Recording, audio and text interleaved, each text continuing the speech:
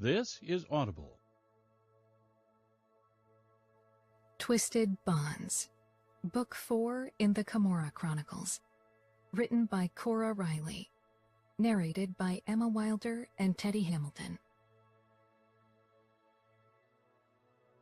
Chapter 1. Kiara. I lay in Nino's arms, overwhelmed by his confession, our breathing ragged from making love. We'd made love. Nino had told me he loved me, really loved me, no fake emotion, nothing false. Just love. Nino raised my hand and pressed a kiss to my wrist. Your pulse picked up again, he said, regarding me closely. Are you okay? I smiled. I couldn't help it. It felt like a weight had been lifted off my chest, as if everything I hadn't even dared to dream, much less hope for, was suddenly in my reach. I'm just happy. For a while, I thought it was something about me, something inherently wrong with me. Why I couldn't be happy. Why bad things kept happening to me. Nino swiped his thumb over my pulse point. Life doesn't work like that. Bad things are not fate or punishment of an almighty power. Sometimes bad things just happen. I shrugged. I know that now, or I think I do. But when I was a young girl, Father always blamed me or Mother when something went wrong. And so did my brothers, even when they had messed up, and I believed them. If you're told something often enough, you just take it for the truth. When Father hit me, I thought I deserved it. Nino's body became tighter, his gray eyes sharper. Your father got what he deserved. Luca didn't give him an easy death. I pushed myself up onto my elbow. That was news to me. Felix and Egidia always told me Father had been killed by a bullet to the head. Luca tortured him? Nino's dark brows pulled together, his fingers on my wrist tightening once more. You didn't know? I shook my head. Nobody had bothered telling me the details. I wasn't sure if it was to protect me or because they thought I had no right to know as a mere girl. I bet my brothers knew. I thought Luca shot him. Nino's mouth twitched, something dark and eager flashing in his expression. He shot him in the end, yes. But before then, Luca did what he does best. I wasn't sure how I felt with the knowledge. My father hadn't been a good father or a good man. He'd hit me and made me feel like I was worth nothing, had shot my mother.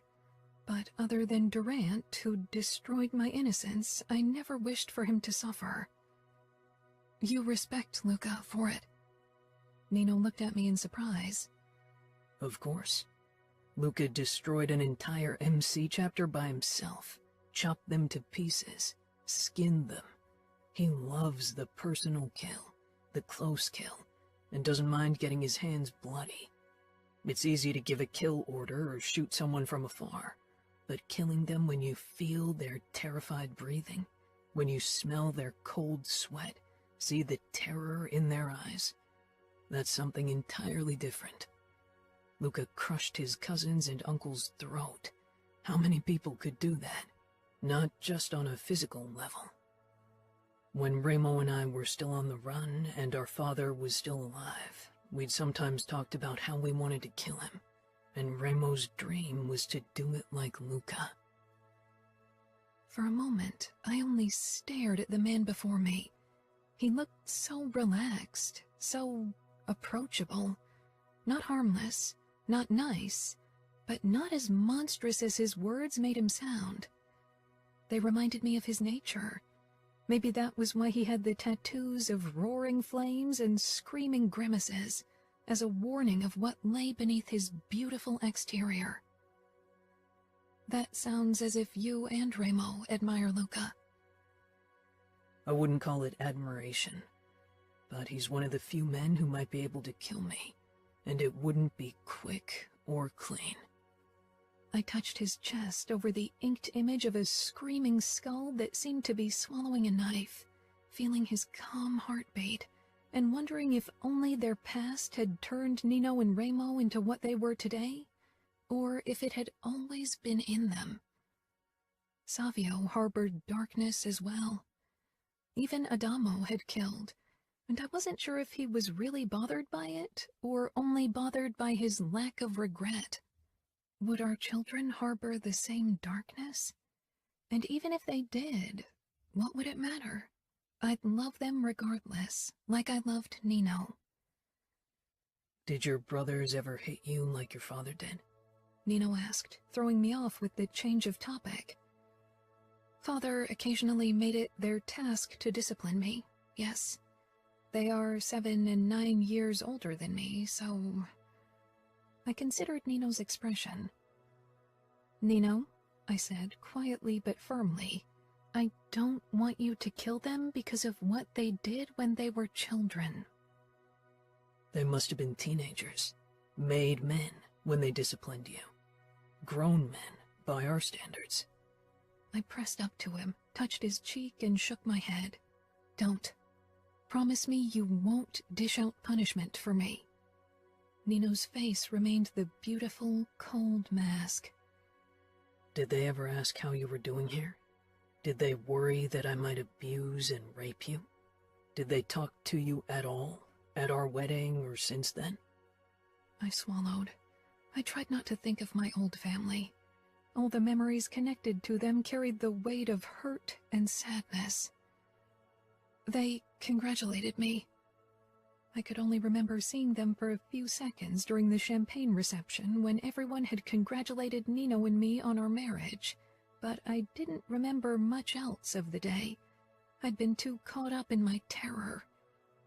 They hadn't contacted me since, and it wasn't because I was part of the Camorra either. We'd barely seen each other when I'd still been part of the Rizzo household. Promise me you won't hurt them. It should be my decision, not yours. Nino released a low breath and finally nodded. I won't hurt them. Remo either, and no one else from the Camorra. A small smile tugged at Nino's mouth. All right. I crossed my arms on Nino's chest, scanning his beautiful face. A few strands of his hair had fallen down his temple, and I pushed them back gently, then ran my fingertips over the undercut. How do you feel? So much has happened in the last few days. Remo can handle himself, and he's not alone. Fabiano will make sure my brother keeps his emotions in check. I didn't mean Remo leaving. I meant your emotions. Are you getting used to them? After the first flood, it's calmed down. I feel emotions, not always, not all of them, but they are there. I kissed Nino softly. I'm always here. If you need me, I'll help you. Still, I hoped that Nino wouldn't have another breakdown like that one night, especially now that Remo wasn't home to calm him down. When will Remo and Fabiano be back? I didn't ask for details, because if Nino wanted to share, he would. But so far, he'd been rather closed off. He sighed. Hopefully in a few days, depending on the success of their mission. Curiosity burst through me, but I pushed it down. Go up to our bedroom, Nino said, startling me as I lay curled up on the sofa in the game room. It was 3 days after our conversation. What's the matter? I asked. His expression was tight, as close to anger as I'd ever seen it. I set down my book and stood, putting my hands up against Nino's chest. Is it about Remo? Remo and Fabiano had been gone for almost a week. Nino still hadn't revealed the details of their mission, only that it had something to do with the outfit. Nino's eyes held a hint of weariness. I'll explain later. Now I need you to go to our room, Chiara. I frowned, feeling like I was being treated like a child. I'm not weak. I can handle most things. He touched my cheek and kissed me, briefly. I know, but this... He shook his head. I'm not sure if it's something you should say. My chest constricted. There was only one thing I definitely had a hard time handling. Don't ask, Nino said. Not now. I nodded reluctantly, grabbed my book, and headed into our wing. Dread settled in my bones as I closed the bedroom door. What had Ramo done? The sound of his sports car pulling into the driveway caught my attention, and I went to the window. I only saw a very small part of the front yard and couldn't make out anything. Despite my promise to Nino, curiosity gripped me, and I went back out, creeping to the main part of the house and peering through a window facing the driveway. I froze, my pulse throbbing furiously when I saw Ramo walking into the house. He was carrying a blonde woman, and they were both completely naked. The woman hung limply in Ramo's grasp, either unconscious or in shock. My throat tightened, my hands began to shake, and remnants of dark memories bit at my consciousness, wanting to burst forth and grip me. That's how Nino found me, still motionless before the window. Damn it, he whispered. He took my wrist, his fingertips pressing into the soft flesh. His other hand tipped my chin up, forcing me to meet his gaze. What did you say? Ramo carrying a naked woman, I said tonelessly. Nino shook his head. Come, he said, tugging me toward our wing. I resisted, needing answers. Nino, what's going on? I'll explain in our bedroom. No, I hissed, ripping out of his hold, breathing harshly. Explain now. Nino regarded me, his arms still raised, surprised by my vehemence. Slowly, he lowered his hand. I usually always tried to comply, to follow his decisions, but with this, I drew a line. Nino had said it himself. He wouldn't get angry if I stated my opinion. Ramo went to outfit territory and kidnapped Dante's niece. She was supposed to marry an underboss yesterday, but Ramo and Fabiano caught her on the way to church and brought her here. I shook my head, unable to believe what he was saying, and even worse, how he explained it as if telling me about the weather. What did Ramo do to her? I began shaking, wondering if he'd submitted her to the same horrors I'd gone through. I'd come to like Ramo for what he'd done for Nino and his brothers, but for this, I wouldn't be able to forgive him. Ever. Nino held my wrist again, tighter. Nothing. Now come. Nothing? I said incredulously, digging my heels into the floor. It didn't look like nothing. Why was she naked? I don't know everything yet. Savio mentioned that Ramo stopped one of our soldiers from assaulting her, and now she's here. That's it. That's it? I snapped. So he didn't rape her? The word felt like thousands of cockroaches crawling over my back, and I shuddered. No, Nino said. That's not part of Ramo's plan. Are you sure? Nino hesitated a heartbeat, and that was too much. I tried to storm past him, but he grabbed my arm. Don't. Let me handle this. Let me go. Nino shook his head and pulled me toward our bedroom again, ignoring my protests. I had no choice but to follow. The second we were inside, he stepped in front of the door, barring my way. It was the first time he had used his strength against me, and it made me unreasonably angry. Stay here until I've talked to Ramo. I won't let Ramo hurt a woman like I've been hurt, I whispered harshly. He won't, Nino said simply, trying to touch my cheek, but I took a step back. You knew about his plan all along, didn't you? Yes, I did. The kidnapping is meant to bring us Scuderi in exchange for Serafina. I blinked back tears. Serafina? You killed Durant because of what he did, but you allow your brother to kidnap an innocent woman? My voice broke, but I didn't let the memories of the past resurface. I was stronger than that. Nino cupped my cheeks, always so gentle when he handled me. It was at odds with the things he did to others. Kiara, it's not the same. I know Remo. Don't compare Serafina's fate to what happened to you. Trust me. I searched his eyes, beckoning and soft. I wanted to trust him, and I did, but I wasn't sure if I could trust Remo, not around a defenseless woman. Too much was broken inside him. Okay, I said quietly. Talk to Remo and tell me exactly what he said. I need to know. No more secrets, please. Nino kissed me. I'll head downstairs and have a word with him. I nodded as he stepped back and left the room. The lock clicked, and my eyes grew wide, realizing what he'd done. I couldn't believe he locked me in. Storming toward the door, I rattled the handle, but it didn't budge. I paced the room, my thoughts whirring. Nino had kept Remo's plan from me to protect me, but also because he knew I would have tried to talk them out of it. I knew Nino and Remo had few morals, but Nino had to realize that what they were doing was wrong. I wasn't sure how much time passed, but I was getting more and more agitated. When the lock finally turned and the door opened, I was close to exploding. Why did you lock me in? Nino seemed as if my anger startled him.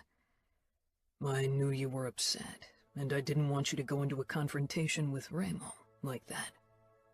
I turned around, still angry but also touched, because Nino was trying to protect me, care for me in his own way. I felt him behind me before he touched my shoulders. I said, "Don't lock me in again. I don't like it. It makes me feel powerless and trapped." Nino's fingers tightened. He leaned down and kissed the crook of my neck. I won't. He paused, choosing his words carefully, which in turn raised my worries again. Do you have a few clothes and a white nightgown for Serafina? I raised my eyebrows.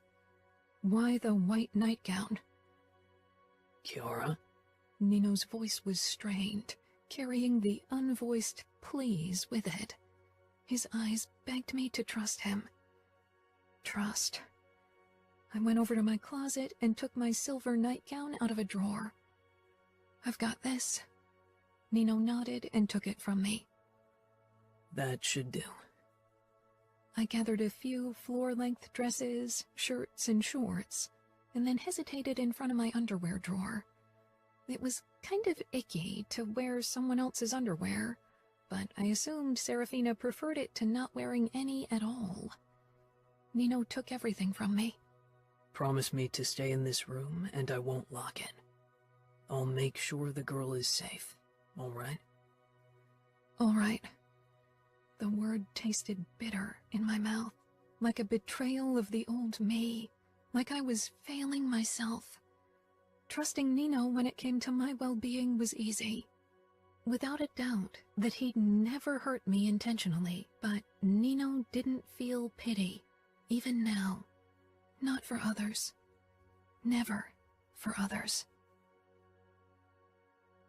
Nino was gone for a long time.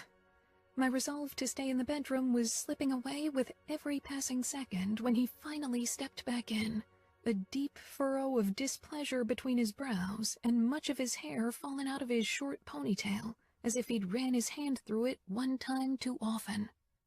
I asked immediately, "What's going on? What did Remo say? And what does he need the nightgown for?" Nino closed the door. Remo will keep her here for now. He thinks she's safer in the mansion. Safer? She's a captive. Who says she's safe so close to Remo? Nino didn't say anything. I could tell he wasn't happy about this development, but he was loyal to Remo. Nothing would ever change it. I doubted Remo could do anything that would make Nino ever go against him. "You have to stop him if he tries to force himself on her. Promise me," I said fiercely. Remo can't be stopped if he's made up his mind. Not even by me. But as I said, I don't think you have reason to worry about that. What happens if the outfit's capo doesn't do what Remo wants? What is he going to do to her then? I didn't know much about Dante Cavallaro, only the rumors I'd picked up when I'd overheard Felix and Egidia discuss the outfit, or the few times Remo and Nino had talked about him in my presence. He seemed to be a logical man who based his decisions on facts, not emotions, and that didn't make me hopeful about Serafina's fate. It went against logic to exchange a mere girl for a consigliere, a man who carried the secrets of the entire outfit and probably Cavallaro himself. But Remo and Nino must know that, which left the question, why Remo had kidnapped the girl anyway? Nino opened his watch band with steady fingers, getting ready for bed. Chiara, this is Remo's game. He hasn't been as forthcoming with information as he usually is. Are you sure? Or are you trying to protect me, again? His face locked down as he put the watch on the nightstand. I'm telling you the truth. And you have to remember that this war was initiated by the outfit. They attacked our territory. They tried to kill all of us, even Adamo. Remo won't stand back and have his territory breached like that. Dante will have to pay the price for it. But he isn't, I said softly. An innocent woman is. Nino didn't contradict me. I wished he had. What about the nightgown? You didn't answer my question. If it was only so Serafina had something to sleep in, he wouldn't have asked for a specific color. He wants her to wear it when he records a video message for her family tomorrow. His emotionless eyes searched my face. We ordered pizza. Should I bring you some up? For a moment, I could only stare. Sometimes I tended to forget how Nino dealt with matters, how easily he could push aside the bloody part of the business from his mind because they didn't bother him. I'm not hungry. I'll take a bath. I don't feel so good. Nino didn't stop me when I walked into the bathroom, but his eyes followed me. I drew a bath, slowly slipping out of my clothes. When Nino had told me he loved me, I'd thought about bridging the subject of having kids. I'd started taking the pill before my marriage because I hadn't been sure if I could risk getting pregnant as Nino's wife. Now I knew that I and a baby would be safe in the Falcone mansion, well protected and even loved. But this new development with Dante's niece raised new doubts. Nino had only recently discovered his emotions, and Remo had a woman locked in his wing. Neither fact made me want to bring a baby into this world, this house. I turned off the faucet and tested the water with my fingertips before I stepped in. Nino entered the room, his eyes roaming my naked body. I didn't hide myself from him. There was a longing in his gaze that went straight into my heart. I sank into the water, flinching at the hot temperature. You can join me, if you want. Nino tugged his shirt over his head, then slipped out of his pants and boxers. The muscles and colorful tattoos that had scared me not too long ago now brought a familiar warmth to my belly, but it was only a brief burst. I was too torn and emotionally drained to be up for that kind of physical closeness, especially not when a young woman was scared out of her mind in another part of the house. Nino joined me in the bathtub, then opened his arms. I shifted until my back was pressed up against his chest, and I was nestled between his strong arms. He kissed my throat. I could feel him growing hard against my backside, but I ignored it. Nino nibbled on my shoulder, and his hand stroked my knee, then slipped up my thigh, higher and higher until I stopped him with a soft touch. I sensed his unspoken questions. Could he really not understand why I wasn't in the mood for sex? Don't you feel guilty? I asked quietly. Nino leaned back, his hand moving back to my knee and rubbing my skin lightly. Kiara, he said tiredly. I'm not a good man. I'm not a decent man, either. I don't feel anything in regards to other people, which makes me so good at what I'm doing for the Camorra. And no matter what you might hope for, that won't change. A small shiver passed down my spine. Nino didn't only supervise the finances of the Camorra, he was also responsible for many acts of cruelty. Fabiano wasn't the Camorra's best torturer, even if he was their official enforcer. That much I'd figured by now. I'd seen small glimpses of Nino and Ramo's demons when they dealt with Durant, but it was only the tip of the iceberg. But you care about me and your brothers? I do, he murmured. But that's the extent of my feelings. I swallowed. What about children? Would you care for them? It was awkward, but I turned in the bath to face him. Nino became still. He nudged my chin up, so I had to meet his gaze. You mean our children? Yes, I said quietly. His face stayed impassive. Could he ever love our children? You're taking the pill. I do. I'm not pregnant. I was just wondering. Nino nodded.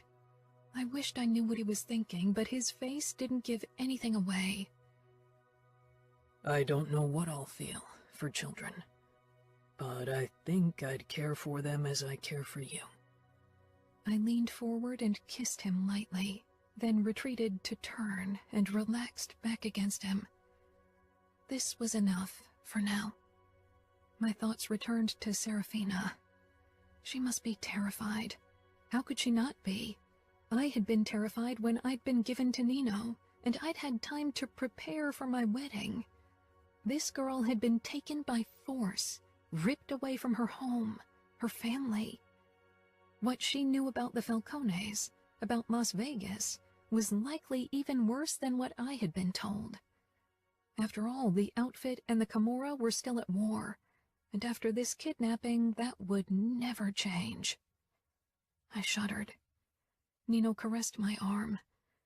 Kiara, he said quietly. Don't let this drag you back into the past. It won't, but it's difficult for me to bear the thought of the girl's terror.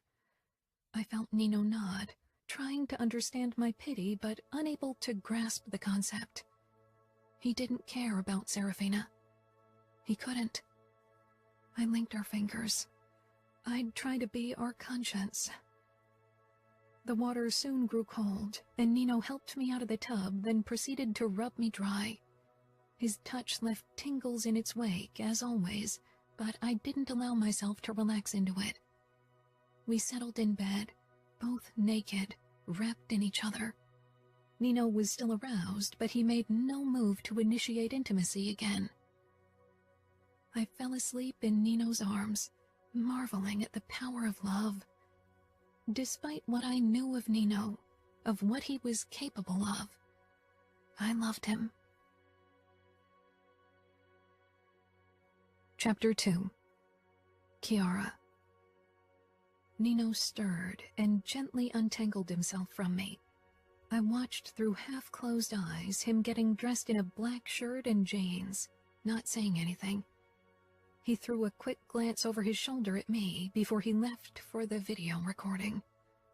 The moment the door closed, I swung myself out of bed and threw a bathrobe over my nightgown. I had an inkling where the recording would take place. I needed to see Serafina with my own eyes. Even more than that, I needed to figure out a way to help the girl without betraying my new family, because that's what the Falcones were. I crept through the corridor and made my way toward the door that led into the basement. Where do you think you're going? I cried out in surprise and jumped away from the hot breath on my neck. Whirling around, I hit Savio's chest hard. A grin flitted across his face. Ouch, he said, rubbing the spot in exaggeration. You're in an awfully good mood considering a girl is being tortured in the basement, I said, turning and trying to continue, but Savio stepped in my way. The amusement disappeared from his expression, which was a rare event. Savio always either smirked or grinned. "Someone's always being tortured," he said mockingly. I couldn't believe him. With Nino, I understood why it didn't bother him. It was his emotional disposition. But Savio didn't have that excuse. He sighed, running a hand through his usual impeccably styled dark hair. "The girl's not being tortured." "Are you sure about that?" I asked, trying to sidestep Savio. He mirrored my move. "I can't let you go down there. Orders from Nino." Angry, I quickly ducked past Savio. His arm came around my waist and he lifted me off the ground. Tension shot through me and I sucked in a startled breath. Savio carried me a few steps, then set me down and peered into my eyes. "Come on, no panic attack, all right? I touched your waist. No danger." I swallowed. "Hit me again if that helps." "What?" I asked, confused, and my panic subsided. Savio gave me the cocky grin. "I know you enjoyed hitting me." I knew what he was trying, and under different circumstances I might have laughed. "Let me pass," I said. "No," he said. "If you try again, I'll hold you." "I don't care." Once again, I tried to walk past Savio, and this time he grabbed my shoulders and pressed me against the wall, holding me fast. I squirmed, my body tightening, but he didn't release me. "Chiara, I won't let you go down there. I gave Nino my word. Give up. I don't want to have to restrain you." I shivered at his proximity. "Fuck," he breathed.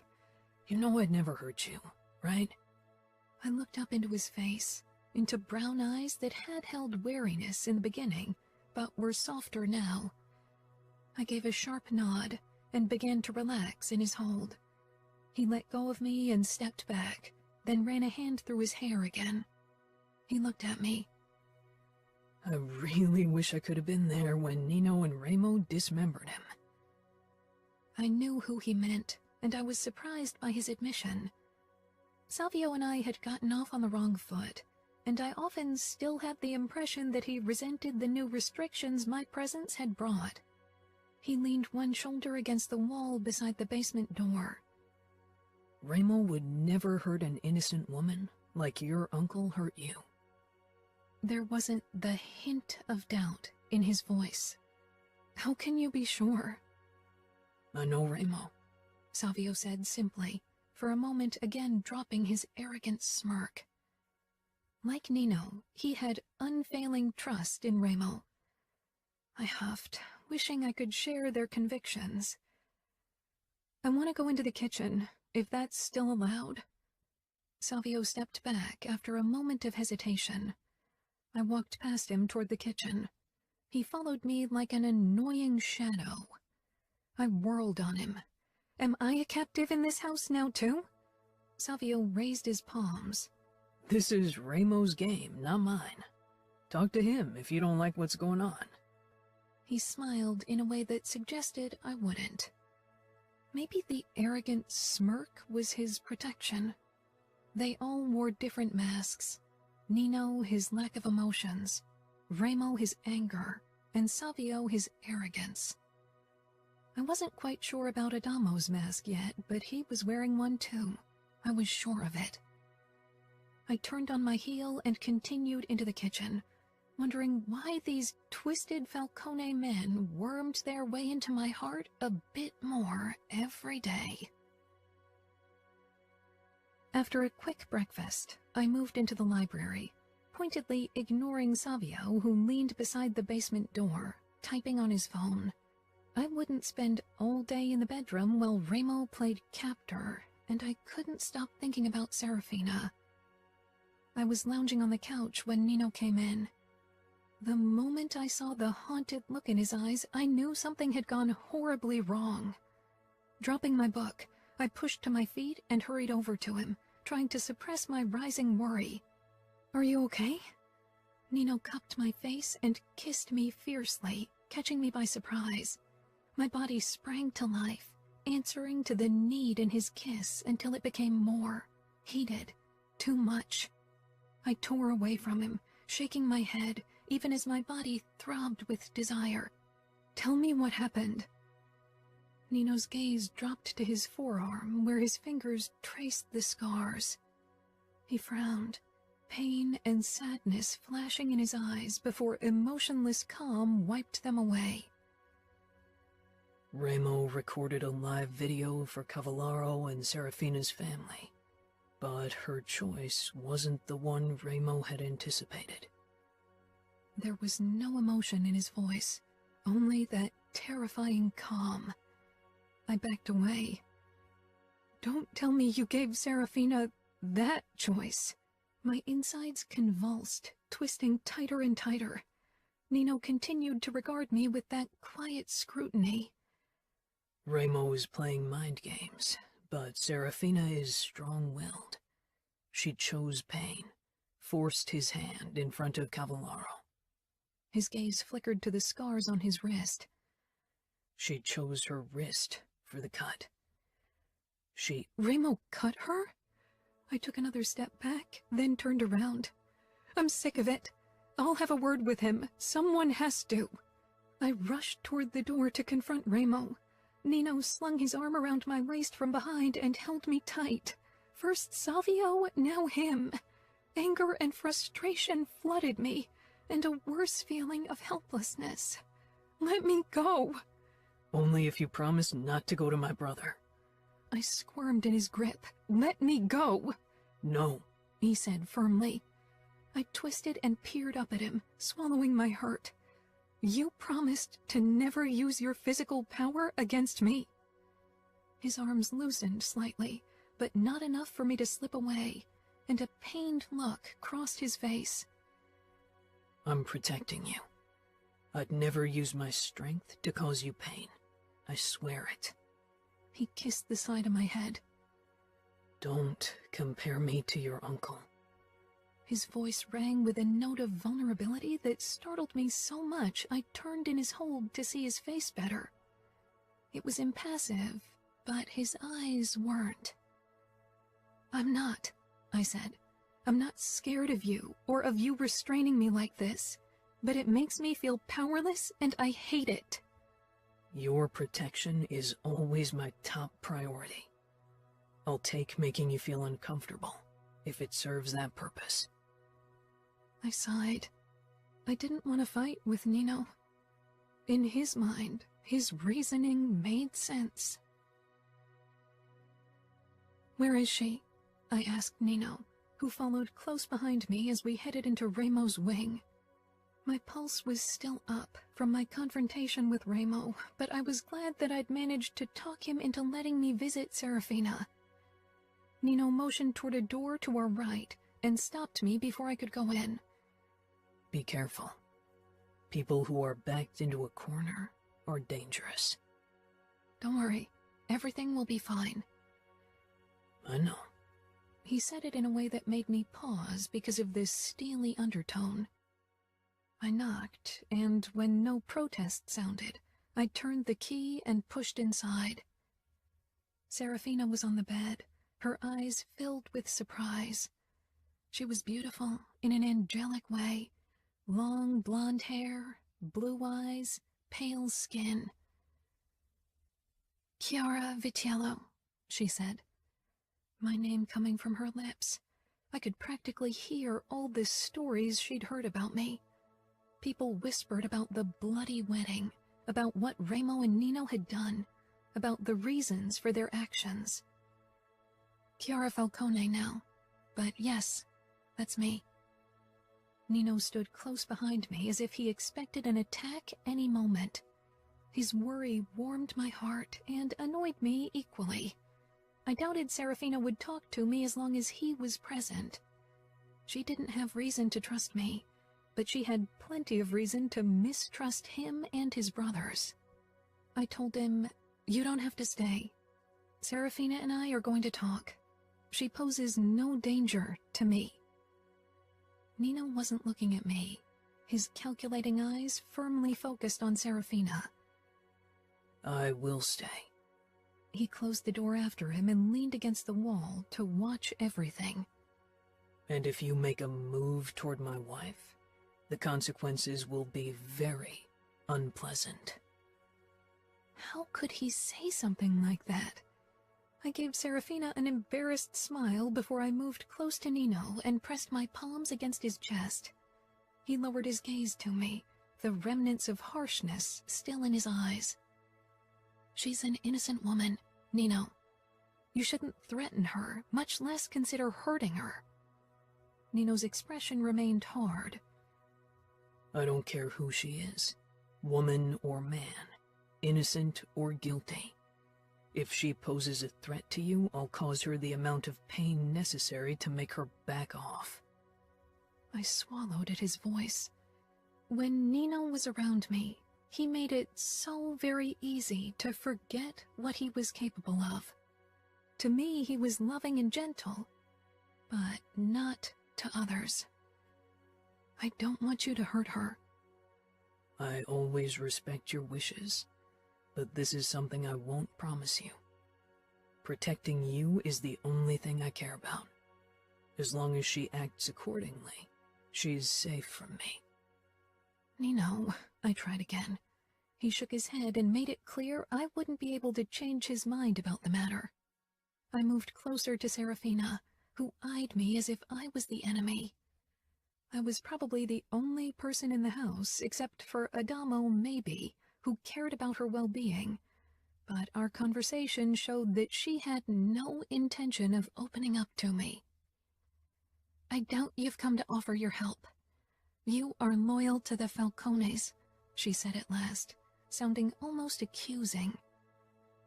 I am. They are my family. Nino. Hearing Chiara say that she was family, my chest felt lighter, and some of the tension slipped away. She smiled softly at me, still loving and caring despite what she often witnessed us doing. I'd been content with our family, of just my brothers and me building a tight-knit unit. I hadn't seen any necessity to extend it, and still hadn't considered it when I'd been set up to marry Chiara for tactical purposes. It had seemed impossible that anyone could fit into our family, that anyone could become part of our life and gain our trust, especially a woman. But Chiara had surprised us all. She found her place in our family, in her own quiet, thoughtful way, accepted us despite our many faults, and tried to better us in subtle ways. That she considered us capable of being better men was something that filled me with contentment, even if her attempts were bound to fail. Chiara turned back to Serafina and leaned close to her. I took a step in their direction. Sitting so close to the enemy was foolish. What was she telling Serafina? Vigilance and distrust were the foundations of my nature, but I couldn't imagine Chiara betraying us in any way. I didn't want to even consider the option that she could. After their talk, I led Chiara outside and locked the door. What did you tell her? Chiara peered up at me, frowning. Don't you trust me? I do, I said quietly, then cupped the back of her head, trying to remind her that she trusted me enough to touch her there. You remember the rule we established at the beginning of our marriage? No lies. Don't keep secrets from me, Chiara. Secrets aren't necessarily lying. You should know, Nino. I think you have more secrets than I do. That was true, but it wasn't because I didn't trust Chiara with them. Do you want to know every aspect of our business? Everything I do? Her lashes fluttered, hesitation clouding her expression. Chiara was clever. She knew the nature of my work, but there was a difference between knowing in general and knowing the sordid details. No, I don't think I could stomach it. That's what I thought. Chiara was inherently kind, proven by her insistence to refrain from eating meat. She pressed her forehead to my chest, seeking solace in my closeness, as she so often did. I only said to Serafina that there's more to Remo than meets the eye, and that she might be able to get through to him, she said. If you think that she could be for him what you are for me, you're forgetting that Ramo's initial situation is different from mine. I started on neutral ground. I didn't have any kind of emotions for you, neither positive nor negative. But Ramo's opinion of women is tinged with anger. Kiara pulled back. That doesn't mean it can't be changed. He seems to get used to me, so who's to say he can't get used to someone else? I couldn't imagine Ramo allowing an emotional bond with a woman, and even if Kiara might wish for it, not everyone was destined to find love. I still had trouble grasping the full concept of it, to understand its many nuances. I'm going to take a swim in the pool. Why don't you join me? Are you trying to distract me? I was, but that was beside the point. That, and you said you wanted to learn how to swim. Her mouth curved down. I can swim, I think. I was never very good, and it's been almost a decade since my last swim, but it's not something you can't unlearn, right? I never unlearned anything, but I was aware that the workings of my brain were different from those of most people. Why don't we test your theory? Her eyes dragged back to Serafina's door. You did what you could. She's safe for now. Kiara pursed her lips. What about her wound? Ramo takes care of it, and he won't hurt her like that again. He never intended to do so in the first place. He'll re-evaluate his tactic to adapt to her volatile personality. His tactic, Kiara said in disdain, then let out a soft sigh. Come on, let's go for a swim. Kiara gave me a small, teasing smile. You only want to see me in a bikini. I prefer you naked. A blush stained Kiara's cheeks, and I swiped my thumb over it, always fascinated by her body's reactions to a simple truth. I have my swim trunks under my pants. Why don't you get changed, and I go ahead to warm up? Pushing up to her toes, Kiara kissed me, then headed away. My gaze followed her for a moment before they settled on the key in Serafina's door, wondering if it was best to hide it. Trust. It was difficult to gain and just as hard to maintain. I turned, leaving the key where it was, and headed downstairs. Only Savio was still in the common area, lounging on the sofa, one leg thrown over the armrest. He didn't look up when he spoke. And how did it go? Are Kiara and the captive BFFs now? Hardly, I said. Where are Ramo and Adamo? Ramo went into the kitchen and Adamo's sulking in his room. He tore his eyes from the screen. I think he might refuse the tattoo. He won't. Savio put his phone down and swung into a sitting position. I wouldn't be sure if I were you. He's feeling rebellious, wants to be a better man, or boy, whatever. I think he might use the initiation ceremony to make a statement. Savio's lip curled. Come on, don't tell me you haven't considered it. He's trying too hard if you ask me. He's like us, and he can't accept it, that's all. He pushed to his feet, pocketed his phone, then shrugged. He's not listening to me, and I'm tired of hearing his whining. I'm off to meet Diego and Mick. I won't be back until after midnight. After all, I have to take my fucking elsewhere, and I don't want those girls in my wing. I continued toward the front pool, then thought better of it and headed for our recreational pool landscape. After I'd stripped down to my swim trunks, I dove in and emerged at the other end of the oval where Savio's flamingo float bobbed on the surface. I shoved it out of the pool before I began swimming rounds, even though the pool wasn't practical for that. In my peripheral vision, movement caught my attention, and I stopped my swimming and stood. Kiara was strolling toward me, a towel wrapped around her middle to protect her modesty. Her smile was secretive when she stopped at a sun chair and dropped her towel, revealing a red bikini.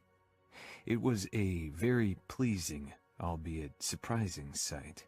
I doubted she'd owned it before becoming my wife. The tiny bottom was held on Kiara's beautiful hips by 2 ribbons, and the material covered only half of her round ass cheeks. The bikini top didn't cover much more, giving a tantalizing view at Kiara's ample breasts. I'd been hungry for her since yesterday, and this wasn't helping. It's new. I ordered it online. I thought you might appreciate it. Appreciation isn't a strong enough word for what your body is doing to me, Kiara, I murmured. She laughed, moved toward the pool, and sank down on its edge, dipping her legs into the water. It was comfortably warm, even for someone with a higher sensitivity to cold like Kiara, which was why I'd chosen it instead of the deeper square pool. I swam over to her, unable to stop admiring her, then propped my hands up on the edge and pushed myself out of the water to steal a kiss from Kiara. She responded with a soft gasp and opened her legs. When I applied more pressure with my hips, allowing me to slide between them and press my erection against her pussy, Kiara pulled away, eyes wide, as they searched our surroundings. We shouldn't do this. Someone might see us. The neighbors were too far away to see us, and my brothers would enjoy the show. I didn't care if someone watched us. In the past, I'd found it stimulating to have people watch me having sex. But Kiara was more conservative due to her upbringing. I stole another kiss, then lowered myself back into the water. Before I moved out from between Kiara's legs, I pressed a firm, lingering kiss to the red fabric covering her pussy. She exhaled, then bit her lip, her expression filling with the same desire that burnt me up. How deep is it? She gestured at the water. The pool has different depths. Here it reaches my chin, so you won't be able to stand.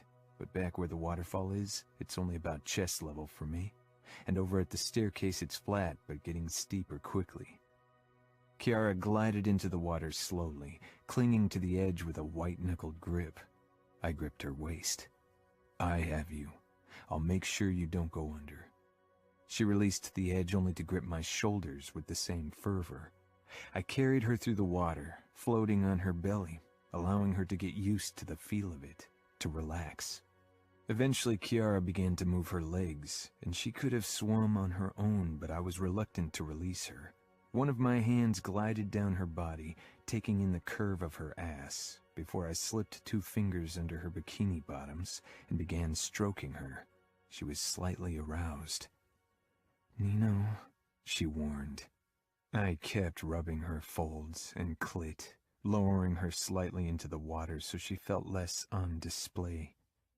Keep swimming, I said, as I circled her clit slowly. Her eyes flitted to me uncertainly. Nobody can see us, but if you want me to stop, I will. I really thought she'd enjoy it if she'd allow herself, but I wouldn't push Kiara past her limits, not with her hurtful past. She didn't say anything, and I kept teasing her until I could feel her become slicker. Kiara's strokes became less coordinated, and she kept swallowing water when she moaned. Turn over.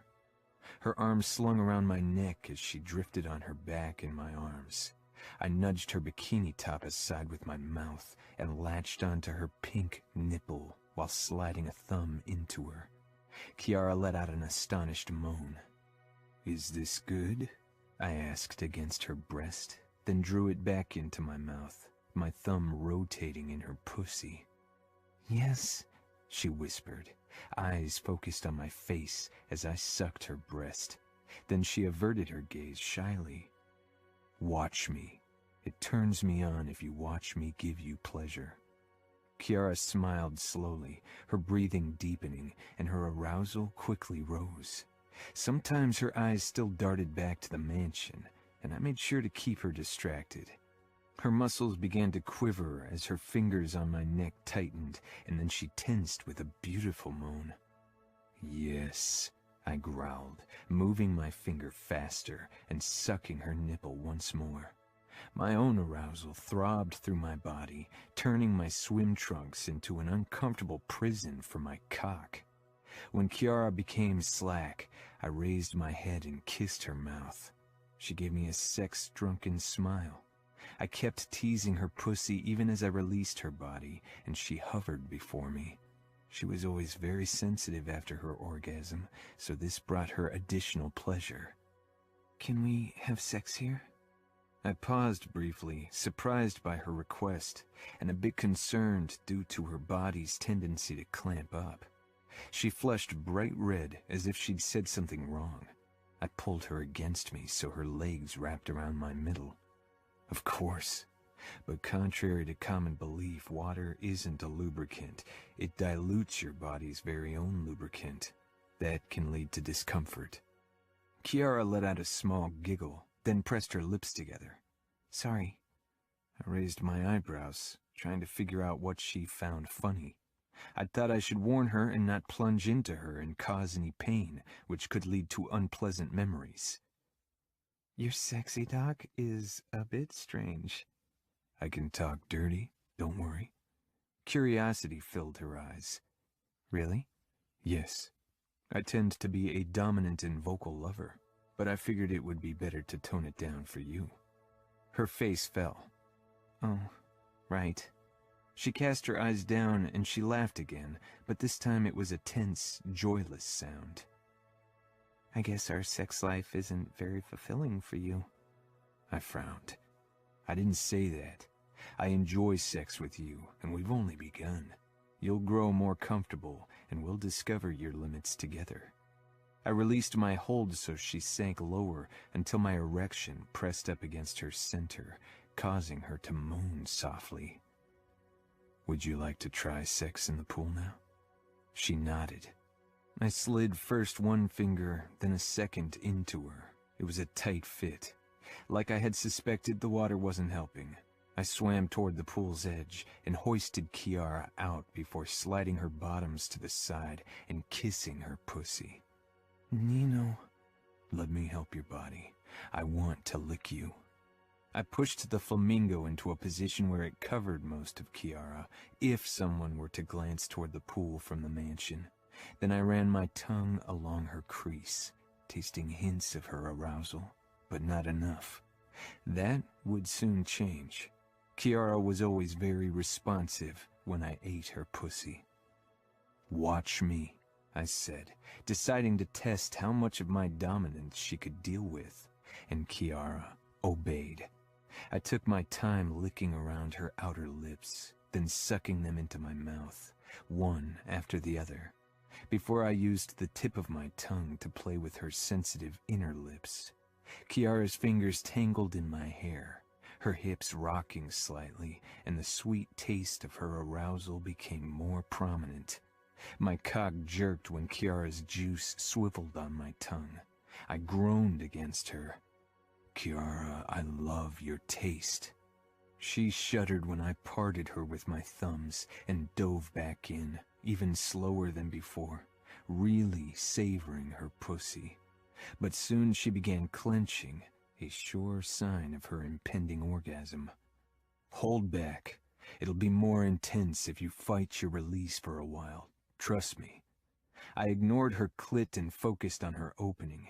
Even that made Kiara tremble. Hold back, I said again. I can't, Kiara gasped, her face twisting with pleasure. It feels too good. I gently eased 2 fingers into her, and when my lips finally closed around her clit, a tremor went through her, and she moaned, her hands tugging at my hair with enough force to send a wave of pleasure through my body. I pumped my fingers into her, quickly, enjoying the way her walls contracted around them with every pulse of her orgasm. Fuck, you're so wet.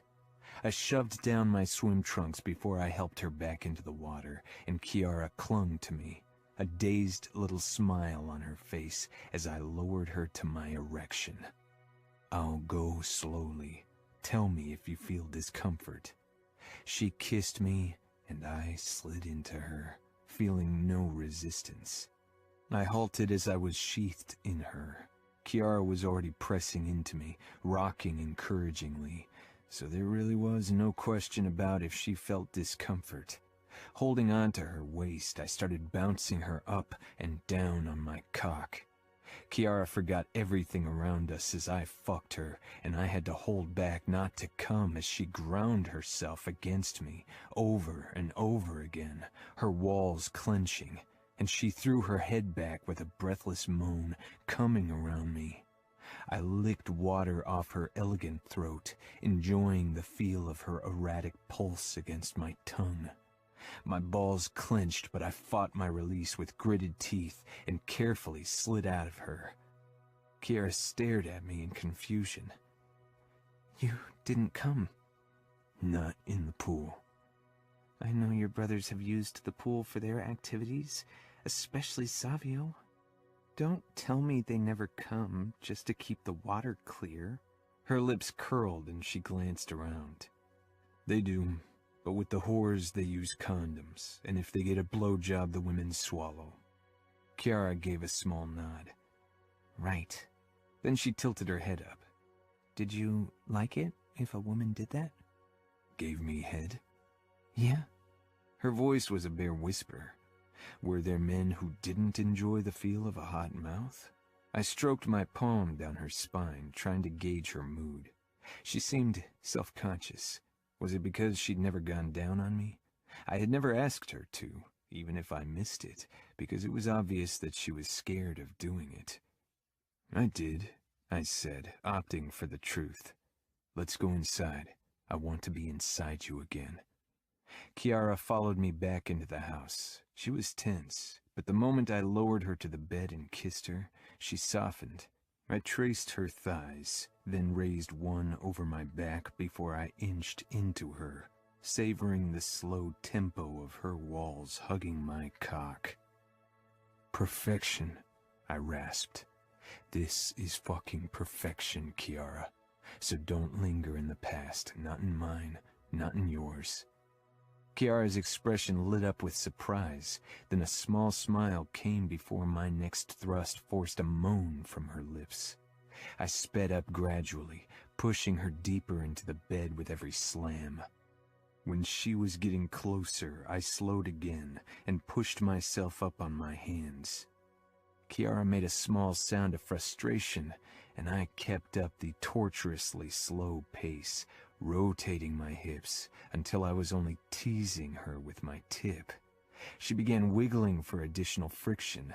I retreated every time she drove my cock deeper into her. She bit her lip, eyes filled with need. "Nino, please." I eased my tip into her, then halted. Her eyes trailed down my body to the point where our bodies met, and she sighed. As she watched, I began fucking her slowly again. Kiara didn't take her eyes off the sight, and I too dipped my head to see my cock claiming her pussy, glistening with her juices. Holding my weight up with only one arm, I parted her wide, giving us both an even better view. Then I caressed the sensitive skin of her inner thigh while I kept up the slow thrusting. My fingertips graced the crease between her pussy and thigh, then her outer lip before they circled her clit. She clenched and whimpered, but didn't come yet. "Rub your nipples for me." After a moment of hesitation, Kiara took her nipples between her fingers and tugged lightly. "Test your limits. Tug as hard as you enjoy." My voice was rough, drenched with the strain to hold back my orgasm. Kiara worked her nipples harder, and she gasped in surprise and clenched again. My fingers on her clit sped up, and so did my thrusts, and finally she cried out, shaking with the force of her release, and my balls jerked violently as I came.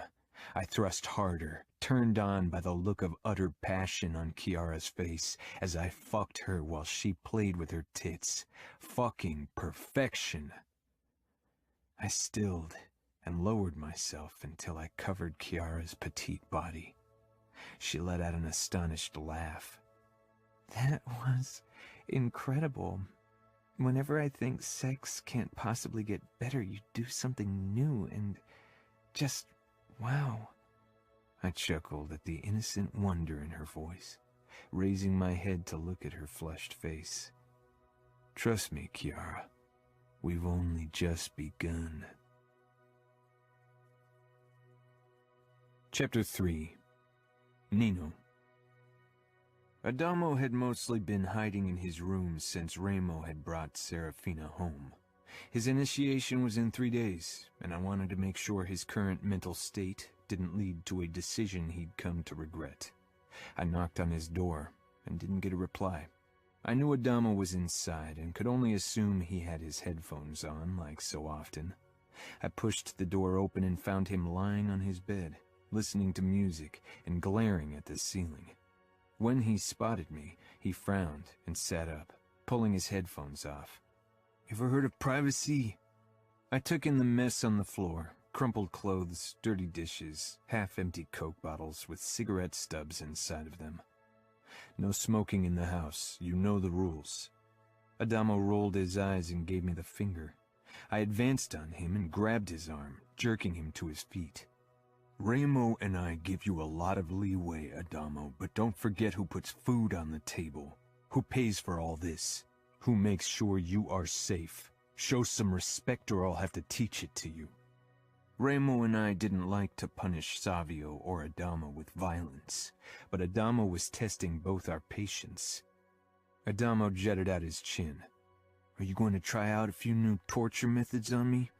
"I don't need to test out new methods. I've been using the same for many years, and they are very effective." Adamo had never been subjected to our father's torture. Only Savio, Remo, and I. It was a good thing, but it also made him weaker and an easier target. However, neither Remo nor I would raise his pain tolerance by torturing him. Adamo grimaced. "Do you use them on the girl?" "No." "Will you?" "No."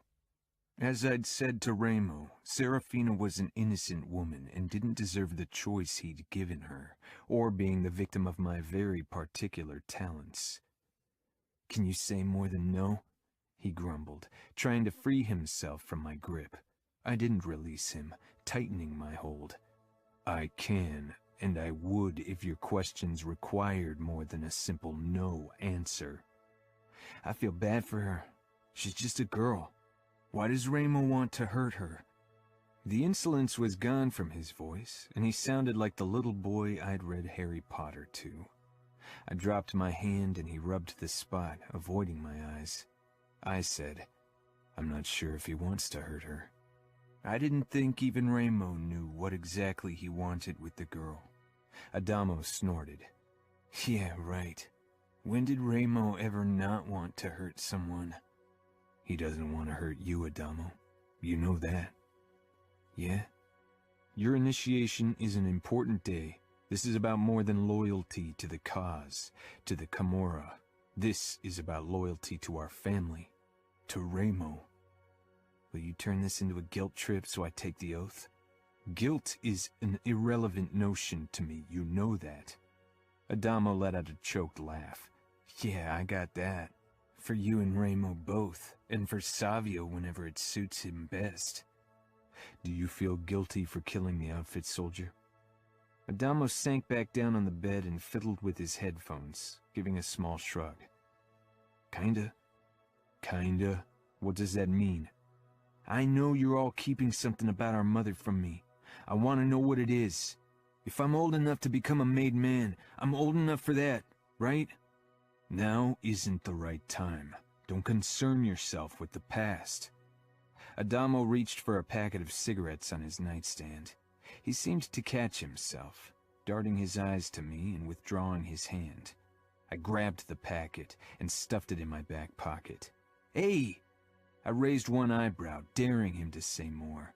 He'd buy more cigarettes. Still, he needed as much discouragement as possible to stop this unhealthy habit. "Answer my question." "I feel guilty for not feeling guilty." That was completely unreasonable. Adamo groaned. "Because I should feel guilty. But why do I bother explaining that to you?" He tilted his head, making a few of his curls fall into his eyes. "How do you make sure not to hurt Chiara? I don't get it." "By monitoring her reactions and adapting my behavior accordingly." He shook his head. "Even your marriage is pure logic." It wasn't, not anymore. but neither Adamo nor Savio knew of the recent changes I'd experienced. I didn't want to explain them to my younger brothers until I was sure of their extent and understood them better. Maybe it would do you good to control your emotions on occasion. Logic might help you navigate your current emotional instability. Adamo's face scrunched up. He threw himself back on his bed and put his headphones back on. Stifling my frustration with his irrational behavior, I turned and left him to his sulking. Kiara, are you worried Adamo will refuse the tattoo today? I asked as I lay in Nino's arms after sunrise, tracing his tattoos and the hard ridges of his abs. Not exactly worried, no. I think he'll see reason. I shook my head, and Nino pulled back to regard me with a frown. Did he tell you anything? There was definitely a hint of concern in his voice. No, I said. But I don't think Adamo will do it because he sees it as the reasonable choice. He isn't like that. Adamo is driven by emotions. He'll take the tattoo because he loves you, Remo, and Savio. Because he's loyal to you.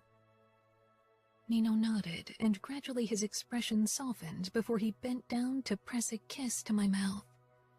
I smiled against his lips and touched his cheeks, enjoying the feel of his beard against my palms. We stared into each other's eyes, and I could hardly resist telling Nino I loved him again. He was trying to come to terms with his emotions, and I didn't want to pressure him. It still seemed a miracle that he'd said it at all, and with Nino, his actions always spoke louder than his words. Will I be alone in the mansion today? I'm sure you all want to be there for Adamo, Fabiano included. No, Nino said firmly. Fabiano will have to guard you and make sure Serafina doesn't cause trouble. I feel bad for him. Couldn't you have asked one of your soldiers to guard the mansion? If it was only Serafina, yes. But I won't have anyone I don't trust fully be alone with you. Especially because you could feel threatened by a male guard you aren't familiar with. Nino kissed me again, his expression hard. I won't ever risk your well-being, Kiara. I can't lose you. I swallowed, my resolve running like sand through my fingers. Do we have time to make love? Nino answered by moving over me and settling between my legs. Fabiano came over shortly before the Falcone brothers were about to leave. I'd hoped he'd bring Leona with him, but he was alone. Trying to stifle my nerves about being in his presence for the first time, I wrapped my arms around Nino. Text me as soon as you can and tell me how it went. Nino kissed my ear. Fabiano is like a brother. He pulled back, and with a curt nod toward Fabiano, moved outside where his brothers were waiting. The door shut, leaving Fabiano and me alone in the gaming room. Nino said you enjoy playing the piano. Would it help you relax? My cheeks heated. Is my fear that obvious? Fabiano's blue eyes softened. I didn't think you were scared, merely nervous. You know I'm here to protect you. You have absolutely no reason to be scared or nervous. I know. My brain knows, but it's like my body's still programmed a different way. I'm trying to work on it. Maybe today is a good chance to tackle my fear? Fabiano gave me a small smile and pushed his hands into his pockets. So would you like to play the piano? I'd love to, but won't it be too boring for you? I doubt classic is what you're usually listening to. True, but I don't mind. I started toward Nino's in my wing, then halted when Fabiano walked behind me. Can you walk beside me? I know you're trying to keep a distance from me, but I'd prefer you beside me. So you can have an eye on me? Fabiano didn't look angry, only curious as he stepped up to my side, and we moved on. Sorry. I hated myself for my body's reactions. It was difficult to overcome a habit. You don't have to apologize. Nino warned me. Oh God, what did he tell you? He reminded me to mind your personal space. I think he might have threatened me, too. My eyes widened in horror. I doubt Nino would threaten you. Oh, he would. Definitely, if you were concerned. You bring out the protective side in him. And not only in him. In our living room, I sank down at the piano. Don't tell me you mean Remo. Fabiano plopped down on the sofa and stretched out his legs in front of him. Remo and Savio both. It's the way they watch you and act around you. I put my fingers on the piano keys, thinking about Fabiano's words. Savio and Remo were careful not to touch me. They seemed to have gotten used to my presence during dinner. My fingers started to dance over the keys with a mind of their own as I stayed lost in my thoughts. Soon the tension slipped away as the notes of the melody swirled around me. It was a new song I'd been working on for a few days, one that was supposed to encompass my feelings toward my new family. Like my song for Nino, it was dark, moody, and erratic in the beginning, conveying my initial fear and insecurity, but grew gradually calmer. I hadn't told them yet that I had every intention of creating a song for every Falcone brother, and once I knew him better, even Fabiano. The sound of a ringtone tore me out of my trance, and my fingers lost track. I glanced toward Fabiano, who stared down at his phone with a gentle smile. When he looked up, a more restrained expression took over. "Leona?" I asked. He frowned. How did you know? The look on your face. Caution filled Fabiano's eyes, and he stuffed the phone back into his pocket. She's at college. She's taking preparatory courses. Did she choose to get her bachelor in criminal justice? Yes, she thinks it's the most useful for her later law studies. Ironic, isn't it? That she's taking criminal justice classes while being involved with the Camorra. She'll be very useful for the Camorra when she's graduated law school. That's still... how long? 7 years? Fabiano nodded. Won't you be married by then and have kids? The moment the words were out, I wanted to take them back. Fabiano and I didn't know each other that well. It was a question I should have asked Leona, not him. A few seconds passed before he replied, and his face was almost as locked down as Nino's could be in the beginning. We haven't discussed our future in detail, yet. Feeling bad, I decided to make it up to Fabiano. Are you hungry? I could bake us muffins. They won't take long. 40 minutes later, I pulled a tray of triple chocolate muffins with a cheesecake filling from the oven. They smell amazing, Fabiano said. They're still pretty hot. We can risk a bite anyway. I took out 3 plates. Fabiano motioned at one of them. I can't let you go up to Serafina. Nino made that quite clear. Sighing, I put a muffin on each plate, then put one of them to the side so Remo could take it up to Serafina later. 2 plates in hand, I headed over to the table and sat across from Fabiano. I hope you like it. Fabiano dug in immediately. Perfect. It's strange that we're sitting at this table, eating muffins when we were raised to hate the Camorra. But we both found a family here. Fabiano regarded me. To be honest, I felt pity for you in the beginning. Even before I knew what happened to you, I thought living under a roof with the Falcones would be the end for a girl like you. Did you think they'd abuse me? No, I thought they wouldn't know what to do with you. Dealing with someone with your past takes patience I didn't think Remo or Savio possessed. Nino, yes, but he doesn't feel emotions, so that's a big problem.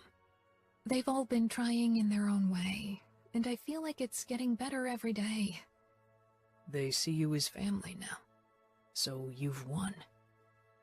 I bit my lower lip, wondering if it was true. Nino, of course, but the rest of them? I wanted nothing more than to be part of their family. We were still in the kitchen when Remo, Adamo, and Nino returned. Nino immediately scanned me from head to toe, which led to Fabiano rolling his eyes and saying, "She's in one piece."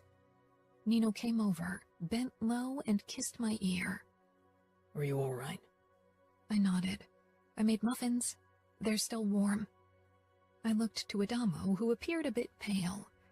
"You should eat one. The chocolate will make you feel better. Trust me, and I didn't make them very sweet." I stood, headed over to the tray, and scooped 4 muffins onto the plates, then handed them to each man. Remo cocked his eyebrow. "You know I hate sweet things." "Maybe you haven't had the right kind of sweet yet." Not waiting for his reply, I moved on to Adamo and gave him the plate. His forearm was wrapped with a bandage. "How did it go?" I asked softly. "Okay," he said with a hint of relief. Maybe he'd come to terms with everything now that he was initiated. I handed the last 2 plates to Nino and Fabiano. "Where's Savio?" "With 2 whores," Nino said, and I nodded. I shouldn't have been surprised. Remo and Nino both only ate half of their treats, and I finished Nino's, then stopped Remo from throwing away his. I took the half-eaten muffin and took a huge bite. "You realize I bit into that before." And now I'm biting into it. That's what muffins are for. Remo shook his head. For once, his face didn't hold this scary harshness it usually did. "And you say you don't like sweet things, Remo," Fabiano said in a teasing voice. Remo and he exchanged a look I didn't understand. "You're full of shit, Fabiano." Chapter 4. Chiara.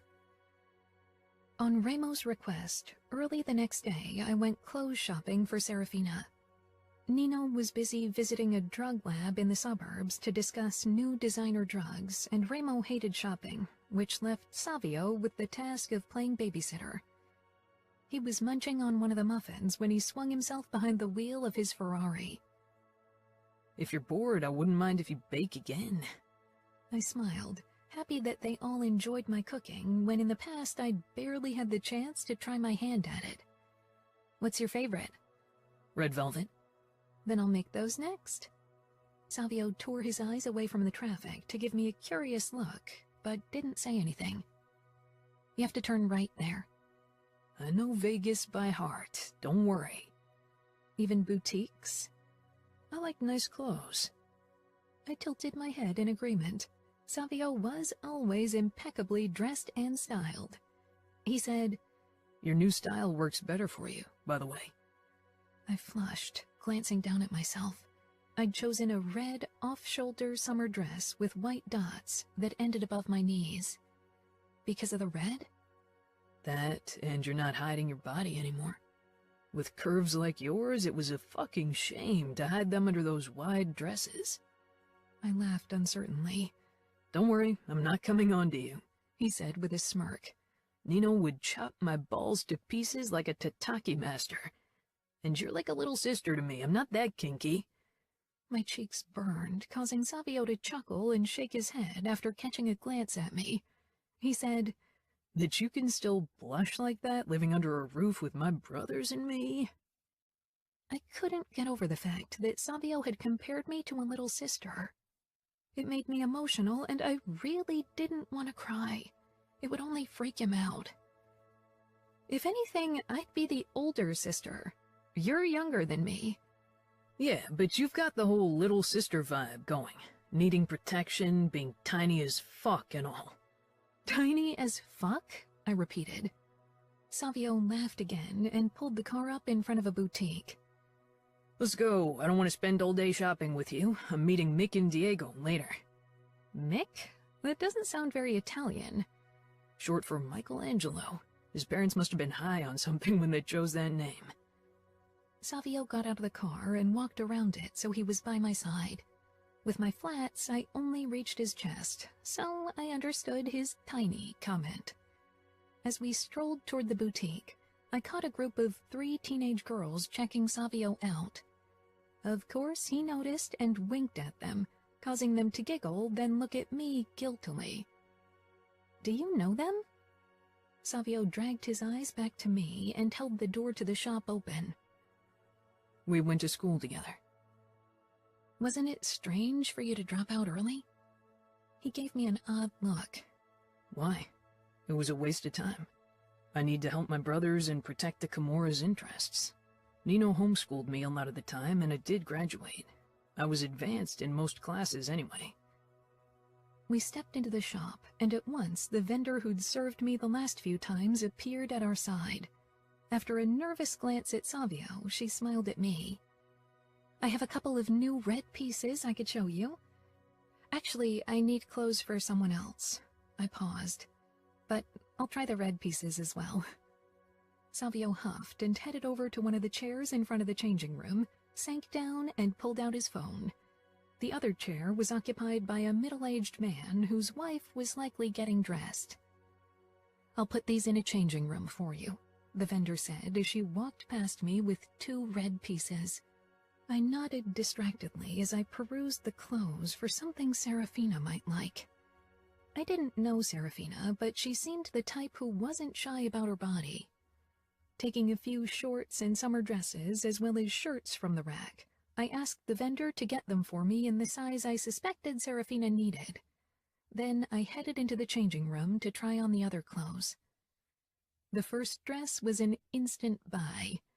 The second piece, a jumpsuit with tight shorts and a wraparound top, I wasn't sure. Do you think that's something Nino would like? I asked. Savio peered up, eyes raking over me.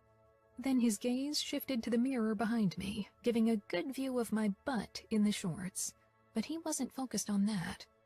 His usual air of easygoing arrogance slipped off, and I realized why. The middle-aged man was checking me out, or rather, my ass. Savio turned toward the man. How about you stop leering and keep your eyes on your wife? The man quickly tore his eyes away, stood and walked over to the changing room, calling out, Are you almost done? Savio rolled his eyes. Looks sexy. I'm sure Nino will approve of it in his logical way.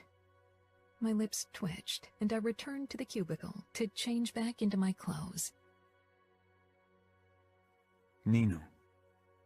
The push-and-pull relationship between Remo and Serafina was reaching unsettling dimensions. In the last few days, he'd spent more and more time with the girl, and I wasn't the only one who noticed. Chiara tried to extract information from me every chance she got, thinking I knew what my brother had in mind. But for once, Remo kept his motives carefully hidden. I stepped into the kitchen, following the sound of clanking and humming, just as Chiara put a baking tray into the oven. The kitchen smelled of lime and coriander, and something spicier. The sight of Chiara's ass in tight shorts was even more enticing.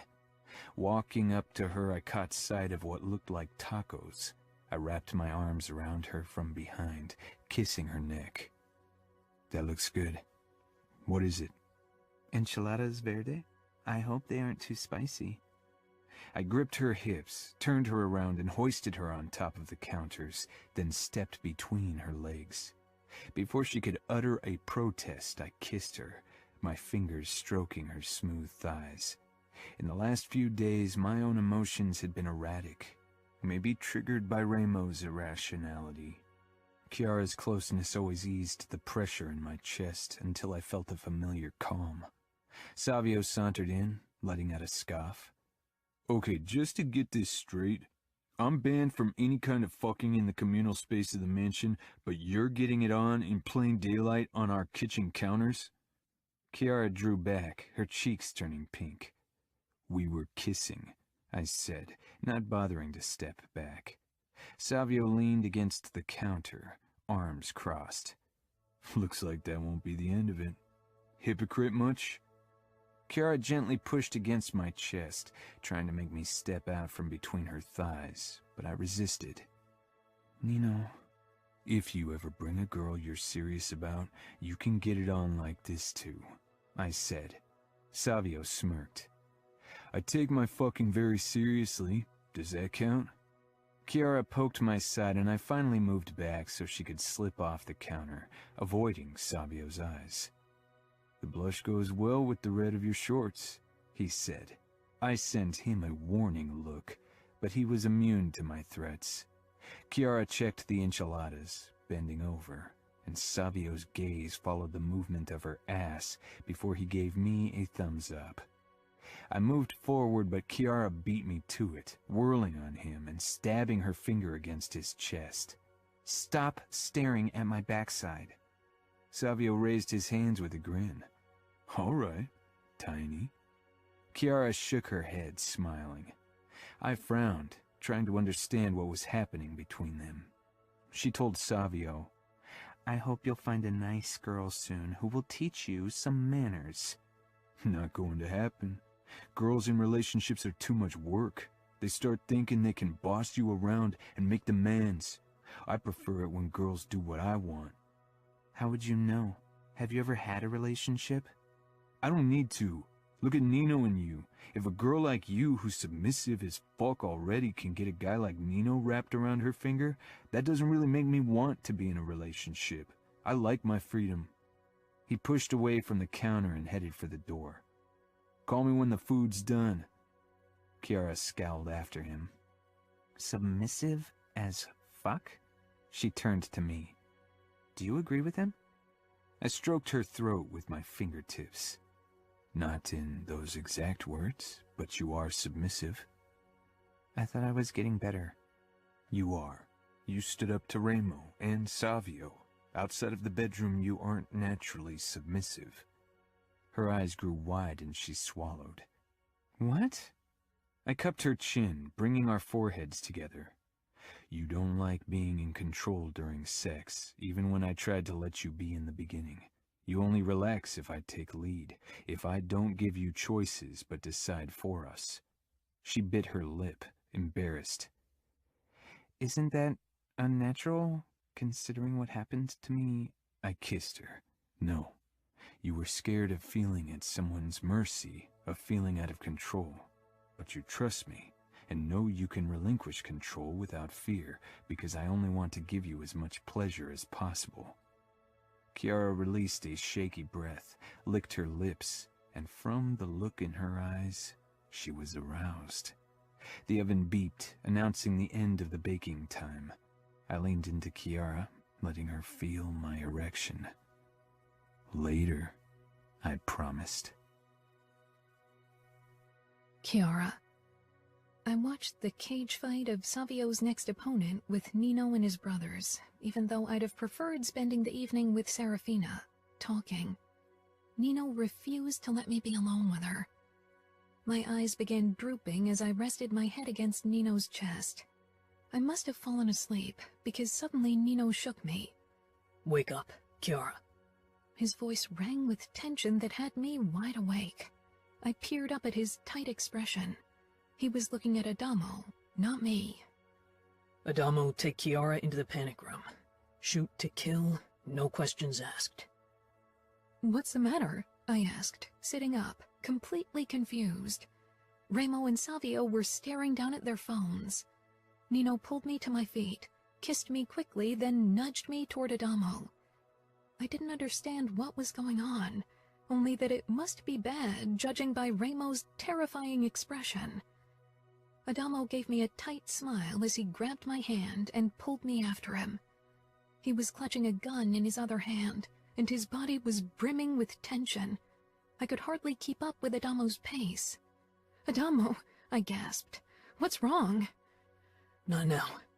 He led me down the stairs into the basement, then to the last door in the corridor, a monstrous thing made out of steel. Adamo keyed in the code and the door unlocked. Shoving it open, he stepped inside with me and closed the door again. Only then did he release me. "Fuck," he breathed.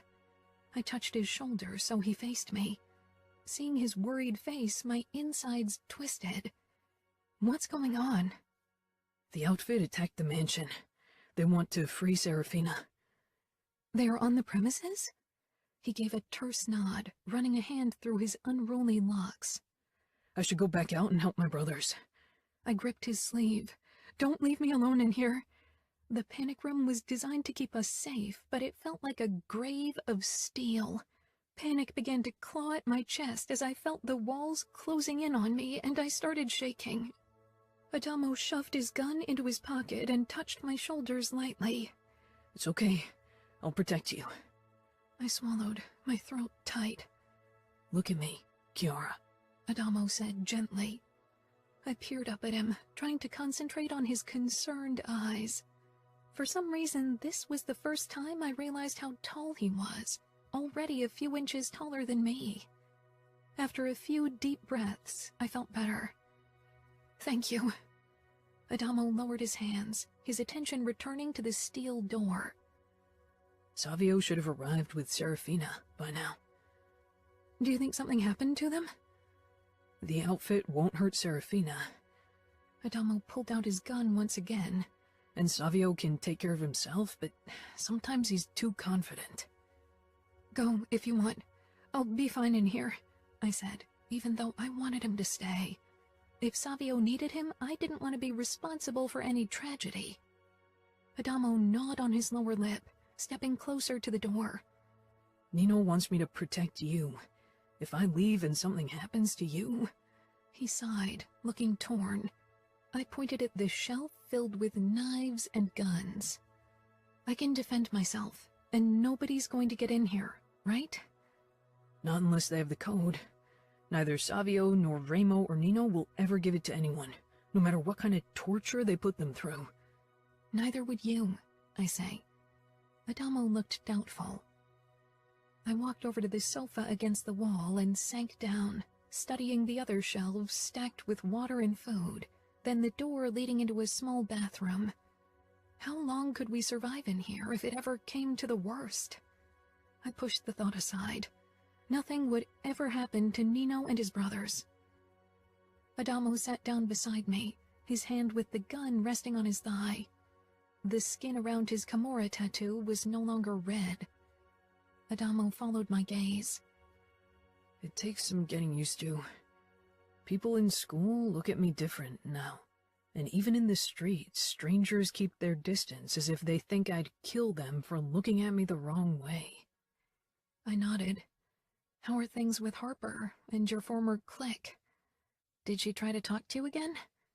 Adamo avoided my eyes, shrugging. I saw her alone a couple more times, but now it's over. You did? My brothers don't know. Promise not to tell them. I hesitated. Adamo looked like he needed someone he could confide in, and this wasn't really a major secret. My lips are sealed, I said. But why would you want to see her again? I thought she used you to get drugs, and she cheated with that guy. Mason. Adamo frowned, clenching and unclenching his hand, watching the way his muscles flexed. Every day he seemed to grow more. In moments like this, he didn't look the 14-year-old. I don't even feel guilty. That's okay. Adamo tilted his head up with a grim smile, and for the first time I saw his resemblance to Remo. Is it also okay that I only went back to Harper because I wanted to get another blowjob and screw her after what she did to me? Pretending I didn't know where Mason was when I'm the one who killed him? For a moment, his words threw me off, and I felt my cheeks heat. Adamo sank against the backrest with a grimace. Sorry, Kiara. I shouldn't have said that. I didn't want to upset you. Forget what I said. He leaned his head back and glared at the ceiling. Why would I be upset? Adamo winced. Because of... you know... I'm not breakable. I don't get upset because you talk about sex. He didn't say anything. So, you slept with Harper? I couldn't believe he'd had his first time with a girl who'd messed with him. A flicker of embarrassment crossed his face, and he kept his gaze fixed on the ceiling. Yeah, only once. I thought I'd feel better. Like I was paying her back in some way, you know? I wanted to get something out of it after how she and Mason tricked me. But you don't feel better? He shook his head. I hated it. And now I wish I hadn't done it. See the positive. Savio will stop teasing you now. I tried to lift his mood. I won't tell my brothers. I was supposed to stay away from Harper. Before I could say more, the lock clicked. Adamo jumped to his feet, aiming his gun. Nino stood on the threshold, knife in hand and covered in blood. My stomach fell and I rushed forward, touching his chest. "Are you all right?" Nino tilted his head at his brother before he met my gaze. His eyes were blank mirrors, hard as steel. I'm fine. The threat is contained. The attackers are all dead? Adamo asked. Not yet. We spared 2 for questioning. Do you want to be present? Adamo gave a jerky shake of his head. I'd rather not. Nino frowned momentarily, but he nodded. Then take Kiara up to our bedroom. Nino, I said softly, worried by his demeanor. He touched my cheek, his eyes remaining detached. I'll be upstairs soon. I want you away from the basement when I'm dealing with the prisoners. He nodded at Adamo. Take her upstairs. Adamo held out his hand. Come on, Kiara. With a last lingering glance at Nino, I slipped my hand in Adamo's and followed him. I shivered, causing Adamo to tighten his grip. Bloodstains littered the floor. It was silent in the house. At my request, Adamo left me alone in the bedroom. My thoughts strayed to Serafina, wondering if she was okay. She must be devastated, having her hopes crushed. And what if someone she knew died? Her father? Fiancé? Brother?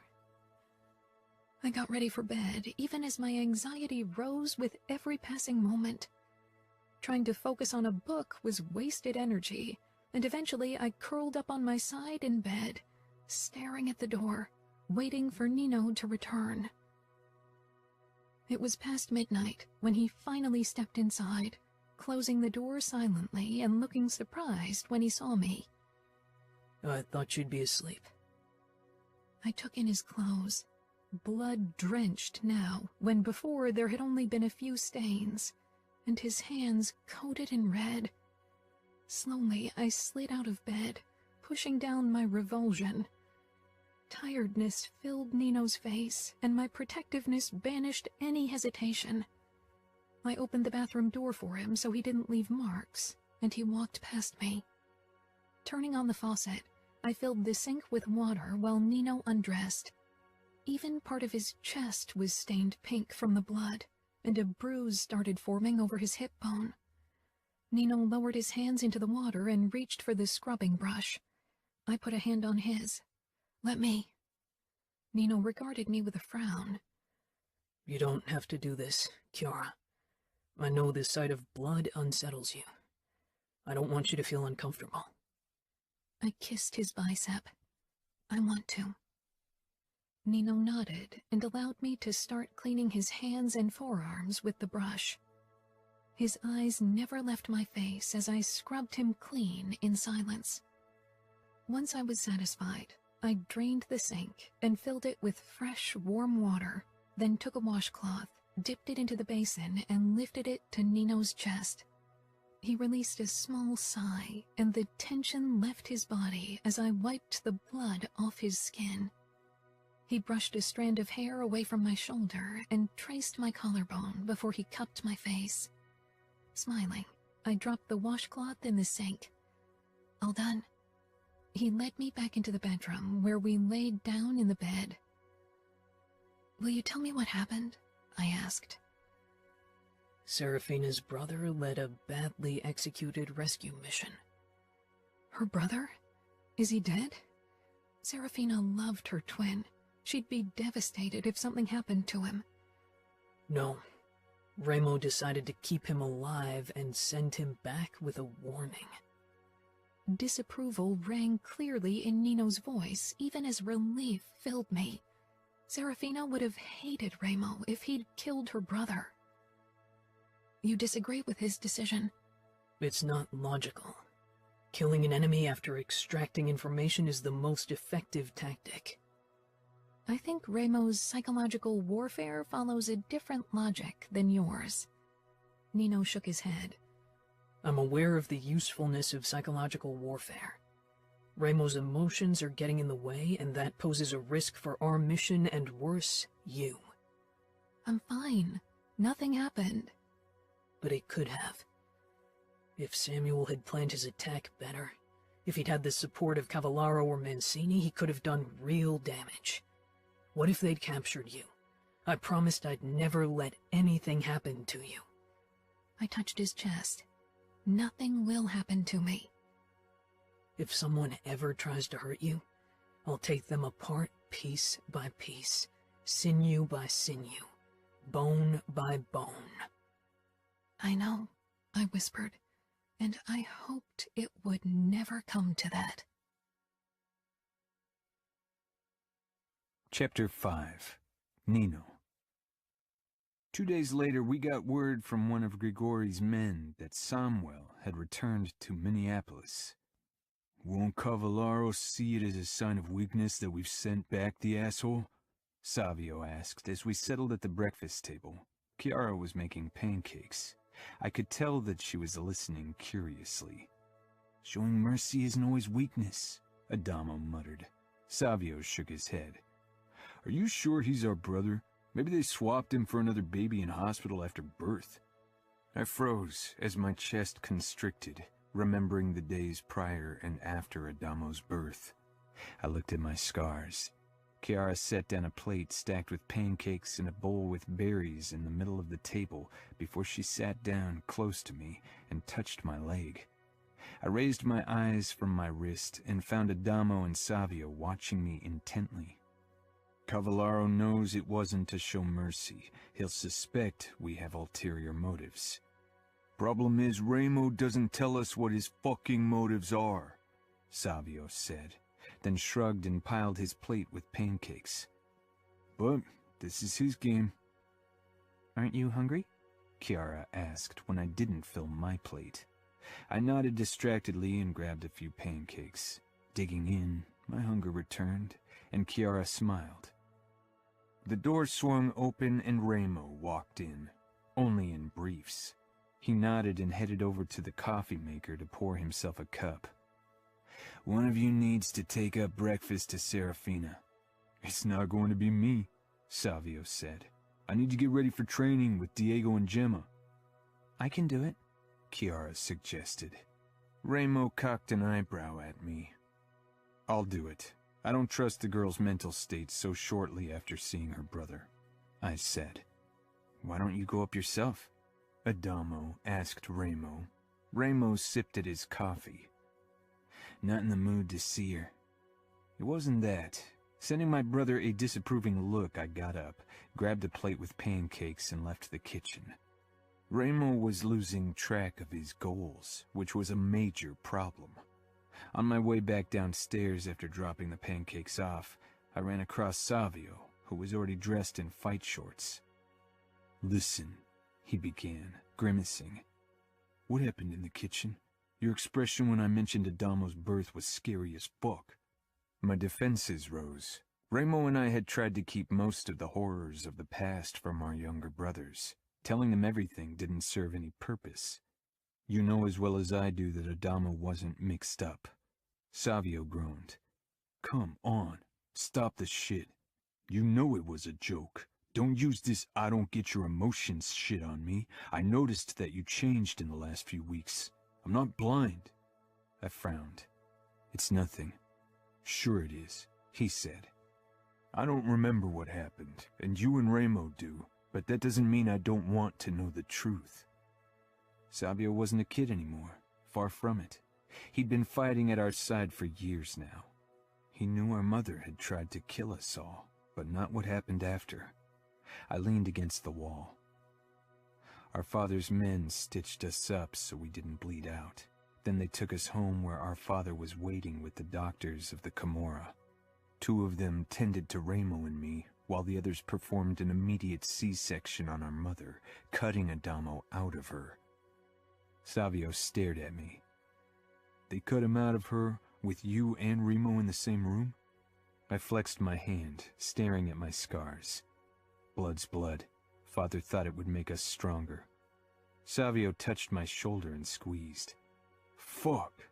That twisted fucker. I wish you and Ramo could have killed him. Regret over the past is wasted energy, I know, Savio said, then pulled back and ran a hand through his hair. Fuck. Now I really need to beat the shit out of someone. Diego is a decent opponent. He is, Savio said. But I'm supposed to fight his sister first. It requires too fucking much concentration not to seriously hurt Gemma. I nodded. Training with Kiara always proved much more stressful than fighting my brothers, because with them I didn't have to be careful of every move. If I made a mistake, I paid with pain. With Kiara, I could end up seriously injuring her. Does Adamo know? No, he doesn't know anything of what happened. Not even that our mother's alive, I assume? I shook my head. Adamo had been in a difficult phase, and it seemed unwise to burden him with the weight of the past. You should tell him. He isn't a little kid anymore, and this concerns him too. His phone buzzed, and he fumbled it out of his pocket. Need to go. Diego's already asking what's taking so long. He typed in a message, then looked back up. Are you going to come over to the gym later? I'd like to spar with you and go over possible moves for my cage fight. I'll bring Kiara along. I need to work on her defensive skills. All right. I watched my brother leave, considering what he'd said. Maybe he was right. Adamo deserved to know the truth about his birth, and why Ramo and I were messed up. But Ramo was even more volatile than usual with Serafina in the mansion, and Adamo was on edge because of the situation as well. When I returned into the kitchen, only Kiara was inside, humming as she stirred reddish dough in a bowl. She smiled over her shoulder at me. I asked, "What's that?" "I'm trying a recipe for red velvet cupcakes. I want to perfect them for Savio's fight. I'm sure he'll want a sweet treat after."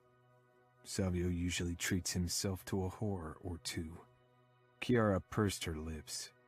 "Well, maybe they'd like a cupcake too." She laughed, shaking her head. My own lips twitched, seeing her joy. I thought we could head for the gym for defense training. After the attack on the mansion, I think it's absolutely crucial that you learn to defend yourself. Now? Kiara asked, glancing down at the dough. Yes, Savio asked me to spar with him later. Okay, she said hesitantly, and put the bowl in the fridge. I'll just grab my gym clothes. Kiara was always tense when it came to her defense training, which was why I decided not to tell her I planned on having her fight Savio. He'd trained with the young Bazzoli girl a couple of times now, and knew how to hold back when faced with a petite woman. Kiara. When Nino and I entered the Falcone gym, I could already hear the sounds of fighting. Gemma, be careful, for God's sake! A familiar voice shouted. Shut up, Diego! You keep distracting me! The dojo came into view, and with it, the fighting cage. My eyes widened at what I saw. Savio was inside the cage with Gemma. The girl reached only his chest, but moved with a grace and confidence that showed she was used to fighting. It was still an unsettling sight. Savio was scarred and muscled, and this girl tried to land a hit in his side, which he blocked. You need to be quicker, kitty, if you want to hurt me, he taunted. Her face turned even redder, and she tried to kick between his legs. Diego, who was clutching the mesh of the cage, shouted, "Gemma, stop the shit!" Savio bent down, hoisted her over his shoulder, and threw Gemma over his back. She let out a surprised cry when she hung head down over his shoulder while he held her with one arm over her calves. "Let me down! Savio!" She wiggled desperately, but Savio had her trapped. She started pounding his thighs with her fists, and he turned to us with a grin, completely ignoring Gemma. For a moment, I thought he'd clap her butt, because it was typical for Savio, but he didn't. "How old is she?" I asked Nino, who led me closer. 13. I believe. Diego noticed us and glanced from Nino to me, his expression falling slightly. Maybe he remembered our last encounter when he'd suggested I was Savio's newest conquest. I tried to ignore that he, like Savio and Nino, was only wearing fight shorts. All these naked chests were making me uncomfortable. He straightened and held out a hand to Nino, shaking hands with him. Then he gave me a small nod. Mrs. Falcone? I stifled a smile. What, no nice catch comment today? Savio hollered. Gemma had stopped fighting by now and was trying to keep her head up. Nino frowned at his brother, then glanced between Diego and me. Diego gave Savio an incredulous look. Shut up! Savio chuckled and finally set Gemma back on her feet. She swayed slightly, then narrowed her eyes and shoved his chest, embarrassment unmistakable on her face. "Don't do that again! I'm not a little kid!" Savio climbed out of the cage, grabbed a towel, and began wiping his chest. If you say so, kitty. Gemma glowered as she followed him. "Hello," she mumbled to Nino and me. I wasn't sure if her face was bright red from exertion or embarrassment. That didn't make her any less stunning. Despite her tomboy attitude, she looked like a doll. Long dark hair, olive green eyes, and sweet pout. Savio, can you help with Kiara's training for a while? My heart sank. There could only be one reason why Nino wanted Savio around. Savio glanced at me, then shrugged. Sure. He flashed Gemma a condescending grin. Maybe you have a chance against Diego, kitty? Diego scoffed. As if. Gemma made a face at her older brother. You're always worried about hurting me. That's why I'm going to kick your ass. Diego nudged her toward the cage and muttered something under his breath. I followed Nino and Savio toward the boxing ring, trying not to freak out yet. Savio swung himself over the ropes and held them open for me. I climbed through and sent Nino an anxious look. He shook his head. I know you don't like it, Kiara, but we need to make progress. Now more than ever. If you refuse to fight Remo, you'll have to deal with Savio. Good to know that I'm not your first choice, Savio said, winking. I gave him a shaky smile. Get in position, Nino said. I could tell that he wouldn't back down today. Swallowing my nerves, I faced Savio. Had he always been this tall and muscled? Like what you see? He asked, stretching out his arms. My mouth fell open. I didn't... Check me out? Sure. I glanced at Nino for help. He looked slightly amused. My brother needs a good ass kicking. Maybe you can give it to him. Ready? Savio asked. I nodded, but the moment he advanced on me, my muscles started freezing up. Tiny, this is your chance to grab a feel. Don't waste it. I glared at him in indignation. He was smirking, but cautious. I tried to block his hands, but he was too quick and strong, and then I was on my back, and he had my wrists above my head in one of his hands, the other hand on my waist holding me down. My chest heaved, and I tried to push through it. Savio released my wrists without backing off, still hovering over me. Try to push me off. I reached out with shaking hands. For some reason, I couldn't bring myself to touch his bare chest. Savio jumped to his feet and held out his hand, pulling me to my feet. Kiara, I know this is difficult for you, but we need to condition your brain to unfreeze in situations like that, Nino said. Savio regarded me. All right, let's try a different approach. Come closer. He waved me toward him until our feet were almost touching, and I had to tip my head back to look up at his face. You have a problem with my closeness, right? I nodded. Touch my chest. I glanced toward Nino, who was looking thoughtful. Savio stepped into my line of vision. Eyes on me. Nino can deal. You're not grabbing my dick, only my chest. I huffed out laughter and hesitantly pressed my palms against Savio's chest. Of course, I could feel a blush rise into my cheeks. Savio's mouth twitched, his eyes darting to Nino. Does she blush like that whenever she touches you? She must be lightheaded when she touches your cock. Without thinking, I slapped his chest. Savio grinned. See? Was that so hard? No. The amusement disappeared from Savio's expression. All right. I'm going to wrap my fingers around your wrists. Now. Savio gripped me like he'd said. I concentrated on his eyes, which held my gaze steadily. I'm going to force your hands down my body. Not lower than my waistband. Calm down. And you're trying to break my grip or stop me in some other way. Doesn't matter how. I'll move slowly, giving you plenty of time to consider your options. He cocked an eyebrow. Ready? Yes. Savio tightened his grip and pushed my palms down his pecs to the beginning of his six-pack. My gaze darted down to his fight shorts. Eyes off my dick. He's not your problem. I snorted, and that seemed to do the trick. I tugged at Savio's hold, but he didn't budge. Without thinking, I let myself fall back, startling Savio. His hands tightened to stop my fall, and I used the momentum to bring my leg up and aim a kick at his groin. In a stunningly fast move, he released one of my hands and blocked my kick with his hand and raised knee. He jerked me back to my feet. Not bad. I smiled proudly. Now we're turning the tables. I'm going to put my hands on your body. Shoulder blades to ass or hips to tits. What do you prefer? I blinked as if he'd spoken a foreign language. What? Savio stepped closer and slowly curled his fingers over my hip bones.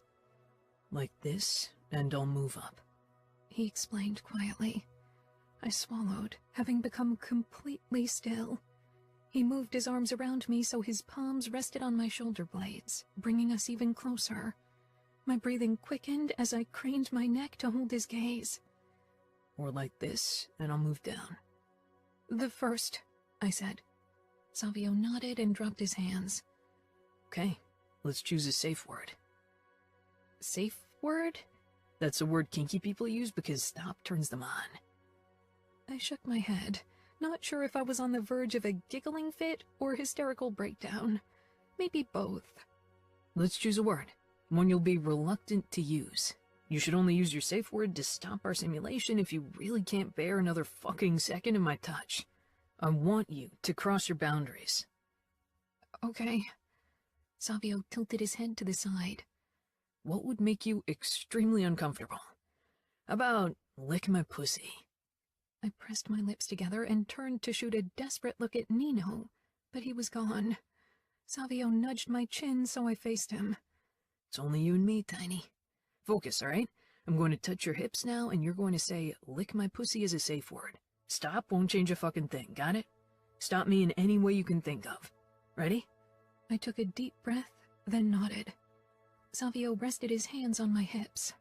It was strange to allow this closeness. Slowly he slid up, fingertips brushing my stomach over the fabric of my shirt. Are you just going to let me feel you up? Savio said challengingly. I gripped his wrists, trying to pull them away, but he kept moving higher, reaching my rib cage. I raised my hands and brought my elbows down, trying to slam them into his wrists. Savio snatched his hands back before I could do real damage. He nodded. Good. That would have hurt. We repeated the same simulation 2 more times. Let's change things up. Turn around. I did. Savio stepped very close so I could feel his breath on the back of my neck. Nervous yet? Not really. Then let's change that. Savio startled me when he wrapped an arm around my waist, pressing his palm against my belly and pulling our bodies flush together. A choked sound burst from my lips. Squirming, I tried to free myself, but this position was definitely more challenging for me. Think, Tiny. Focus on the present. Pushing through the fog of discomfort, I tried to kick his shin, then ram my elbow into his side. I didn't manage to free myself. At least, Savio didn't seem unhappy with my progress. I think this is enough for today, Savio said eventually, releasing me. I wiped my sweaty, trembling hands on my gym shorts. Thanks for being patient. Savio gave a one-shoulder shrug. How about you show your gratefulness with a few delicious cupcakes? I grinned. Red velvet dough is in the fridge. He looked surprised. You're starting to grow on me, Tiny. His gaze focused on something behind me, and I saw Nino heading our way. Nino's going to work with me in the cage now. Savio and I climbed out of the boxing ring when Nino arrived. He wrapped his arm around my hip and regarded me questioningly. How did it go? Good, I said proudly. You'll probably have to deliver tonight, Nino. I riled her up with my magical hands. I pressed my forehead against Nino's chest as I laughed. You're impossible, Savio. I've been called worse. He nodded toward the cage. I'll go ahead and warm up while Nino makes sure I didn't misbehave too much. He sauntered off. You seem to be taking Savio's approach really well. Maybe I tackled your problem wrong, Nino said. Savio was really patient, and his humor helped loosening me. Nino nodded. Savio has a way with words and women. I huffed. I don't think he'd need to rely on whores if he bothered to use his charm on normal women. Savio is lazy. He rarely bothers charming women. But when he does, his success rate is impressive. He could take over Stefano's job without trouble. My lips curled, thinking of the Camorra's romancer. Nino kissed me. It's good to see you improve. You've come far. So have you. Hey, lovebirds, I have a fight. I need to win. Shaking his head, Nino led me over to the cage. Diego and Gemma had pulled up chairs and were waiting for this spectacle to begin. Nino followed Savio into the cage, and I sat down beside Gemma, who gave me a curious look. Diego, too, regarded me for a moment. I supposed by now they knew all the rumors. In the past, it had always been my biggest fear that the truth about the rape would come out, that I'd be regarded as less because of it. But now I was glad everybody knew. It was freeing. Savio and Nino assumed their fight positions. They both looked impressive with their focused expressions and tight muscles. Go! Diego shouted. Savio was the less restrained fighter. He taunted and challenged Nino with words and his expressions. It didn't make his kicks and punches any less focused. I mainly watched Nino, the eager look in his face, the way every muscle was conditioned in fight mode. It was a surprisingly even fight. I wasn't sure if it was because Nino was holding back or because Savio had become an equally lethal fighter. I wasn't familiar enough with fighting to tell, and they both weren't giving 100% because they couldn't risk injuring Savio mere days before his cage fight. I glanced at Gemma, who leaned forward in her chair, arms propped up on her knees and lips parted as she followed the fight. I could tell that her focus was solely on Savio. It was obvious that she had a major crush on him, and it made me feel protective of her. Savio was an absolute womanizer, and while I doubted he'd go for a girl that young, I worried she'd get hurt. Noticing my attention, Gemma's expression became less infatuated, and she sat back in her chair, crossing her arms. After training, Savio stayed back with Diego and Gemma while Nino and I drove home. In the car, I touched Nino's thigh. Gemma is head over heels for your brother. Nino slanted me a look before he returned his attention to the traffic. And that worries you? Yes. For Savio, girls are meaningless fun. She's young and easily influenced. You can't protect everyone. I know you're sensitive because of what happened, but Savio won't make a move on the Pozzoli girl. Because of her age. That, and because Remo honors the traditionalists among our followers, and the Pozzolis are as traditional as they come, like the families in the Familia. I frowned. Really? But Gemma is allowed to fight, and she doesn't seem very docile. When we took over power, her father asked Remo for his opinion regarding the matter. Remo said it would be good to show a girl how to defend herself because it would also make sure that she could ward off advances before marriage. That convinced Pozzoli. Since then, Gemma has been learning how to fight. Diego is always with her, though. Nino covered my hand. You're too kind for this world. Kiara. I can't help it. You aren't supposed to change.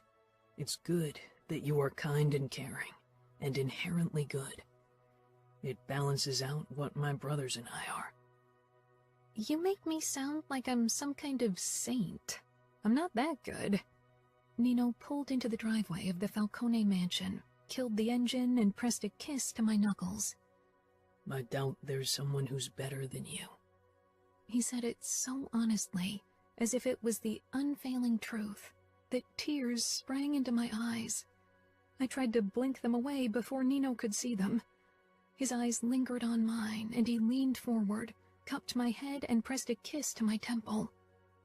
One day, I'm going to kill every single person who made you feel less. They should pray that your kindness stops me long enough. Deadly words shouldn't warm my heart, shouldn't feel like the most romantic declaration of love. But with Nino, they did. Chapter 6. Kiara. In the afternoon, I joined Remo on the terrace. He was still brooding after a fight with Serafina during one of their daily walks this morning.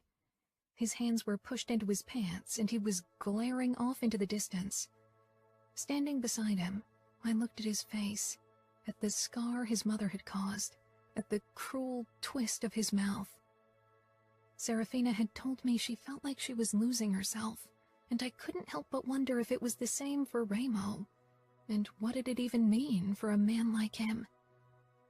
Say what you've got to say, he growled. There was so much I wanted to tell him, how I thought it was wrong to kidnap an innocent woman, but he knew that. And deep down, I wondered if maybe this was the only chance for Remo to ever be close to a woman, for him to overcome the hatred that had carried him through the years, that still carried him. I wanted to tell him that he needed to stop this game so he could be strong for his brothers, particularly Nino. I wanted to tell him that I wished to see him happy one day, even if he didn't believe in happiness. Remo growled, anger flashing on his face. He grasped my upper arms and brought our faces close. Say something. Don't just stand there with that fucking sad look. It's fucking annoying. Despite my body's tension, I didn't pull away. Do you think Nino could love a child? Remo released me with a jerk, eyes widening as he stepped back. Are you... No, I said quietly. But I want a baby. I've always wanted to be a mother. I want to hold a baby in my arms, cuddle it into sleep. I want to protect and love it. I want to give this baby everything we all never had. If there's only one thing in my life I can achieve, then that's it. Tears filled my eyes. I wasn't even sure why I was telling Remo this. Maybe because I could feel that he was on the verge of something either better or far worse. Remo looked like I had shaken him to the core. Silence stretched between us. I'm sorry, I said eventually.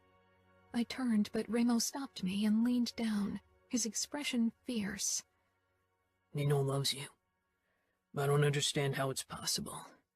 I thought the part of him capable of that shit was lost, but you dug it out. I don't know what he can or cannot feel, but every child that grows up in this house will be cared for, will be safe and as fucking happy as it can be in our fucked up world. He straightened. And with you as a mother, it'll drown in love and sweets, that's for sure. Remo turned and left me standing there. I wrapped my arms around myself. Nino found me like that a few minutes later and pulled me against him. I'm fine, I said before he could ask. I smiled up at him and his frown smoothed. Once things had calmed down, once Serafina was back home, I'd ask Nino if we could have a baby. After following our new routine of swimming a few rounds in the pool together, Nino and I retired to our room to change. I watched Nino get out of his swim shorts, taking in his muscular, tattooed thighs, his narrow hips with the delicious V leading down to his hardening cock. He stalked toward me as I admired him, feeling the familiar tugging of desire. Nino kissed me, taking the lead as he always did. He unfastened my bikini top and bottoms, which fell in a wet heap on the floor, before he steered me backward until I fell on the bed. He climbed over me, his strong body pressing into me as he captured my lower lip in his mouth and sucked as he rocked his erection against me, sending a shockwave of desire through me. My mind wandered to the one thing I'd been thinking about often in the last few days. Finally going down on Nino. I'd been meaning to do it for a while, but always lost courage. For some reason, I couldn't forget how degrading and disgusting it had been to go down on my uncle. He'd forced himself into me until I felt I was choking, until my throat and mouth were tender. Whenever I considered pleasuring Nino with my mouth, the same horrible images flooded my mind, followed by a nagging worry that I'd still feel degraded and dirty when going down on him. I desired Nino, every part of him. I loved how he gave me pleasure with his mouth, and I wanted to return the favor. Kiara? Nino asked quietly, drawing back, searching my face. I must have become still under him. I want to put my mouth on you, I said. Even voicing the wish cost me a lot. It felt wrong to say it, to want it, and I was scared that despite my desire to do it, the images of the past would win, that a small part of my uncle remained wedged in my brain. Nino didn't say anything at first, but I could tell by the brief flicker of desire in his expression that he wanted this. I supposed I shouldn't have been surprised.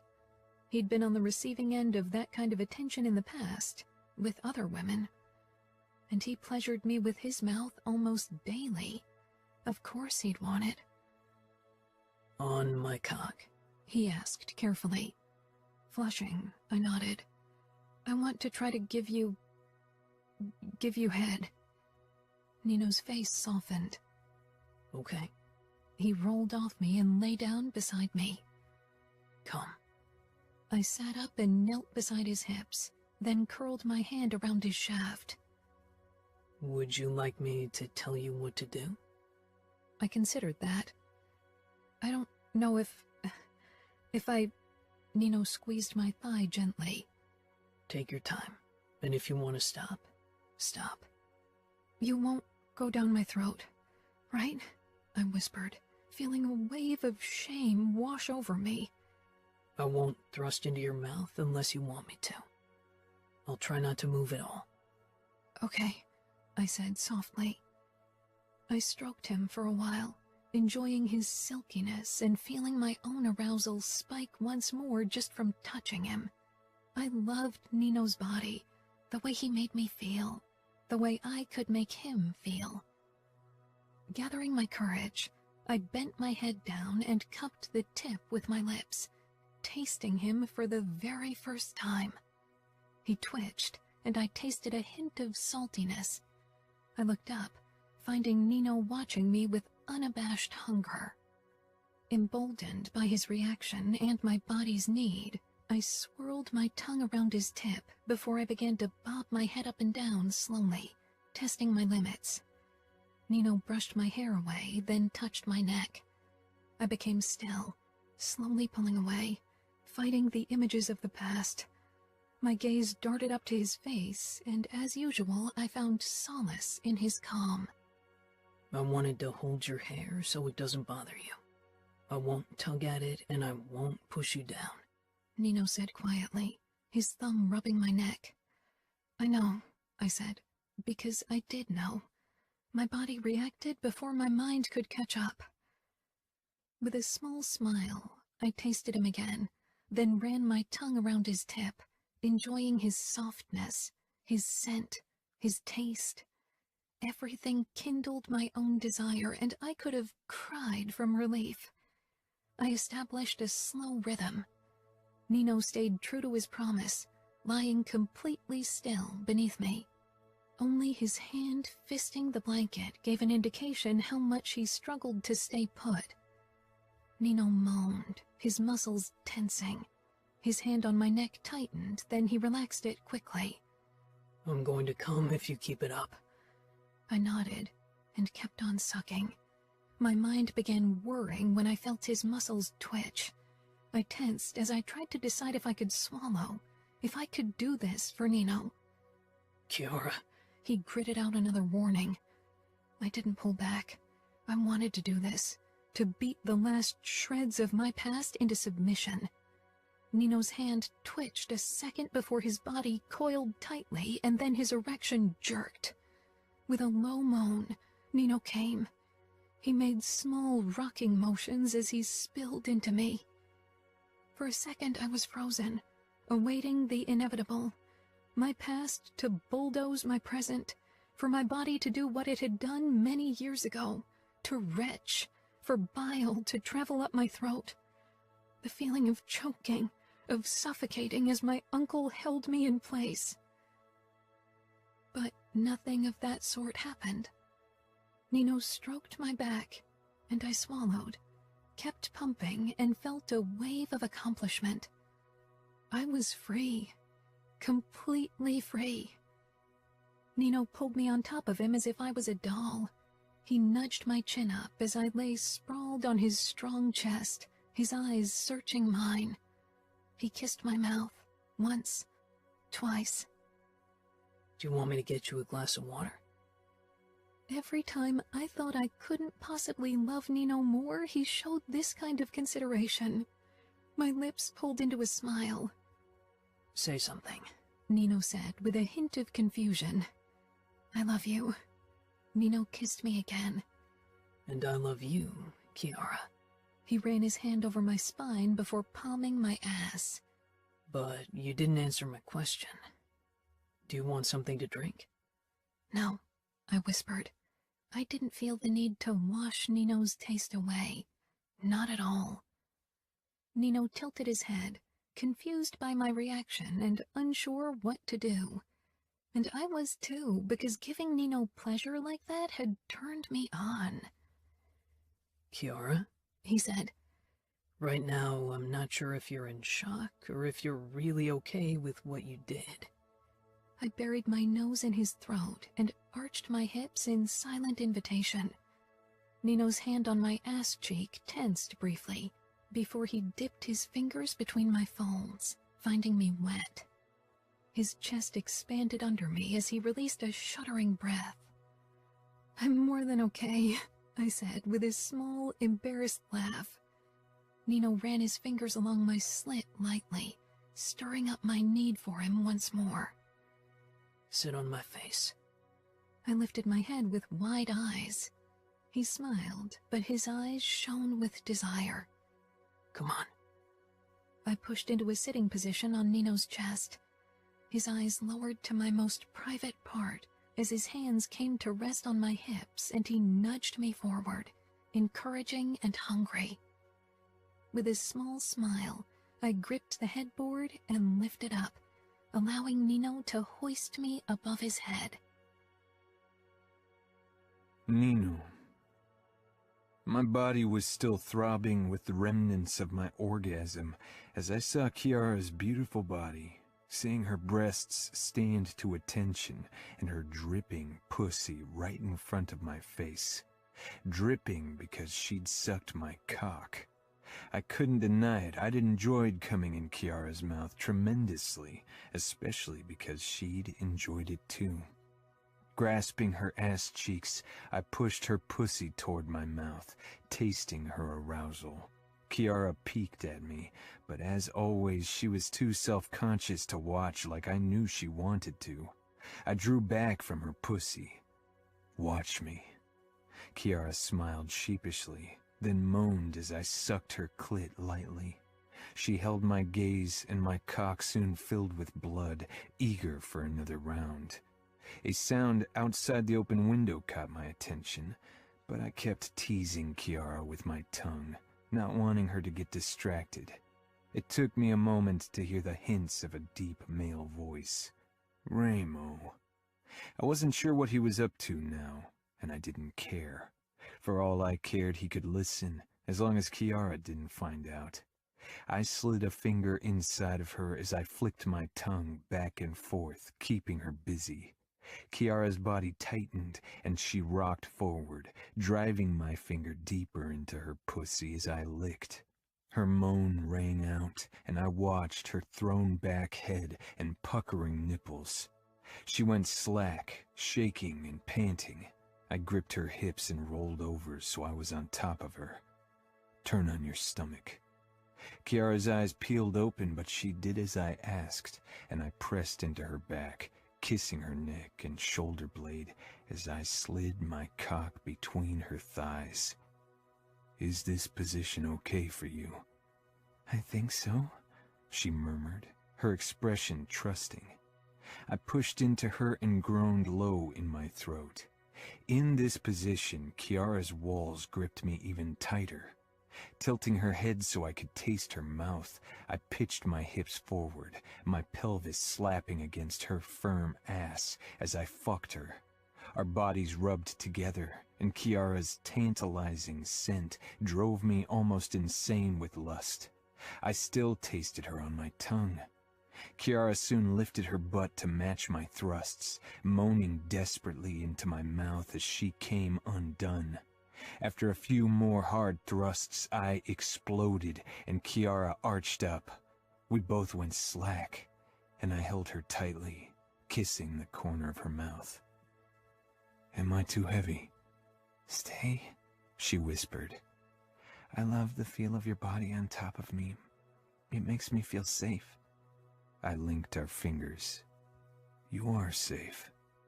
Her mouth tipped up, and her doe eyes held mine, and I just stared back, feeling utterly calm.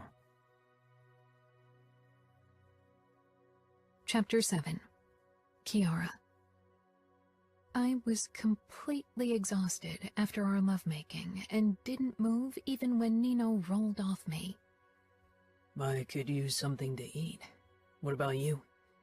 I grinned. I could eat. I moved to stand, but Nino shook his head and got out of bed. "Stay. I'll get something for us, and then we can plan our hike tomorrow." I stretched out on my back, feeling as if every muscle in my body had been turned to rubber. "Sounds good." Nino pulled on briefs. Then his eyes traveled the length of my naked body in appreciation, and my toes curled in delight. He slipped outside, and I sat up, loving the delicious soreness between my legs. A grin pulled at my lips, and I couldn't hold it in. I'd never been this happy in my life. I cleaned up in the bathroom and grabbed the hiking guide for the greater Las Vegas area, then waited for Nino. 30 minutes passed, and he wasn't back yet.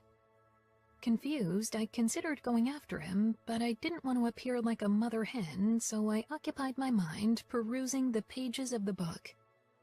Almost an hour passed before Nino returned with a tray loaded with grapes, cheese cubes, and bread.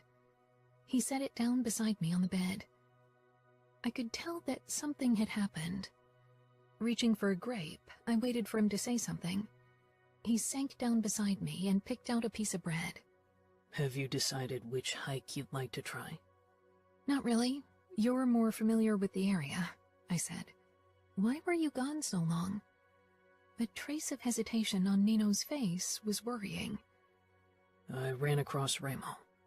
"And?" Nino's fingers curled around my wrist. "He had sex with Serafina."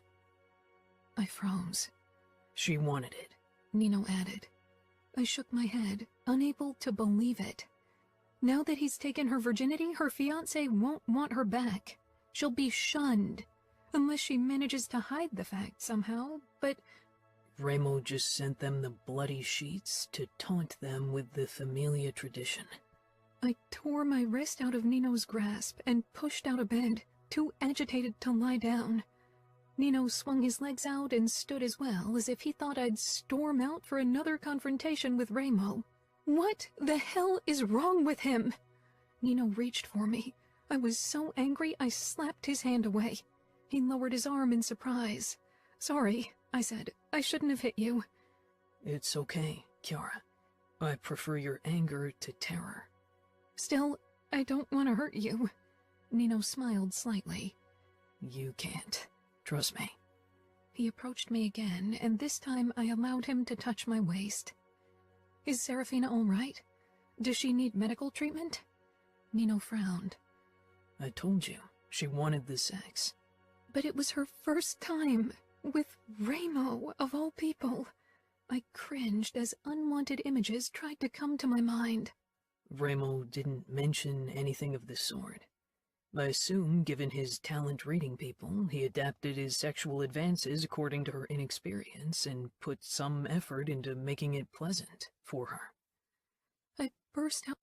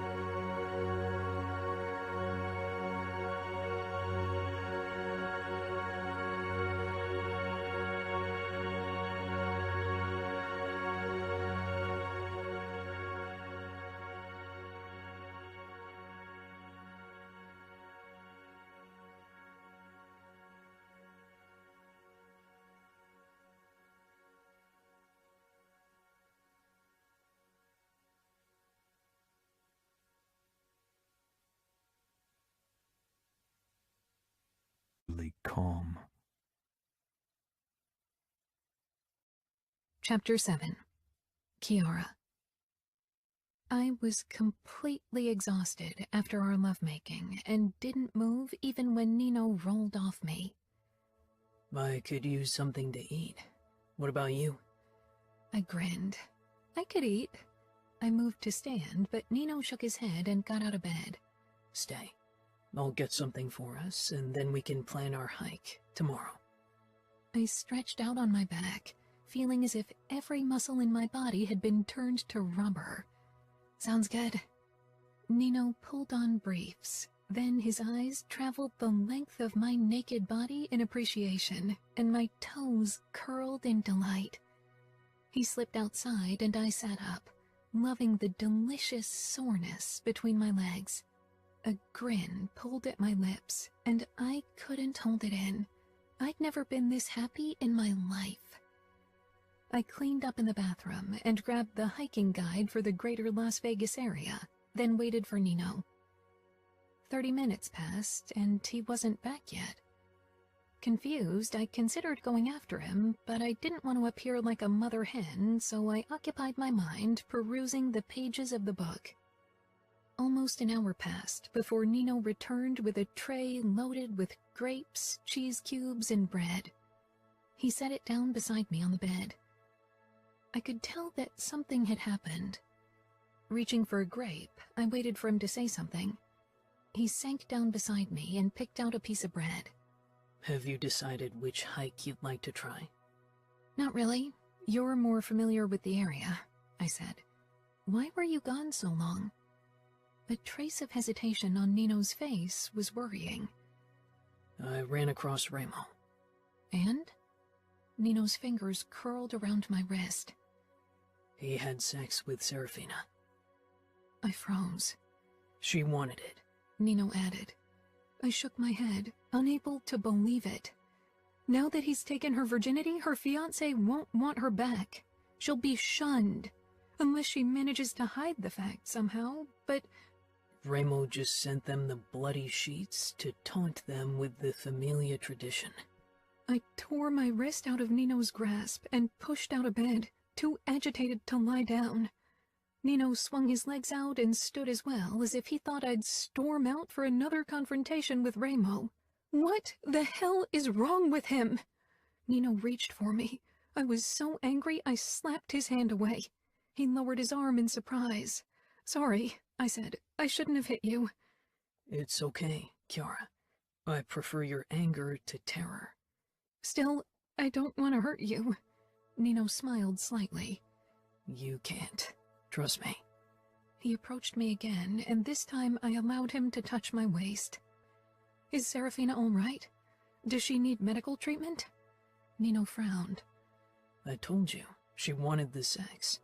But it was her first time, with Remo, of all people. I cringed as unwanted images tried to come to my mind. Remo didn't mention anything of the sort. I assume, given his talent reading people, he adapted his sexual advances according to her inexperience and put some effort into making it pleasant for her. I burst out laughing, pressed my head against Nino's chest, and closed my eyes. Everything about our current situation was surreal, but with the Falcone brothers, I should have come to expect nothing else. Tomorrow, I'd try to talk to Serafina in private, and make sure she was truly okay, on a physical level, at least. I could only imagine her inner turmoil over sleeping with her captor and family's enemy. Nino stroked my back. Chiara? I'm okay. Let's plan our hike now. I pulled back and gave Nino a tense smile. Nino's grip on my waist tightened, holding me in place. Serafina chose to lose her virginity to Remo. It's her choice, so you don't have to feel pity for her. Nino couldn't understand. It was her choice to sleep with him. That's true. And I'm glad she got to choose, and that's not why I feel sorry for her. Remo is playing a game, and for him this might be nothing.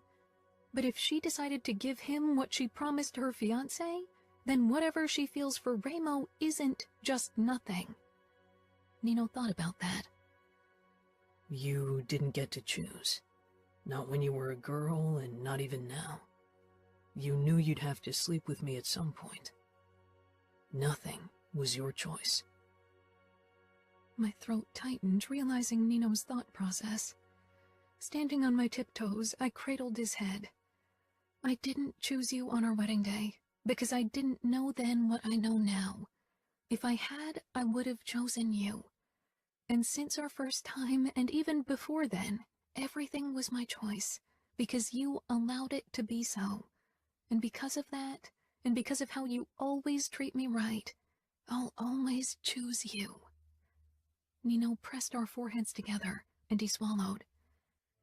Sometimes I feel like my insides are a raging flood of emotions when I look at you.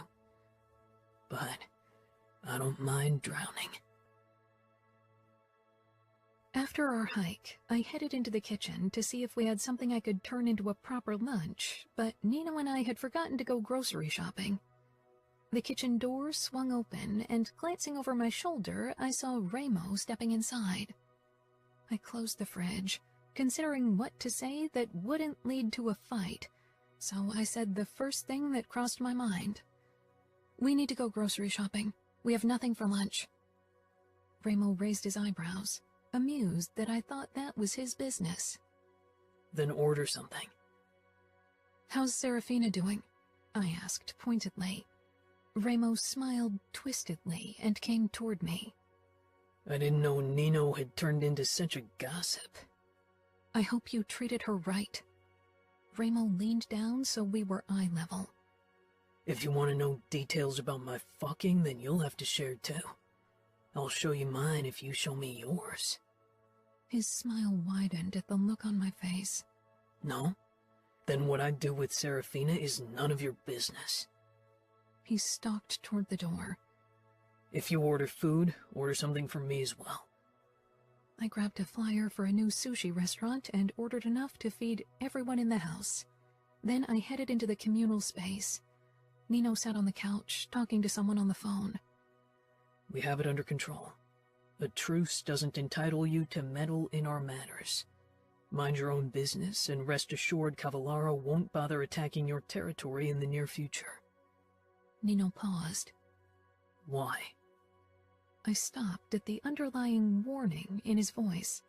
His eyes settled on me. I'll ask her. He lowered the phone. Luca wants a word with you. I was surprised. Luca and I had never been close. He was a capo and a scary man, not to mention that we had plenty of cousins. Swallowing, I nodded and took the phone from Nino. Hello, Luca? Chiara, how are you? Didn't Cassio keep you updated? I assumed he reported whenever I talked to Julia on the phone. My cousin's husband was Luca's trusted underboss, so it was highly unlikely that parts of our conversations, at least, wouldn't reach Luca's ear. Silence. My words had been on the verge of insolent, nothing a man like Luca usually tolerated, but I resisted the urge to apologize. Nina and Ramo wouldn't approve of me submitting to the Familia Capo. I'm aware that you seem to be doing fine in Camorra territory, Luca said tightly. Of course, I asked for updates. The Falcones are difficult. Did you only want to ask for my well-being? I'm doing fine. The recent development with Dante's niece has been unsettling. It raised new worries. I'm not going to tell you any details about Serafina. Ramo and Nino know what they're doing. Loyal, Luca said with a dry laugh. That's not why I wanted a word with you. I want you to know that the Familia will always take you in, if you need protection. I failed you once, but this time you should come to me if something's the matter. Call Julia and she'll inform me in case you need to be discreet. Thank you, but that won't be necessary. Maybe you're right, but you should know. Do you want to talk to Nino again? No, everything's said. Goodbye, Chiara. He hung up, and I lowered the phone, still surprised. It had almost sounded as if Luca felt guilty for what had happened to me, which wasn't his fault. He couldn't have known. Nino took his cell from me, frowning with suspicion. What did Luca want? He tends to forget the borders of his territory. He told me I could return to the Familia if I needed to escape the Camorra. He told me the Familia would protect me.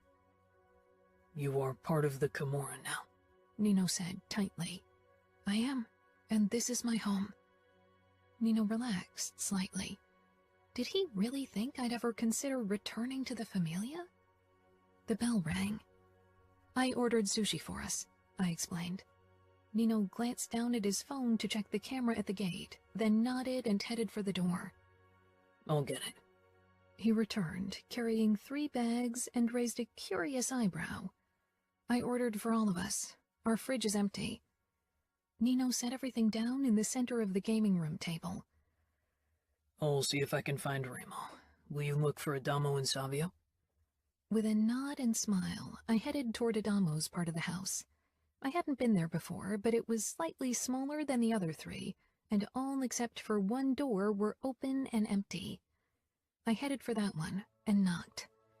Nothing happened for several moments until finally Adamo opened the door. A plume of smoke wafted toward me and I coughed. Adamo was only in sweatpants, his hair tousled. I took in the mess behind him, bottles and dirty clothes on the floor. Only a narrow path led from the bed to the desk and to the door. "Oh, Cora, hey," he mumbled. "If you want, I can clean your room for you," I said without thinking. Adamo glanced over his shoulder and rubbed his neck, considering my suggestion.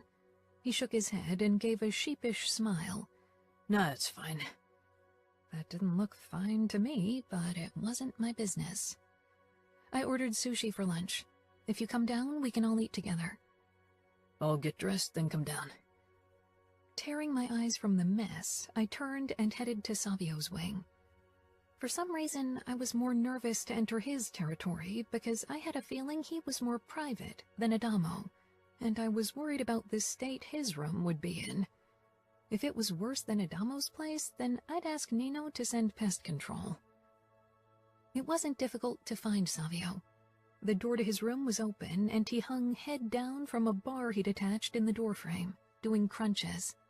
He stopped midair when he noticed me, then finished 2 more reps before he gripped the bar and swung himself down. Like Adamo, he was only wearing sweatpants. I really didn't understand what it was with the Falcone brothers and their aversion to wearing shirts. "Booty call?" he asked, cocking an eyebrow as he reached for a weight sack and squeezed it between his knees before he began doing pull-ups at the bar. "You wish," I said with a laugh, trying not to stare at all the display of nakedness and muscle. "No, trust me. You wish." I shook my head at his arrogance.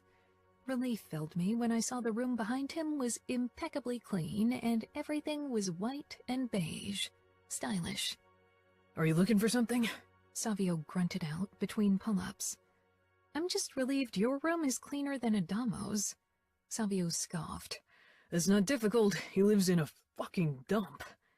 I really couldn't defend Adamo in this case. "I got sushi for all of us."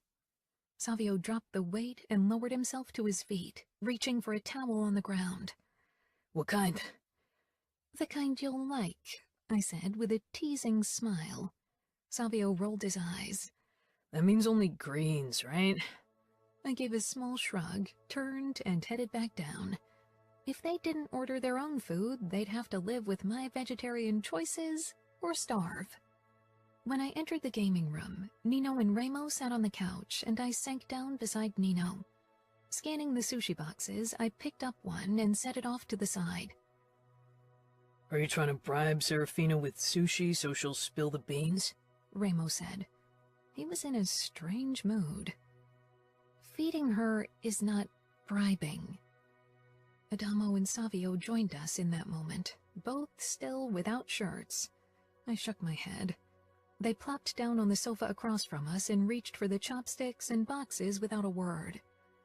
"How about you leave the boxes in the middle so we can all share?" Remo snarled. I chanced a glance at him.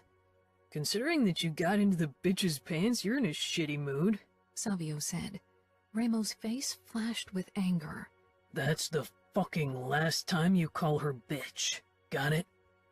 Savio raised one eyebrow, and even Adamo froze with his chopsticks against his lips.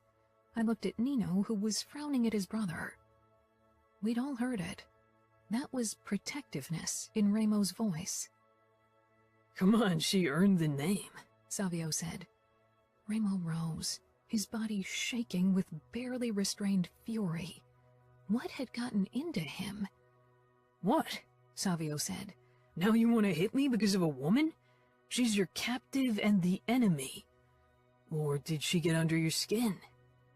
Remo gave a twisted grin. "As if that's ever going to happen. You just piss me off."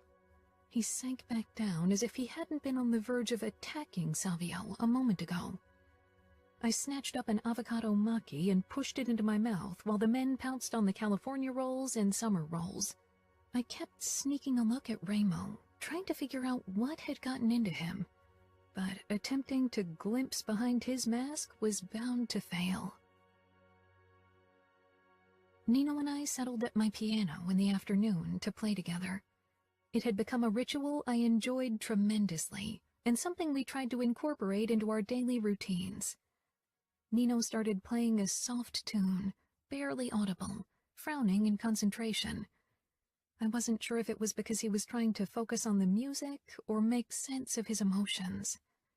I leaned my head against his arm, listening to the melody he created.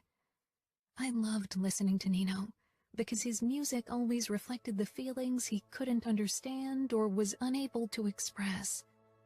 The music flowed louder, an uneven staccato. It filled my body, engulfed my heart, every fiber, until my pulse sped up, living what the melody tried to convey. "Are you worried about Ramo?" I whispered. Nino regarded his fingers on the keys with a calculating expression, as if he didn't trust them to show his true feelings. Ramo is too emotional. He lets whatever he feels consume him. He and Adamo are similar in that regard. Until now, Ramo mostly thrived on anger and hatred. Whatever connects him to Serafina, it can't persist, and I worry that it'll tip him over. "Ramo's got you," I said, propping my chin up on Nino's shoulder. The frown eased. Nino and Ramo had survived so much together. They'd get through this as well. I grinned when I saw the setup in the living area in our wing. Nino had bought a TV and set it up across from the sofa. This small table was loaded with dips, chips, veggie sticks, sushi, and Leona's favorite cupcakes, raspberry with a cream cheese frosting. The bell rang out in the main part of the house. I hurried toward the gaming room, and when I arrived, Fabiano and Leona were already waiting. The men would be watching fights and races, while Leona and I would have some girl time. I hugged her, and she smiled, looking as excited as I felt. With a wave, we left the men to their own devices. "I hope you had a wonderful birthday yesterday?" I asked. I'd sent Leona a text, congratulating her from Nino and me, and today was our evening to celebrate a bit. Fabiano and I had a late breakfast in a cute cafe not too far from our apartment, and in the evening we drove to our favorite stop and had a picnic there. It was really romantic. I grinned, then pointed at her necklace, a beautiful gold chain with a diamond pendant. "Fabiano's gift?" She touched the necklace and bit her lip. "Yeah, I bet it cost a fortune. How am I going to compete with that for his birthday in November?" "Fabiano doesn't expect you to buy him anything expensive." She shrugged. "I know. He gave me a card for his bank account, but I always feel strange using it. Though it doesn't even matter anymore. Fabiano's paying so much for college and for everything else. I can never pay him back." "He doesn't want the money back. He wants you." Leona flushed and didn't say anything. Then she saw the cupcakes. "You baked my favorites? I hope you'll like them. It's the first time I tried this recipe. The frosting I tasted was delicious." We settled on the sofa, shoulder against shoulder, and I turned the TV on. I chose Jane Eyre, The Devil Wears Prada, and After You. That's so great. I don't even remember the last time I watched a romantic movie. Fabiano hates them and refuses to watch them with me no matter how much I beg him. "I never ask Nino to watch them with me," I said with a giggle, taking a piece of sushi. "He doesn't really like fiction or movies. He prefers documentaries and that sort of thing." With him, I get it. He wouldn't really understand all the emotional stuff, but Fabiano could if he wanted to. I shrugged. I hadn't told Leona about Nino's recent development, about how he'd told me he loved me and meant it, how he didn't have to simulate emotion for me anymore. It seemed like such a personal thing that sharing it would have felt like betrayal. Leona dipped a carrot stick in the sweet potato hummus I'd made. Then her gaze went to the ceiling, as if she was looking at something above us. It feels weird that we have a girls' night while another girl is locked up in Ramo's bedroom somewhere on the upper floor. She's got her own bedroom, I said, as if that made things better. Leona raised an eyebrow, and we both started laughing. Leona covered her eyes, shaking her head, and her smile fell. I really can't believe this is reality. My life's always been different, but now it's reached a new level of weird. I sobered. I know, but Serafina is well, considering everything that's going on. I wish she could be down here with us, but Ramo and Nino would never allow it. Leona nodded. Fabiano warned me not to talk to Ramo about it. He says his capo is a bit tense at the moment. He is. Things with Serafina are complicated. Leona tilted her head, regarding me with a confused look. Complicated how? I bit my lip. I don't know. I think there might be feelings involved on both sides. Leona choked. You think Ramo Falcone has feelings for a woman? I reached for the bottle of Sauvignon Blanc Nino had opened for me and poured both Leona and me a generous amount. Leona didn't know Ramo as well as I did. Not that I really knew him. Maybe I'm wrong, but just forget it. Let's not talk about it.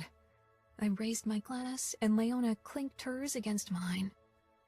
I turned on the TV. My own eyes occasionally strayed to the ceiling, wondering what Serafina was doing and feeling guilty. But eventually the amount of alcohol that Leona and I consumed made me forget everything else. I wasn't sure what time it was when Nino and Fabiano walked into the room. Leona and I still sat shoulder against shoulder, temple against temple, hardly able to hold our glasses. The Devil Wears Prada was running on the screen, but I barely noticed anything. Too drunk. 2 empty wine bottles littered the table. Nino and Fabiano exchanged a look before moving over to us. Nino picked up the remote from the floor where I dropped it half an hour ago, but couldn't retrieve it because my head swam the second I looked down. He turned off the TV while Fabiano tried to get Leona into a standing position. He gave up, eventually, and lifted her into his arms. With a smile at me and a nod toward Nino, he carried her out. Leona gave a small wave before she closed her eyes with a sick look. Nino sank down beside me and gently pried the wine glass from my hand before he tipped my head up and scanned my face. I grinned. Couldn't help it. How much have you had? I nodded toward the empty bottles, then groaned when my vision swam. Nino touched my forehead, then got up. Wait here. Don't move. I'll get you some Coke to drink. It might help. Don't go, I slurred. Nino hesitated, then he unscrewed one of the water bottles we'd ignored and held it out to me. I only stared, too tired to even lift my arm. Nino hunched before me and brought the bottle to my lips. Small sips. I don't want you to choke. I did as he asked, all the while watching his serene, beautiful face. In the beginning, your beauty almost terrified me. All that cold beauty and the tattoos. It was almost too much to take in. With a small, amused smile, Nino lowered the bottle. You've drunk too much. I need to get you into bed. I mean it. I fumbled with the buttons of his shirt and finally got a few undone. This one, it terrified me in the beginning. I pointed at the skull swallowing the blade. And the one on your back, that one too. The phoenix rising from the flames is something positive, isn't it? Nino asked curiously. Show me. You've seen it many times, Nino said gently. Show me. He stood and unbuttoned his shirt, then shrugged it off before turning around. I stumbled to my feet and had to grip Nino's hips to steady myself. Now I think it's beautiful. I traced the intricate orange feathers of the fantastic bird, its parted beak, his fierce, dark eyes, the talons dripping with red. Part of the tattoo disappeared into Nino's waistband. I reached around and tried to unbutton his pants, but failed with my unsteady fingers. Nino's hands came to my help, and finally I could pull it down, revealing the long, burning tail of the phoenix and the angry flames he'd escaped. They covered his ass cheeks. I swallowed thickly as I traced Nino's muscles, the way they seemed to make his tattoos come to life when he shifted. My hands ghosted over every inch of his back, then over his firm ass. Pressing closer, I kissed Nino's shoulder blade, then reached around, touching his chest, then lower, until my hand curled around his erection. I released a low breath, my forehead pressing against Nino's skin as I pumped him. His breathing deepened, and his familiar musky scent sent a wave of desire through my drunken haze. He turned slowly, leaving me no choice but to release him. I let myself drop back down on the couch, bringing me eye level with his length. Nino's chest heaved as I leaned forward and took him into my mouth. Any hesitance evaporated from his face, and gradually he began to thrust lightly into my mouth, never taking his eyes off me. Neither could I take mine off him, the way his abs flexed with every shift of his hips, his intense expression. I didn't think I'd ever grow tired of admiring this man. I didn't remember how I got into bed, only that after Nino came, he wanted to return the favor, but then I blacked out. A soft tongue slid along my crease, and I arched up toward the familiar mouth, realizing what had woken me. I looked to find Nino, gloriously naked, sprawled out between my legs, his head buried in my lap. His tongue and lips banished the last remains of sleep, sending shockwaves of pleasure through every inch of my body. "Nino," I rasped, opening wider, desperate for more, but Nino didn't comply. He loved to draw my orgasms out until I was almost shaking with the need to come. His eyes fixed me with a dominant look, his fingers clamping down on my hips to stop me from grinding myself against him. "No, not yet. We'll draw this out." I stopped fighting it, surrendering to Nino's gentle torture. The way he guided me toward the edge of the cliff made me desperate for the fall, only to pull me back. I was panting, gasping, completely boneless. "Happy birthday, Kiara."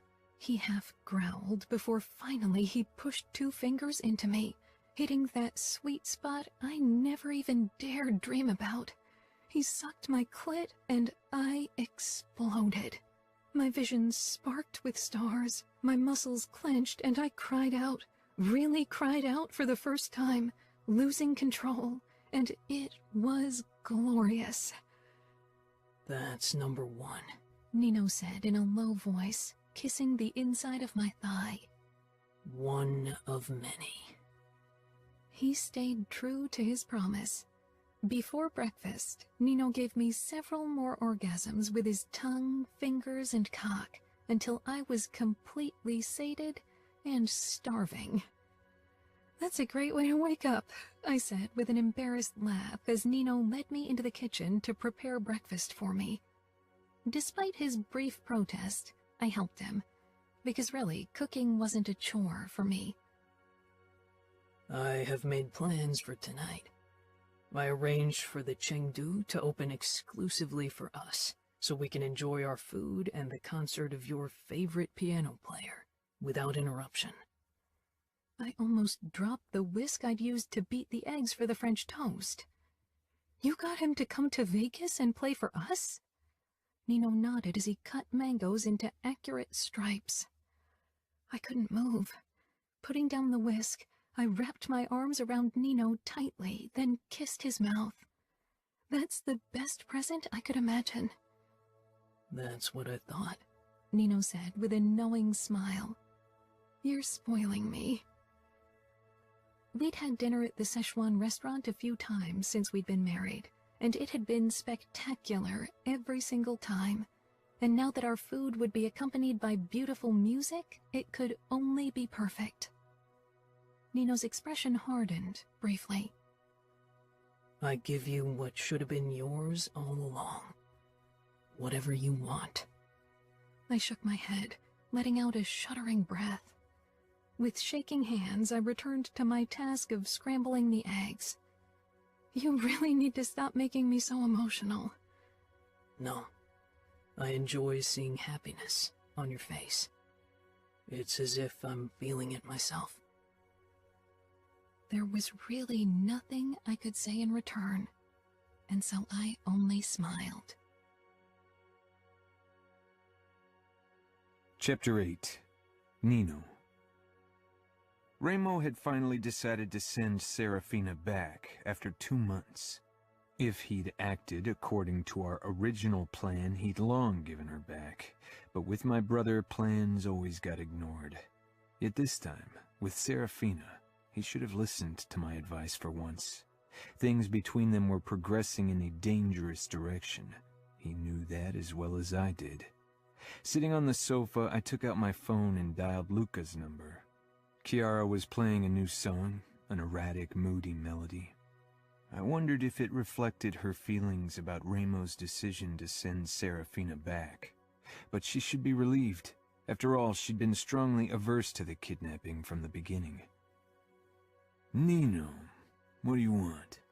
Luca never bothered with pleasantries. He was lucky I'd convinced Remo that war with the Familia was the last thing we needed at the current time. We have a present for you. Silence.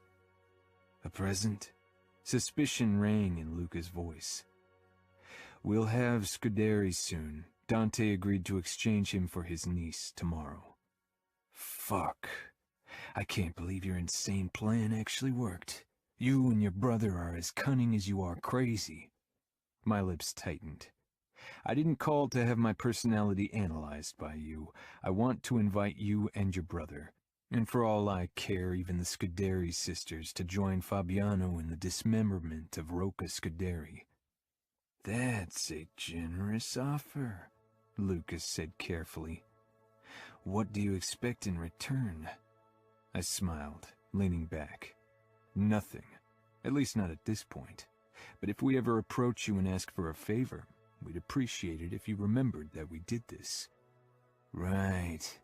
I bet your kind of favors won't be for the faint-hearted. You aren't faint-hearted. Luca huffed out a deep laugh. I'll have to talk to my brother.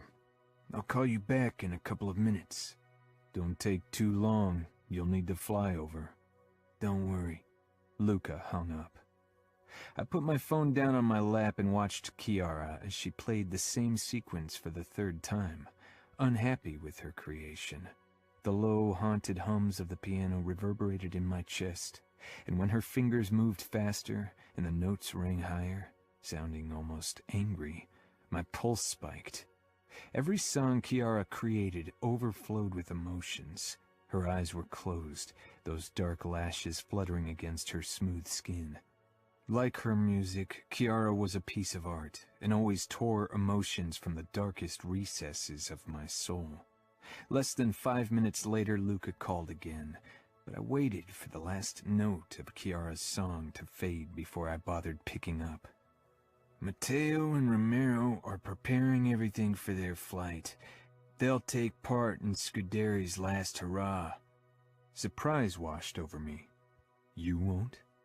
I hate the man and would certainly enjoy cutting off a few pieces of him, but my brother and Romero have a stronger incentive. What about the Scuderi sisters? Arya and Lily are too kind-hearted for that kind of thing, and Gianna can't stand the sight of blood. Tell Matteo and Romero to meet us in the sugar trap, and they better hurry. Fabiano is eager to deal with his father. Luca laughed darkly. I bet he is. I can only imagine how pissed you and Remo are that you never got the chance to rip your own goddamn father to shreds. My hold on the phone tightened. Rumor has it your father didn't get the end he deserved either. I'm sure if it had been up to you and Mateo, his demise would have been less abrupt and more creative. That's the past, Lucas said in a clipped voice. True. And now you have a beautiful wife and children to take care of, which makes our cooperation even more important. My family stays out of this, and if that was a veiled threat, Falcone, you'd better choose your words more wisely next time. I'm not the only one with people to protect. It wasn't a threat, just a reminder, Luca. We have no intention of attacking your family, and I'm sure you won't attack our family either. After all, my wife is your cousin, and Fabiano is your brother-in-law. That might be true, but I'd gladly wade through their blood and that of every fucker in Vegas to protect my family, and you'd better remember it. Duly noted, I said, but the same can be said for Ramo and me. We protect our family. Now enough of the unnecessary threats. Today is a day of celebration. I ended the call then, and kept listening to Chiara's playing. When she was done, she twisted around to face me. You're going to torture Fabiano's father to death? Her voice was carefully controlled, devoid of emotion, which was unusual for Chiara, and showed me how difficult a topic it was for her. Not me, no. Fabiano will, and Mateo and Romero will join him. Chiara kneaded her hands in her lap. But you'll be present? I stood from the sofa and headed over to her. Get up. Chiara did so without hesitation, looking at me curiously. I sank down on the bench and pulled her down on my lap, pressing a kiss to the nape of her neck before I touched my fingers to the piano keys. I need to make sure Scuderi doesn't die too quickly. My expertise is required. Chiara shuddered, and I scanned her beautiful face, those expressive dark eyes, always so kind and gentle. I buried my nose in her soft curls. I'm a monster, Chiara. Emotions are not, I'll always be that way. I like hurting. I like breaking others, slow or fast. If you hope for that to change, it'll only hurt you. Chiara rested her fingers on the piano keys next to mine and began to play the song she'd written for me. After a moment, I joined in. When the last chord floated away, she turned her head to me and kissed my cheek, then the corner of my mouth. I love you exactly as you are, and maybe you are a monster, but you are my monster. I wrapped my arms around her. I still can't believe he's sending her back. I didn't think he'd go through with it, Chiara said the next morning as we were getting ready in our bathroom. She brushed her hair and regarded me in the mirror as I trimmed my beard. It was bound to happen. We have Dante where we wanted him. We get Scuderi, and he gets Serafina. Nino, you can't really believe it'll be as easy as that. Ramo's connection to Serafina was definitely unsettling and intense. Ramo's determined to set her free. Chiara set the brush down, turned around and leaned against the marble counter. What's that supposed to mean? I shook my head. Ramo's mind worked very differently from mine. Chiara sighed, looking concerned. Promise to be careful. Don't get hurt. I don't like the idea of you meeting with the outfit, especially not when Ramo isn't himself, and Fabiano will be unfocused because he gets to see his father. Setting down my electric razor, I touched Chiara's face. We've got it under control. Trust me. We'll be back soon, and then things will return to how they were before the kidnapping. Chiara smiled strangely and kissed me. Okay. Savio and Adamo will make sure you are safe. I kissed her again. Then we headed downstairs to where Ramo, Fabiano, and Serafina were getting into the car. Chiara stiffened upon seeing them all. I wasn't sure what had her react that way. Serafina was dressed in her torn wedding dress and looked pale. Maybe it was that. I squeezed Chiara's hand, but she didn't react, only watched as Serafina got into the back of our SUV. Serafina gave Kiara a small smile, who lifted her hand in farewell. I didn't understand what went on between them. They didn't know each other well enough to be sad about parting ways. Ramos scowled and closed the door. "Nino, will you take the seat beside Serafina?" I nodded.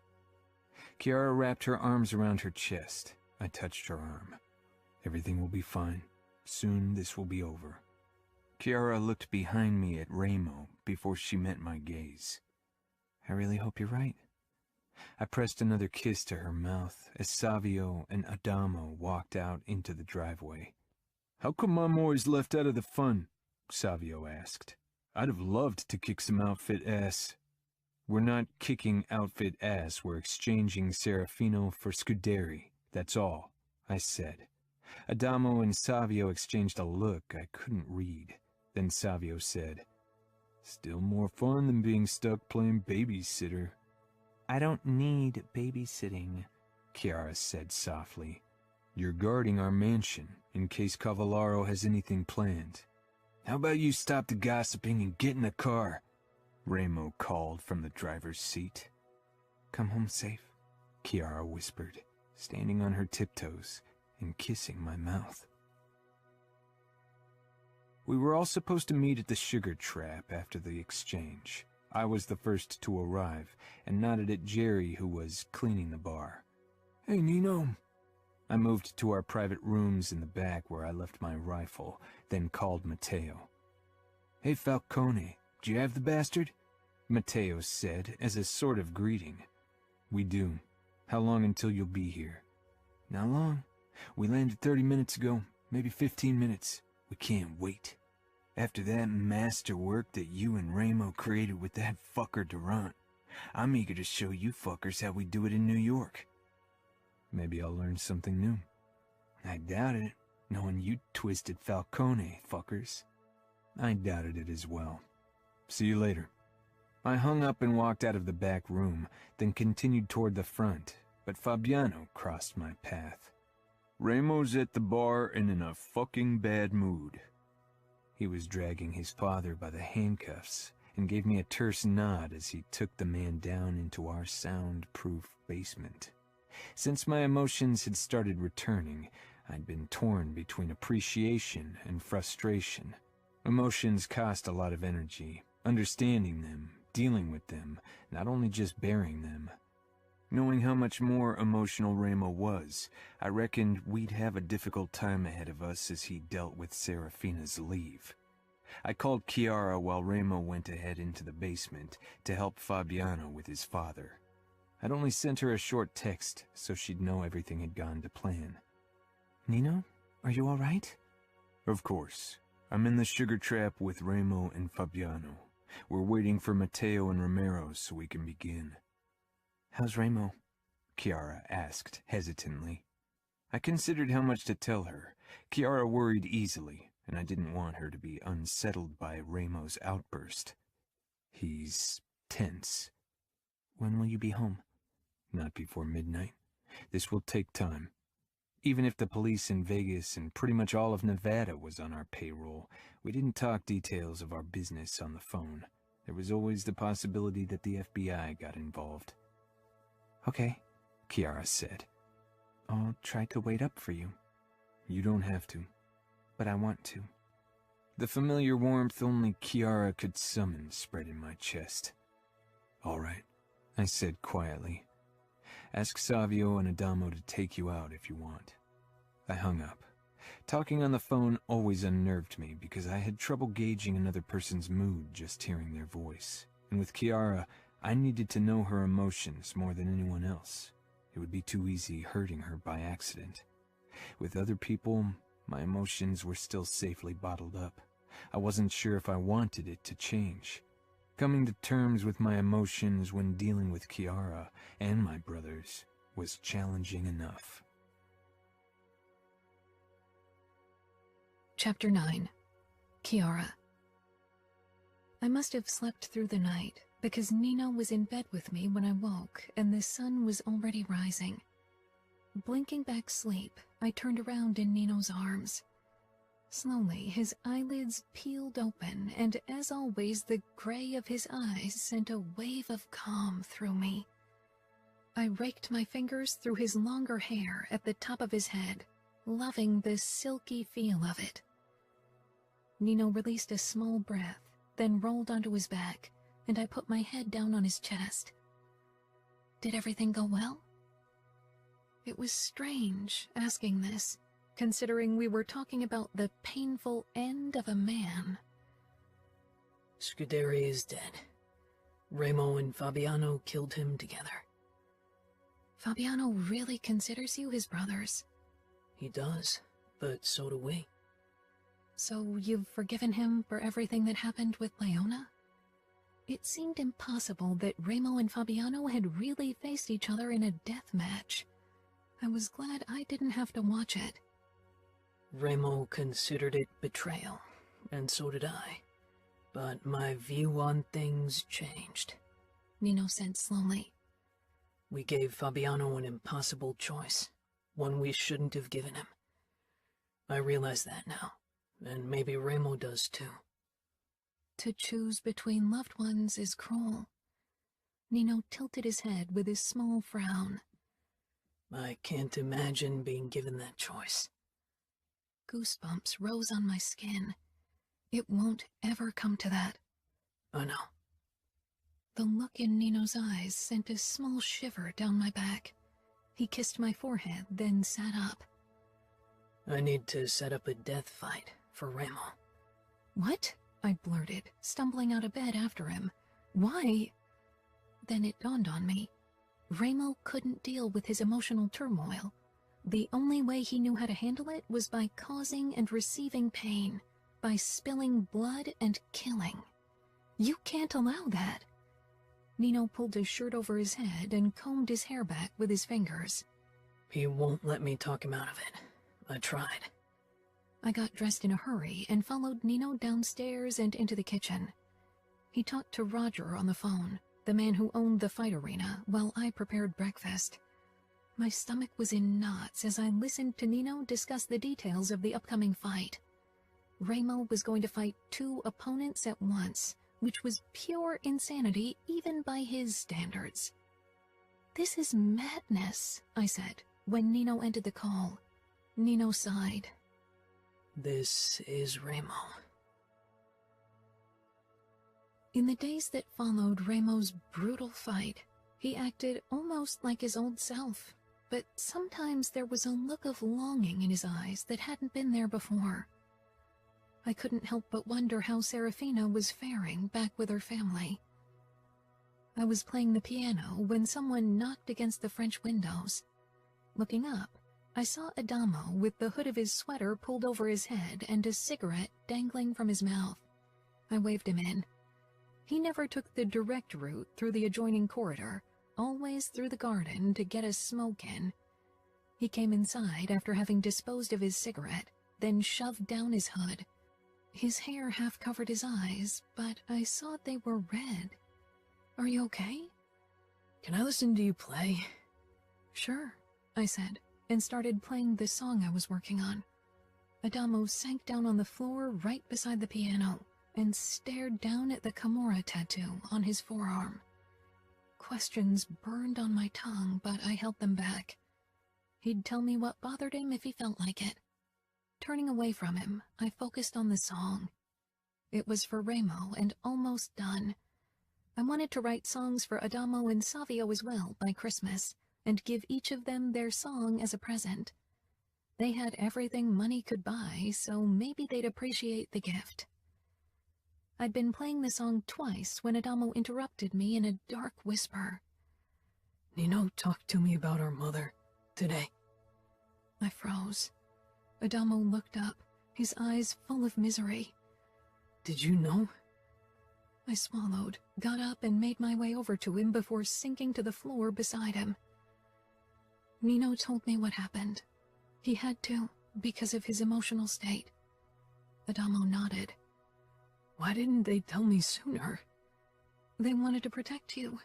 The truth is difficult to stomach. I can't believe she tried to kill my brothers. And you. She would have killed you by taking her own life. Adamo nodded. I don't get it. I want to understand. He looked at me. Some things are beyond comprehension. I covered his hand with mine. She's still alive. I thought she died years ago. I don't know how I feel, knowing she's somewhere. I didn't know what to say. It was hard to imagine how Adamo felt. How would I feel if I suddenly found out my father wasn't dead but locked up in a mental institution? I said so many shitty things to Remo because I just didn't understand how he could be that way. But now I get it. Some things change us, and no matter how hard we try to forget the past, some things just stay with us. Adamo wrapped his arms loosely around his legs and regarded me with a small smile. I'm glad you're part of our family. You never judge me when I talk to you. I have no right to judge you or anyone. Adamo laughed. That doesn't stop most people from dishing out judgment all the time. I know, I said quietly, remembering how I'd been judged for my father's betrayal in the Familia, and how many still judged me for being Durant's victim. Many people tried to make sense of it by blaming the victim. I understood that now. You're part of the Camorra now. Nobody will judge you openly anymore, Adamo said. Early December, I started decorating our wing and the main areas of the mansion and the garden with Christmas lights, baubles, and tinsel. Savio and Adamo had bought a Christmas tree and set it up in the gaming room at my request. This is the first time we've had a Christmas tree in... fuck, I don't even remember how long, Savio said as he stood in front of the tall tree. Adamo nodded. I think I was 6 or 7 and Remo got that ugly silver plastic tree. The stupid thing almost burnt us to the ground because the cable was broken, Savio said with a laugh. Yeah. Adamo laughed too, and they exchanged an amused look. My heart swelled. Will you help me decorate it? I pointed at the box with baubles and tinsel. Savio looked at Adamo, then both nodded. What do we get in return? Cookies? I suggested. Deal. Adamo frowned.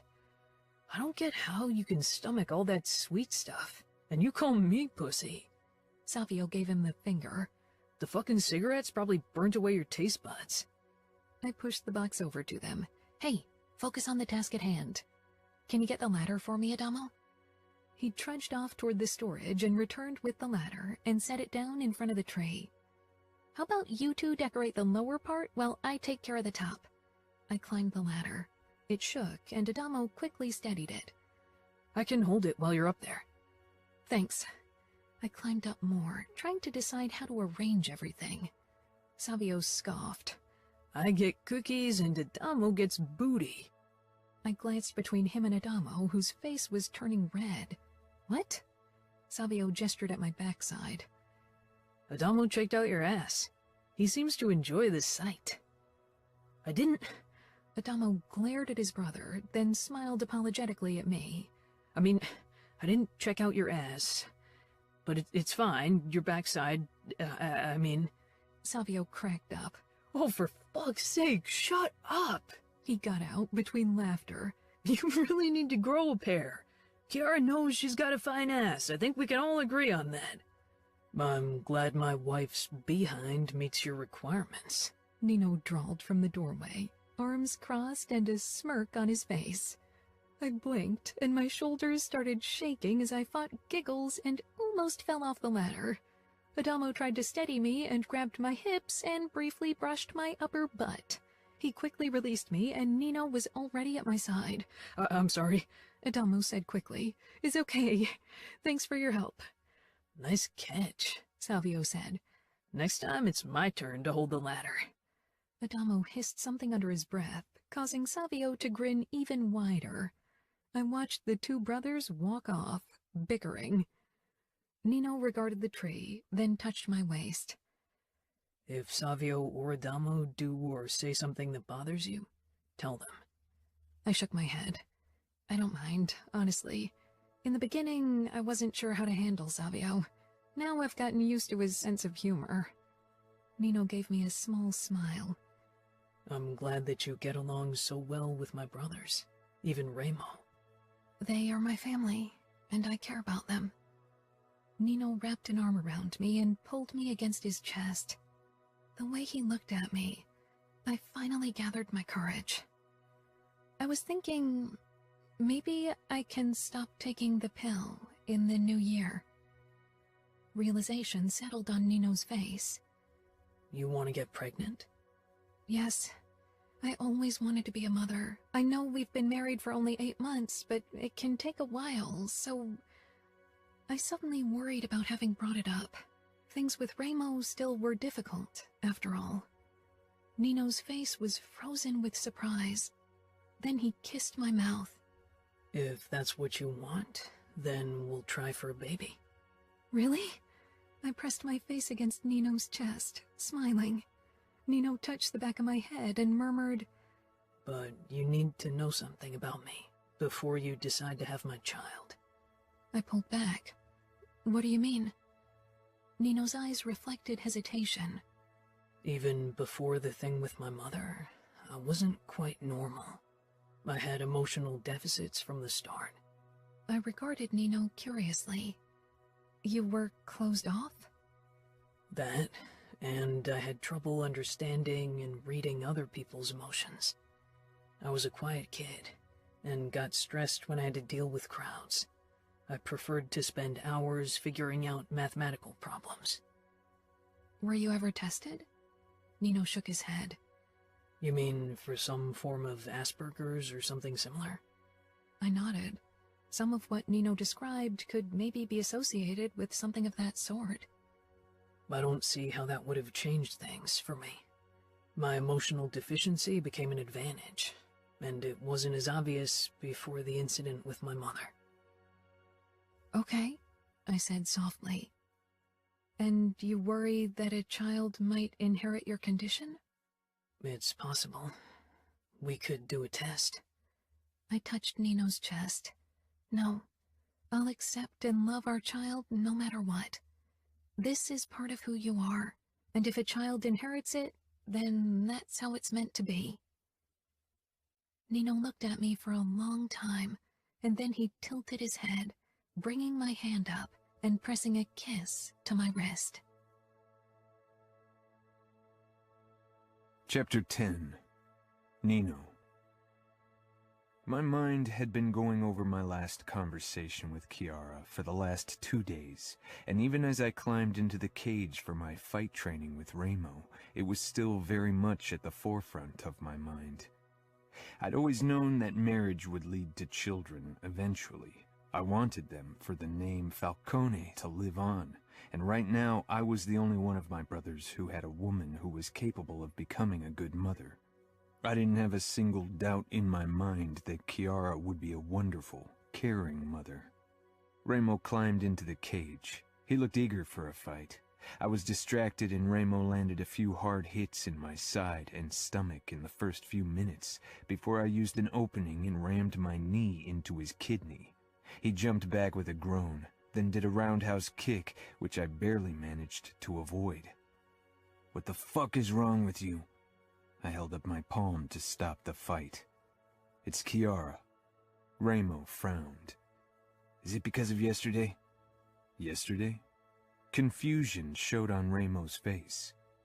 "She asked me to train with her, had me chase her through the house." Chiara was getting more confident. It was reassuring to know that she was really taking her fight training seriously. I assume it's because she wants to be able to defend future children. Remo narrowed his eyes and leaned back against the mesh. "So, is she pregnant?" "Not yet. She'll stop taking the pill in January." "She told me she wants kids." My eyebrows rose. "She talked to you?" He shrugged. "I got the feeling she was worried if I'd be okay with kids in the mansion." I looked at my brother, the scar on his face and his forearms, scars from defending me and our brothers against our mother. Then the scars on the rest of his body, many he suffered in the time we were in hiding, fights that put food on our table. And are you? He gave me a wry smile, which I returned. If anyone can be a good mother, then it's Kiara, he said. She's like a fucking mother hen, even to me. He shook his head. Kiara loved taking care of others. Our children will be lucky to have her as a mother. You'll be a good father, too. Even when you didn't feel a fucking thing, you managed to raise Adamo and Savio with me. And look how well they turned out, the little shits. He grinned twistedly. The house is big enough even if you decide to have 10 kids. Maybe you'll have kids at some point as well. Raimo's face shut down. No, I don't have the necessary patience for a woman. I'm better off fucking whores. I narrowed my eyes at him in thought. We both knew there was a woman he couldn't forget. Bringing her up would have led to a disagreement I wasn't in the mood for. Raimo pushed away from the cage. What about that fight you promised me? I prepared my tattoo machine in one of Savio's vacant rooms, not wanting Kiara to overhear the sound of the needle. When everything was in its place, I sat down and propped my left arm up on the table in front of me and turned on the machine. Savio leaned in the doorway and watched in silence as I began to outline Kiara's name on my wrist, over the scars and amidst the flames, then added a few music notes before I started filling each letter with ink. I never thought you could care about a girl, Savio said. And now you're tattooing a name into your skin. I briefly glanced up from my work. I don't think it would have come this far with any woman but Kiara. I couldn't even find the right word to describe Kiara properly, and I was rarely rendered speechless. Yeah, Savio murmured. That girl makes it fucking hard to dislike her. And I put so much effort into it in the beginning. All for nothing. He flashed me a grin. She's the only girl I talk to more than a few sentences without getting at least a blowjob as a reward. I cocked an eyebrow. Jealous? He asked. Jealousy requires an aspect of insecurity. I know Kiara is only mine. And people call me arrogant. Sighing, I returned to the task. I've been thinking about getting another tattoo. Not a girl's name, I assume, I said dryly. Savio scoffed. The girl that puts a leash on me hasn't been born yet. What kind of tattoo do you have in mind? Savio grinned. A bull's head. Where? I asked suspiciously, knowing Savio I had a good guess where he'd want that kind of tattoo. One corner of Savio's mouth curled. That's going to be quite painful. Savio gave me a so-what look. I can deal with pain. Will you add a piercing to make the image complete? Nah, I'm not so keen on piercing my dick. I can start drawing up a few images, and you can decide which one you'd prefer. If you want the tattoo to cover your entire pelvis and lower belly, we'll need a few sessions to get it done. I know. I witnessed the progression of your artwork, remember? I should warn you that a tattoo in that area might stop your recreational activities for a couple of weeks, or at least make them quite uncomfortable. We'll see. Shaking my head, I returned to working on my tattoo. I wanted to get it done today to surprise Kiara with it as a sort of early Christmas present. Kiara. I got up right after sunrise to cook and bake everything for Christmas Eve. This was our first Christmas together, and I wanted it to be special. The panettone dough was allowed to rise while I got everything done for the lamb roast. I didn't have much experience preparing meat. Nino and his brothers loved lamb, so I wanted to surprise them with it. After calling Julia and wishing her a Merry Christmas, I set out to work. Luckily, she could give me a few tips to guarantee the success of my cooking endeavor. It was close to dinner time, and I had changed into a floor-length red evening dress and was setting and decorating the dining table when Nino came in, dressed in form-fitting black pants and a black dress shirt with the top buttons undone, giving view to his colorful tattoos. His eyes took in the table with the red candles, gold-colored napkins, and silverware. You should have asked one of us for help. It's too much work, he murmured as he ran a hand down my side until it came to rest on my hip. And you look absolutely stunning. Smiling, I shrugged. I love cooking and decorating, so it doesn't feel like work. And thank you. You look very good, too. I have something for you. Part of your Christmas present. I hadn't been sure if Nino was the type to give presents. He and his brothers hadn't really celebrated Christmas in the last few years, at least not in any traditional way. Nino stretched out his left arm and rolled up his sleeve, revealing a new tattoo. My name amidst music notes. My breath caught in my throat as I took in the beautiful ink art. When did you do this? This morning. You were busy cooking, so I used the chance. I reached out to trace the letters, then stopped myself. If Nino had inked it only this morning, the skin must still be tender. It's okay. You can touch it. I don't want to hurt you. Nino smiled dryly. Cora, it's nothing. Nodding, I very lightly traced the skin under the tattoo, trying to keep my emotions under control. I just put on makeup and didn't want to ruin it with tears. Thank you. It's a wonderful present. I know how important your tattoos are to you, and having my name on your skin with your brothers, it means a lot. Nino cupped my face and pressed a gentle kiss to my lips. You and my brothers are all that matters in this life. I want you close at all times, even if it's only in name. I blinked. Don't make me cry. He frowned. I have no intention of making you cry. I know. I laughed and blew out a breath. What time is it? Fabiano and Leona are supposed to arrive at 6. We still have 15 minutes. He reached into the back pocket of his pants and pulled out a very small parcel. This is your second present. I took it and opened the velvet box, revealing ear studs with a big red ruby in the center and small brilliants all around it. Gorgeous. Let me, Nino said, taking them out and putting them into my ears. And? I asked. Perfect. Wait a sec, I said, then quickly walked over to the bar where I'd put Nino's present. It was quite heavy, so I was glad when I handed it to Nino. I could see curiosity in his eyes. Unwrap it. Nino ripped away the wrapping paper, revealing a leather-bound book about anatomy. It's a collector's edition from 1925 with hand-drawn images for all the body parts.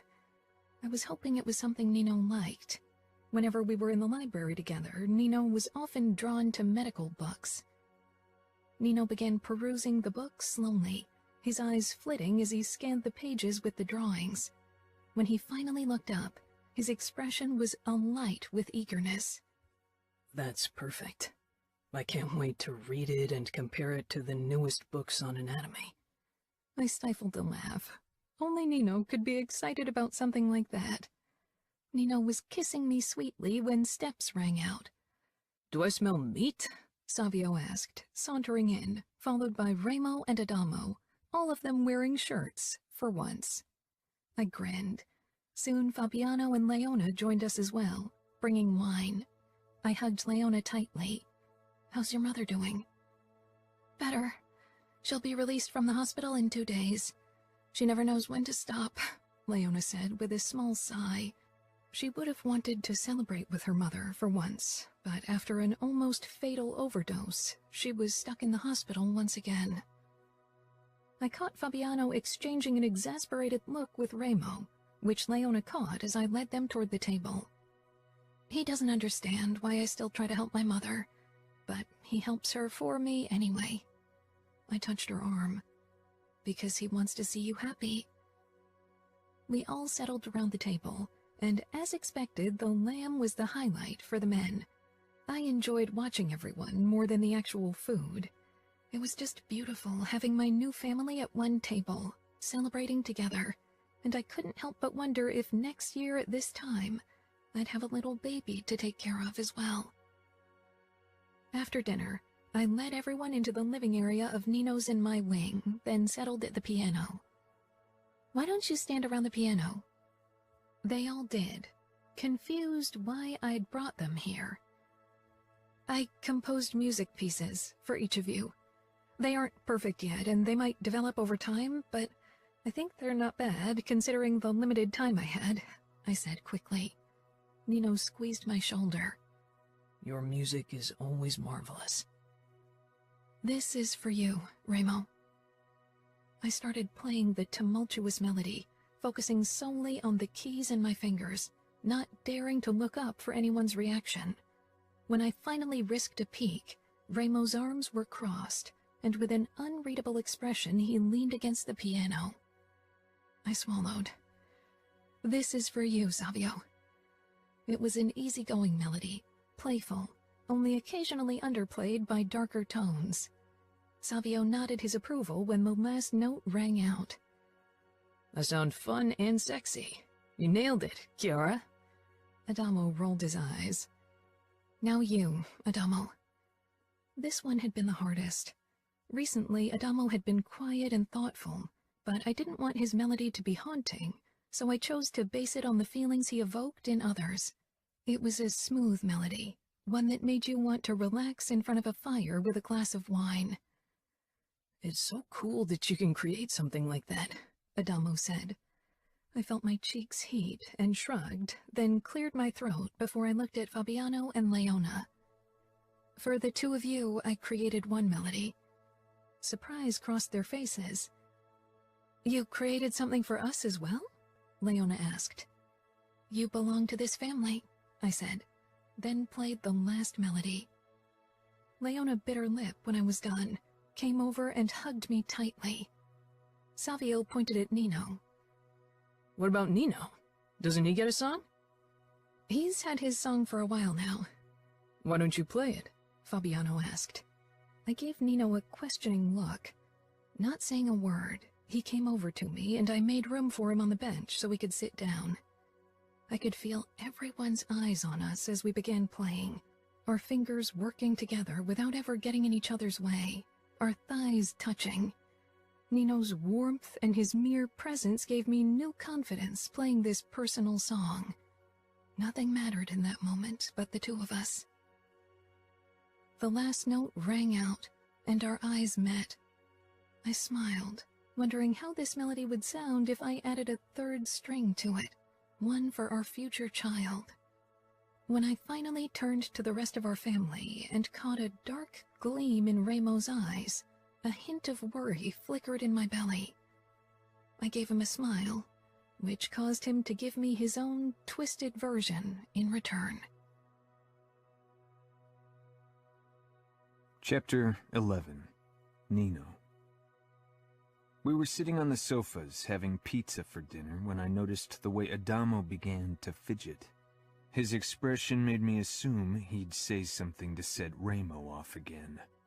For the last few weeks since Christmas, my older brother had been surprisingly restrained, maybe as a favor to Chiara, but it was bound to end. He was bottling up whatever was bothering him, probably Serafina. Adamo finally sat up and stared at Remo. "Why won't you tell me where our mother is kept?" Chiara stiffened beside me, her hand with the pizza piece hovering in front of her parted lips. She, like the rest of us, turned to Remo. His expression was worrying, his mouth twisting cruelly, his eyes flashing with the unbridled rage that had consumed him almost daily in the past. Savio jabbed his elbow into Adamo's side. "Shut up." "No," Adamo said. "I want to know." "It doesn't matter where she is. She might as well be in hell for all it concerns us," Remo gritted out. Adamo chose to ignore the warning undertone of my brother. This kid had tested our patience all our lives, but this time he really should know when to stop. "Why can't we visit her? I have a right to meet her. She's my mother, too. I want to get to know her." Remo pushed to his feet, his body shaking. "She's the woman who tried to kill you and the rest of us. That's someone you want to get to know? Maybe she changed. Maybe they could heal whatever was wrong with her. The only thing wrong with her is that she's a psychotic, murderous bitch. She doesn't deserve to take another fucking breath. Ramo snarled. That was a long time ago, Adamo said quietly. Maybe she changed. She's a crazy bitch who wants to see us all dead because we are our father's fucking sons. For her, we are evil incarnate, Adamo. When will you get it into your fucking head? Savio didn't say anything, only staring with a dark look down at his phone. I grabbed Ramo's forearm and squeezed hard. When he glowered at me, I told him, "Sit down, Ramo." Chiara was watching everything with wide, concerned eyes. Ramo shook me off and stalked toward the punching bag. Sighing, I turned to my youngest brother. Adamo, she's not the mother you're hoping for. Whatever you're hoping to find in her, you won't. Trust me. The words felt heavy on my tongue. Talking about our mother never came easy to me. Most of the time, I tried to forget she'd ever existed. Still existed now because of Ramo's and my weakness. Ramo began kicking and punching the bag, hard, angry hits that filled every silent moment. She was a victim too, wasn't she? Adamo said quietly. She had to marry our father and bear his cruelty. Adamo didn't know anything about our father's cruelty or our mother's twisted mind games. There was a reason why Ramo was so good at psychological warfare. Adamo had been too young to experience either of them, and when he'd been old enough to potentially remember, Ramo could already keep our parents at bay. Both of them had feared my brother like the devil. Ramo said, "She didn't have to. She chose to marry our father. He was initially promised to someone else, but our mother had set her sights on him, and so she got him." "They broke the engagement?" Savio asked, curiously. "The girl he was originally promised to supposedly ran off. Ramo and I suspect she had an unfortunate accident. Our mother has quite a ruthless streak." Adamo frowned down at his folded hands on his lap. "People can change," he said stubbornly. "Bullshit," Savio said with a glare. "Why can't you just accept that she's not going to be a nice mommy who'll hug you and tell you she wished she could turn back time? That's a fucking ridiculous cliche that's never happening." Adamo jerked to his feet. "Then you can let me see her so I can find out what kind of heartless bitch she is. What does it matter?" Savio stood and pocketed his phone. "Maybe Nino and Ramo don't want you to see her fucking face before they smash her skull in." Adamo looked shocked. "You're going to kill her?" Ramo stopped pummeling the sack and glanced over his shoulder at us with a look that had Chiara suck in a sharp breath. I took a deep breath myself, trying to control the twisting of my insides, a feeling as if acid was eating at them. "One day, yes," I said emotionlessly. "You can't," Adamo whispered. Savio shook his head.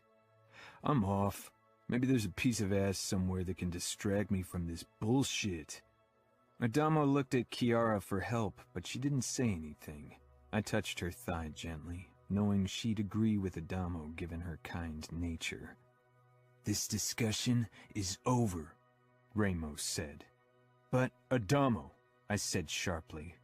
Ramo was in no state of mind for that kind of argument. Adamo scoffed, then whirled around and stalked away. "Even from miles away, the bitch still ruins everything," Ramo muttered. "Not always. We'll kill her." Chiara's compassionate gaze flitted between my brother and me. "We will," I agreed. Ramo and I stared into each other's eyes. It was something we'd been saying for years, and still hadn't been able to go through with it. Chiara. We went to bed early after Adamo bringing up the subject of visiting his mother. Ramo remained downstairs to destroy the boxing sack while Nino took a long shower, as if he could wash away the memories of their mother. I knew it didn't work. I'd tried to wash away Durant so often my skin had been red and sore from scrubbing. When Nino finally emerged from the bathroom, completely naked, hair still damp, I sat cross-legged on the bed, waiting for him. My plan to talk to him went up in smoke when Nino prowled toward me, already growing hard as he bent over me and pushed me back. His lips crashed down on mine, harsher than expected, harsher than ever before, as his fingers slipped between my legs, pushing under my panties and starting to stroke me. I stiffened with surprise at this less restrained side of him in bed, and Nino grew rigid at once, eyes searching mine in concern. I tangled my fingers in his hair and kissed him back to show I was only startled. Nino kissed me hard, then pushed 2 fingers into me. His eyes never left mine as he claimed me. This wasn't lovemaking. It was fueled by his erratic emotions, hard and fast. Nino's body caged me in as he pressed down, and I surrendered to him gladly, even as he grabbed my wrists in one of his hands and pushed them above my head. Not a flicker of discomfort entered my mind. Looking into Nino's eyes always assured him I wasn't distressed and I could trust him absolutely. I allowed him to control me because I could tell he felt like he was losing control of his emotions, maybe even himself. After we both came, I lay sprawled out on my back, my arms still above my head, even though Nino had already released them and rolled off me. Ever since I'd stopped taking the pill, every time Nino came inside of me felt monumentally different, important, which was ridiculous but wonderful at the same time. Nino's chest was heaving as he frowned at the ceiling. Slowly, he turned to me, stroking wrists and forearms until I put them back down. His eyes filled with one unmistakable question. "I'm fine." Nino didn't stop frowning. Did it bother you that I restrained you? No, I knew you'd never do anything I was uncomfortable with. I propped myself up on his strong chest, then gripped his arm and kissed the spot where my name was tattooed on his wrist. "Do you prefer this kind of sex?" Nino tilted his head, narrowing his eyes thoughtfully. No, not in general. At least not with you. I enjoy the gentle, slower sex with you just as much as I did this. So do I. I didn't think I'd like it, but I guess with you, I enjoy everything we do. Nino gave a small smile. We've got a lot to discover. I laughed. Is there anything you haven't done? No, I've explored every sexual act I was remotely interested in. For a second, I felt the urge to ask for details, but then I decided it was better if I didn't know everything. Does that bother you? Nino asked. I thought about it. When CJ told me she'd slept with Nino, it had briefly bothered me, but that faded quickly. Nino had probably slept with every whore in the sex clubs of the Camorra, not that I had asked. No, it doesn't really. I know you're mine now, and that's all that matters. I've never been anyone else's, Chiara. The women of my past, I didn't see them. They were there, but they might as well have not been. There's only you. All I've ever felt is only for you. I put my chin down on his chest, closing my eyes. This is too perfect. I'm always waiting for something bad to happen and take it away. It seems too good. Nino touched the back of my head. Nobody's going to take it away. I won't allow it. I'll kill everyone who dares to destroy what we have. We were silent for a while. I still wanted to talk to Nino about Adamo, even though it would mean breaking the moment. Can I say something regarding your mother? Nino stiffened. Of course, you can always say what's on your mind. I lifted my head, needing to see his expression. It was perfectly emotionless, the beautiful, cold mask he wore so often. Maybe you and Remo should reconsider how you handle Adamo's wish to see your mother. Nino's eyes flashed, and I quickly went on. I know you worry how he'll handle it, but if you allow him to live with a fantasy of how she might be, That could cause more damage than letting him see the truth. You can't keep this from him. He's been a made man for almost 6 months now, and he's been trying to do what you and Ramo expect of him. He isn't a kid anymore. If he wants to see your mother, you should give him the chance. It isn't Ramo's and your decision alone. Nino's face locked down, his eyes the cold mercury I remembered from the beginning of our relationship. Ramo won't ever allow it. He wants to protect Adamo and Savio from our mother. Has Savio ever visited her? No, he never wanted to. He prefers to live in the present and not dwell in the past. I wondered if it was true. If Savio could really move on that easily from something that disturbing. He had been very young then, but he lived in the same mansion with his mother until they all moved to England. Nino, I said imploringly, if you don't give him the chance, he'll always wonder what she's like. It'll haunt him. Nino withdrew from me.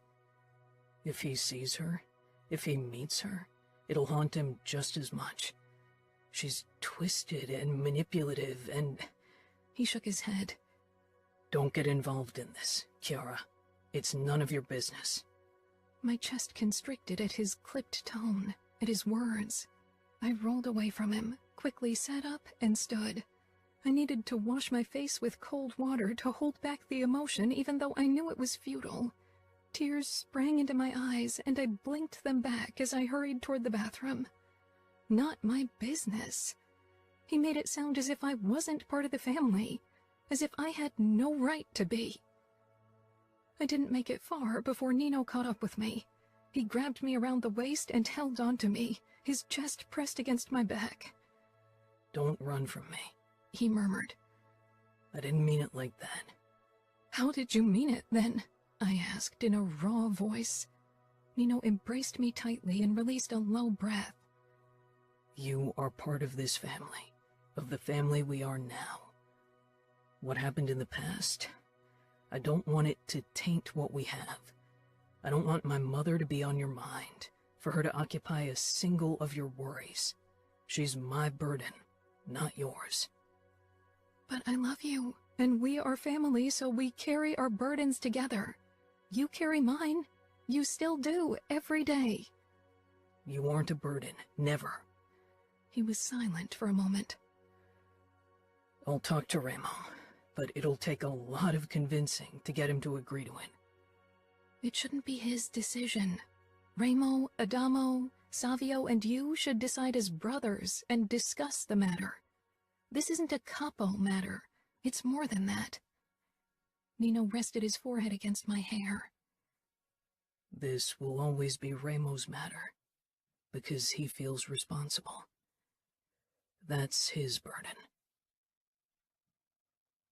Nino. Ramo didn't sit down. He paced the gaming room back and forth, like a caged animal. The primal anger in his eyes only emphasized the impression.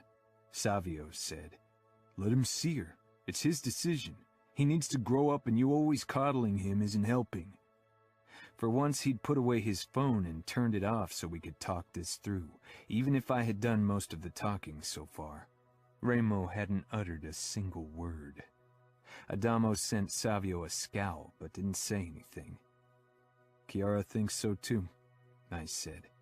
"I knew Chiara was the reason you suggested this meeting," Ramo said. "She's meddlesome. She needs to learn to stay out of other people's business." "We are her family. She wants to help," I said simply. Chiara gave me a small smile. I'd insisted she be here for the meeting because her presence usually led to more civilized discussions. Ramo waved me off, not in the mood to be reasoned with. "Please," Adamo said. Ramo became rigid. He hated the word. If you heard it thousands of times over the years and ignored it all the time, it eventually became tainted, a sign of surrender and weakness. Savio shrugged. "For fuck's sake, let him see her. He needs to understand." I nodded. "Ramo?"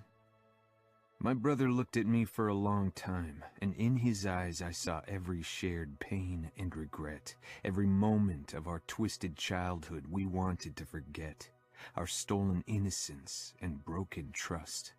I forced my insides to become steel, didn't allow the tumultuous feelings stirring deep inside to bubble up. Ramo gave a sharp nod. It's a mistake, but I won't stop you. Adamo's lips parted, and he glanced between my brother and me, as if he couldn't believe Ramo had actually agreed.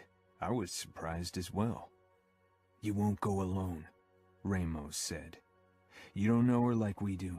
I don't want her to get a chance to twist your mind. Adamo huffed. I'm not stupid. He wasn't, but unfortunately Adamo wanted people to like him for who he was, still desperate for their approval. The ordeal with Harper and Mason had proven that, and that he kept seeing CJ did too. Adamo had grown these past months, but not nearly enough. I'm out. I don't want to see her. Not ever again, Savio said, getting up. For all I care, she can rot in that asylum until the end of days. I don't care either way. Is this done now? I want to go out with Diego. I nodded, because Ramo was glaring off into the garden. Savio hesitated, then shook his head and stalked away. Chiara watched him leave. Ramo turned around to me, his expression harsh.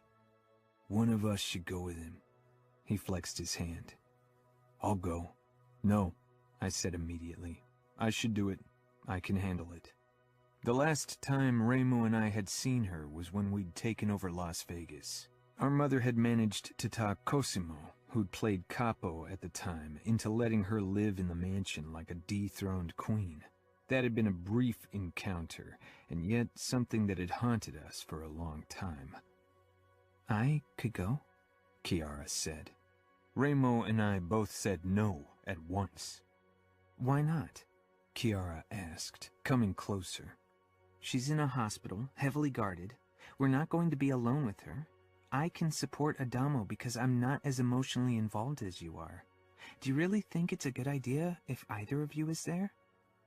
I didn't want Chiara to be near our mother, but she had a point.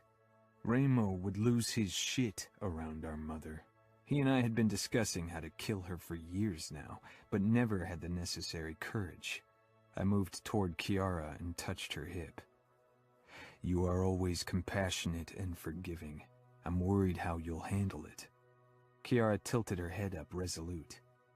I know what she did to you all. I won't feel sorry for her. I shook my head. I don't want you in a room with her. Chiara sighed.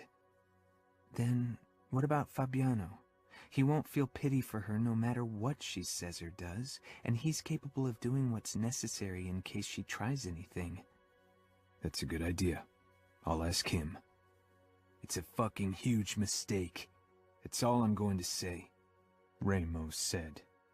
One day, you'll see it too.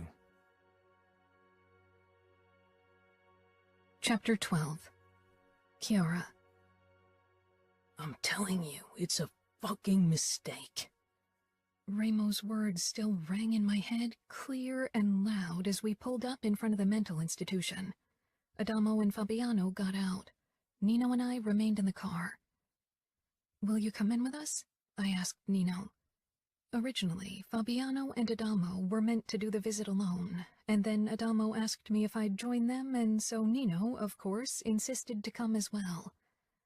A muscle in Nino's jaw flexed, and for a long time he only stared ahead before he gave a terse nod. I don't want you anywhere near her. Fabiano and Adamo are going to talk to her. I'll stay back. She can't hurt me. Nino pushed open the car door, and I followed. A man with a short gray beard, gray hair, and a white coat waited for us on the steps. From the outside, it looked like a normal mansion, but upon a closer look, I discovered bars in front of many windows, and the garden behind the building was separated from the driveway by a tall fence. The doctor walked toward Nino and shook his hand. I don't think we've met. I'm the new head psychiatrist, Dr. Mitchell. Nino barely reacted. Where is the meeting taking place? I thought the gardens would be a good option. The weather is nice, and the other inhabitants are in the cafeteria for lunch, so you'll have privacy. Lead the way, Nino said. Dr. Mitchell glanced from Nino to us, hesitating. Then he turned and led us inside the mansion. I wasn't sure what I'd expected. Something more prison-like, perhaps, and I was pleasantly surprised. Inside, the floor was sterile stone, and the walls were painted in a subdued yellow, probably for its calming qualities. She's already waiting outside, Dr. Mitchell said. Alone? Nino asked sharply. With her caregiver. Fabiano's eyebrows rose. He was tense, cautious. Nino and he were armed with guns and knives. Adamo hadn't been allowed to carry any because Nino worried their mother might get her hands on them. We arrived in a vast garden, and the doctor pointed toward a bench. A woman with short, dark hair sat with a big man in scrubs. Nino's demeanor changed immediately, a shift in his muscles and expression, something dark and primal awakening that had me worried. Fabiano noticed too and briefly touched Nino's forearm, causing him to meet his gaze. Nino, shall Adamo and I go ahead and you wait here? Nino nodded and turned to the doctor. You can leave, and so can the caregiver. Dr. Mitchell looked like he would disagree, then thought better of it, and waved for the caregiver to come over.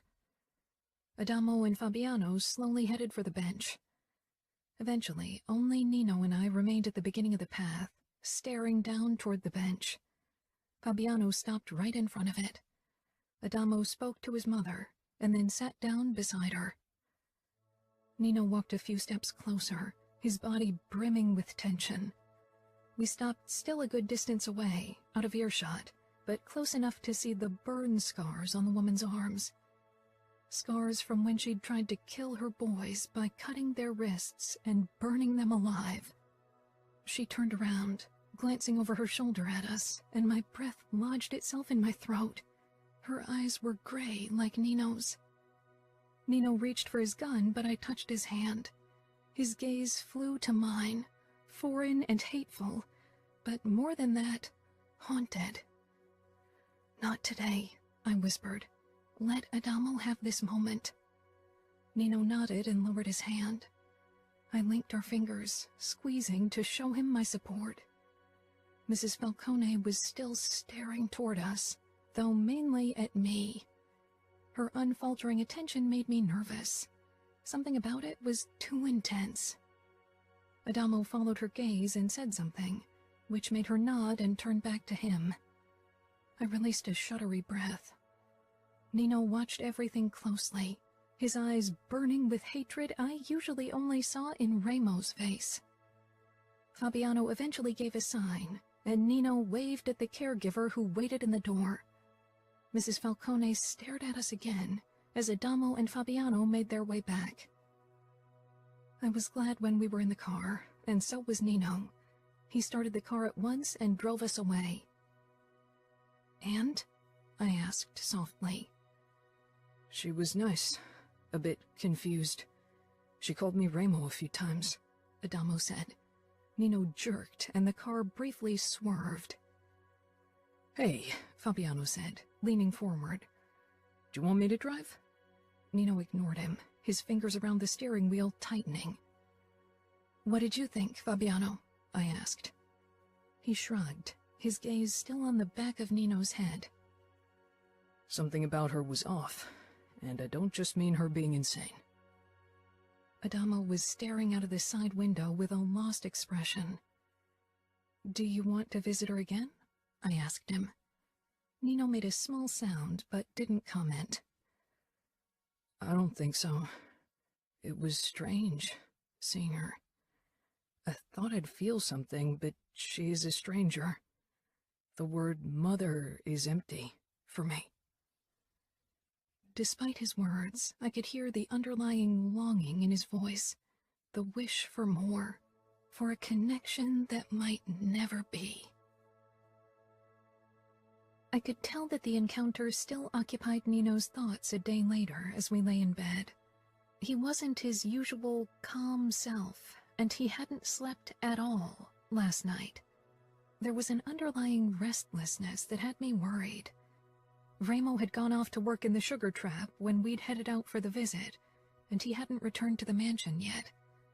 He, too, had my stomach turning itself with concern. First the thing with Serafina, now this. Ramo was always towing the edge of a dangerous abyss. I had a feeling a small nudge could send him over the edge. I studied Nino's colorful tattoos, lingering on the shadowy figure amidst raging flames on his upper arm, and Ramo's name making up the glowing embers. This will give Adamo peace of mind. Now you can all move on. Nino turned toward me, his eyes emotionless. Now that I knew how different they looked when he showed emotions, seeing them like this always cut me deeply. Neither of us will have peace as long as she's there. Pretend she isn't there. She can't get out of the hospital, so you don't have to worry about her. She's the past, Nino. She's there. Always at the back of our minds. I sighed. I know, but it's because you and Ramo keep her lodged there. Because you treat her like unfinished business. Make peace with the fact that she's alive, that you won't kill her, and then you can move on. Nino frowned as if what I suggested was impossible. I kissed his bearded chin. Move on from the past so we can move forward into our future. We want a baby. We want a family of our own. Don't allow your mother to ruin that. Nino cupped my head and pulled me in for a harsh kiss. Gradually it grew softer until he pulled away. Aren't you going to have an ovulation soon? I stifled a laugh. Trust Nino to know my cycle better than myself. I think so. Nino kissed me again, and his fingers ghosted over my body, alighting it with desire, and when we finally made love, it felt different, even if that didn't make sense. But looking at Nino's face, I could tell he felt the same way, because it felt like finally Nino wanted a baby as much as I did. Nino twisted and turned in his sleep, waking me. He was having a bad dream. I turned on the bedside lamp. The sounds of distress were familiar, and when I touched his shoulder, I expected the worst, another episode like the one he'd had before. I braced myself when Nino jerked awake. He stared at me for several moments, his eyes confused and agonized, before slowly realization set in, and the tension slipped away. Sometimes I think I've come to accept my emotions. And then this happens and I just want the quiet back. He murmured. I know, I said softly. But you'll be glad for your emotions when you hold your child for the first time. I'm glad for my emotions when I look at you. Love flared in my heart, and I snuggled up against Nino once more, resting my hand over the tattoo of my name on his forearm. I began to sing quietly, and gradually Nino's pulse slowed under my fingertips. His lips pressed against the top of my head, and he extinguished the lights. My voice grew quieter as tiredness dragged me down, and eventually I fell asleep with Nino's calm pulse beating under my touch. Nino. As the year passed, things quieted down for us. Adamo's interest for our mother decreased slowly. He had visited her a couple more times. However, his last visit had been more than 2 months ago, and his mood had improved considerably overall, which was good for him, but also good for Ramo. My older brother finally seemed to have conquered his obsession with Serafina, even if he definitely hadn't forgotten her.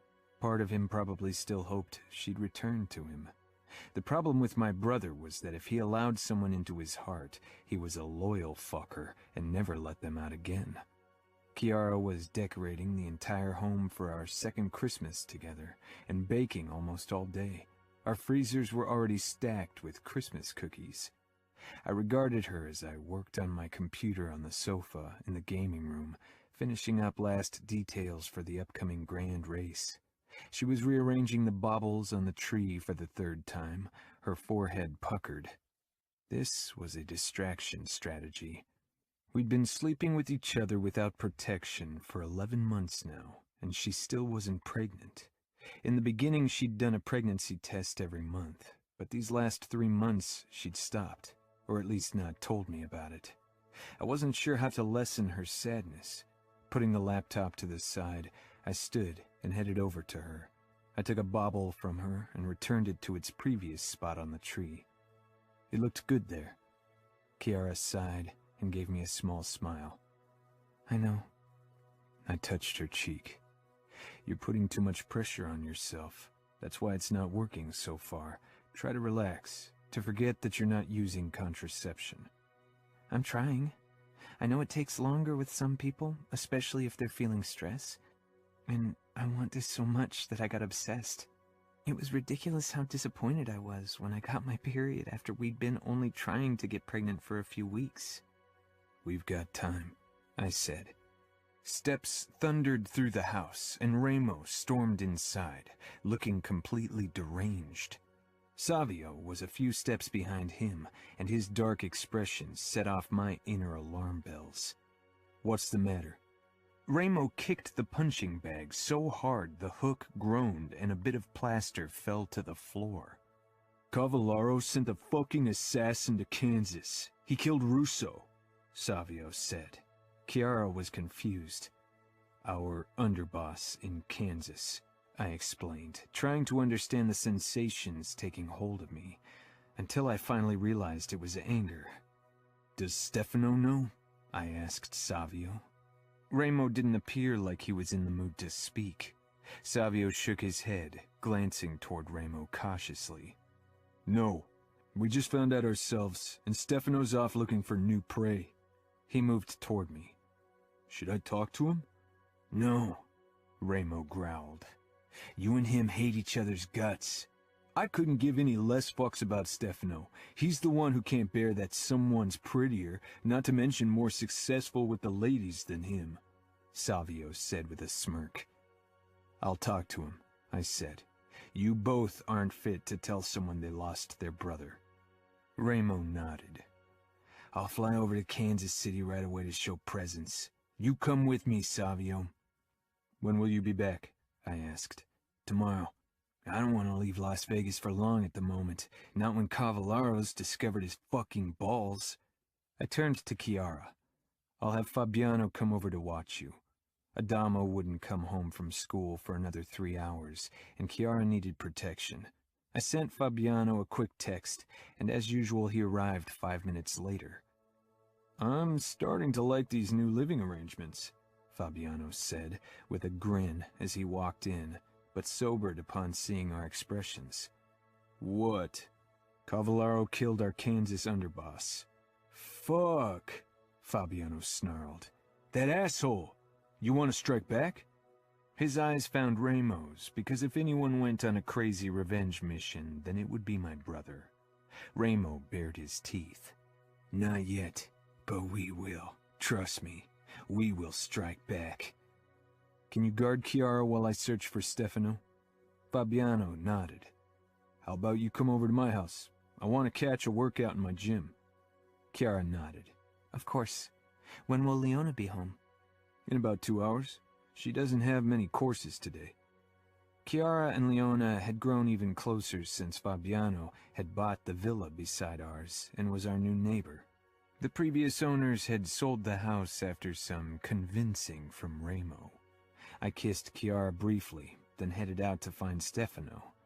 It wouldn't be good if he found out from someone else. Word about what happened would already be spreading like wildfire among our men, and it was only a matter of time before the captains from Kansas called Stefano to give him their condolences and get in his good graces. I took my new Tesla sports car and drove over to Stefano's apartment at the Strip. I rarely headed this way. The tourists and advertisements for cheap buffets and booze weren't to my taste. I got out of my car and dropped my key off with the bellboy, then headed inside and past the concierge. Sir, you can't come in here without registering with me first.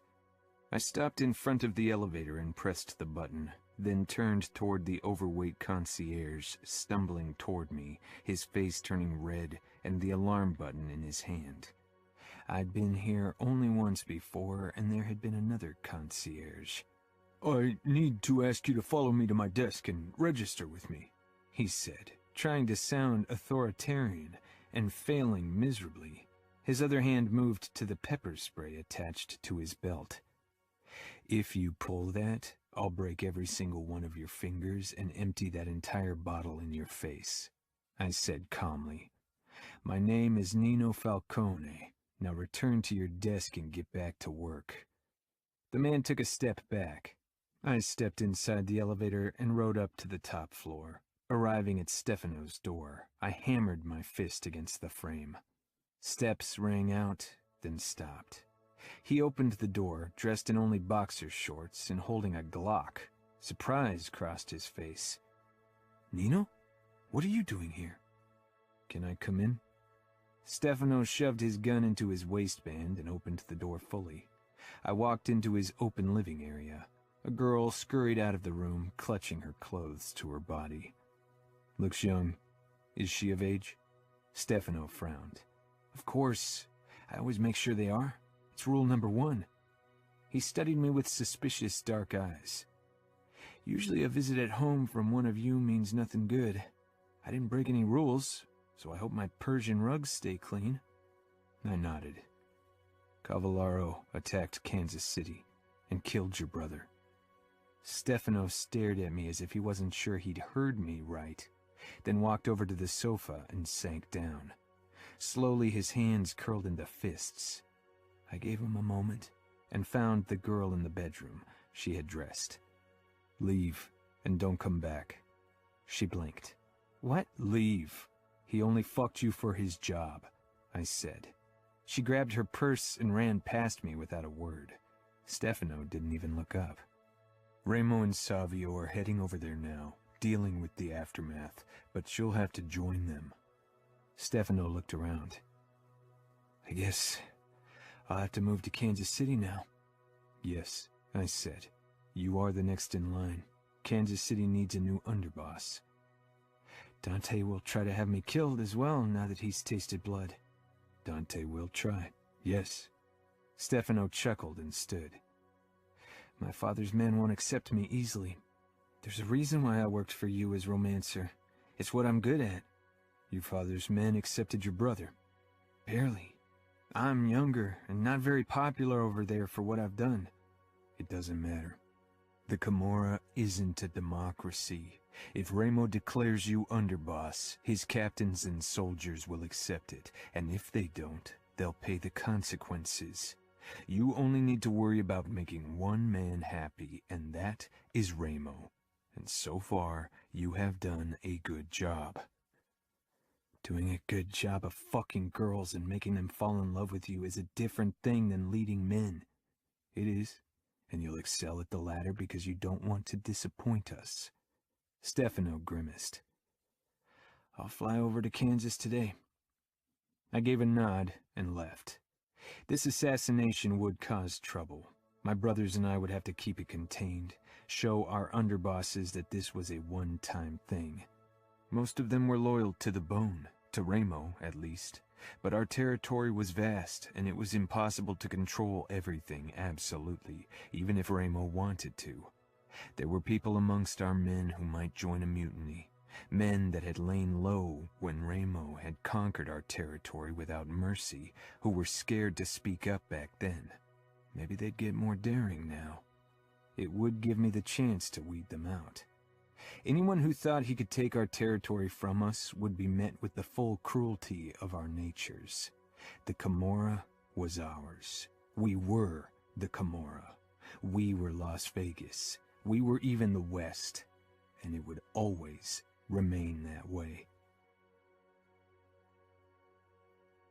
Chapter 13. Nino.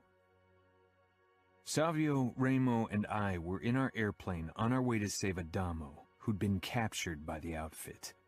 Maybe we should have expected another hit, like Stefano had said. Dante had tasted blood. The successful killing of one of our underbosses had made him daring. Ending the grand race in Kansas City despite the recent attack had been risky, but also a necessary sign. One that might cost us Adamo.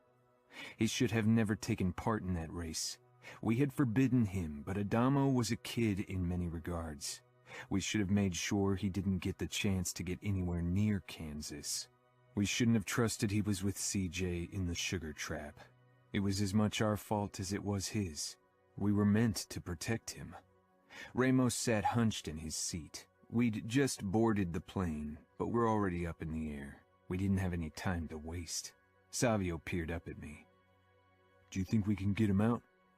We didn't know where the outfit kept Adamo, and even if we found out, Dante would have the place heavily guarded. We'd try an ambush anyway, and it would probably cost all of our lives. My chest constricted thinking of Kiara's tears when I'd left, her shaking voice when she'd asked me to be careful and returned to her. I wanted nothing more, but if I didn't try to save Adamo, I wouldn't be able to live with myself, nor would my brothers. We'd save him or die trying. There really was no other option. The noise of the plane faded into the background until I only heard the screaming. Pity was a foreign concept to me. When I caused other people pain, it gave me satisfaction, figuring out the most effective ways to reach whatever goal I had set myself. Screams didn't faze me, never had. But seeing Adamo getting tortured on our laptop screen, hearing his screams from the speakers, my insides seemed to shrivel. I remembered holding him as a baby, remembered patching him up whenever, as a small kid, he fell and hurt himself. Ramo was shaking, his face a mixture of anguish and fury. I felt nothing except for a ringing hollowness that spread further and further until there was only cold. No emotions, no pain, nothing. The reassuring calm of the past. Ramo was right, we needed to watch Adamo's suffering, so we knew what was at stake. We'd seen and done worse, and not just witnessed it on a screen from afar. But this cut deeply. A blonde woman stumbled into view, stopping the torture, protecting Adamo. Serafina Mione. Ramo tensed, and his expression became still in a way it never had, as if this was the revelation he'd been waiting for. Savio darted a concerned look at me. "Fuck." "Ramo?" I asked, when he kept staring at the screen. He ignored me and lifted his phone. I had a feeling I knew whom he was calling, and more than that, what he was going to do. I shook my head, but he didn't see me, his eyes only for Serafina. "Dante, I'll give you what you really want. Tomorrow morning I'll be in Minneapolis and exchange myself for Adamo." Savio took a step closer, mouthing, "What the hell?" "It's me you want to see burn, not my brother, and you will get your chance." Relief showed on Ramo's face, and I knew Dante had agreed to the deal. The outfit capo wanted Ramo, not Adamo. "Understood." With a strange smile, Ramo lowered the phone. "They will kill you, Ramo," Savio said. Ramo nodded and met my gaze. "They will cut me, skin me, burn me, cut off my dick, and then maybe they'll kill me." "This is madness, Ramo." "Maybe, but it's what's going to happen, Nino. My decision is final." Ramo sank down on the seat, and Savio leaned close to me. "We can't allow this. Ramo needs to stop sacrificing himself. We need him." I swallowed. I'd never been separated from Ramo for more than a few days. We'd survived only because we had each other. I sank down across from him, hoping to talk sense into him, even if it had never worked in the past. Ramo shook his head. "Don't waste your time." I stood, too restless to sit. Savio was hunched in his seat, and I walked over to him. He raised his head with a dark laugh. "Fuck. The little shit always grated on my nerves, but seeing those assholes cut him and burn him, I want to smash their fucking heads in." "One day, we will." "Yeah, but first they're going to shred Ramo into pieces," Savio said. He ran a hand through his hair, staring up at me. "You're a fucking genius. Don't you have an idea how to sort out this mess?" Ramo was staring out of the plane window, brows drawn together and fierce determination on his face. I don't think Ramo will allow it. Ramo was the strongest capo there was. Without him, the Camorra would still be a collection of idiots struggling for power. Without him, Las Vegas would still be in the hands of unworthy men. Ramo was Las Vegas. Ramo was the Camorra. Ramo was a born leader. I was not. I'd never wanted to be. The Camorrista would follow me because they feared me, because of their unfailing loyalty to our family, but not because of me. They'd have no other choice if I didn't figure out a way to get my brother out of the clutches of the outfit, though. Ramo had said I needed to accept his decision, but as I watched Ramo being dragged away toward an outfit car, I realized it was something I could never do. I wouldn't rest until I'd killed every outfit soldier in the cruelest way possible for taking Ramo. I'd kill Dante last so he could witness one man after the other suffer for his mistake, so he'd live with the regret and guilt until I finally killed him. It would be an act of mercy after what he'd have to endure beforehand. Adamo groaned in pain when Savio and I carried him over to our car. Don't let them take Remo away." The cars behind me were already pulling away, taking my brother with them. "We'll save him," I said automatically, because I couldn't imagine it being any other way. Savio sent me a questioning look, but I ignored him. We needed to get Adamo away from here as soon as possible so I could take a look at his injuries. His burnt skin was an angry red and would quickly get infected if not treated properly. "Is it a clean break?" I asked him as we hoisted him into the back seat. Adamo blinked at me, dazed. "Never mind," I said. I carefully felt his arm, not feeling any protruding bones at least. Savio and I got into the front of the car and we sped away. Savio was driving as fast as the traffic allowed to get us to our plane quickly. "We're staying close by, right?" Savio asked, slanting me an anxious look. "So we can figure out a way to help Remo?" I nodded slowly, although I wasn't sure what we could do. When we reached the plane and were safely up in the air, I called Fabiano. He picked up after the first ring. "Is Chiara okay?" I asked immediately. Every Camorrista was on high alert. Still, I needed to make sure she was fine. "Yes, but she's worried. We both are. Do you have Adamo?" I glanced toward my little brother who lay on his back on the lowered seat, face pale and sweaty. "We got him. He needs medical treatment, which is why I have to make this short." "What about Remo?" Fabiano rasped, and my throat became tight. He handed himself over, as he'd intended. Fuck! Fabiano exhaled. Fuck. We're going back and staying in Kansas for the time being, trying to figure something out. "Let me join you. Let me help. We need to save Remo. You need to protect Chiara. Savio and I'll try to figure something out with the underboss of Kansas." "All right. I'll take her back to the mansion," Fabiano said quietly. "Chiara just wants a quick word. Give her to me." "Nino," Chiara whispered desperately, "please be safe. All of you just be safe. You are my family." "We will be safe." My throat got tighter and I hung up, needing to keep a clear head. I headed over to Adamo and Savio. Savio was talking to him quietly and looked up when I stopped beside them. "We need to clean your wound and treat your broken arm. It's going to be painful." Adamo let out a choked laugh, eyes bloodshot. "I can deal with the pain." I nodded, taking in his bloody face, the cut on his arm, the burn. His body spoke a clear language of the torture he'd had to endure. His eyes, they showed me that it had left more than physical injuries. Chiara. I lowered the phone, my heart racing in my chest. They had Remo. I clamped a hand over my mouth and handed Fabiano his phone back. For once, his face wasn't controlled.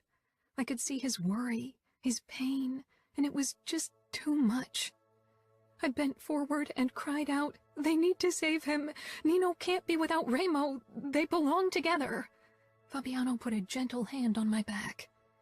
We all need Remo. I nodded.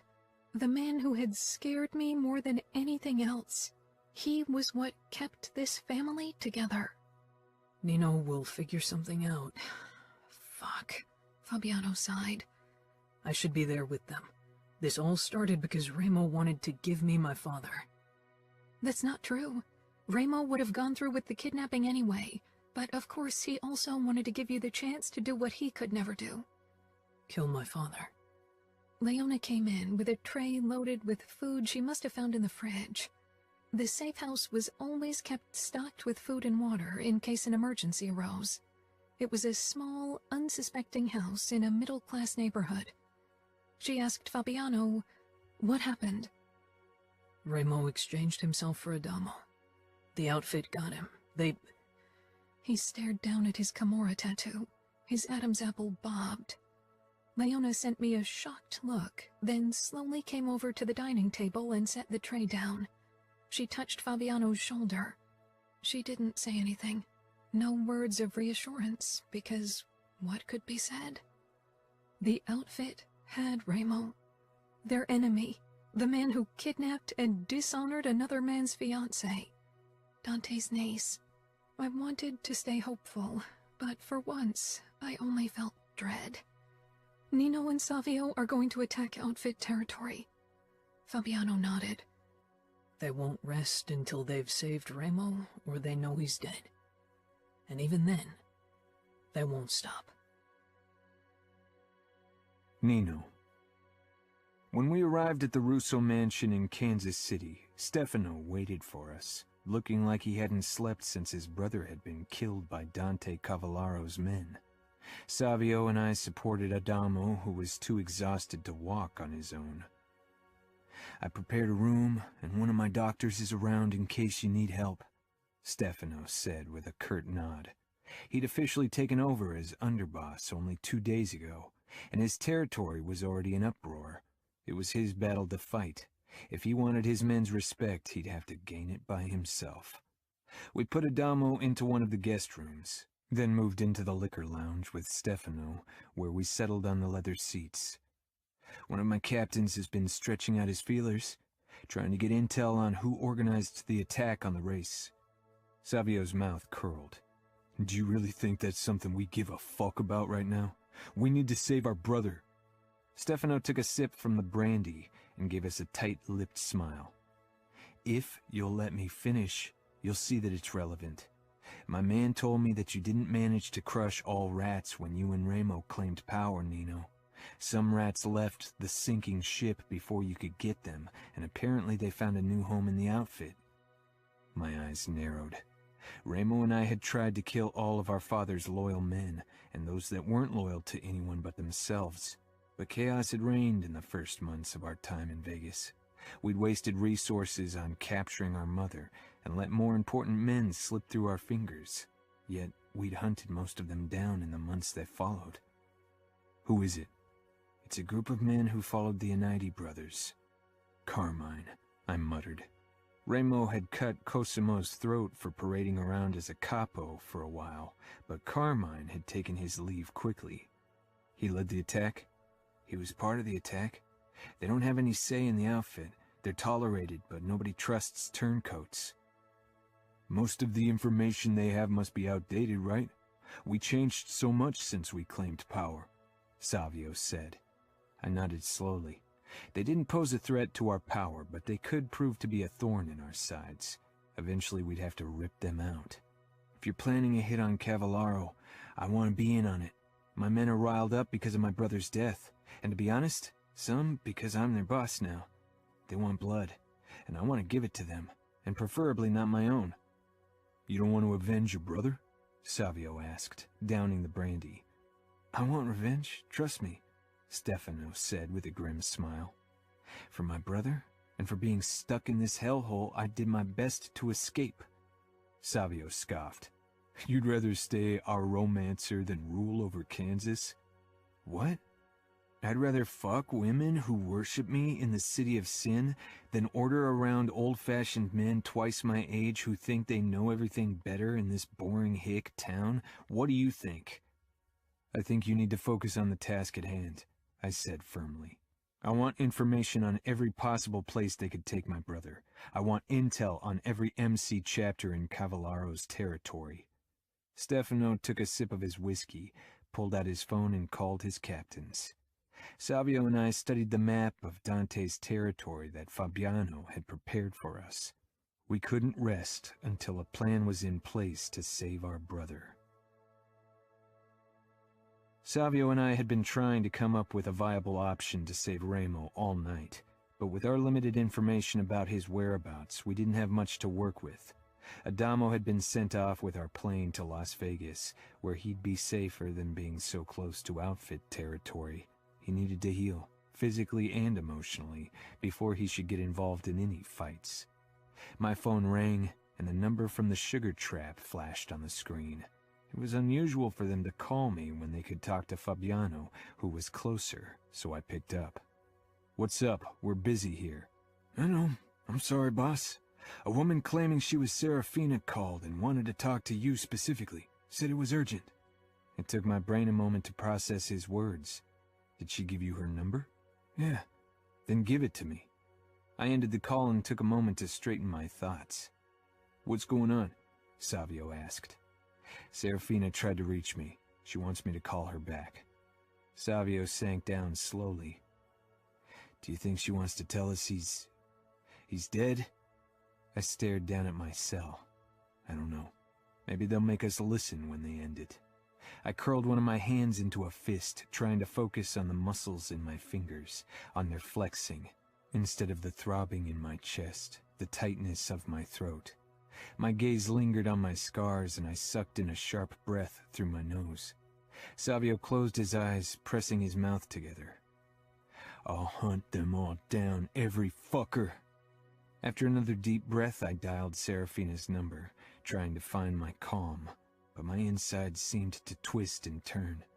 The moment she picked up, I asked, "Is he dead?" Savio pressed his palms against his temples, his eyes reflecting the same fear I thought myself incapable of. "Not yet," she said tightly. Savio and I landed with the helicopter, where we were supposed to meet Serafina. I gave the pilot the sign to keep everything prepared for immediate takeoff in case this was a trap. "I don't trust her," Savio said, scanning our surroundings, gun in hand. "Neither do I." Savio nodded. "It's a trap I'm willing to step into if there's a tiny chance we get Remo back." A car pulled up, a Mercedes limousine with tinted windows. I climbed out of the helicopter, and so did Savio, pointing our guns at the car. The driver's door opened and Serafina got out, a gun in her hand. I motioned for Savio to stay near the aircraft while I headed for the car. Her barrel was directed at me, but I was the better shot. She watched me, then glanced over to Savio before she sighed, lowered her gun, and walked around to the passenger's side. I stayed a few steps back, still wary of her intentions. Savio came up behind me, as usual bad at following orders. "Will you help me, or do you want Remo to die?" Serafina hissed, glaring at us. I took a step closer and peered inside the car, spotting my brother covered in blood. I sheathed my gun. He was unconscious, cut and bruised and beaten, but breathing. I wedged my hands under his arms and Savio gripped his legs. We needed to get him to a hospital quickly. A high-pitched wail rang out.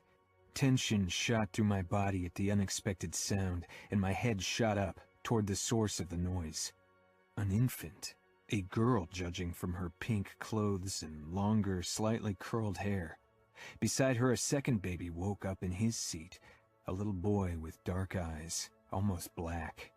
Remo's eyes. My gaze darted between the boy and the girl. Twins. Both Remo's children, no doubt. Savio inhaled sharply beside me. Holy fuck. They are Remo's. Remo was a father.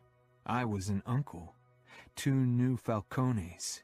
Chiara would be ecstatic to have them in the mansion. I looked toward Serafina, who seemed frozen. Something had shifted in her posture. She was tense, protective, ready to pounce if we dared to do something to her children. She needn't worry, never again. Remo began to tremble in my hold. "Quick," I said, and Savio sprang into motion, helping me carry our brother over to the helicopter. We put him down on the floor of the chopper, and I crouched beside him, touching his throat. "I'll ask Serafina if she needs help with the babies," Savio said, stunned. "Do that." "They're coming home with us, right?" I glanced up at Savio. "It's where they belong." Savio turned and headed towards Serafina while I checked Remo's chest for broken ribs, finding 2, then felt his arms. Cuts littered his skin, some of them opening old wounds, others creating fresh ones. I sighed. This was the first time Remo was this helpless. I quickly attached him to a drip to make up for the blood loss he'd suffered. I'd checked every inch of his body for injuries when Savio and Serafina appeared in front of the helicopter, each of them carrying a baby. Savio held up the little boy to me, and I took him. His dark eyes peered at me, bringing back memories of raising Adamo. Serafina and Savio got in with the little girl, then settled on the opposite bench with the babies. I hadn't been sure how I'd feel for a baby. I'd always cared for my brothers, and I cared about Chiara, but I didn't know if I'd feel the same way for a baby. Yet seeing those babies who looked like Remo, like Adamo when he was a baby, I felt an overwhelming sense of protectiveness. Remo never considered having kids, but he'd protect them with all he had, from this day on until his death. I knelt down beside him again, feeling his pulse, needing the reassurance that his heart was still beating. I wouldn't let him die. Chapter 14. Chiara. I had to stifle a gasp when I saw Adamo. A few soldiers brought him to the mansion, and Fabiano supported him as he limped into the gaming room. His shoulder was in a cast, and his forearm covered in bandages. His face was swollen and bruised, and the sight sent a stab of worry through me. But nothing, absolutely nothing, prepared me for the look in his eyes. They'd always been warm, soft, but now they were haunted, dark, harsh, and again I couldn't help but notice how much like Remo that Adamo looked in that moment. "I don't need your help," Adamo muttered, and freed himself from Fabiano's hold. "Don't be stupid. You're fucking messed up." Fabiano tried to reach for Adamo again, but he lashed out with his uninjured arm. "No!" he roared, stumbling and falling to his knees, wheezing. I took a step toward Adamo, but Fabiano held up his hand, palm outward, shaking his head. Leona leaned in the doorway, and the look of shock on her face could have been mine. This wasn't the Adamo we knew. "Adamo," I whispered. Slowly he looked up, and for a moment I thought he was crying, but his eyes were almost feverish with anguish. "You want to know what's really messed up? That I'm here, and Remo is in their fucking hands. He should have never exchanged himself for me. You should have stopped him." "Remo can't be stopped. He would do anything for you and your brothers. Absolutely everything. He'll gladly put his life down if it means you get to live." Adamo laughed darkly, still kneeling in front of us. "They aren't only going to kill him. They're going to tear him apart." He started ripping at his bandages, shoving Fabiano back, who tried to stop him, and finally his forearm came into view. Half of the Camorra tattoo was burnt away. "They're going to send him through hell, and we're just waiting for it to happen." Fabiano's chest heaved as he stared down at Adamo. "Nino and Savio are going to figure something out. It'll be too late then. It'll be too fucking late," Adamo rasped. "If they kill Remo, I'll go back and kill them." I wrapped my arms around my middle, realizing I'd just witnessed Adamo losing his innocence. Maybe it was bound to happen. He didn't sound like an angry teen speaking empty threats.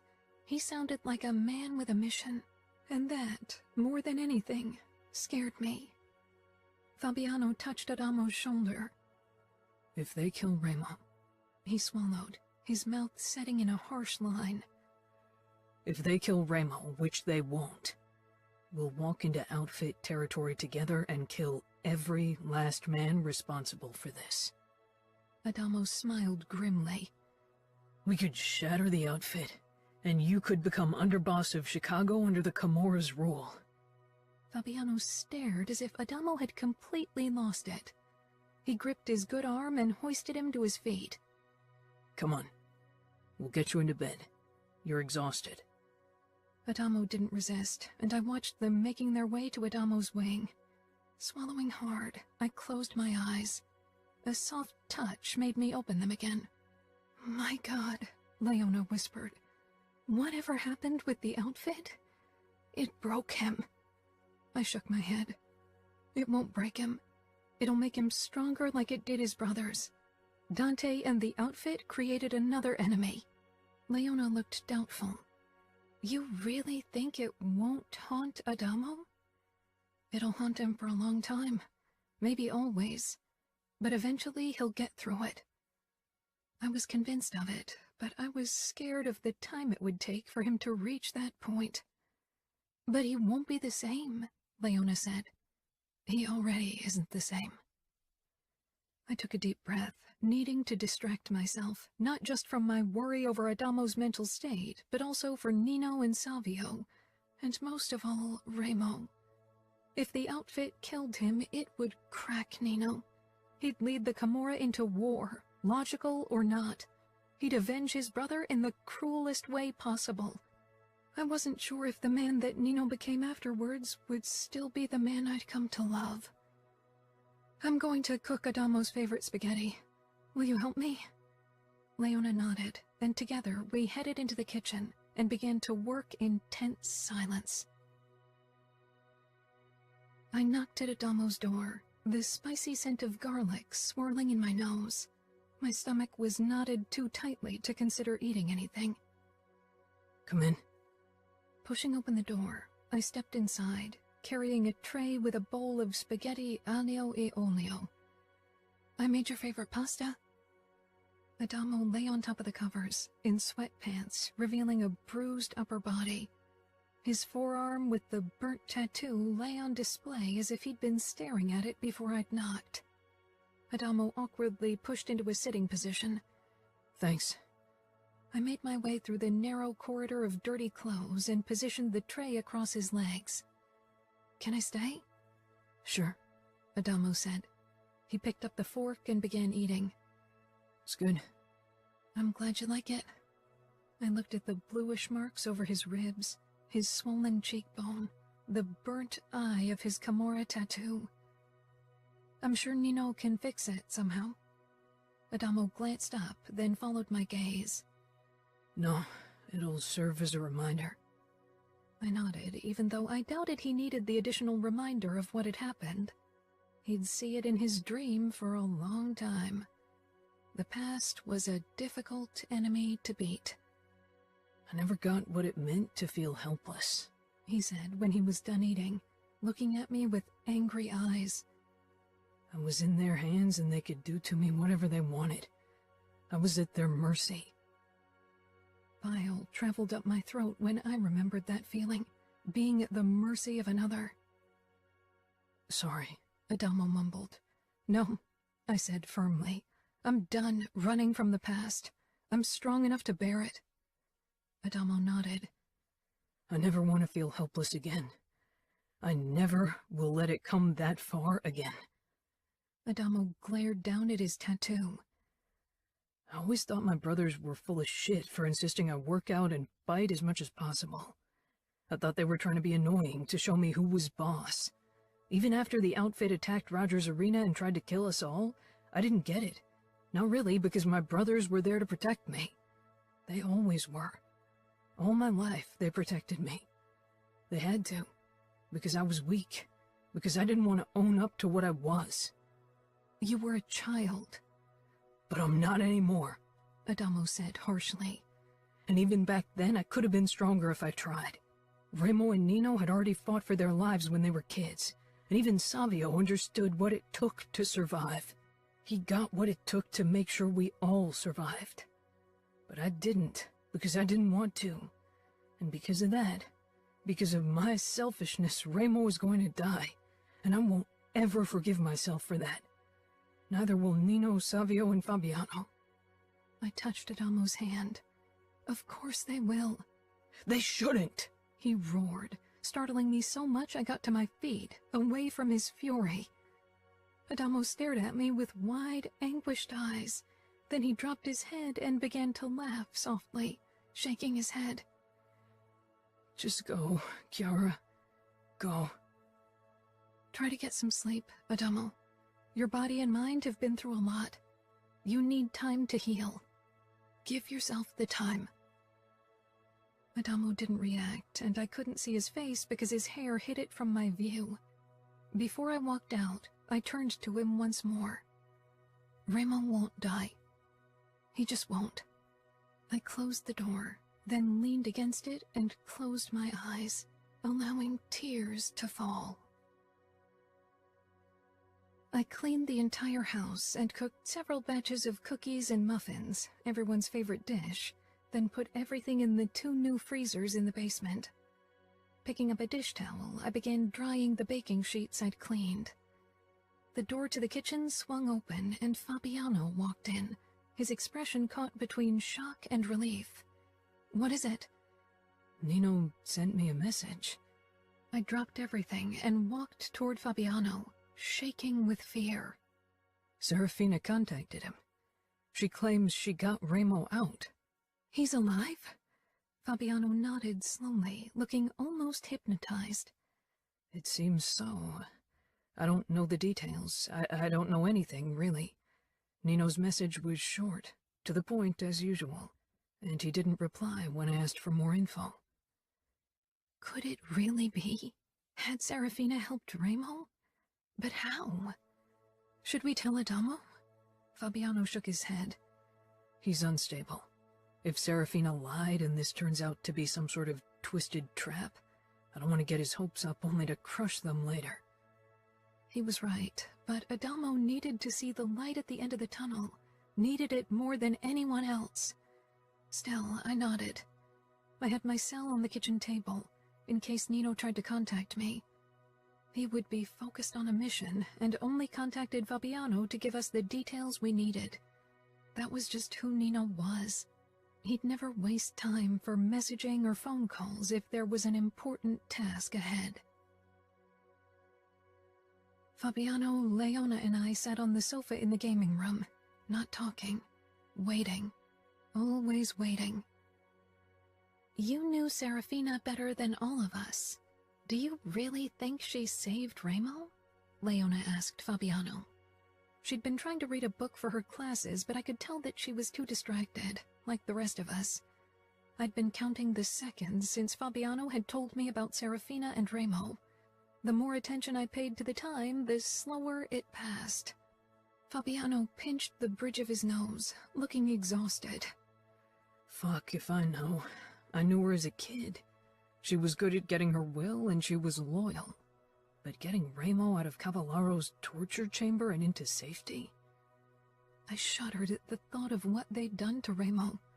Adamo was hurt bad enough, and he wasn't the one who'd kidnapped Serafina. Fabiano's phone beeped, and we all tensed. He took it from the table, his blue eyes quickly scanning the message. His expression lit up with relief. They have him. They're bringing him to Vegas.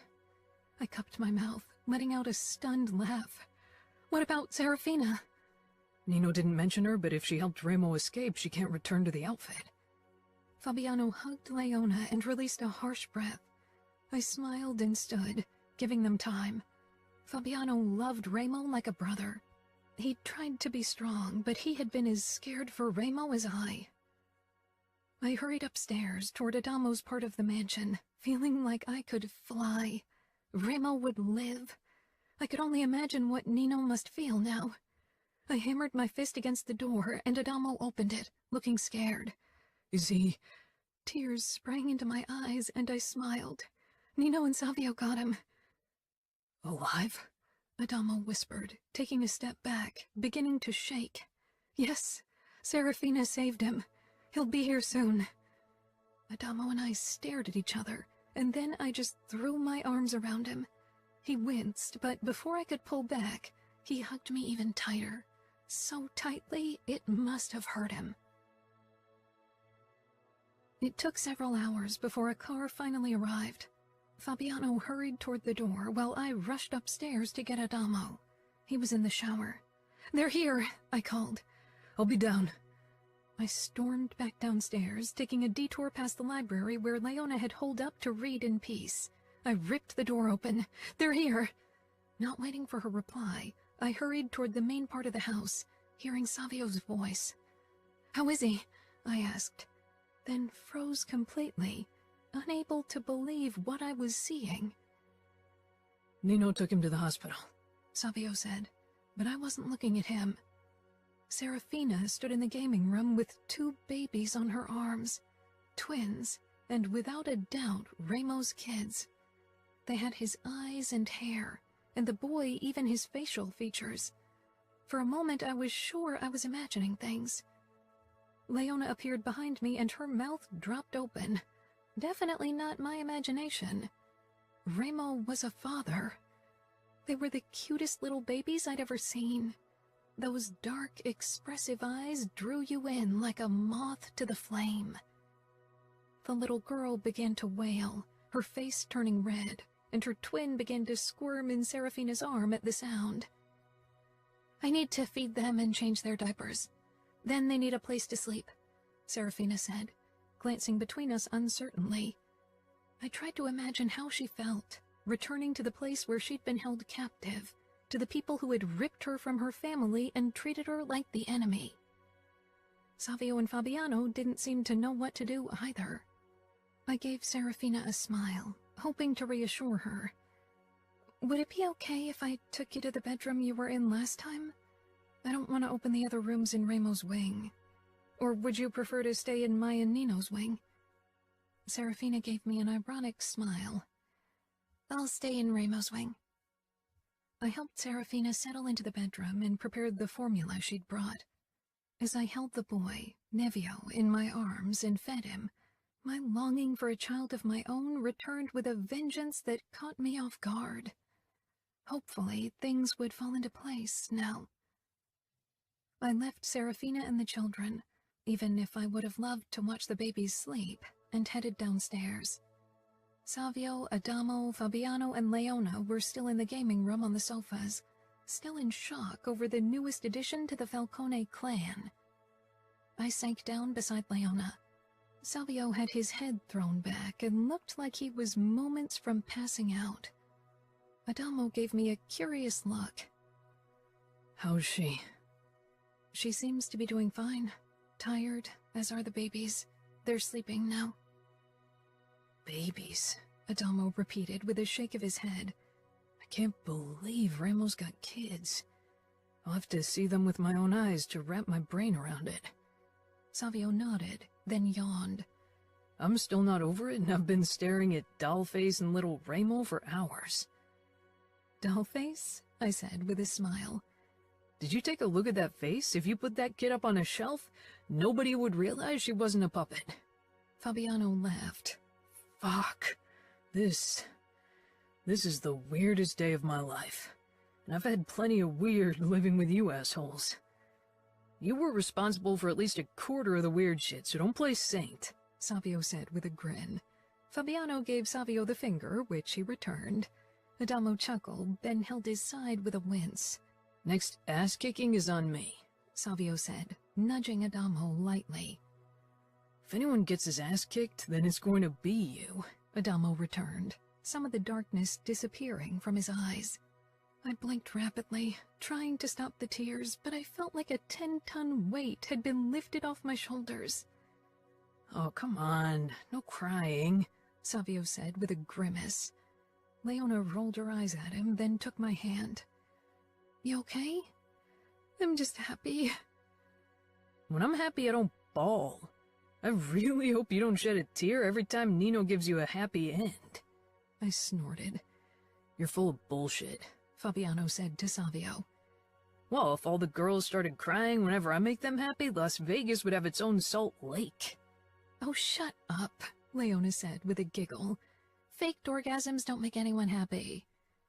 Her eyes widened after the words were out, and I burst out laughing. Usually Leona was pretty restrained around the Falcones. Fabiano gave her a surprised look, then nodded appreciatively. He'd been spending every free moment with the Falcones before he'd met Leona, but because she wasn't as comfortable around the family, his visits had become less frequent.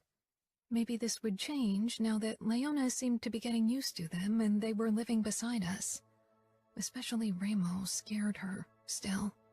Maybe babies would make him more approachable. Usually I'd make you eat your words, but I think Fabiano won't like it if I show you what an orgasm feels like, Savio said. Did that bull tattoo make you even cockier, or did my fuckery tolerance sink? Fabiano muttered. Savio shrugged. The ladies like it. What? I asked. The tattoo or your arrogance? Both, Savio drawled, then pushed to his feet. It's time to celebrate. Let's have a drink. Remo's still in the hospital, Adamo reminded him. Savio glared. Remo's fucking fine. He stalked toward the bar and grabbed a bottle of brandy and several glasses. After 2 drinks, I dragged myself upstairs, too tired to stay up, even if I'd promised myself to wait for Nino. He hadn't said more than a few words to Fabiano's questions, so I assumed he'd have to stay in hospital with Remo for a while. I kept twisting and turning, unable to fall asleep despite feeling utterly exhausted. Eventually, I lay on my side, staring at the door, as if that would make Nino return quicker. When the door finally opened, I sat up so fast my head spun. I turned on the light and blinked against the brightness until finally Nino took shape. I'd never considered that he wouldn't return, because I couldn't bear the thought. Seeing him before me, I realized how worried I'd been. Nino closed the door and walked toward me. I couldn't wait. I swung out of bed and flew into his arms, clutching him against me almost desperately. "Are you okay?" Nino brushed a few strands from my forehead, then gave me a tight smile. Remo's alive and he'll heal completely. So yes, I'm okay. I was so relieved when I heard you got him out. Nino nodded. I searched his face. He looked exhausted, and in his eyes I discovered a look reminiscent of the one he'd had when he'd had his episode. He'd been through a lot. "Why don't you come to bed? You need to sleep. Or do you need to return to the hospital?" Remo's here. He wouldn't have wanted to stay in a hospital. He's stable and will heal better surrounded by people he trusts. Otherwise, he'll always be vigilant and won't relax. Nino kissed me slow and sweet. Are you okay with the kids being in the mansion? Confusion filled me. Nino knew how much I loved children. Of course. Why wouldn't I be? I love children. Nino tilted his head, his fingertips moving to my throat, over my pulse point.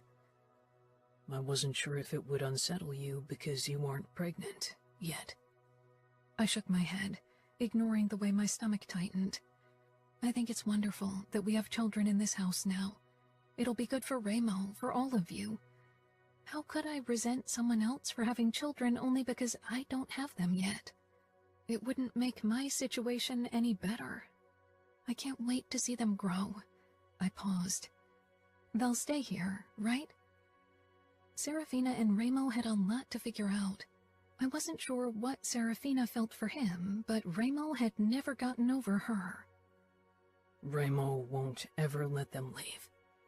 He gave Serafina a choice, and now she's made it.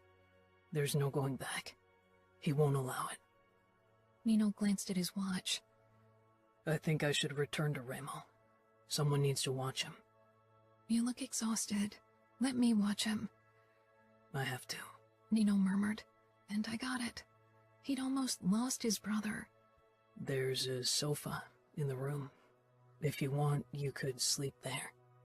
That sounds like a good plan. I want to be close to you. Nino pressed a kiss to my forehead. And I need you close. The problem with having emotions is that you realize how much you can lose. You won't lose me or Remo or anyone else. Nino linked our fingers and led me into the room where Remo lay. Anger coursed through me when I saw Remo in the bed. Most of his body was covered in bandages, and the parts that weren't were bruised.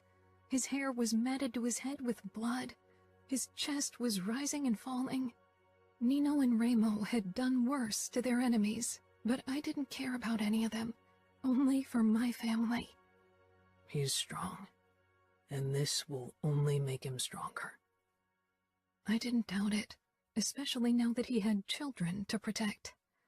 Remo would rise, like he and Nino had risen after their mother had tried to kill them. As long as the brothers had each other, they would prevail.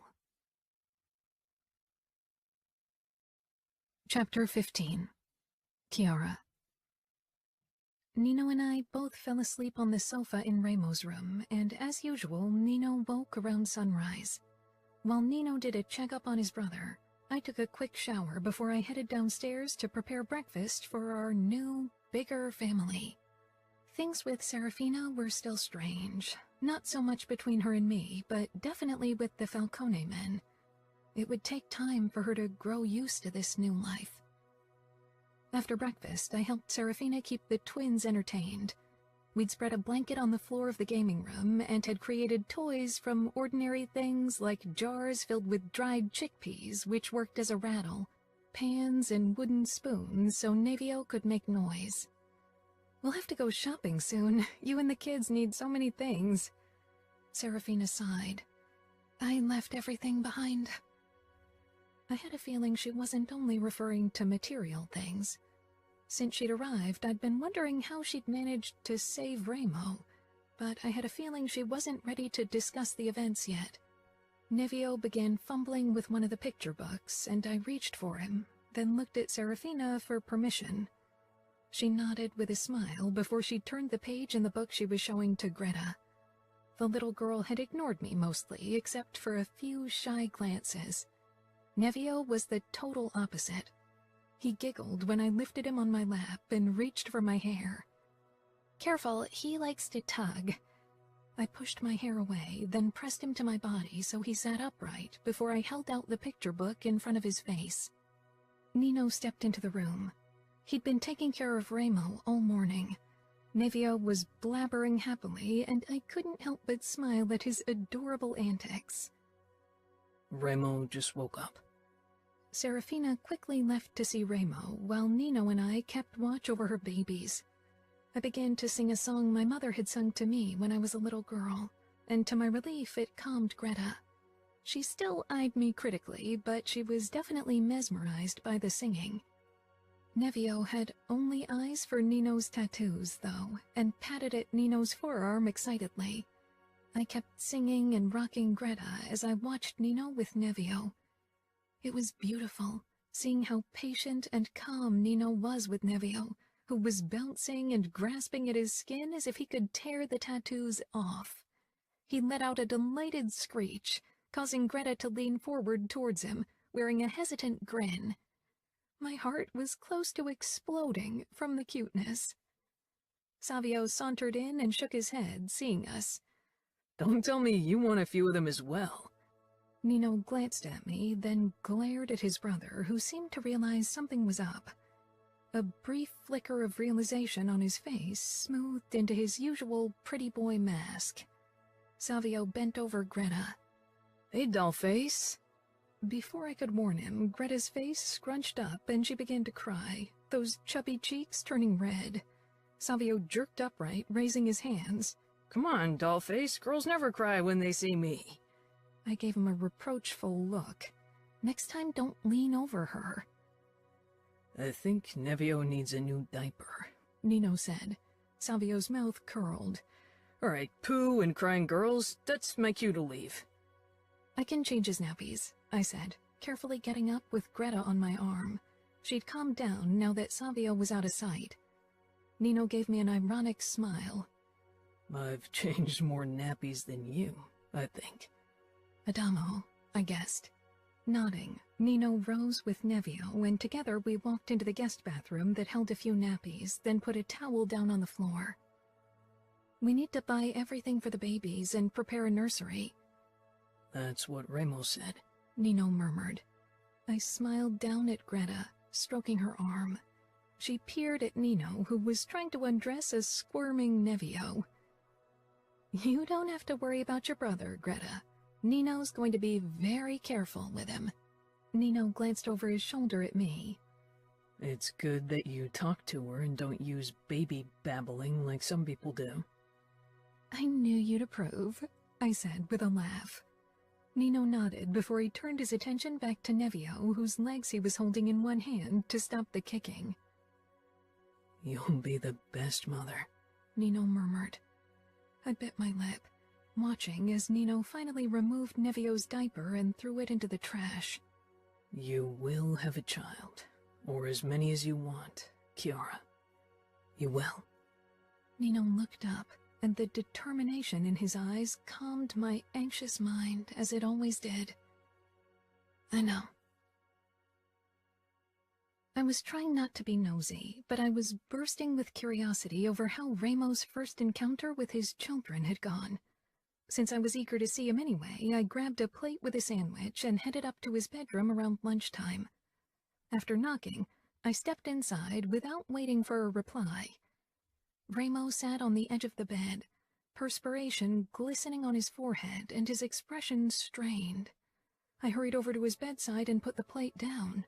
"What are you doing? You're supposed to rest," I said, trying to push Remo back. Even injured, he was too strong. I'm not bedridden.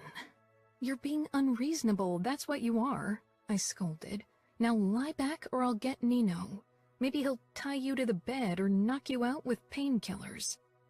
Remo's mouth twisted. Are you worried about me? "Remo, lie down, please." Because you said please, he said, and slowly lay down, his legs still halfway out of the bed. "Do you need help?" No, he said firmly, then slowly dragged himself further onto his bed despite the obvious pain he was in. Happy? "Yes," I said softly. "Very." I held his gaze, not saying more because really I didn't have to.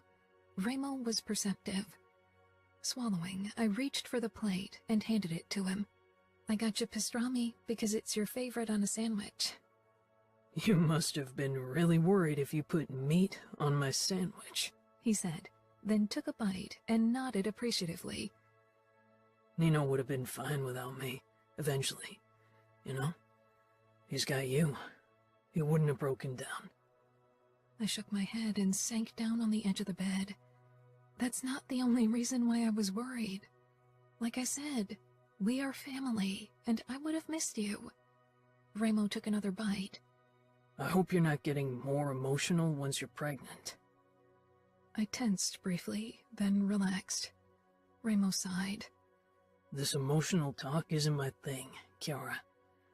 I know. I'll deal with your abrasiveness, and you'll have to deal with my emotionality. That's just the way it is. I looked at Remo. I can't believe you've got 2 children. Is this your way to ask me how meeting them went? My cheeks heated. Am I that obvious? You're not the best at mind games. I don't want to be. I shrugged. I'm happy for you. Nevio and Greta are the cutest babies I've ever seen. I can't wait to see them grow up in this house. Realization settled in Remo's eyes. It's a fucking miracle, isn't it? And kind of ironic. Then he let out a dark laugh. The woman who hates me gives me 2 children. Serafina doesn't hate you, Remo. She didn't even when she was still a captive in these walls, and she doesn't now. Remo's face shut down, and he took another bite from his sandwich. Get some rest, I said again, and pushed to my feet. I left, giving Remo some time to rest, even though he'd no doubt try another escape attempt soon. Nothing Nino or anyone else did would keep Remo in bed for long. Nino. Remo was a difficult patient, which didn't come as a surprise. He'd never liked to look weak in front of others, even me. Adamo didn't make it much easier for me. The first time I checked on him the morning after I'd brought Remo home, he wasn't in his bed resting, but outside smoking. Nicotine is a poison. Your body has to spend resources cleansing those toxins, which it should rather be using on healing your injuries, I told him. He glanced up. His face was still swollen, so it was difficult to read his expression. What doesn't kill you makes you stronger, right? I frowned at his bitter tone. I need to take a look at your injuries. I pointed at his forearm. You should have kept the bandages on. You're risking dirt getting into your burn wounds. Adamo took another long drag from his cigarette before he squashed it under his sneaker. I'm fine. You are not. Now let me check on you. I'd suggest we head inside. You should take care of Remo, not me. I did, and he's recovering, but we need you to heal as well. Adamo rose to his feet and followed me. Don't blame yourself for what happened to Remo, I said, as I led him toward the infirmary we'd furnished a few months ago. Who else should I blame? I got myself caught. They would have never got Remo without that happening. I didn't contradict him. Focus your anger on things you can actually change. Focus on getting stronger, on making wiser choices. On getting revenge? That too, I said quietly. You made CJ cover for you when you disappeared to that race against Remo's clear orders. No, Adamo said harshly. Leave her out of it. She didn't know where I was going. I asked her to pretend she was with me, that's all. I regarded Adamo for a long time. What's going on between you and her? Nothing, he muttered, turning his eyes away. Nothing wouldn't make her keep secrets for you. You're spending a lot of time with her. If this is so you can gather experience, that's understandable, but don't turn it into more than that, Adamo. People always try to gain something from being close to us, and a whore from one of our establishments certainly won't be the exception. Adamo ignored me in favor of glaring at his wound. He wouldn't reveal the details of his relationship with CJ to me. I'd have to talk to her myself. In the afternoon, I headed over to the sugar trap, knowing CJ had a shift. I nodded at Jerry in greeting as I stepped inside. Is CJ in her room? Yep, but she's with a John. They should be done in 10, only booked 30 minutes. I nodded and headed in the direction of the room, then waited by leaning across from the door. Like Jerry said, the door opened 10 minutes later to CJ and a middle-aged man with glasses and a slight paunch. I picked him as an insurance salesman, or something similar, with a pregnant woman at home who didn't want to put out for him in the last trimester. His face turned red when he spotted me, and he quickly excused himself. CJ looked at me uncertainly. I pushed away from the wall and stalked toward her. She backed off, clutching a towel around her body. I entered her room and closed the door, then took in the ruffled sheets of the oval bed and the condom on the ground. CJ picked it up and disposed of it, then said without looking at me, I can have someone change the sheets and take a quick shower if you don't mind waiting. I'm not here for sex, I have a wife. She tilted her head up, tensing. I didn't know. Honestly, I didn't. I just wanted to help him. I moved closer. What didn't you know? She swallowed. That he'd go to that race? I just wanted to help. Where did you think he'd go? It would have to be somewhere we disapprove of, or he wouldn't have to ask you to cover for him. Her pulse hammered in her throat, her chest heaving in rising fear. I didn't ask. Adamo always says it's better if I know as little as possible, so I don't get in trouble with you. I studied her face closely, trying to detect if she was lying. Her gaze rested on my chest. Look up. She raised her eyes. She was scared, but I didn't pick up any deceit. What's going on between you and Adamo? The truth, I demanded. He came to talk. Just talk, in the beginning. About what? She blinked. About school, about Harper, about racing, anything, really. Never business, I swear. I nodded. Go on. But then we slept together. I thought that's what I'm supposed to do. You have sex, all right, but that's not all. When we have sex, he doesn't just stay for the deed. We talk beforehand, and then afterwards, and... Her cheeks turned red. And we just lie in each other's arms sometimes. It's less like a work relationship and more like friends with benefits. I narrowed my eyes. Why are you doing this? If you think you can get something out of it, you better be careful. Her eyes widened. I'm not using him.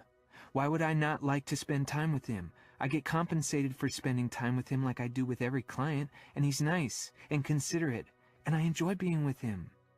Her face turned even redder. So you're only doing this because sex with my brother is pleasant for you, and allows you to take on fewer of the unpleasant clients. She looked away. Yeah. All right. I don't have a problem with that, but don't cross any lines, CJ. Understood? She gave a small nod. Adamo might need you now more than ever, so take good care of him. I left, satisfied with my findings. I didn't care if Adamo only fucked CJ, even if his longer sessions cost a fortune. It's not like my brothers and me hadn't used the services of our whores. Of course, we never had to pay that much because we didn't keep them around for hours. If Adamo needed the additional time, he could get it. In his current mental state, I was glad for anything that managed to distract him. The few conversations I'd had with him since he'd been freed stirred my worries. His anguish and rage were reminiscent of Ramo's early days. I didn't think Adamo could deal with it the way my older brother had. It might destroy Adamo. Kiara was even more excited about Christmas than in the previous year, practically bouncing with joy as she decorated the entire house and baked for us. Greta and Nevio's presence, while making her realize how badly she wanted children of her own, also kept her distracted. Those two were a lot of work, and Kiara gladly stepped in, helping Serafina, while Ramo had to heal. As Christmas rolled around, both Ramo and Adamo were doing better, and most of their outward injuries had healed. We were sitting in the gaming room discussing how to organize future races, having to get back to business despite events. Stefano insisted we keep his territory out of it in the next months, while he tried to establish his rule. His men had suffered enough losses, and another attack from the outfit could demoralize them. He needed to appear strong if he wanted to convince his doubters and haters. "I don't like it," Ramo growled. "I don't want Cavallaro to think he's made an impact on us."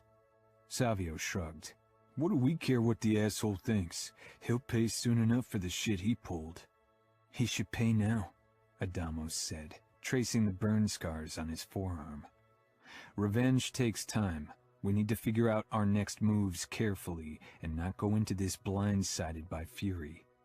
Ramo glared at me, but knew I was right. He was pissed more on Adamo's behalf than his own, not to mention that he wouldn't forgive the outfit for treating his children as less because they were his. "I agree with Nino," Savio said firmly. "I'd rather hit him hard so he can't get up ever again than aim for a quick hit." Ramo leaned back with a sigh. It was ultimately his decision. Despite him being capo, he often listened to what we had to say. Serafina walked in with the twins on her arms. "Can you watch them?" Ramos sat up, looking at Serafina as he always did, with a hint of confusion and longing. I wasn't sure if he was unsure about his own feelings or hers. Serafina met my gaze. "Will you take Nevio?" I stood at once and took him from her. Nevio grabbed for my tattoos again, eyes widening and mouth parting as if he was seeing them for the very first time. Serafina walked over to Ramo, and after my brother spoke softly to his daughter, he took Greta. Nothing about Ramo was soft, not ever, and I'd never heard him speak in that tone before. Savio and Adamo gave me questioning looks as I sat back down. Remo waved a rattle in front of Greta's face as he joined us and sank down beside me. The look in his eyes as he gazed down at his daughter gave me a better understanding why Chiara wanted children so badly. It spoke of an altruistic, untainted love that was rare in our world.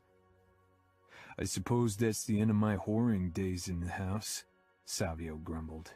Remo looked up from Greta, his eyes narrowing. "I don't want a fucking whore anywhere near my children." Greta cried at the harshness in his voice, and Remo's lips tightened. He quickly managed to calm her again. Nevio began to chew on my forefinger. He didn't have any teeth yet, so he couldn't do any real damage. Greta eventually settled peacefully in the crook of Remo's arm and watched everything with those big eyes.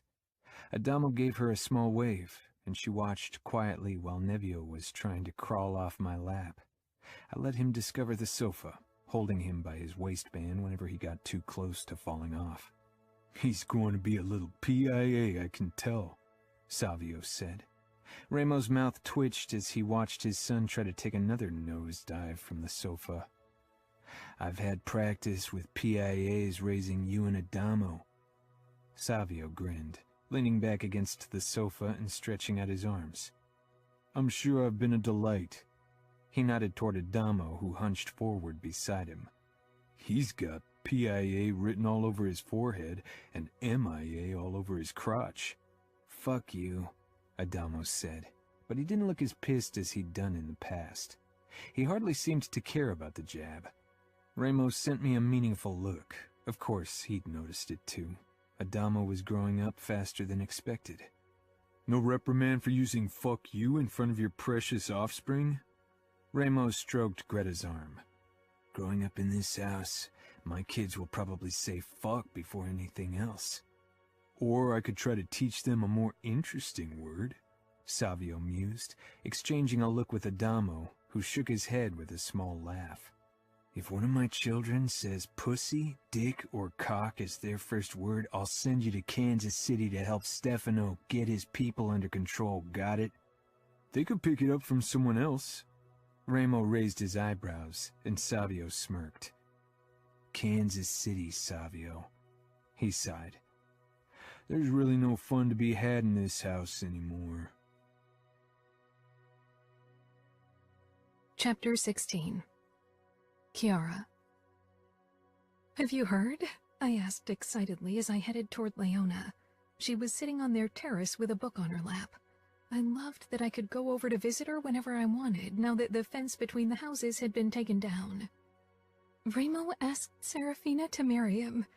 Well, it wasn't really a question, but with Remo that was to be expected. Leona looked up and nodded with a tight smile.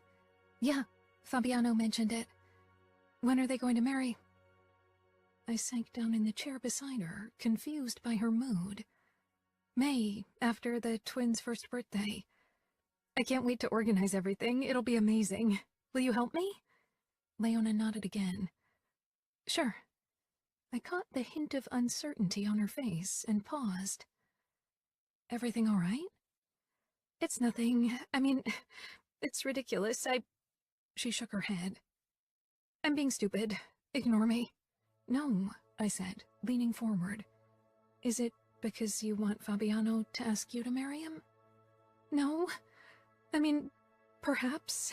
We've been together for 2 years, which isn't long considering normal standards, but I know how things are in your world, even in the Camorra, which isn't that conservative.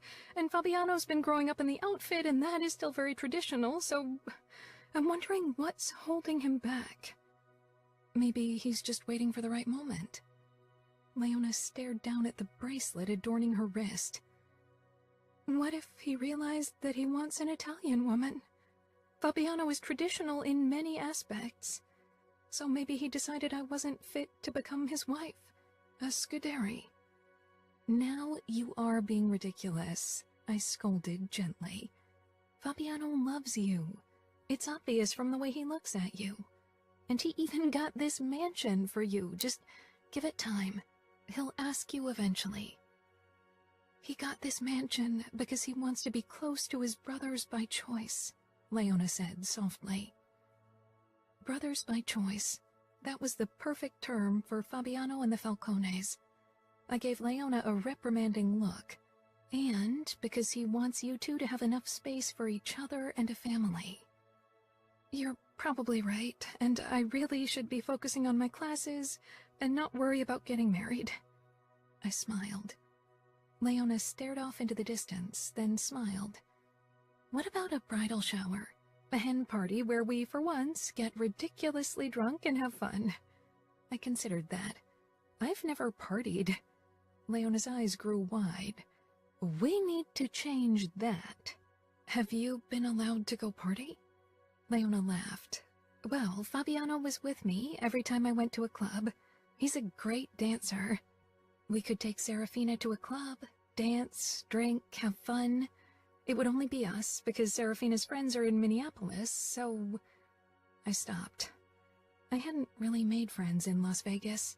Not that I'd tried to, and I just hadn't gone out to meet new people. Leona and I loved spending time together, and I had a feeling that soon Serafina would be an important part of our close-knit group. You think you can talk Nino and Remo into letting you go party? I don't think they'd mind, if you disregard the security aspect. That'll be a problem. They'll insist we have guards, and they don't really trust many people around us. It's not a hen night if one of our men is there. Yeah, maybe Savio and his friend Diego could guard us. That could work. I'll try to convince Fabiano, and you work your magic on Nino and Remo. Serafina can't know beforehand. I sighed. Convincing both Remo and Nino wouldn't be easy. Leona and I talked about the latest series we watched until I finally left, so Leona could get a bit more reading in, and because I wanted to work on a new piano piece. I went to the bathroom because I had a slight headache. Opening the drawer for pills, I froze when I saw my stash of pregnancy tests. I quickly grabbed something for my headache. We had a bridal shower and a wedding to organize. There wasn't time to obsess over my troubles. Nino was right. I needed to relax. After I'd taken a pill, I settled at my piano and began to play, losing myself in the music like always. A knock sounded, making me jump, and the melody died in a low moan. Adamo stood in front of the French window, a cigarette in his hand. I smiled and motioned for him to come in. After he took a last pull from his cigarette and stomped it out on the ground, he slid open the door and stepped inside. Don't forget to pick up this stub later, or Nino will have your butt, I said with a smile. Adamo nodded. No smile, nothing. Shadows spread out under his eyes as he walked over to the piano and sank down beside me on the bench. When he didn't say anything, I started playing again, trying to suppress my flood of questions wanting to burst out of me. Months had passed since his capture, and his body had healed and scarred. But he had become more closed off. After the melody ended, silence descended on us until I couldn't take it anymore. You're gone a lot. I'm with CJ. I bit my lip. At the sugar trap? There, and at her apartment. Adamo was 15. CJ at least 28. Are you together? I asked, trying to keep the judgment from my voice so Adamo wouldn't shut down again. His eyes rose to mine, and an ironic smile tipped his lips up. I still remembered his honest, kind smiles from before. We're friends with benefits. I blinked, then nodded, unsure what to say to that. My protective side made me wonder what she got out of it. CJ seemed nice, but why would she hang out with a teenage boy for no reason? Serafina came in with Greta and Nevio, then paused when she saw me with Adamo. He got up. Hi, I need to leave anyway. Without another word, he walked out, not taking the cigarette butt with him. Frowning, I got up and picked it up and threw it in the bin beside my piano that was reserved for papers with my scribbles. He's still suffering because of what happened? Serafina asked. I nodded. I'd noticed that Adamo often avoided Serafina's presence. When he was around her, Adamo was nice, but he made sure he was gone most of the time. Do you want me to take Nevio?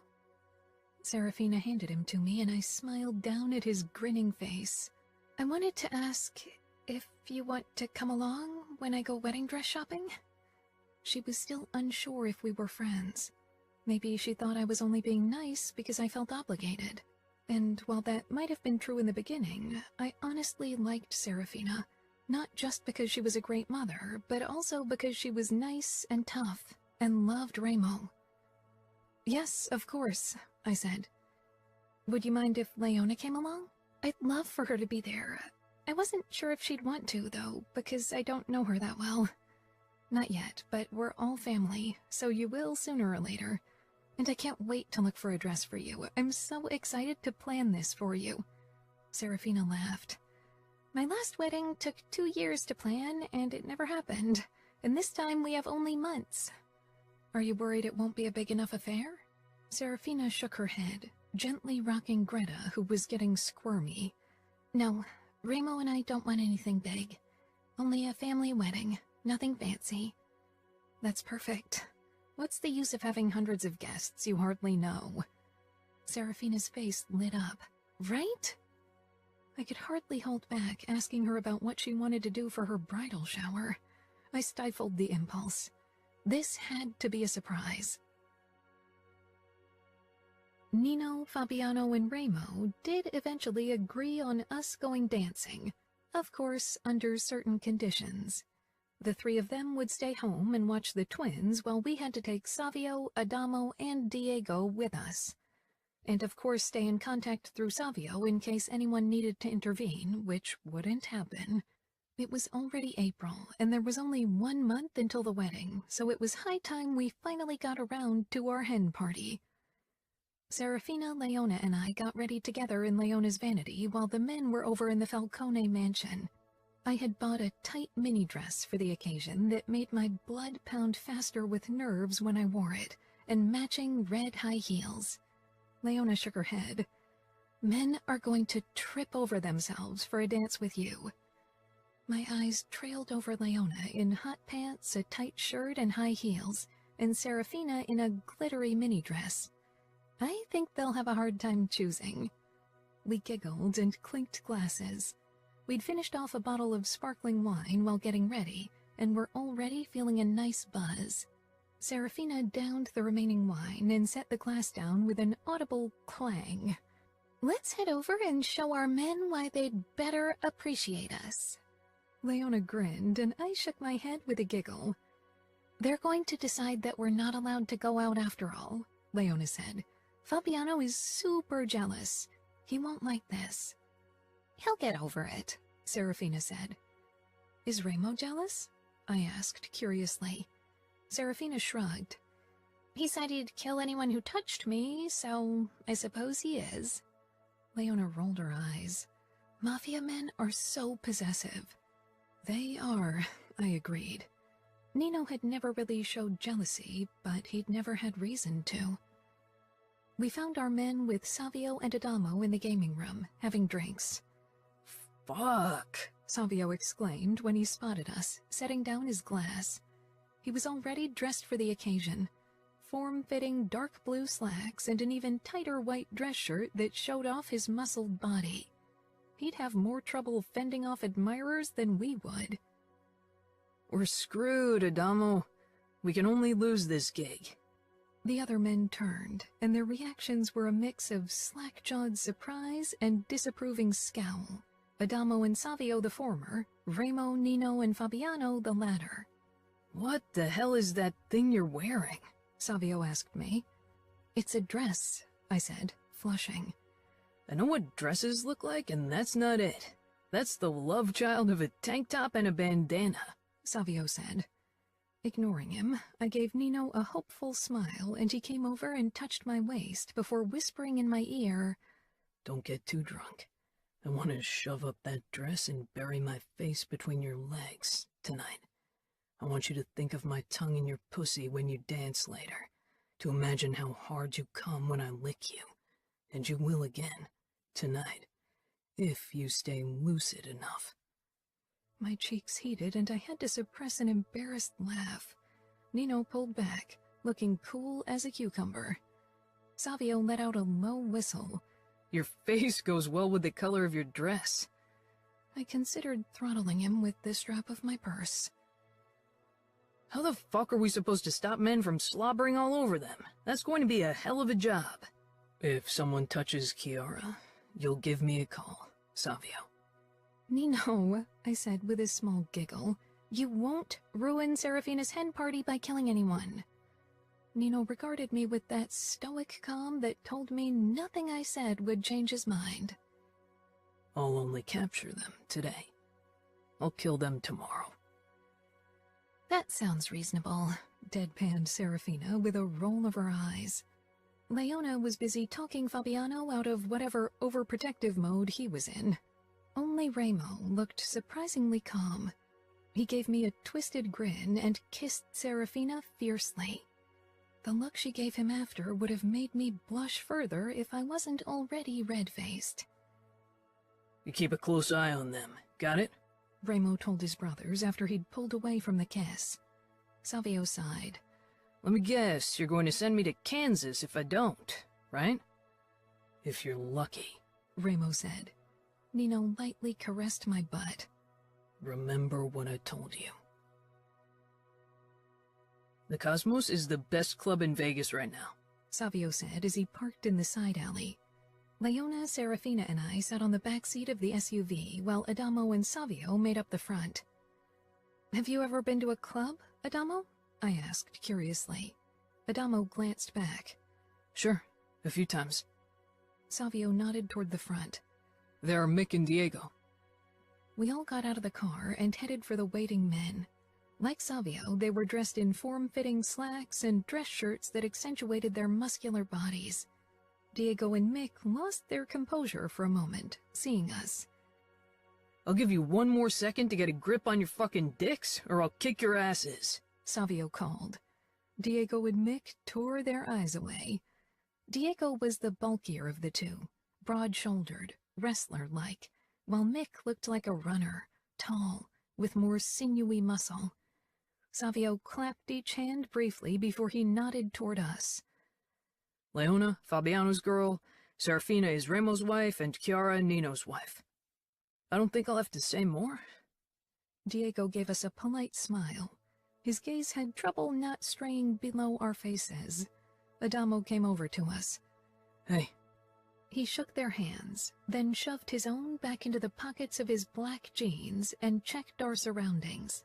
At the end of the alley, we saw part of the queue waiting to get inside. So how do we do this? Diego asked, rolling up his sleeves. One-on-one? Mick suggested, doing the same. Savio narrowed his eyes in thought. His sleeves were already rolled up. Leona sent me a questioning look. Sleeves up, Adamo, Savio said. Adamo scoffed, but did as he was asked.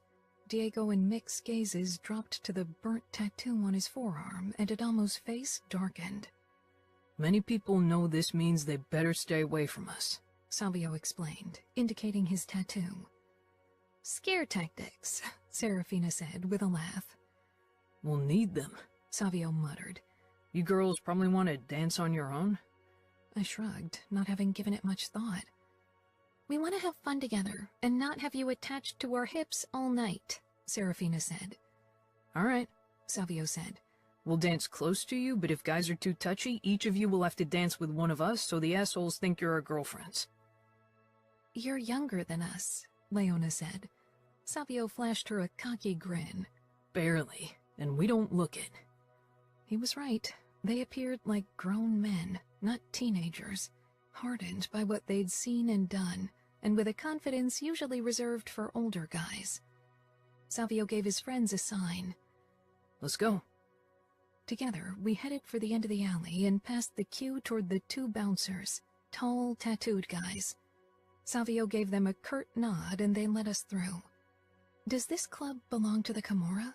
I asked Diego because he was closest to me. Surprise crossed his face, then pride. Every club in Vegas does. The Falcones kicked the Russians and the MCs out when they claimed power. Savio turned briefly and smirked. Diego returned the look. A hard beat which pounded in my body greeted us inside the club.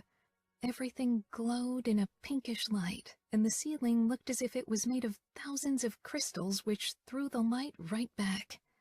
The club was crowded with convulsing bodies, trapped in the thrall of the music.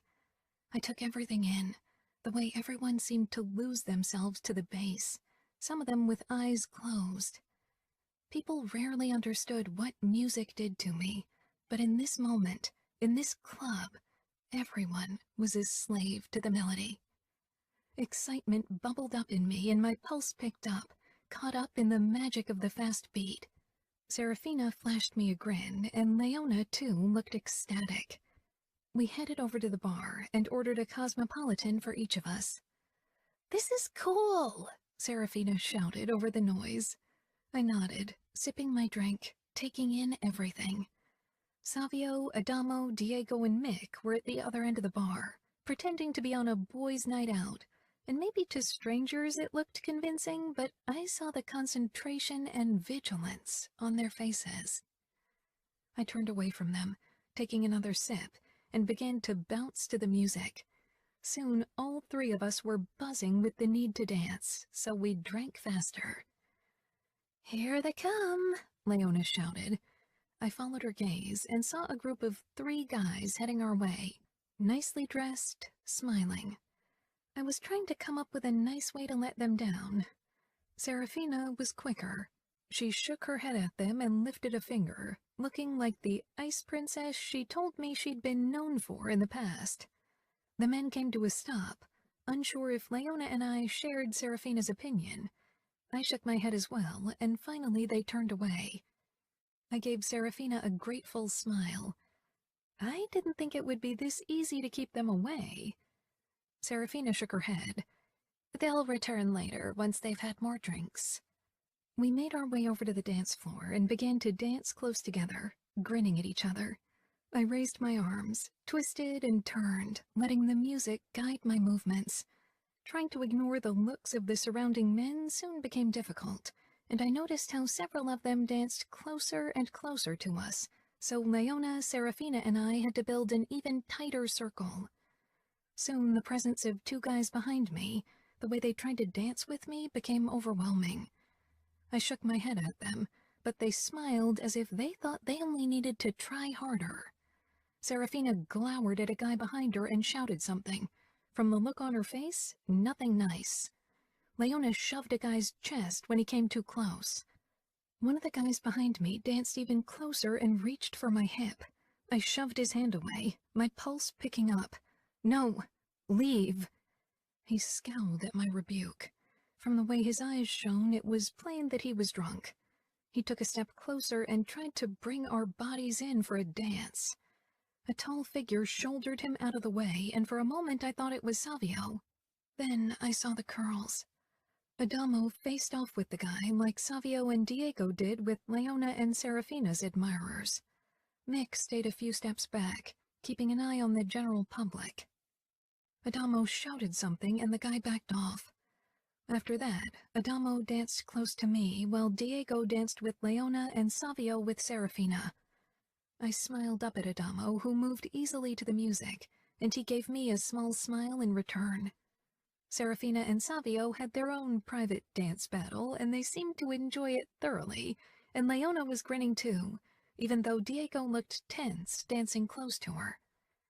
Eventually, my bladder asked for relief. I leaned up to Adamo. "I need to go to the bathroom." "I'll go with you," he shouted back. We motioned at Savio, who nodded. Adamo grabbed my hand, and we made our way through the crowd until we arrived in the back where the restrooms were located. The music was a distant throb that still reverberated in my body, calling for me to return and lose myself again. Of course, there was a crowd in front of the girls' room, which meant at least a 10-minute wait. I really wished I'd gone sooner because I wasn't sure I could wait that long. Adamo shook his head. "That's ridiculous." He tugged me along toward the men's restroom. "What are you doing?" "Saving time." He shoved the door open and we stepped inside. Better close your eyes until I tell you to open them again. I squeezed my eyes closed, only briefly catching a glance of men's backs in front of urinals. I let Adamo lead me along, trying to ignore the biting stench, until he stopped me with his soft touch on my shoulders. All clear. Opening my eyes, I found myself in front of an open toilet stall. I went inside and closed the door, then considered my options.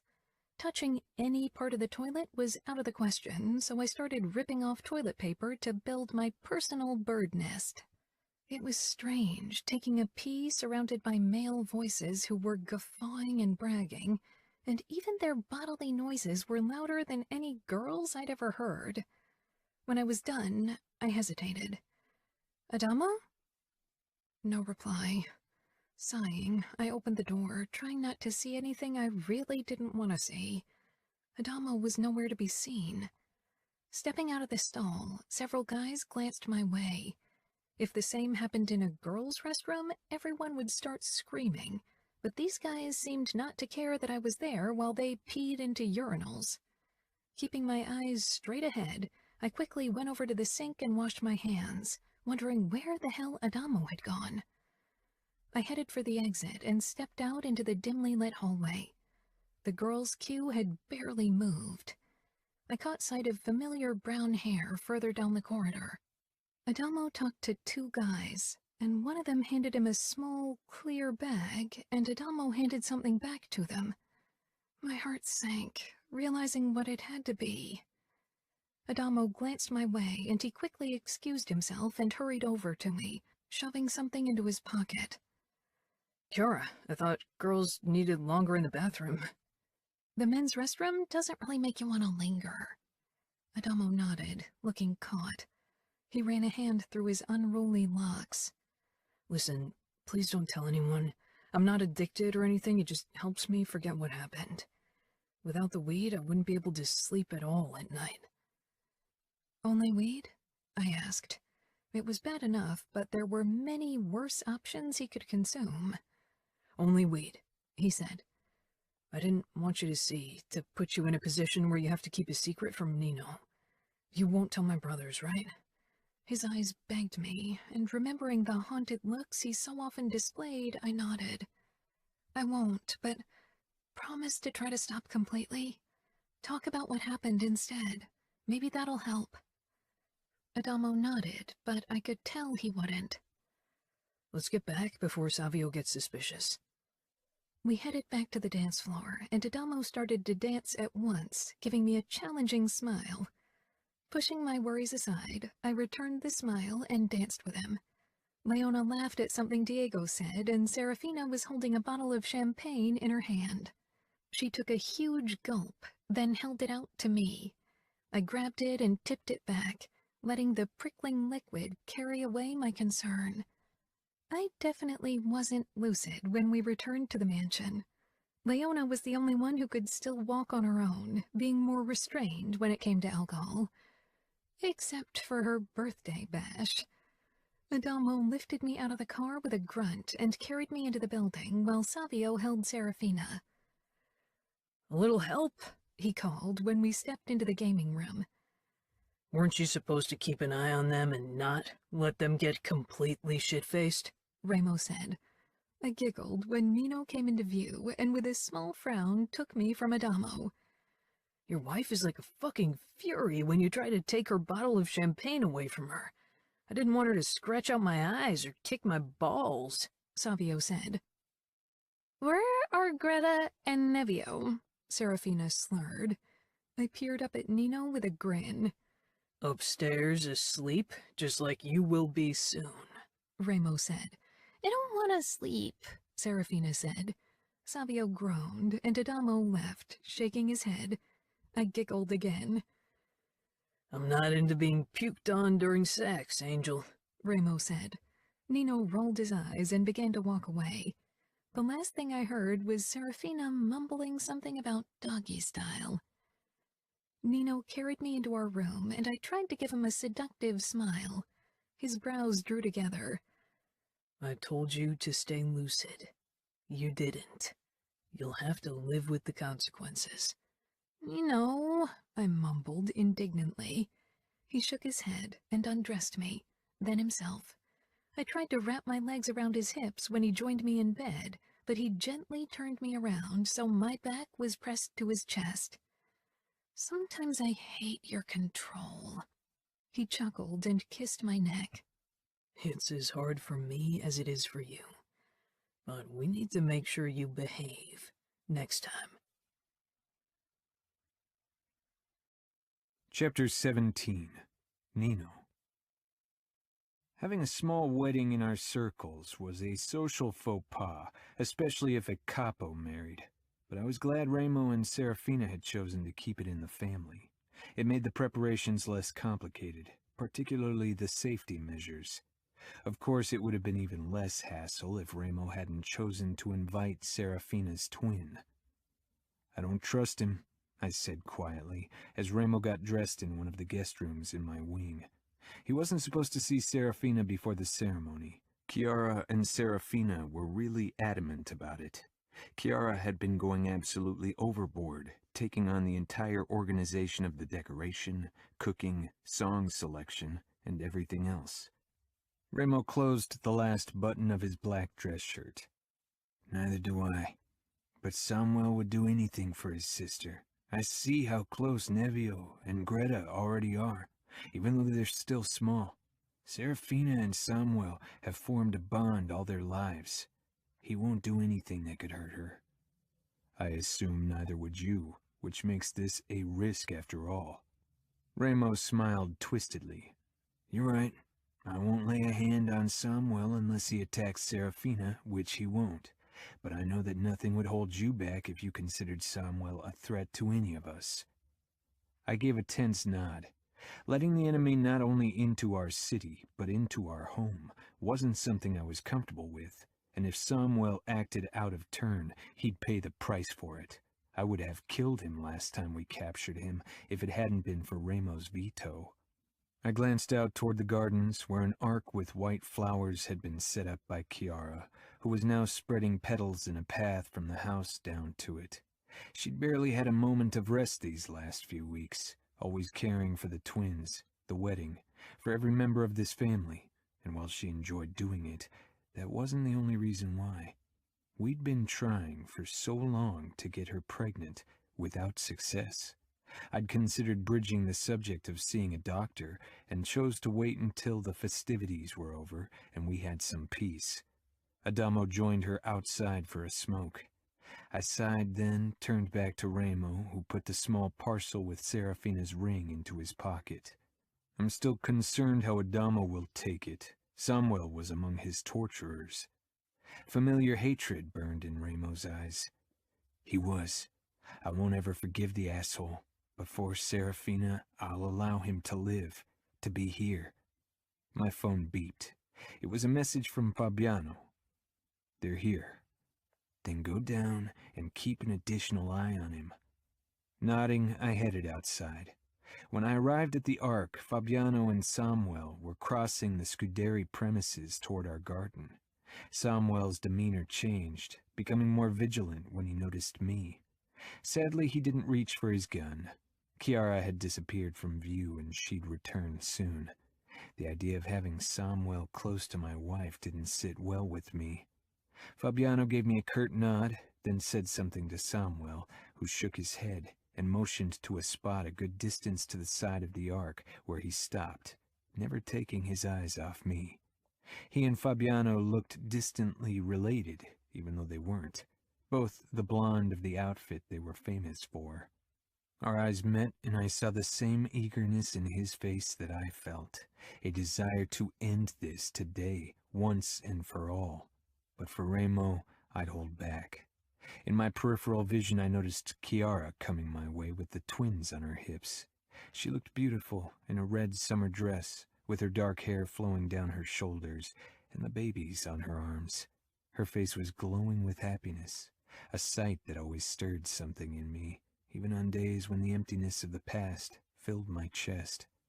Salvio was a few steps behind her, stuffing his shirt into his pants and glaring towards Samuel. I met Chiara halfway and took Nevio from her, who squirmed and twisted, wanting to walk as usual. Chiara smiled, and her eyes darted toward Samuel. Do you think he wants to see his niece and nephew? We won't let him near the children without Serafina and Remo present, I said. Chiara nodded. I guess that's for the best. Nevio let out an angry screech when I didn't put him down. No, I said firmly. If you calm down, I'll set you down. Nevio's eyes flashed with anger, and he started wailing.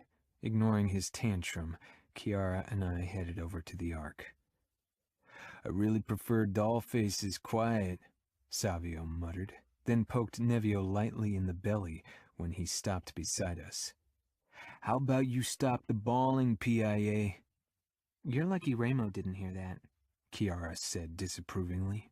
Savio had been calling Nevio pain in the ass for a while now. Nevio was definitely the more taxing child. I could feel Samuel's gaze on us and turned to him. He looked from Nevio to Greta, but his expression remaining perfectly guarded.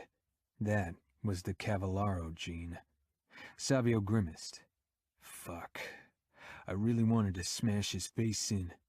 I can't believe he's standing here in our fucking garden, in our fucking city after what he and his family did to Adamo and Remo. Remo could forgive Samuel for his own torture. He considered it fair game, but not Adamo. That was a mistake Cavallaro would pay for one day. Maybe it's a first step toward peace, Chiara said, trying to put a white flower into Greta's locks. Greta followed everything curiously with her eyes. Savio scoffed, his eyes flickering with hatred. There won't ever be peace between the Camorra and the outfit. Chiara glanced at me, and while I didn't like the hopeful look in them, I liked lying to my wife even less. He's right. It was difficult enough to maintain peace with the Familia. Luca would cancel the truce the moment we approached Cavallaro. Greta fumbled for the flower, grabbed it with her small fingers, and stuffed it into her mouth. Careful, Savio hissed. They are edible, don't worry, Chiara said, and started laughing. Part of the flower peeked out between Greta's pouty lips. Her eyes darted from Chiara to Savio, then me and Nevio. Chiara's eyes flew back to the mansion where Leona was waving at her. I think my presence is required. Can you take her? Savio's eyebrows shot up. I never held her. She'll cry. Give it a try, I said. Greta had been watching Savio with more interest these last couple of weeks, more willing to tolerate his easygoing nature than my more reserved approach. Savio leaned down so he was eye level with Greta, who still had 2 petals stuck to her mouth. All righty, dollface. I'm going to take you now. No crying. Chiara held her out, and Savio carefully took her, and then held her against his chest. Greta's eyes had grown wide, but she was still quiet. I'm not sure I like the look on your face, Savio murmured. He bent down to pick up another flower and held it in front of Greta's face. Here, have another snack. With a laugh, Chiara hurried toward Leona. Greta ate that flower as well. Then, peering up at Savio, she pulled her fingers from her mouth and touched Savio's chin. Savio sighed, his mouth curling in disdain. Baby spittle on my face, the highlight of my day. You also got a petal in your stubble, I said. Savio gave me a long-suffering look. I worked so hard to earn my street credit, this could ruin everything. I raised my eyebrows. If that bull tattoo didn't ruin your reputation, nothing will. He smirked. You just can't accept that the ladies like it. To be honest, I couldn't care less. Nevio let out another screech and twisted in my hold, determined to get down to the ground. We'll need a leash for him soon, Savio said. I want to see you put a leash on Nevio when Remo's around. That kid's name is Trouble. Savio peered down at Greta, who suckled on her fingers. Am I right, dollface? She grinned toothlessly, a petal clinging to her tongue. She tried to get it off and started drooling. Savio quickly snatched the petal. Greta grabbed his hand and began chewing on his finger. He gave me a look. No lewd comment. I warned. Savio scoffed. I'm not that fucking depraved to make that kind of joke around Dollface, trust me. We'll see. Nevio and her won't always be babies. One day they'll be teenagers. Savio shook his head. Dollface, promise to stay away from guys like me. I doubt any man with a flicker of sanity will dare to approach Ramo's daughter. And if any asshole does, I'll chop his cock into pieces and feed them to him. Ramo growled as he came to a stop beside us. One of his eyebrows rose when he saw Greta on Savio's arm, and the pedal still stuck to his dark stubble. I see you used your charm on my daughter. Savio flashed a grin. I'm a ladies' man. Greta made grabby hands toward Ramo, who smiled and took her from Savio. He kissed her forehead. Then he looked toward Samuel, who was watching us. Ramo's expression hardened, his eyes filling with contempt. I'm surprised you have enough restraint not to slash his throat, Savio said with a nod at Serafina's brother. Nevio twisted again, getting angrier. He began to kick, gearing up for the second screaming fit of the day. It's enough. Ramo's eyes darted to us. Nevio, you heard what Nino said. Enough. Nevio stopped squirming. Good, I said. Now that you're behaving, you can run around. I set him down. A grin split his face, and then he dashed off, wobbling like a little drunk straight towards Samuel. Fuck, Ramo growled. I'll get him. I jogged after Nevio and got him before he reached his uncle. Samuel hadn't been looking at him anyway. His narrowed eyes were on Ramo, and when I straightened only a few steps from him, they settled on me. I returned his gaze steadily. A cold smile stretched his lips. Looking into your eyes, I don't get how Fina can allow her kids to be near you. No emotions, right? I didn't say anything, only regarded him coolly while Nevio squirmed in my arms once more. You could probably kill us all, even the babies, without blinking, and then have a piece of that wedding cake while you're still covered in our blood. I smiled. I could kill you now and have my cake with my clothing unsoiled. Samuel's eyes flashed with eagerness. Nino, Chiara said, stepping between Samuel and me. Serafina will be ready soon. Why don't you take your place by the ark? Then she turned to Samuel. Hello, Samuel. I'm sure your sister will be very happy to see you. She misses you. Samuel's brows drew together, but he inclined his head politely. Chiara took my hand and led me toward the ark. I know you don't like him, but today is about Serafina and Ramo, not blood spilling. It's not a matter of liking. He poses a threat and almost killed my brothers. A wedding is about bringing people together, so please ignore him. I gave her a small smile that was meant to set her at ease, even though my insides yearned for violence and revenge. You don't have to worry, Chiara. I won't make a move toward him. I'm in this for the long run. Chiara stood on her tiptoes so she could kiss me. Nevio let out another screech, causing her to laugh. Time for your mom and dad to marry. I hope you'll behave. Chances are slim. He's a fatal combination of Ramo, Savio, and Adamo. Chiara tilted her head. Nothing of you? I glanced towards Greta, whom Ramo carried around. Greta's like me. I know. And so does Ramo, right? I nodded. Ramo and I hadn't talked about it, but he was too perceptive not to realize it. The wedding ceremony passed without incident, and Serafina was very happy about her twins' presence, which led to my brother being happy as well. Seeing Ramo content at all was a rare experience, so I tried to make peace with Samuel's attendance. There would be enough time to kill him later once Serafina had gotten used to being without him. I didn't miss Adamo's furious eyes when he saw one of his tormentors. He hadn't argued when Ramo and I had asked him if it was okay for Samuel to attend.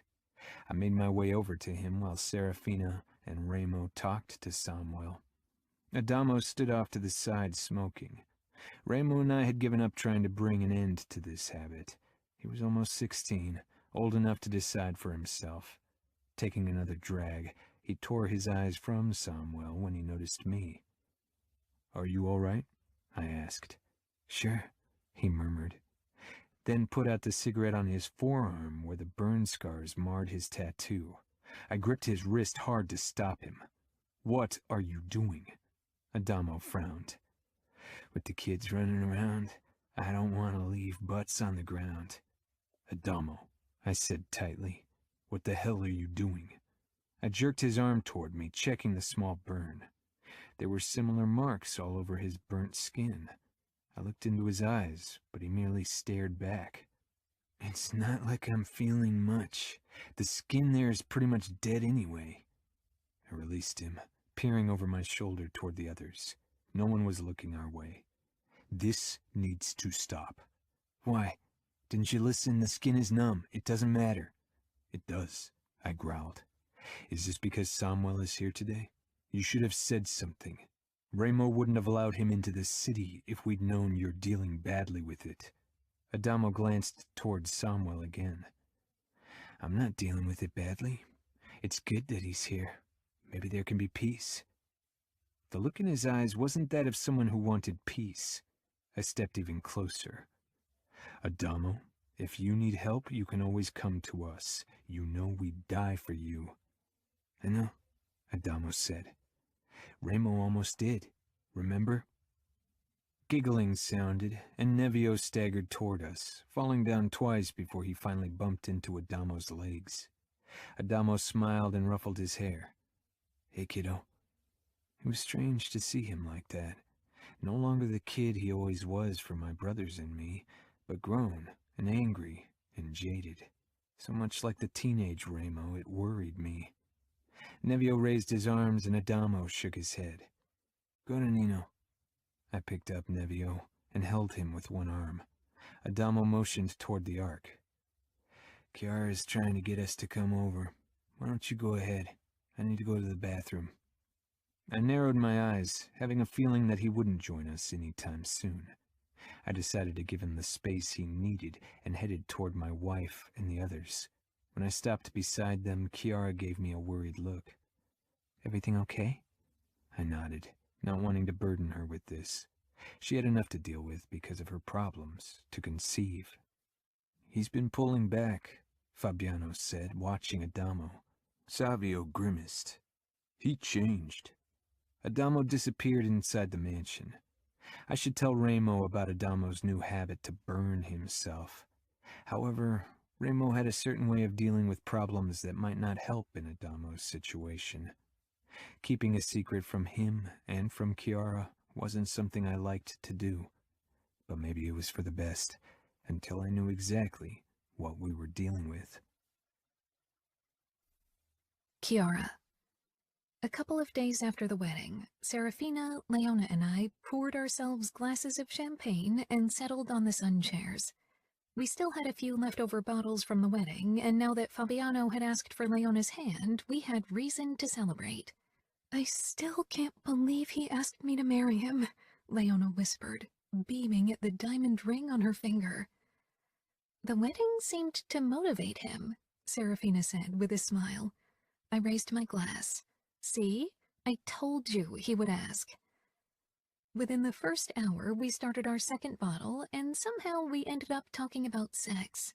The alcohol helped lower our inhibitions, though Serafina was definitely the one with the least problems to discuss those matters, which wasn't that strange considering who she was married to.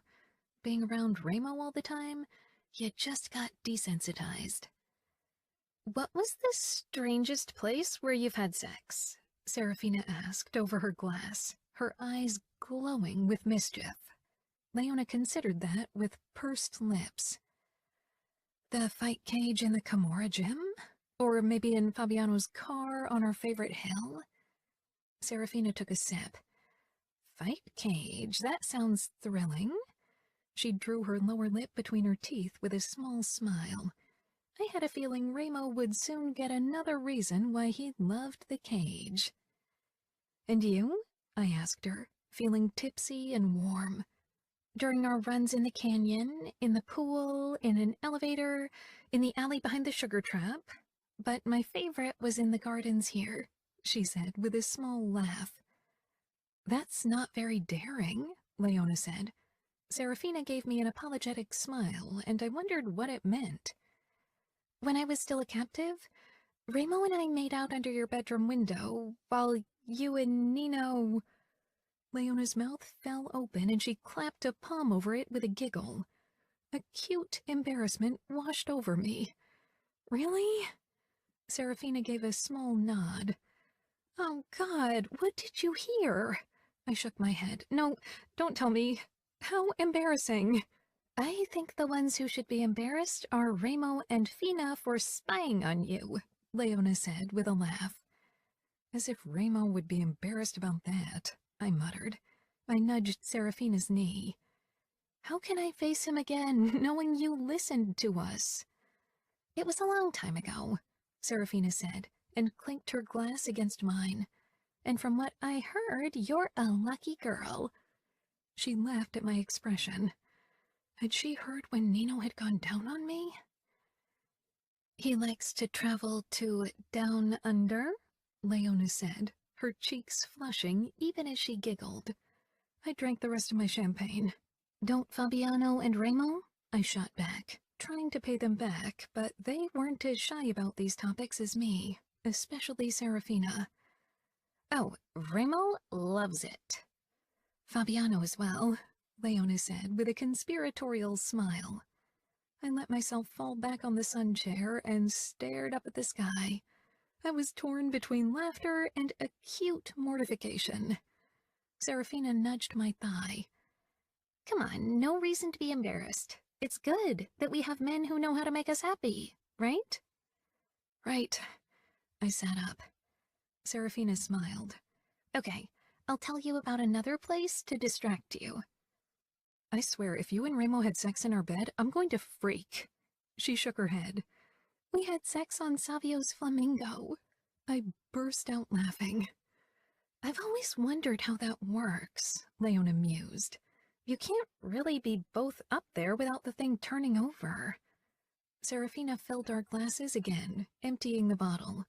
Luckily, there was a third one in the cooler waiting for us. I had a feeling I'd need more alcohol. Okay, we had a form of sex on there.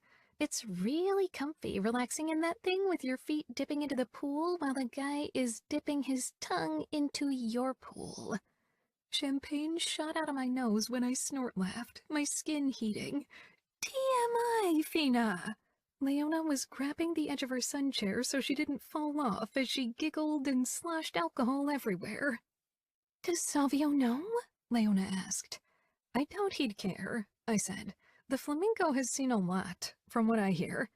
Serafina shrugged. We cleaned it afterward, so... I clamped a hand over my eyes, unable to believe the turn our conversation had taken. A few years ago, something like this would have been impossible for me. What about you, Chiara? What's the freakiest place where you had sex? I peered at Serafina through my fingers, then lowered them slowly, sending her an embarrassed smile. I ran my fingers along the rim of the glass as I contemplated how little I'd done so far. We hadn't ventured out of our bedroom often so far. We made out in the shower of the changing room in Roger's arena once, and in the pool, I said. But that's it. I think Nino's holding back for me. Serafina pursed her lips.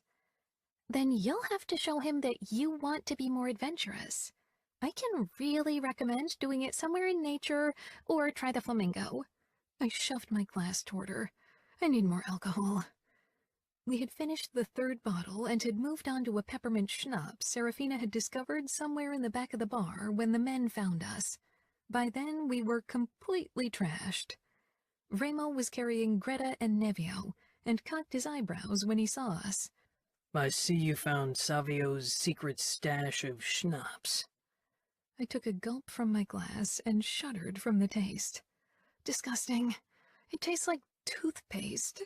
Then I laughed, and Serafina and Leona joined in. That didn't stop you from emptying the bottle, I see, Nino said, lifting the schnapps bottle.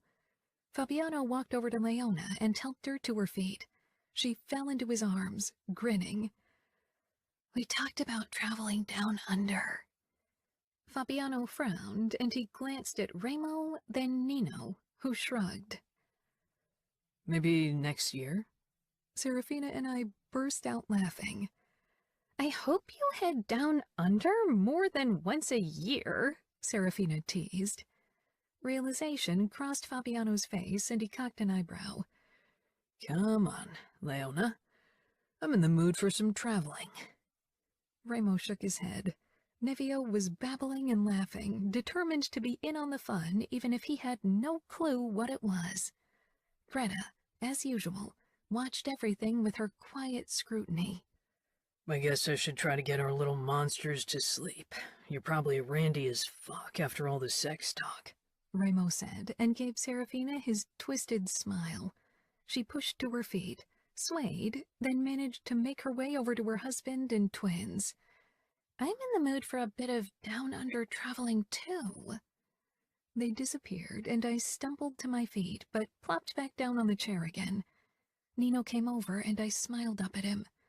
Slowly, my eyes traveled the length of his body, the way his shirt hugged his muscles, and my core tightened with need. Nino bent over me, grabbing my waist to pull me to my feet. I grabbed his neck and kissed him. He responded, but he was restrained. I pulled back. I want you. He searched my eyes. You're very drunk.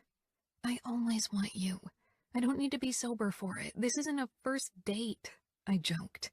I cupped him through his pants, kneading lightly and feeling him harden under my touch. Nino's mouth twitched.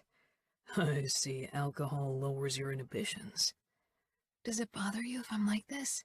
I asked, and didn't stop rubbing him, enjoying how quickly he responded to me, how eager he was for me. Nino got down on his haunches, leaving me no choice but to release him. No, I'm glad that you're finally confident enough to say what you want and act on your desires. He wrapped one arm around my waist and leaned closer as his other hand slipped under my skirt and began stroking me. I was already wet and aching for him. I looked towards the house, wondering how much of this would be visible from the windows. This part of the pool area wasn't as hidden as the pool itself. I didn't see anyone, but the risk remained. Most of it would be shielded by Nino's broad back, though. Nino followed my gaze. Should I stop and continue inside? I shook my head quickly. No. His mouth twitched, and he slowly pushed 2 fingers into me. I gasped at the delicious stretch as he thrust into me. Fina told me that she and Remo listened in on us having sex once, I said between moans, curious about Nino's reaction, and surprised when he only nodded. I know. Remo told me, and I heard them through the open window. My eyes widened. You knew they were listening and you didn't stop? I didn't care, but I knew you would, so I didn't tell you. Oh God, please kick Remo's ass next time he tries something like that. Nino thrust into me again. I'll let him know your feelings on the matter. I moaned, then shook my head. No, don't. I'd rather he forget it ever happened. Nino nodded, his eyes focused on his fingers, and my toes began to curl at his hungry look. My release hit me and my arms gave out. I fell back on the chair, moaning and giggling, completely overwhelmed and also increasingly dizzy. Nino's head appeared above me. I think that's it for now. What about you? Tomorrow, he murmured and picked me up gently. I nodded groggily against his chest. Then my vision turned black. Chapter 18. Cora. I had the headache of my life. Every time light met my eyes, a sharp pain slashed through my brain. Holding my temple, I stumbled out of the bedroom. Nino was already gone. I guessed for his morning swim because it was already 10. When I stepped into the kitchen, Serafina was hunched over the table, looking like a zombie. She barely glanced up and gave me a weak smile. I tried to return the gesture, but only managed a grimace. Ramo's mouth pulled into his twisted grin. Nevio and Greta were busy picking at the food cubes on the plates in front of them. I trudged toward the coffee maker and poured myself a long black. For once, no milk or sugar. Making my way over to the table, I clung to my cup as if it was my lifeline. I'd never felt like this, and I definitely would never drink as much again. It had felt good to let loose yesterday, but the morning after... Nevio let out a happy screech when I sat down, and I whimpered at the twinge the sound caused in my brain. "Shh," Serafina murmured, half pleading. Ramo chuckled. You two look like death warmed over. Neither of us reacted. I hope you don't expect me to make breakfast. I can't cook, and I have no intention of learning it. I glanced up. Maybe you should. Nope, that's the perk of being capo, he said, then smiled dangerously. Serafina mentioned she finally told you about us listening in. Ramo, Serafina hissed, then groaned and touched her head. I told you not to mention it. I shouldn't have. My cheeks heated and I grimaced. Don't talk about it. Ramo leaned forward. Next time I'll give you a signal, so you know what's going on. I raised a warning finger. Don't you dare. Keep your nose out of my bedroom. Ramo would have said something else to embarrass me further. Luckily, Savio, Nino, and Adamo were drawn into the kitchen by the scent of coffee, and they all settled around the table. Nino regarded me closely. How do you feel? Horrible. Nino watched me a moment longer. Cause and effect. I really love you, but that's making me want to hit you with a spoon. Surprise flashed in Nino's eyes. Keep your kinky dominatrix shit in your bedroom, all right? Savio said, a bit too loudly. Can you tone it down? Serafina muttered. Savio grinned. What? Don't tell me you've got a headache. This time he spoke even louder. Don't we get any breakfast? Adamo asked after a moment. Our resident cook is nursing a hangover, Ramo said. I'll make omelet, Nino said, and got up. I sent him a grateful smile. Ramo was trying to feed Greta pureed carrots while Nevio fed himself. He hated it when someone tried to feed him with a spoon, so eventually we'd just given up and put a selection of cubed veggies, meat, and fruit down in front of him so he could choose what to eat. Sipping at my coffee, I watched Ramo with Nevio and Greta. How patient he was, even when Nevio acted like a little monster. Ramo noticed my gaze and raised his eyebrows, and I just smiled. He didn't like it when people saw his softer side. A few minutes later, Nino came over with a huge pan filled with scrambled eggs. I thought we'd get omelet, said Savio. If you're not satisfied with the provided food, you're free to cook for yourself, Nino drawled. Savio held out his plate. I see we're all in a bad mood this morning. I stifled a laugh, then winced. Despite my protest, Nino put some eggs on my plate as well. You need to eat. I sighed, then picked up the spoon and pushed a bite into my mouth. Everything tasted stale this morning. After returning the empty pan to the stove, Nino set down Tylenol and a big glass of apple juice in front of me. This might help. He sank down beside me. Nino squeezed my thigh gently, and I forced the painkillers and a large gulp of juice down my throat. When did you come home last night? Nino asked Adamo. Dark shadows spread under his eyes, and he smelled faintly of smoke and beer. Around 4. Tomorrow's school. I don't want you out all night again. It's almost the end of the school year. Holidays will start soon. It's not like anything exciting is happening. Adamo mumbled, clinging to his coffee cup. Savio's partying all the time. Savio's not in school and never gets shit-faced, Ramo said sharply. Greta peered up at him, her mouth smeared with puree, ignoring the spoon Serafina now held out to her. Savio's also of age, Savio said, rolling his eyes. Man, you look like shit. Even worse than our two beauties over there. I just had some fun, Adamo said defensively. Nino frowned. You can have fun, but you need to know your limits and not constantly cross them. Serafina and I exchanged a look. We hadn't set the best example last night, but it was only the second time we'd gotten drunk. All right, Adamo grumbled, raising my suspicions. Usually he was more confrontational with these matters. Remo narrowed his eyes. Greta leaned forward and made grabby hands for one of Nevio's avocado pieces. Nevio picked it up and held it up so Greta could grab it. The piece was smashed between their hands, but Greta brought the green mash to her face and stuffed her fingers into her mouth. I can't stand the cuteness, I whispered. Savio's lips curled. I guess table manners don't matter anymore.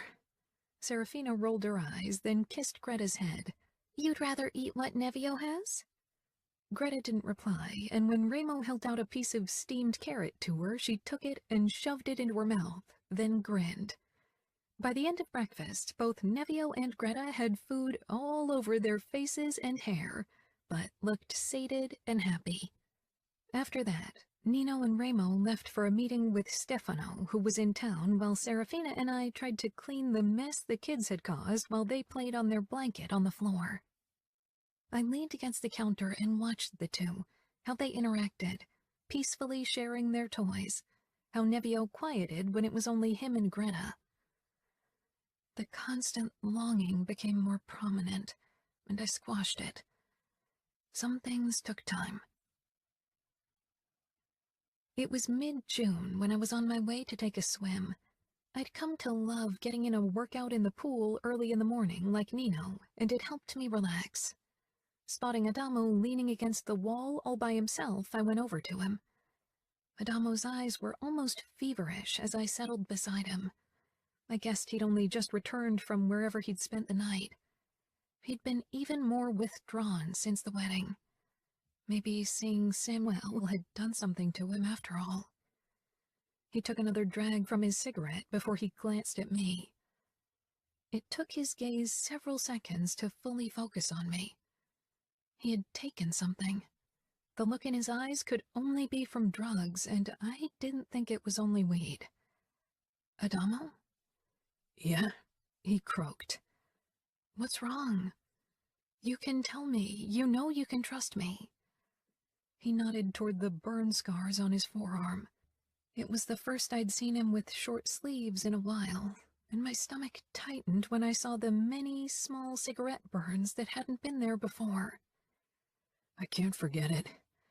I dream about it every single night. About the helplessness, the agony, and worst, the unrestrained hatred in their eyes. They wanted to destroy me in the most brutal way possible, only because I was a Falcone. My throat became dry. This was probably the first time he admitted it aloud. Because they knew it would break Remo. Adamo nodded. Sometimes I catch myself staring into Fina's eyes just to summon the memories of that day. They are like Samuel's, and close enough to Dante's. Oh God, what was I supposed to say to that? Adamo avoided Serafina, but for this reason I hadn't expected. Why do you try to remember? Because I can't forget. It gives me a sense of control when I choose the moment the memories arise. I understand, I whispered. He tossed away the cigarette. I thought I was different. I tried to tell myself that I was, but I'm not. What do you mean? I want revenge. I want to make them bleed, even if I know it's not going to change a thing, only lead to more violence, to more misery. He ran a shaking hand through his hair. What did you take? What? You're high, I said quietly. I could see his defenses coming up. Adamo had learned to keep secrets, and I worried how many he hid behind his mask. Adamo stood. Nobody in the Camorra would sell me drugs, Chiara. How could I be high? I saw you buy something from those guys at the club. He shook his head. That was a one-time thing. When they found out who I was, they refused to sell me anything. That was likely the truth, but he was lying now anyway. He had taken something. Adamo, your brothers love you. I rose and touched his arm. Don't let what happened break you. Don't let it change you. You are the kindest man I know. I'm not kind. He grasped my upper arms in a tight grip, his eyes flashing with despair even as they went out of focus. If he didn't get drugs from the Camorra, the only other options were the Bratva, the cartel, or a local MC, and that was utter insanity. Las Vegas was firmly in Camorra hands. It meant he had to get his supplies when he was allowed to race in other states. I'm not kind, he repeated, his fingers tightening further. You're hurting me. Adamo's gaze darted to his hands and he jerked away from me, shaking his head over and over again. I'm sorry. I'm messing everything up. He backed away slowly, a look of plain guilt on his face, and then he turned, ran away, and disappeared around the corner of the house. I'd sworn to Adamo that our conversations would stay confidential. It was why he'd opened up to me at all. Could I keep this from his brothers and everyone else? Should I? I closed my eyes. I'd wait a few days before I made a decision. The next day, I was on my way to my swim, but froze in the threshold to the communal space, surprised to find Nino in the gaming room with the twins. I thought he was already swimming his laps. Maybe Serafina had asked him to watch the twins while she got ready. I paused in the doorway. He sat on the sofa with Nevio beside him. Greta stumbled closer, her dark eyes fixing on the book in Nino's lap. She held onto his knee, still not as steady on her legs as her twin. Nevio had already lost interest in the pages and was palming Nino's tattoos again, babbling in obvious delight. Nino watched Greta closely. She tried to catch a glimpse at the book, but was too small, until Nino lifted the book in her direction, which in turn made Nevio unhappy, resulting in a warning cry that could very well lead to a full-blown screaming session. If I pick you up, you and Nevio can both see the book, Nino explained calmly. Greta peered at him with those huge eyes, melting my heart with her adorableness. Nino lowered his arms, moving slowly to give her time before he slid one hand under her nappy-clad bum, while the other steadied her back. He lifted her off the floor, eyes focused on her face as if he worried she'd start bawling any moment. For a long time, Remo had been the only one she accepted. Now that Savio had been allowed to hold her, it seemed that she'd grown to trust the men in this family. She remained quiet, and her expression made it clear that she wasn't too enthused about the situation yet. Nino cradled her in his arm and pointed at the book. Of course, Nevio immediately climbed on top of him as well, and as I watched, eventually both Greta and Nevio settled on Nino's lap, while he quietly explained the images to them. My heart felt so full, I wasn't sure how it didn't burst, and soon traitorous tears gathered in my eyes. Serafina appeared beside me and hugged me. You'll have this soon, too. You and Nino deserve to be parents. I nodded and didn't dare to say anything from fear of bawling.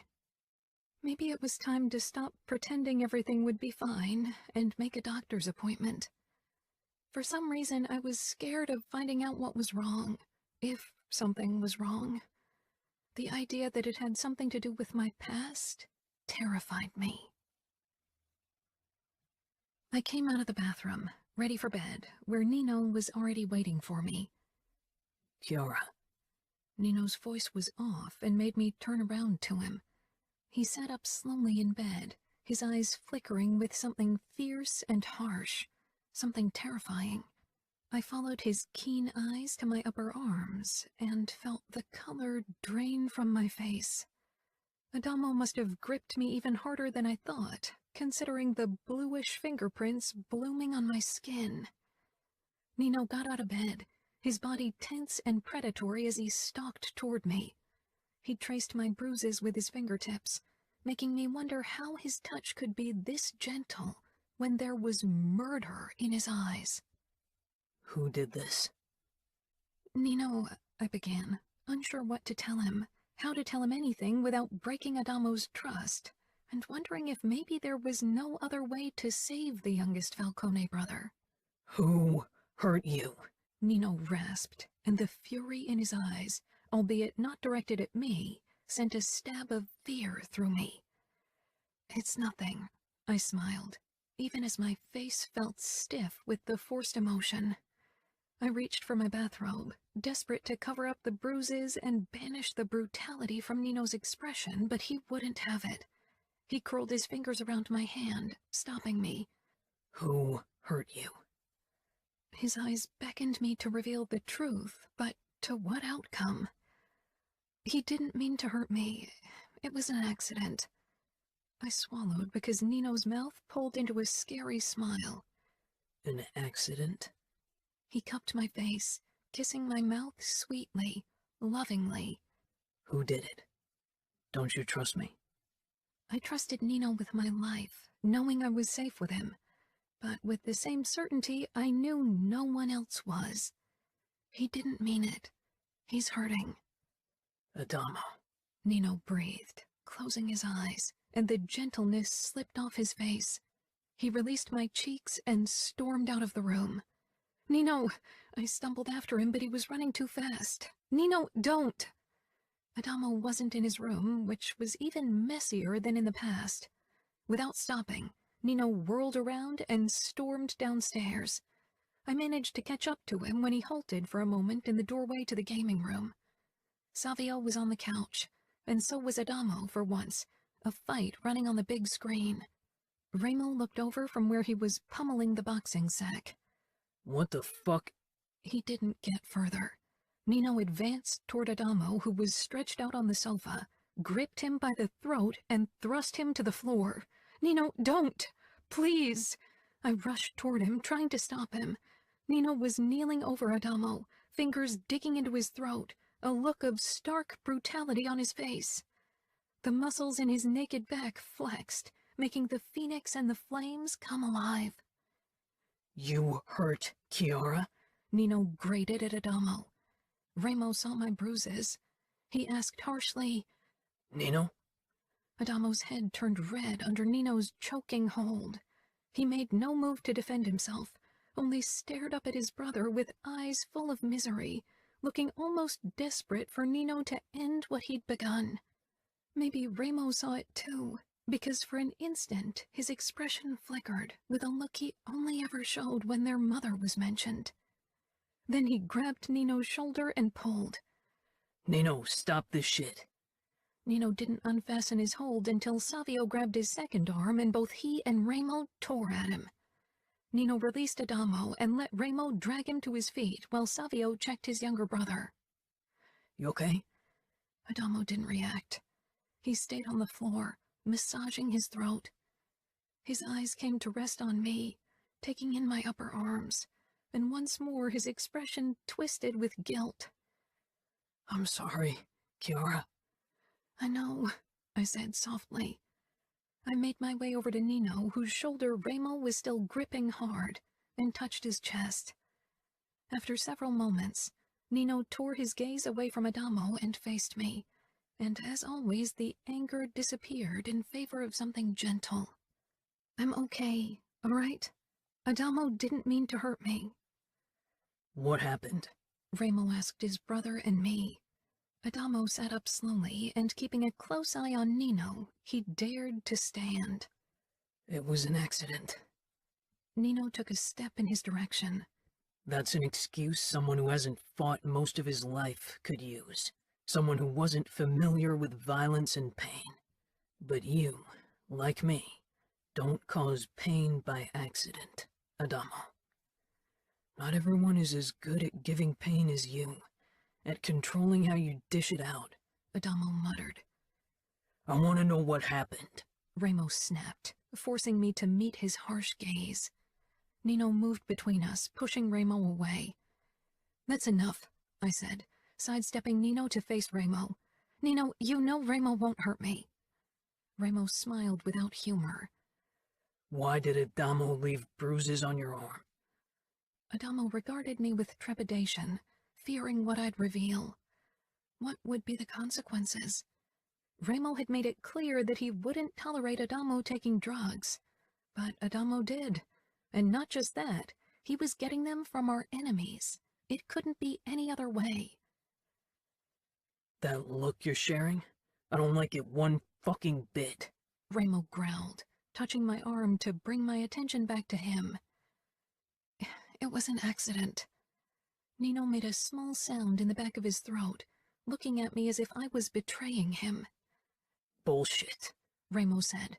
"One of you is going to spill the fucking beans or I'll seriously lose my shit." Steps rang out and Serafina appeared with the twins on her arm. She frowned at the scene in front of her. "You better leave. We have something to discuss," Nino said, and Remo nodded. Serafina's eyes darted from me to Adamo, who gave her a small smile, and all I could think about was that he looked at her to remind himself of the torture he'd suffered. She turned with a last questioning look at Remo and left. "The fucking truth. Now," Remo said to me. "I told you everything."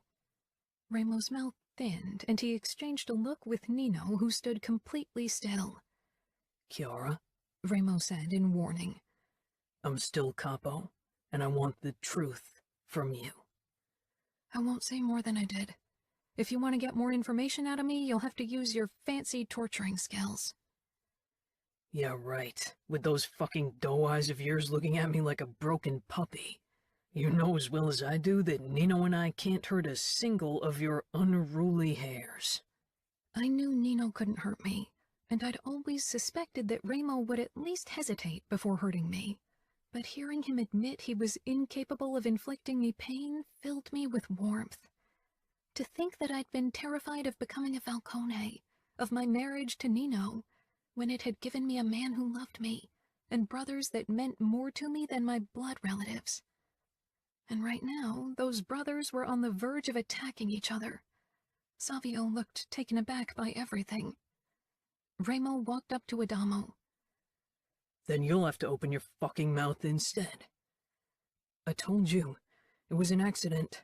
If you don't believe me, why don't you finish what Danilo began and burn off the rest of my tattoo?" Adamo shoved his forearm toward Remo. The upper part of the tattoo with the knife handle and part of the eye was gone, replaced by gnarly burn scars. It gave the rest of the eye that remained a sad, droopy look. Remo stiffened. "You made an oath to me. You owe me the truth." "Remo saved you twice, Adamo. Maybe you should be grateful," Nino said coldly.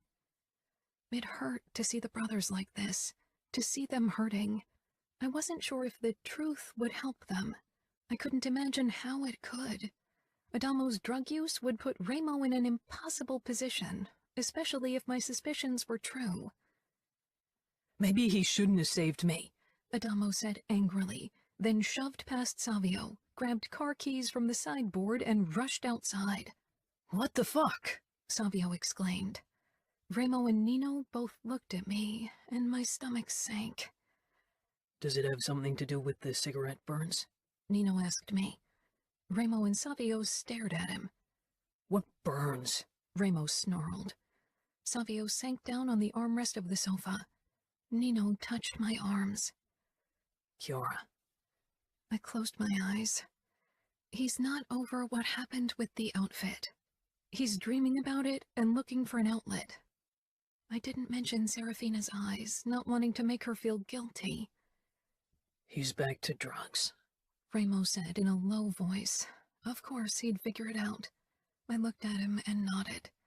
Nino shook his head, frustrated. "I want answers," Remo said.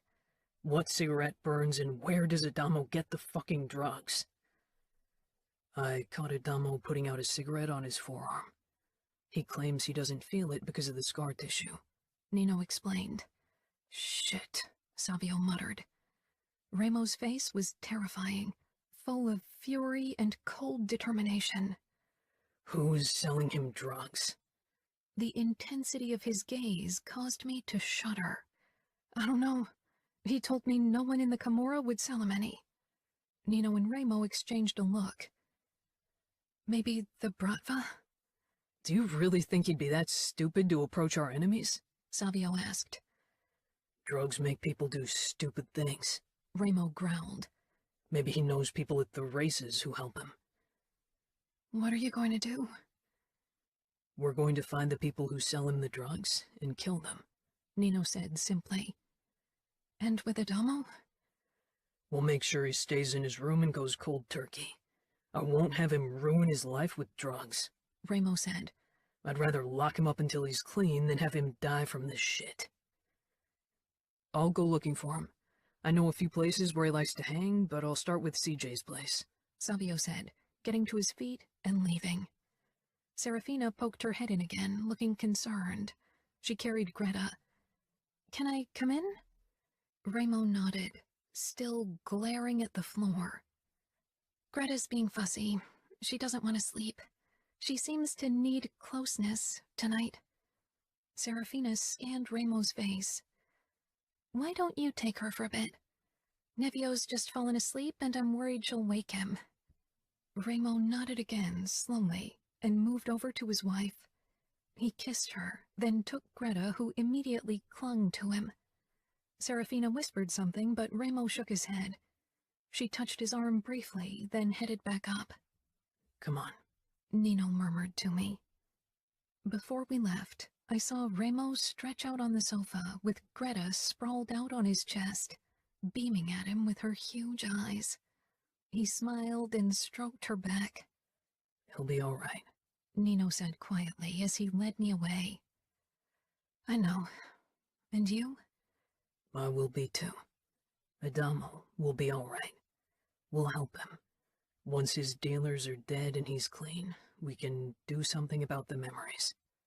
We settled in our bed, me on my back and Nino leaning over me, his eyes tracing my upper arms.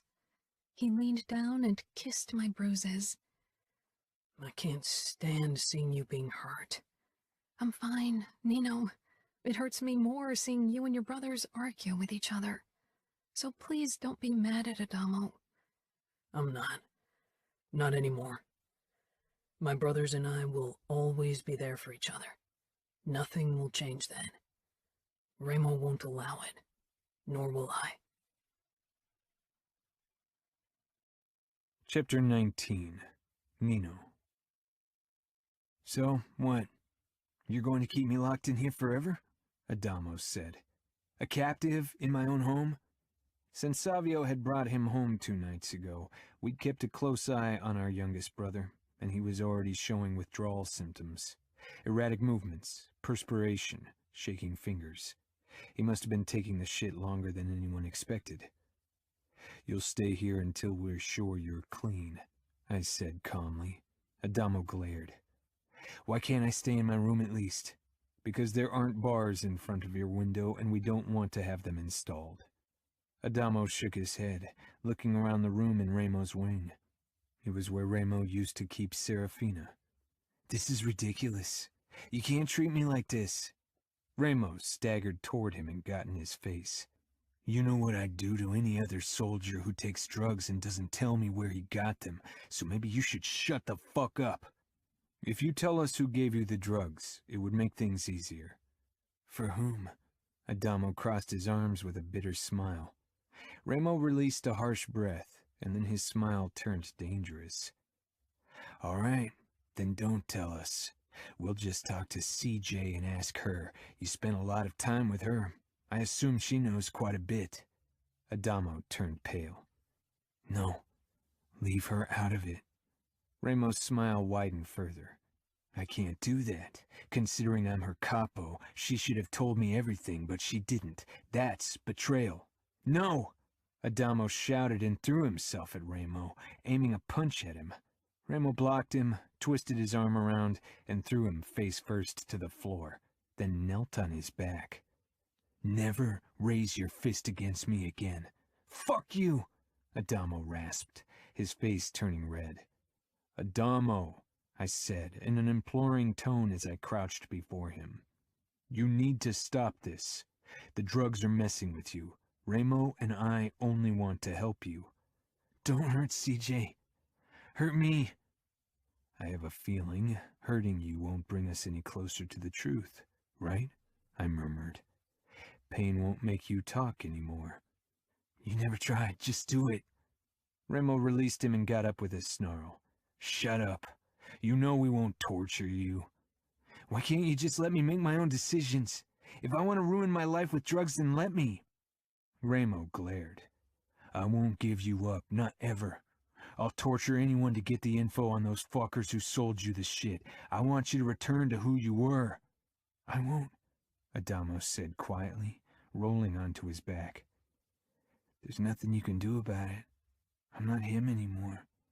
Maybe I never was. Ramo swallowed hard, his mouth setting in a hard line. He bent over Adamo, gripping his forearm with the burns. Then become someone stronger. Those fuckers who tortured you, don't give them power even after they're done. Get angry.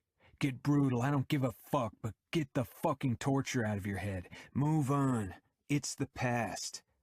Adamo smiled strangely. If it were that easy, you and Nina wouldn't still act like our mother wasn't alive. Ramo jerked upright. He was on the verge. I gripped his shoulder.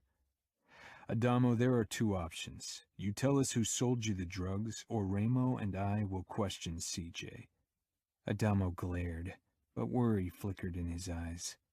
Maybe Adamo thought he was like us, had become like us, but he was still kinder than Ramo and I would ever be. Don't give us that look, Ramo said in a low voice. I won't have you deal with potentially dangerous dealers who could use you and your drug addiction to get back to us, to our family. Adamo scoffed. Ramo took a step toward him again, but stopped himself. You sure you wouldn't give them the safety codes if they didn't sell you the drugs you crave so desperately? Can you look into my fucking eyes and swear you wouldn't act recklessly for another high? Can you? Ramo laughed darkly when Adamo remained silent. That's what I thought. I won't risk Greta and Nevio's lives, or Serafina's, or Savio's, or Chiara's, or Nino's. Or yours. Ever.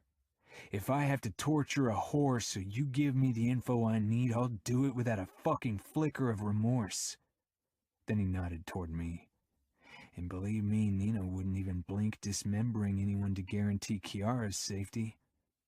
Adamo pushed himself into a sitting position.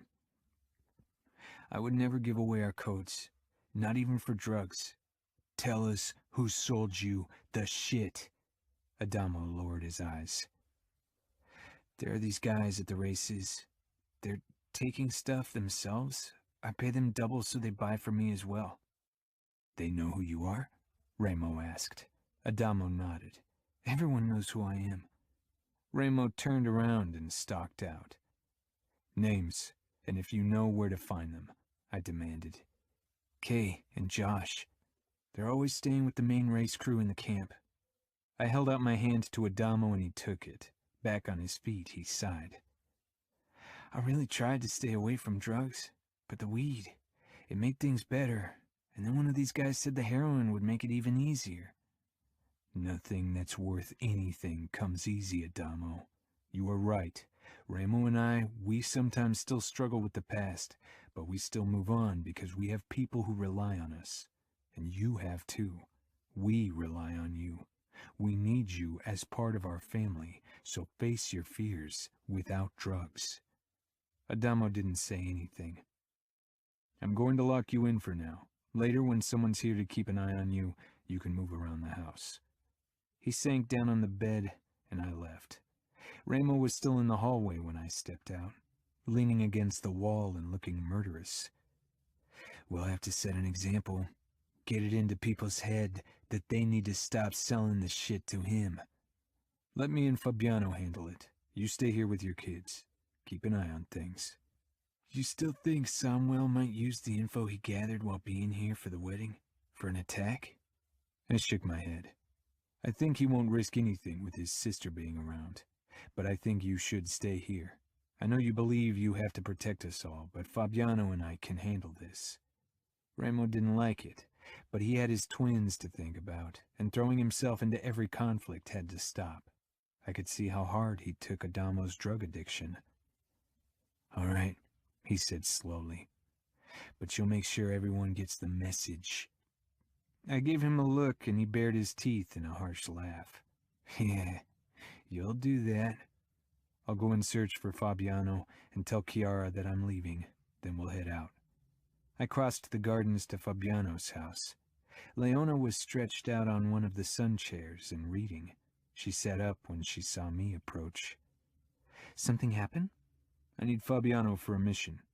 He's in the gym, working out.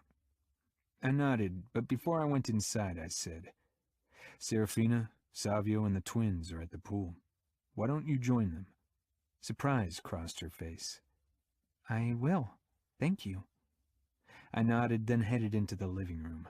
Fabiano's house was smaller than ours and didn't have any wings, but was still a huge building.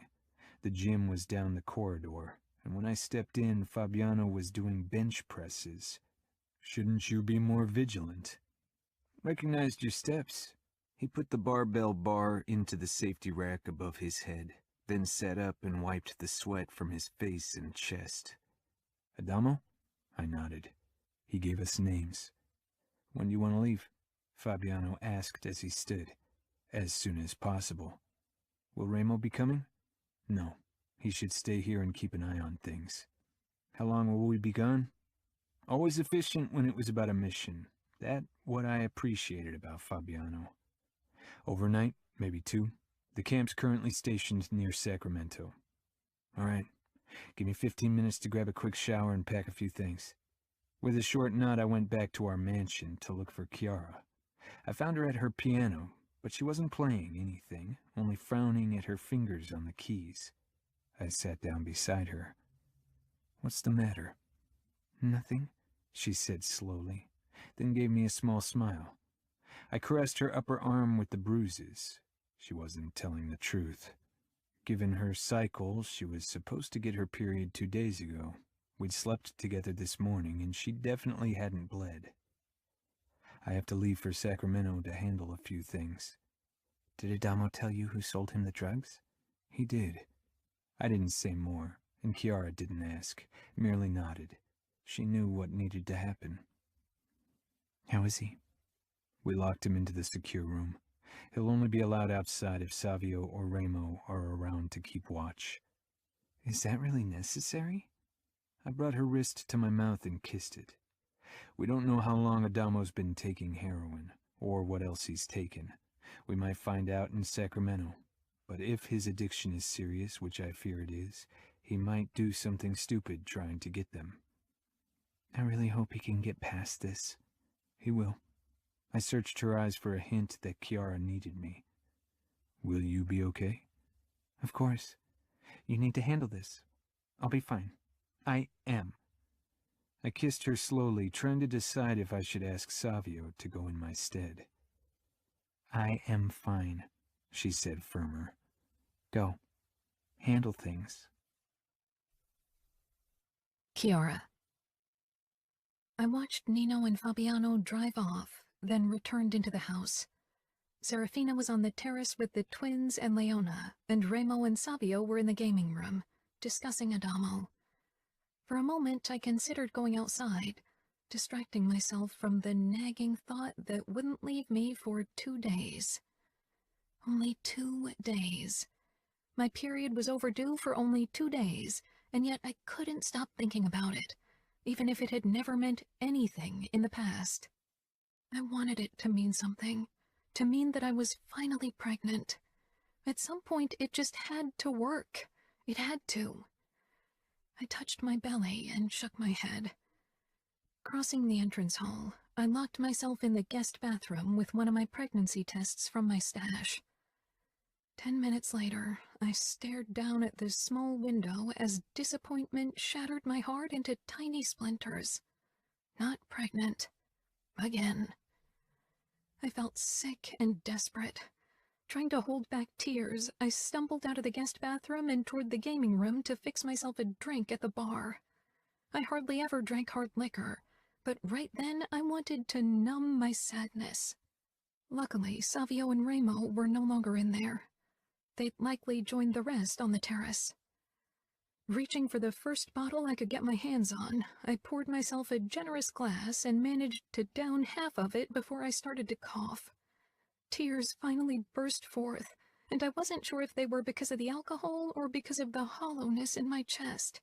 This crushing feeling that the one thing I wanted most wouldn't come easy for me, or at all. Remo came into view, coming in from the garden. I quickly wiped my eyes and rushed away, wanting to drown in my misery, but his steps sounded behind me, and eventually I gave up escaping because it was futile anyway. Remo never gave up, and I was tired of running. Sniffling, I leaned against the wall and slowly slid to the floor. His legs came into view, but he didn't say anything. I could imagine him watching me.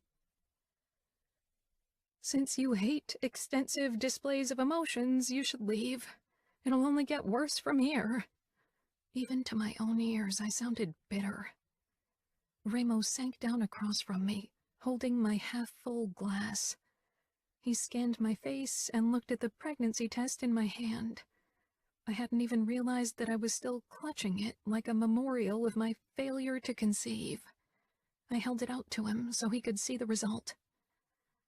You'd think it would get easier. The disappointment after getting your hopes too high once more. Remo took a sip from my drink, then swirled it in the glass. That was mine. You left it standing there. It's a limited edition Don Papa rum that costs a fortune. I'm not leaving it there so Adamo can desecrate it into a fucking Cuba Libre. I choked out a laugh and held out my hand. I need another sip.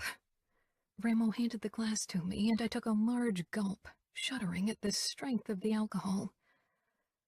Fucking waste of good rum. You hate hard liquor. I do, I said, and returned the drink to Remo. I thought it would help. Remo smiled. When has alcohol ever helped with anything? It can help you forget. For a few hours, but it lets you crash all the harder when you remember again. I bit my lip, knowing he was right. Adamo had been trying to cope the same way, and I could see where it had gotten him. We've been trying for so long. Remo tilted his head in consideration. There was no pity in his eyes, which was good, and why I loved talking to Remo. Is Nino shooting blanks? I blinked, still, after all this time, stunned by Remo's directness. I don't know, but I don't think it's him. It's my fault. I just know it deep down. Something is wrong with me. Maybe I don't deserve to be happy. First my parents, then Durant, and now this. I started gasping in air as despair and sadness crowded in my chest. I couldn't believe I'd said those words aloud. They'd been haunting me for a long time now. Chiara, stop it. I couldn't. Remo grabbed my ankle, startling me. My head jerked up. He rarely touched me. I swallowed as I focused on his face. It's no one's fault, and nothing's fucking wrong with you. Got it?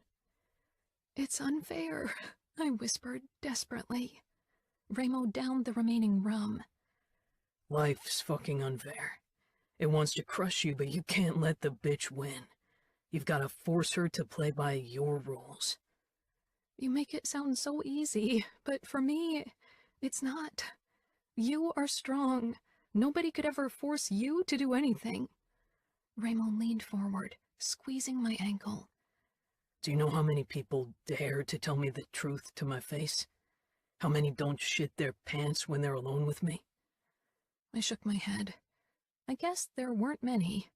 Serafina, his brothers, and Fabiano. Even Leona was still wary around the Camorra capo. You are strong in your own way, Chiara. And you are Falcone. The world's yours. If you want a kid, you'll get one. I laughed.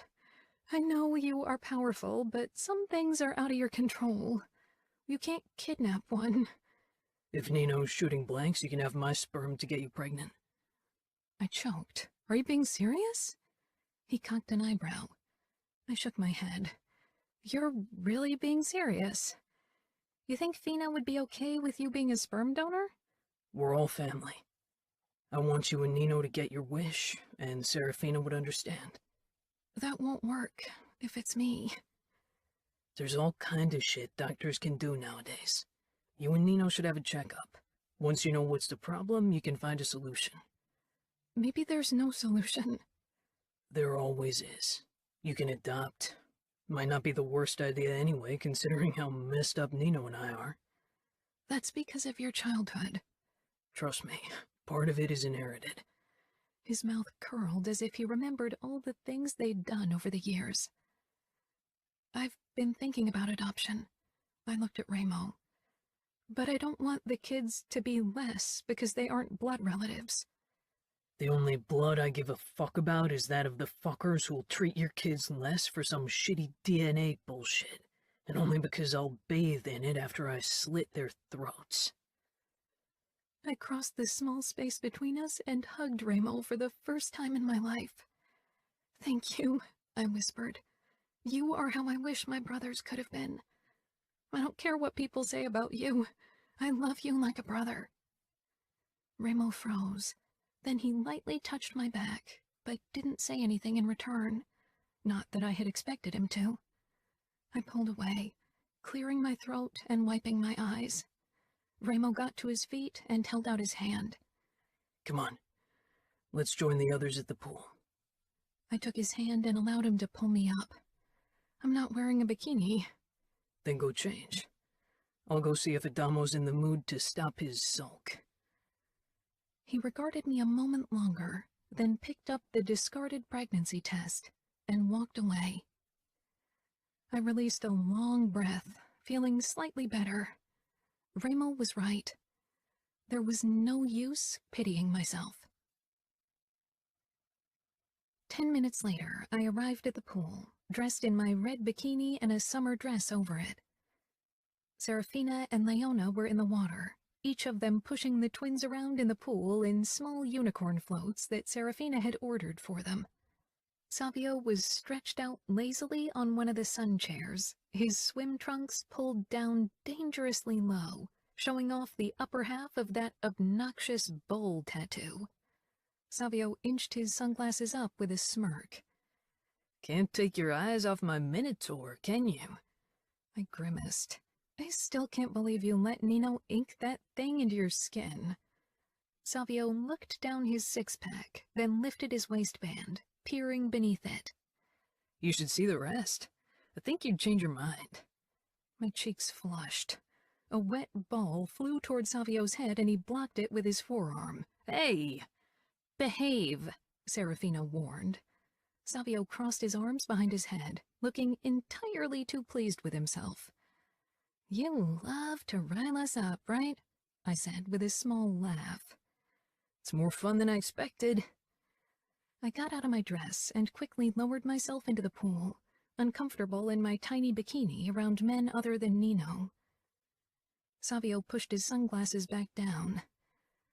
How about you bake us some of those delicious white chocolate macadamia cookies? I thought you'd get rid of that sweet tooth at some point. How can you stuff your face with all that sugary shit? Ramo said as he strode toward the pool in swim trunks. There was no sign of Adamo. Savio shrugged. I need it so I can give the ladies some sugar. I snorted as I made my way over to Leona, Serafina, and the twins. You are absolutely impossible. Do those pickup lines actually work? No, Ramo said at the same time as Savio said, yes. Ramo waved him off. Whatever. I'm surprised you didn't get a fucking lollipop instead of that bull inked above your dick. Would send a clear message. The girls I'm with know what to do with my cock. They don't need a lollipop to remind them. And if they're brain dead, I'll give them pointers. But you need a bowl to remind yourself to be an animal in bed, or what? Raymond lowered himself into the pool as well. Leona and Serafina had noticed my red eyes, but I gave them a bright smile, not wanting them to worry. Don't worry, I don't need reminding, Savio said.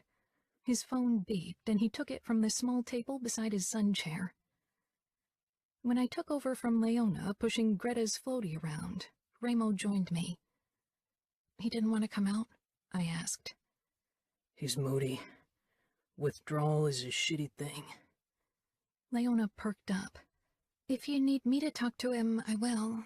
I've gone through so much with my mother, so I get it. Ramo's eyes darted to her.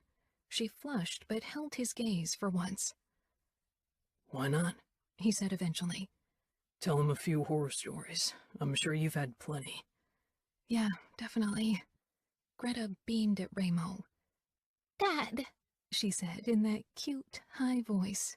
Ramo took her out of the floaty and she smiled. Want to be close to me, hmm? He pressed her to his chest and waded through the water. She looked much more content than in the floaty. Nevio, on the other hand, was kicking up a storm with his tiny feet and squeezing the life out of the unicorn's neck. Serafina pushed him back and forth with a grin. I swam over to her and Nevio as he gurgled with delight. I tipped my wet finger against his nose, causing him to screech with laughter. Leona sat on the edge of the pool, looking relaxed, maybe for the first time without Fabiano being around. With those lungs, the kid could be the lead singer of 9 Inch Nails, Savio said as he walked over to the edge of the pool, dragging his flamingo float after him. That thing stays out of the pool, Serafina said. Savio thrust the float into the pool. Make me. He dove in, emerged from the water, and hoisted himself on top of the pink atrocity. With his legs straddling the long neck of the flamingo, he stretched out and sighed. I feel the irresistible urge to use one of Ramo's knives to give that flamingo a cruel end, Serafina whispered in my ear. I stifled laughter. Savio threw us a suspicious look as Serafina made an innocent face. We spent the next couple of hours at the pool, and I felt much better after. When I returned into the bedroom after dinner that night, and curled up alone in our bed, the disappointment caught up with me once more. I missed Nino horribly right then. I had half fallen asleep when my phone beeped. It was close to midnight, and when I checked the message, I smiled despite my burning eyes. Good night, Cora. I'll be back soon. I love you. Nino wasn't big on messages, especially not to convey his feelings. It was the first time he'd sent me a text saying he loved me. I quickly replied, I love you too, and I wish I could fall asleep in your arms. I wasn't sure why Nino had sent me those words, or if maybe someone had mentioned my teary breakdown, and it didn't matter. I was just glad for the gesture, knowing he was focused on something else at the moment, something that required him to shut down all his emotions. Holding the phone in my hand, I closed my eyes again. Chapter 20. Kiara. The next evening, I was baking banana bread when Nino entered the kitchen. My stomach burst with relief seeing him, and then my mood fell, realizing I'd have to tell him that it hadn't worked again. Nino came straight toward me and hugged me from behind, kissing my cheek, and when I twisted my head around, my lips. It'll work out. We've got time. How do you know? I doubted Ramo had run off to tell him the second Nino stepped into the mansion. Your expression, and I know it's around the time of your cycle, and you usually do the test. I sighed. It's impossible to keep secrets from you. You don't need to. Are you mad? Nino frowned. Why would I be mad? Like I said, we have time. Eventually we'll have a baby. And it's not like either of us is to blame. This isn't something we can affect. I pressed my face into his shirt, soaking in his comforting scent. I'm mad. I'm so mad. Nino stilled. At who? Not at anyone, never at you, not even really at me. I'm just so damn angry, and it doesn't even make sense. Nino's brows had risen at my swearing. Maybe you need to vent. I had half a glass of Don Papa rum. That didn't help. Let me guess. Ramo told you to drink. I smiled. No, actually, he told me not to drink. At least, not the expensive alcohol. Nino shook his head with a chuckle, but then he became serious again and pressed our foreheads together. Maybe you just need to let your anger out. We could do some fight training. I always feel better afterward. Why not? It can't hurt, can it? It should hurt, Nino said. I shook my head. Right. Nino kissed me again, then pulled back. Can we go now, or do you have to stay for the bread? I checked it. It was done and only needed to cool.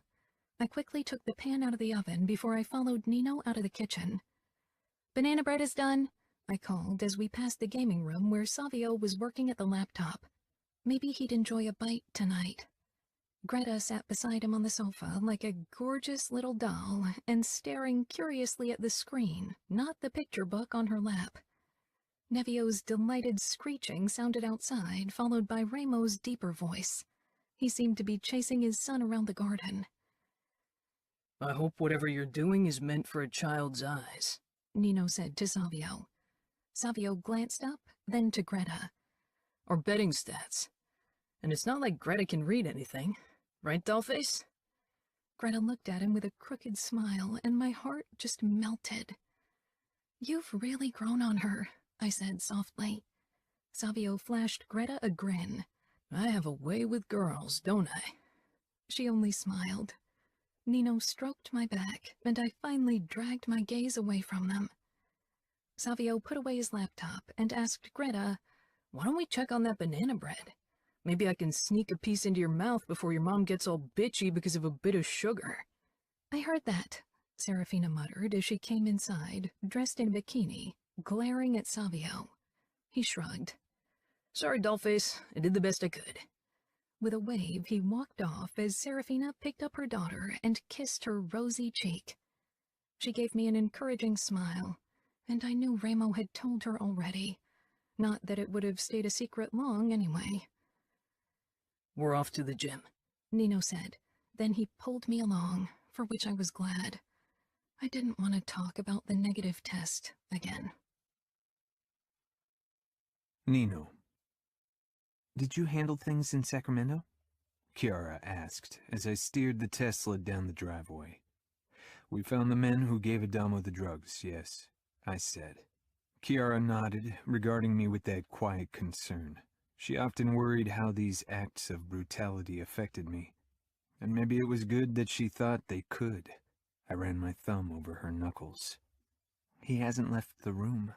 Ramo didn't let me visit him either. You shouldn't see him without one of us. In this stage of withdrawal, he might very well become violent to reach his goal. She shook her head. Adamo wouldn't hurt me. I looked pointedly at her upper arms and the fading bruises, and when Kiara followed my gaze, she sighed. He didn't mean to, and he wouldn't mean to again either. He'd be single-mindedly focused on getting another fix. That's dangerous. You won't go near him without one of us, Kiara. That's my last word on the matter. She nodded slowly. How long will it take for him to become clean? It's hard to say.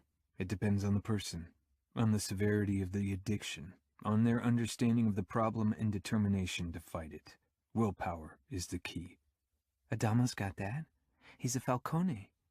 I smiled, but it wasn't associated with any uplifting emotions. Willpower won't be the problem, but I'm not sure Adamo understands the magnitude of his problem, and that results in a lack of determination to fight it. You'll help him. I will. We will. But it's a fight we can't fight for him. Only he can win it. We arrived in the gym 10 minutes later, and after changing into our workout clothes, Kiara and I entered the boxing ring. She'd gained strength in the time of our marriage, not just mentally but also physically. I wasn't sure she realized just how much. I helped her put on boxing gloves. She gave me a curious look. We'll both wear them to do some sparring. I think you need a more active training today. I put on gloves as well. They would soften my blows further. Ready? I asked. She nodded and took a deep breath. It didn't loosen the tension in her body. Kiara had been bottling up her frustration over her inability to conceive and tried to distract herself, but at some point it was going to be too much. I raised my hands. Left, right, quick. Kiara landed the instructed blows against my gloved palms, her brows drawing together. I want to really spar. All right, I said with a nod and got in position, fists up. I feigned an attack, which Kiara avoided, then she aimed a punch toward my ribs. Not bothering to block her blow, I allowed her the hit. She needed to release her emotions, and I wasn't sensitive to pain, at least not to the amount Kiara could summon. She landed another hit against my stomach. Stop it, she gasped. I looked at her. Stop letting me win. I want you to fight me. Stop holding back. She tried to punch me again. This time I blocked her with my fist, not my elbow, which would have hurt her. If I don't hold back, I'd seriously injure you. Anger flickered in her eyes. It didn't make sense. I'm not helpless. Not helpless.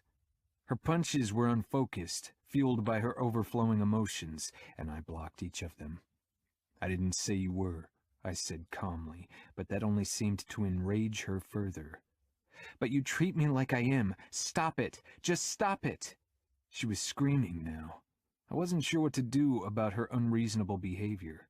She began pummeling my raised fists again. Hit me back so I can fight. Kiara, I tried again. She didn't stop. Not helpless. Not helpless. I couldn't hit her, so I allowed her to hammer against my chest until she only leaned against my skin, letting out a sob. She sank to the floor, and I knelt down as well, and quickly took off the gloves, then pulled her on my lap, holding her tightly. I am feeling so powerless, helpless. I just want a baby. I know, I murmured against her hair. I hate feeling helpless again, like everything is out of my control. I thought it would never be like that again. I hate it. I hate it so much. And you know what's the worst? That I wonder if the rape did something to my body, something that stops me from getting pregnant. She sucked in a choked breath. Durant would have loved that. I can practically see his triumphant smile, knowing that even in death he still ruins my life. I pulled back and nudged her chin up until her teary eyes met mine. Kiara, stop. Durant suffered. He suffered for what he did. He paid for what he did. And even if it'll never be enough in comparison to what he did to you, in the end he was a broken man. But you, Kiara, you aren't broken. You'll have a wonderful life and you'll get your wish. Trust me, one day you'll have your baby. Don't pressure yourself. You're still young. We have time. She gave me a wet kiss. But I don't want to wait. I stroked her cheek, wiping away a few tears. We'll make a doctor's appointment, okay? We'll figure it out, and then we find a solution. Okay, she whispered. Chapter 21. Nino. 1 week had passed since we found out that one of Kiara's fallopian tubes was blocked.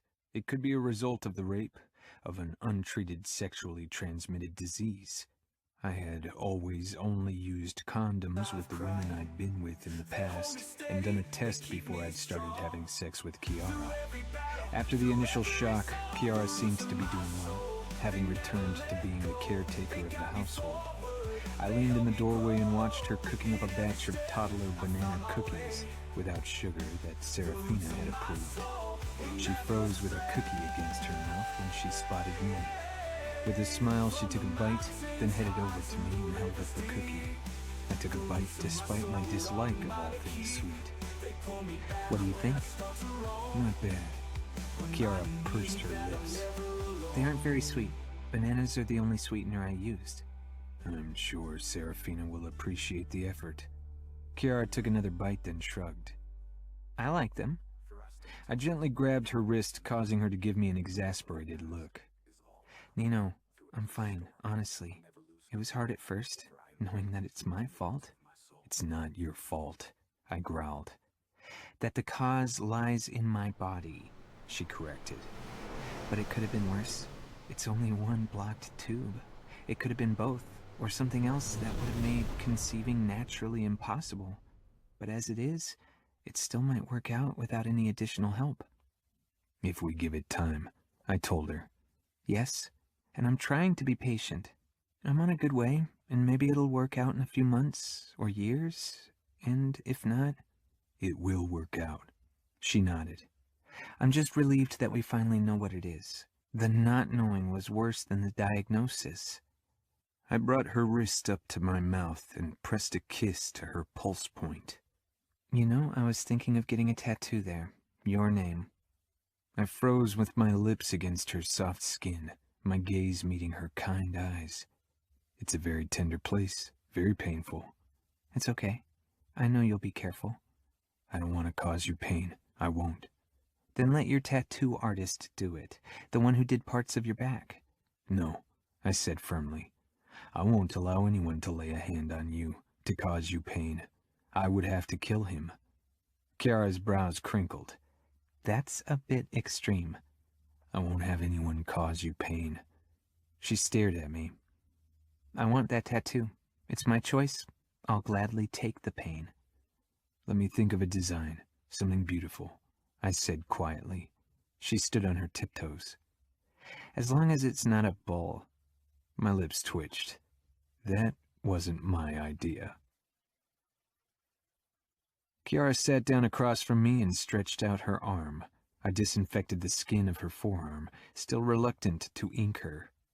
I knew the tattoo would look beautiful on her, but the process would be more than a little unpleasant. Are you sure? I am, she said. I took out the prepared design of the tattoo. Kiara's eyes widened, seeing it as I pressed the stencil to her skin to transfer it. With delicate tattoos, it was always best not to tattoo without a stencil as guidance. A rose? A red rose with thorns. Why? A rose representing your beauty. Red because I love the color on you, and thorns because even the prettiest rose should have them. You didn't in the beginning, but they grew back. Kiara bit her lower lip, then broke into a smile. That's beautiful. But what about your name? I frowned. For some reason it felt sacrilegious to put my name on Kiara's perfect skin, even if a possessive part of me was immensely pleased at the thought.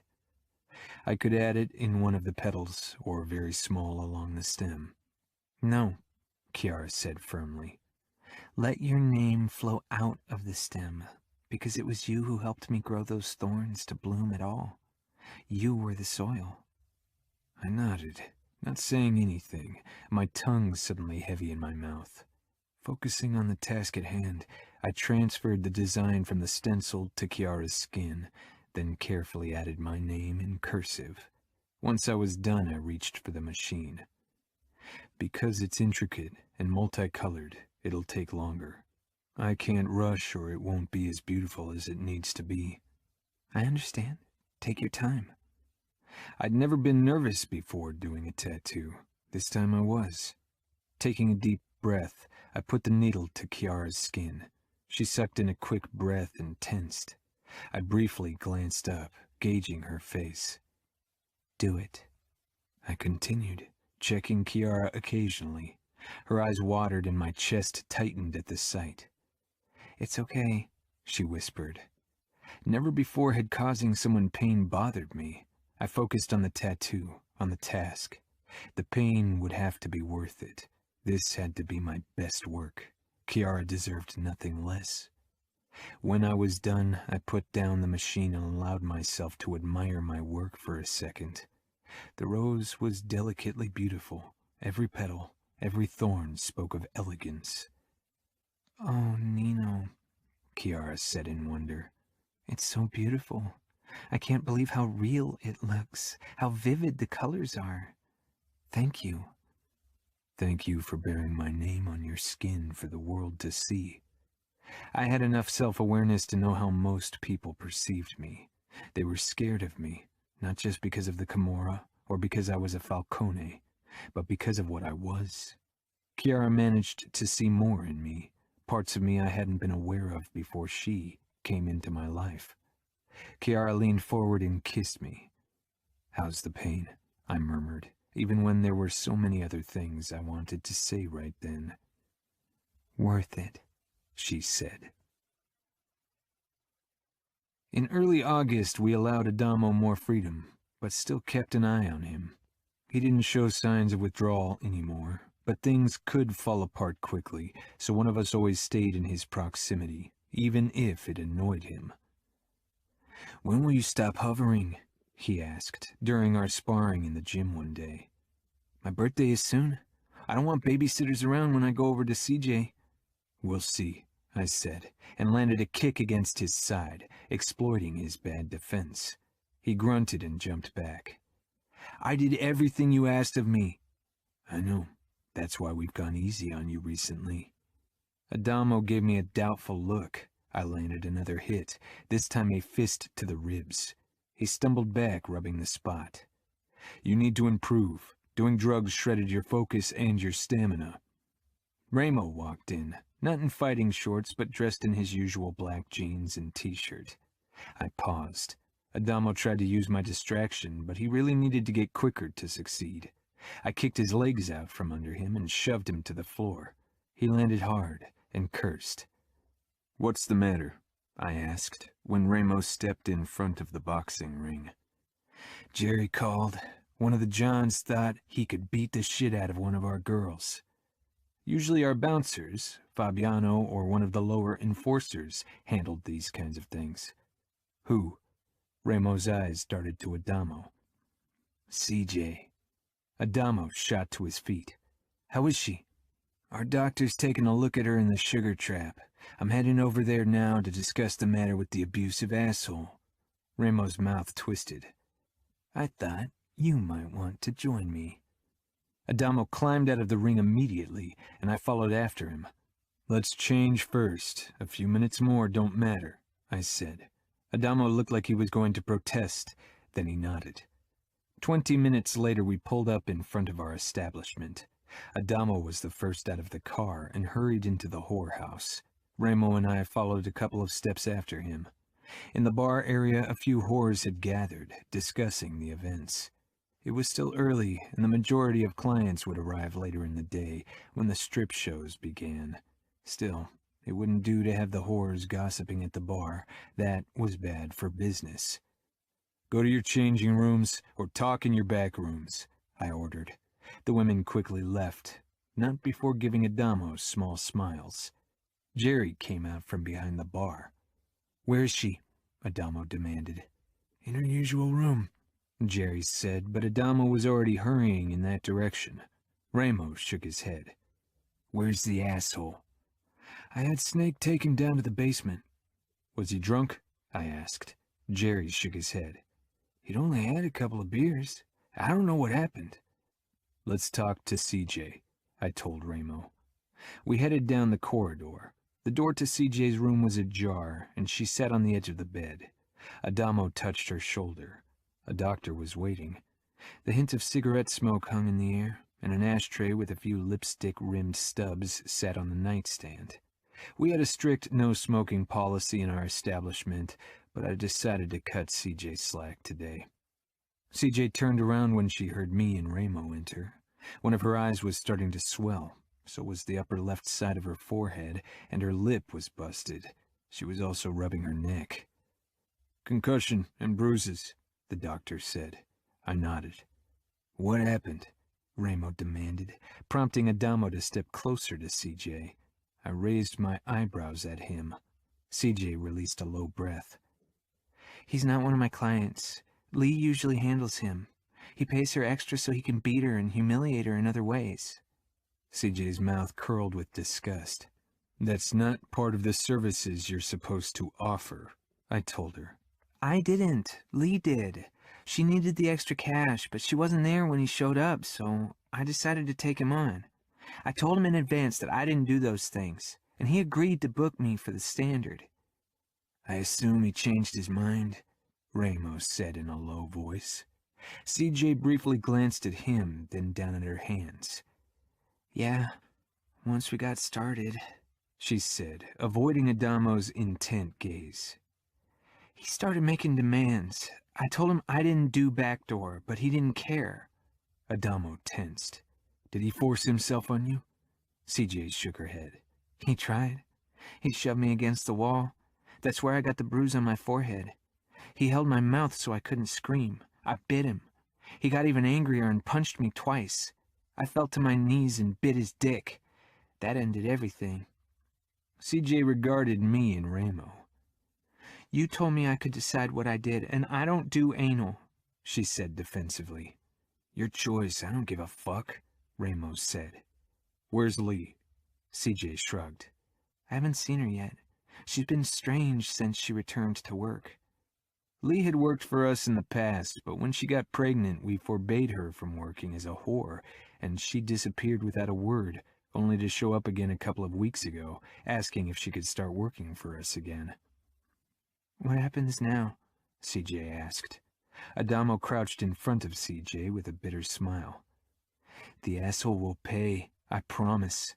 Ramos smiled darkly. Oh, he will. I want to do it, Adamo said at once.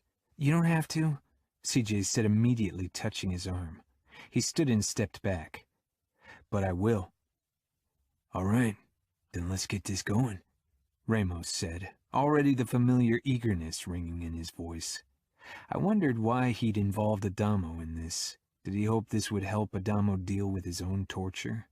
I wasn't sure it would work for him like it had worked for us. Adamo wasn't the good boy he wished he was, but he definitely wasn't like Ramo and I either. I studied CJ's beaten face, the way she gnawed on her lip. Why don't you go home? Take a taxi and let Jerry pay it from the cash register. I left, following my brothers to the basement. The second we entered the room with the John, Adamo jumped him and punched his face hard. Ramo grabbed Adamo and pulled him back, but the eagerness in Ramo's eyes made it clear he fully approved. Whoa, not so fast. We need to talk to the gentleman first. Adamo whirled on Ramo with an incredulous look, but then he saw Ramo smile and nodded. The man kept his feet, standing and holding his bleeding nose. What the fuck? Is this how you treat customers? Your cock-sucking whore bit my dick. We looked down at his crotch. He wasn't wearing pants. She must have a good aim to bite something that small, Ramo commented. The man's face turned even redder. How dare you? This was the last time I fuck one of your disgusting whores. He wasn't one of our gamblers and had never dealt with us in any other way than using the services of our girls. He obviously didn't understand what we were, who we were. That's absolutely right, Ramos said, wearing the madman's smile that had made his claim to power easier than it should have been for someone his age. The man stilled like a rabbit that realized he'd taunted the wolf. I'll talk to the police, Adamo snorted. How stupid are you? He obviously doesn't realize just in how much trouble he is, Ramos said pleasantly. How about we show him? Adamo nodded with a grim smile. He pulled out a cigarette and lit it up, then took a drag. Ramos' eyes flashed with anger, then Adamo pulled the stub out of his mouth. You like to humiliate girls? I watched as Adamo advanced on the man who let out an uncertain laugh. How old are you, boy? Adamo took another pull from his cigarette and stopped right in front of the man, then chuckled. He fell silent and regarded the glowing tip with a small frown. What the hell is this? What's wrong with you? The man shouted. Ramo and I exchanged a look. Adamo had never tortured anyone, and we hadn't forced his hand. Everything, Adamo murmured. Then he gripped the man by the neck and pressed the cigarette to his dick. Ramo's eyebrows shot up, and I took a step closer because the man was thrashing wildly, screaming shrilly. He had at least 50 pounds on Adamo. but Adamo stumbled back before the guy could hit him and let the asshole drop to the ground, clutching his cock. Adamo frowned, and his chest heaved. I could tell that he wouldn't do more today, and so did Ramo. "How about we'll all have some fun now?"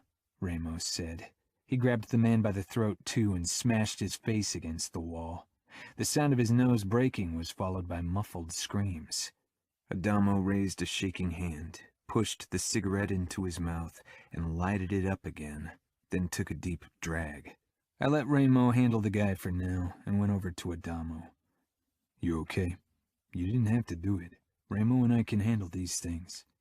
"I know," Adamo said past the cigarette. "But I wanted to." He met my gaze, and I wasn't sure what kind of reaction he expected. "You did well for your first time." Adamo laughed. "I want to do more." Ramo glanced up from the guy on the floor. "Feel free to get it off your chest." Adamo quickly shook his head and took another drag, then snatched the stub from his mouth. And for a moment I was sure he'd press it to his own skin again. Instead, he dropped it on the stone floor and ground it out. "Can I go to CJ?" I glanced at Ramo, who shrugged, but I could see worry in his eyes. "Don't break our trust," I told him. "I won't," Adamo said. Then without another look at the John, he left the basement. "Will you stand there all day, or will you help me?" I moved toward the John. 15 minutes later, a knock sounded. Ramos snarled, looking up from the fucker on the floor. He'd pissed himself. I wasn't sure if Ramo wanted to kill him or keep him alive. Maybe he didn't know himself. I reached for a towel and wiped my hands clean before I headed for the door to open it. Jerry waited there. His eyes briefly flickered to my blood-spattered shirt, then quickly up to my face, trying not to look at Ramo and the man on the floor. "I took out some trash and heard mewling in the dumpster. Can you check? I think a cat might have left her kittens in there, or maybe someone dumped their unwanted puppies. I'm worried passers-by will get nosy if we don't take care of it." "You realize that asking your bosses to rummage in the trash won't give you any bonus points," Ramo muttered, already moving away from the asshole. Grabbing another towel, he began cleaning himself, but his shirt, like mine, was a mess. Considering that we were about to root through garbage, that wasn't a problem, though. Jerry's eyes flitted between Ramo and me. I need to tend the bar. I don't have a change of clothes, but I'm sure I can figure something out." Ramo opened the door all the way, moving past me and giving Jerry a good view of the bloody mess inside the room. Jerry quickly backed away, turning pale, despite years of working for us. "Don't piss your pants," Ramo muttered. "We'll handle it." Jerry headed back into the bar, while Ramo and I made our way toward the back door. "If we find kittens or puppies, don't mention anything to Kiara. She'll insist we keep them. I don't want our house to be turned into a fucking zoo." We stopped in front of the dumpsters and listened. "I don't hear anything," I said. Ramo narrowed his eyes at the dumpsters. "I wouldn't be surprised if they suffocated in there by now. It's warm and stuffy." With a sigh, he stepped up to one dumpster, and I climbed the steps of the other. Most of the trash was in black plastic bags, but for some bottles and food scraps had been just dumped inside. "Fuck," Ramo gritted out as he shifted a garbage bag to the side. "How come I rule over the fucking West and still have to get rotten tomatoes all over my hands?" I opened my mouth for a reply, shoving a bag away, when a small human foot caught my attention. For a moment I froze, not sure if my mind was playing tricks on me. Then I sprang into action. I tore away another bag, throwing it behind myself. Ramo. I grabbed the baby, which lay unmoving amongst the trash. It was only dressed in dirty underpants. Pressing the little body against my chest, I jumped down the steps and knelt down on the ground. Ramo was already there. "Fuck! Is it breathing?" I shook my head as I pushed my finger into the baby's mouth, cleaning it from possible objects that could get in its airways once I started CPR. Ramo was snarling into the phone. "We need you to come over right this fucking second. We found a baby in the trash. It's not breathing. I cradled the baby in my hands and carefully blew air into the small body. Luckily, the baby responded quickly. If it had still been making sounds not too long ago, it hadn't been without air for very long. When its small chest began moving, and it started breathing on its own, I turned to Ramo, who was staring down at me with a mix of murderous fury and blatant worry. I need cold towels, and someone needs to get formula ASAP. Ramo turned and headed back inside. I got the baby out of the dirty pants, seeing it was a little boy, then straightened with him in my arm. I was on my way into our office when Ramo came hurrying back, holding towels. I took one from him, then headed inside the room, put the little boy down on the sofa, and began wiping him with the cold fabric. He's overheated, dehydrated, and malnourished. We need to take him to the hospital. Our own doctors don't have the necessary expertise. Ramo gave a terse nod. All right, I'll take him and make sure the doctors and nurses do their job and keep their noses out of our fucking business. And after that, I'll have a talk with the boy's mother. Only one whore had been pregnant in the last year, Lee. When she'd returned, Lee told us she'd given her child up for adoption. She'd started working again to pay for her heroin addiction. I said, I can take him to the hospital. Ramo touched my shoulder, looking from the baby up to my face. You are going home and talking to Kiara. I stared down at the little boy in my arms, realizing what Ramo was saying without actually saying it. I nodded slowly and handed him to Ramo, who held him carefully against his chest. I'll wait for you in the hospital and make sure he's protected. With the last glance at the dirty baby in Ramo's arm, I turned and hurried back home. Chapter 22. Kiara. I hummed as I cooked a batch of vegetarian sweet potato chili for tomorrow and didn't turn when the door swung open behind me. To think that in the past I would have tensed, fearing the worst. It made me smile at how far I'd come. Arms came around me, and Nino kissed my throat, then my cheek. I turned in his embrace to peer up at him. Something in his expression, a flicker of hesitance, made me put the spoon down and turn to him fully. Had something happened to Adamo? He'd been doing better, right? Or had it just been pretense? What's wrong? One of the whores got pregnant, and when Ramo found out, he forbade her from working. She returned a couple of weeks ago, telling everyone she'd given the baby up for adoption. Today, Jerry heard mewling coming from the trash. He thought a cat had given birth to kittens in the dumpsters. My heart was already squeezing tightly with realization. Jerry told Ramo and me because he still needed to work the bar. We found a baby, a few weeks old, malnourished, dehydrated. I swallowed. She threw her baby in the trash. She didn't take good care of him even before. Ramo's taken him to the hospital. He's waiting for us. I blinked at Nino, understanding what he was suggesting. I sucked in a sharp breath, tears springing into my eyes, and I began to tremble. Nino frowned, worry flickering across his face.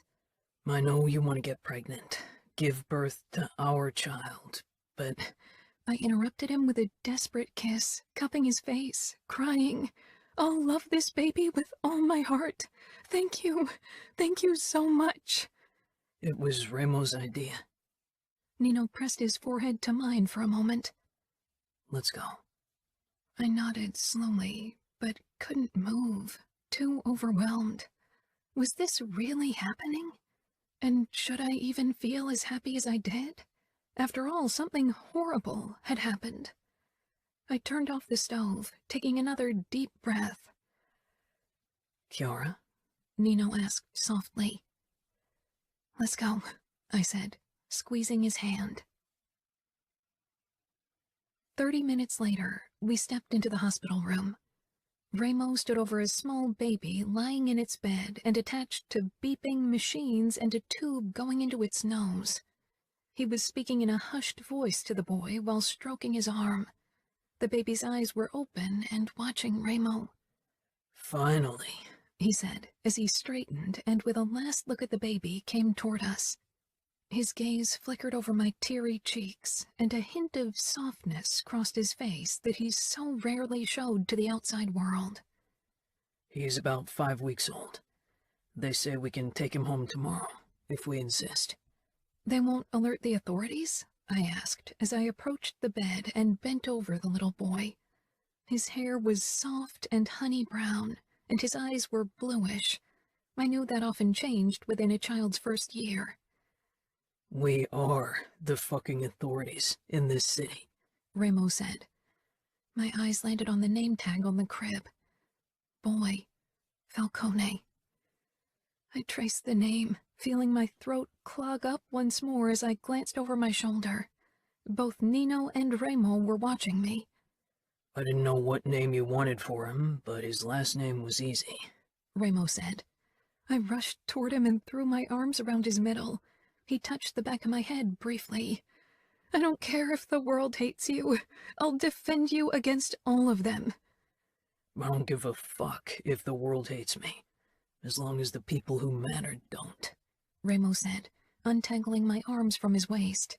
Now take care of your son. I gave him and Nino a teary smile, then paused. What if the mother asks for him? Any gentleness disappeared from both Nino's and Remo's faces, a shared past that carried into the present. Remo's eyes shone with hatred and anguish, and once again I wished someone had protected those Falcone boys when they needed it most. She threw him into the dumpster like garbage. She left him for dead when she should have protected him, when she should have kept him safe till her last fucking breath. She isn't his mother. You are, because in the few seconds you know him, you already love him more than she ever did. Nino closed his eyes for a moment, and when he met my gaze, they were controlled and calm, but I'd caught the blaze of emotion. When is his birthday? I'll find out. I'm heading over to the sugar trap now to talk to her. Jerry told me she was in her room with a John when he checked. I grabbed Remo's forearm. Don't kill her. Remo's expression reflected stark cruelty and utter hatred. She threw her own child into the dumpster while she fucked a John, and you think she deserves to live? I ran my thumb along the crisscross scars on his wrist, and his face became even scarier, if that was even possible. Nino put his hands on my shoulders. Kiara, let Remo handle this. Maybe she doesn't deserve to live, but maybe she doesn't deserve death either. Hear her out, then judge her. There must be other options than killing her. Her death won't change anything, not for the baby or for you. Remo ripped free from my hold. I respect you, but sometimes your kindness blinds you to the fucking truth. Go over to him and look at his stomach, then repeat what you just said. Dread settled in my bones, immobilized me. Not Nino, who walked over to the crib, pulled up the tiny gown, then became very still, very dangerous, and when his eyes settled on me, I knew the woman would die. He's got 2 cigarette burns on his stomach. Remo regarded me, his mouth twisting cruelly, and cocked one eyebrow. Please find out as much as possible about him. Choose a name for him, because he sure as fuck won't carry the name the whore who tried to kill him gave him. Remo stepped out and thrust the door shut, making me jump. I joined Nino beside the bed and peered down at the boy. Nobody will ever hurt you again. Nobody will come close, I promised, stroking his tiny head, then his cheek, wondering if anyone had ever shown him love so far. My heart broke, and at the same time something fiercer, darker, rose in my chest. Nino kissed the side of my head. I told you the same shortly after we married. I know, and you kept your promise ever since. Will you protect our son like you protect me? I'd lay my life down for you and him. My heart was already full with love for the little baby I barely knew, But I wondered what Nino felt. For him, it was difficult to form emotional bonds, and I figured it would take time for him to come to love our son, like it had taken time for him to love me. What should we name him? Nino asked eventually. I always wanted to name my son Alessio, but what do you want? Nino shook his head. I never considered having kids, not like you did. I think Alessio is a strong name that fits into our family. Alessio, then? He nodded, and I bent over our son and kissed his forehead. Alessio Falcone, welcome to your family. Nino gently rubbed my back as I peered down at the tiny baby. A small scratch marred his left cheek, and I gently brushed over it. Maybe he was cut by something in the trash, Nino said neutrally. He's lucky the bags didn't cover up his head and choke him. I swallowed. You're safe now. A nurse came in for a check-in 15 minutes later, and relaxed when she spotted me, probably relieved that Remo was gone, but her relaxation only lasted until she noticed Nino leaning against the wall, watching everything with vigilant eyes. "Hello," she said hesitantly. I smiled. "You are—" Nino pushed away from the wall. "We're the boy's parents." The nurse blinked, confusion flickering on her face. "But—" Nino raised an eyebrow with an expression that sent a small shiver down my back. The nurse nodded quickly. "Of course, right." She moved toward the crib, and Nino stepped up to it as well, causing her to stiffen. "I'm just going to remove the tube so you can try to feed him with a bottle. If that's okay?" Nino gave a sharp nod. "Go on." The nurse was careful and gentle with Alessio, but he began to cry when she pulled out the feeding tubes from his nose, and my heart broke hearing his wails, even if it was necessary. I couldn't stop imagining how often he'd cried in the past, how often those cries had gone unanswered or even been punished. The nurse said, "I'll get a bottle for you." The moment she was outside, I rested my palm very gently on top of Alessio's chest, trying to show him that I was here. "Shh, you're safe. Your dad and I will protect you." I could see the surprise on Nino's face as he was mulling over his new role. A father. "Maybe you can try to be less scary toward the nurse," I said softly. Nino took my hand and pressed a kiss to my wrist. "I don't care if she's scared. She needs to know her place and understand the consequences if something happens to Alessio." The nurse stepped back in, robbing me of a chance to give a comeback. With a small shake of my head, I rolled my eyes. Nino was already focused on the woman. Like Remo, he saw almost everyone as an intruder. I took the bottle from her. "Thanks." Alessio looked smaller than the babies I'd seen so far. The nurse hovered beside me. "We can handle this," Nino drawled. "We'll call you if we need anything." She turned and left without another word. "I can't hurt him because of his wounds?" I asked. Nino shook his head. "The burns aren't very fresh." Taking a deep breath, I carefully picked up Alessio and pressed him to my chest. And it felt perfect, as if it was meant to be. He and I and Nino becoming a family. "Maybe it's fate," I whispered thickly. "All of us have experienced horrors in our past, but we'll create a beautiful future together." Nino stroked my hair, not saying anything, only smiling. He didn't believe in fate or anything like it. "Try giving him the bottle. See if he's hungry." I brushed the dummy over his tiny mouth, and he opened it, starting to suck eagerly. My eyes drank in his beautiful face. He sucked so quickly he barely breathed in between. I pulled back the bottle a few inches. "Shh, you'll get the bottle. Not so fast." "It's probably because he had to go hungry in the past. We need to show him that he'll always get what he needs from now on." I nodded, unable to say anything. Alessio moved his lips, wanting the bottle again, and I slowly slid it back in, making sure he didn't choke. Nino and I both stayed in the hospital with Alessio overnight, making sure he got everything he needed and was well protected. After initial protests, 2 nurses rolled in a bed for us to spend the night on. After Nino had a talk with them, I pushed it right next to the crib so I could watch Alessio while I lay in bed.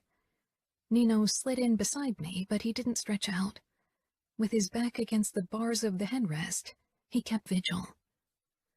Alessio fidgeted a lot and cried a few times, but always quieted when he felt our touch or got the bottle. I often caught myself lying awake, listening for Alessio's soft breathing, trying to reassure myself that he was still there, still Nino's in mine. Nino didn't sleep at all. Whenever I woke, his eyes were open, keeping watch, protecting us. "Sleep, Chiara," he murmured eventually.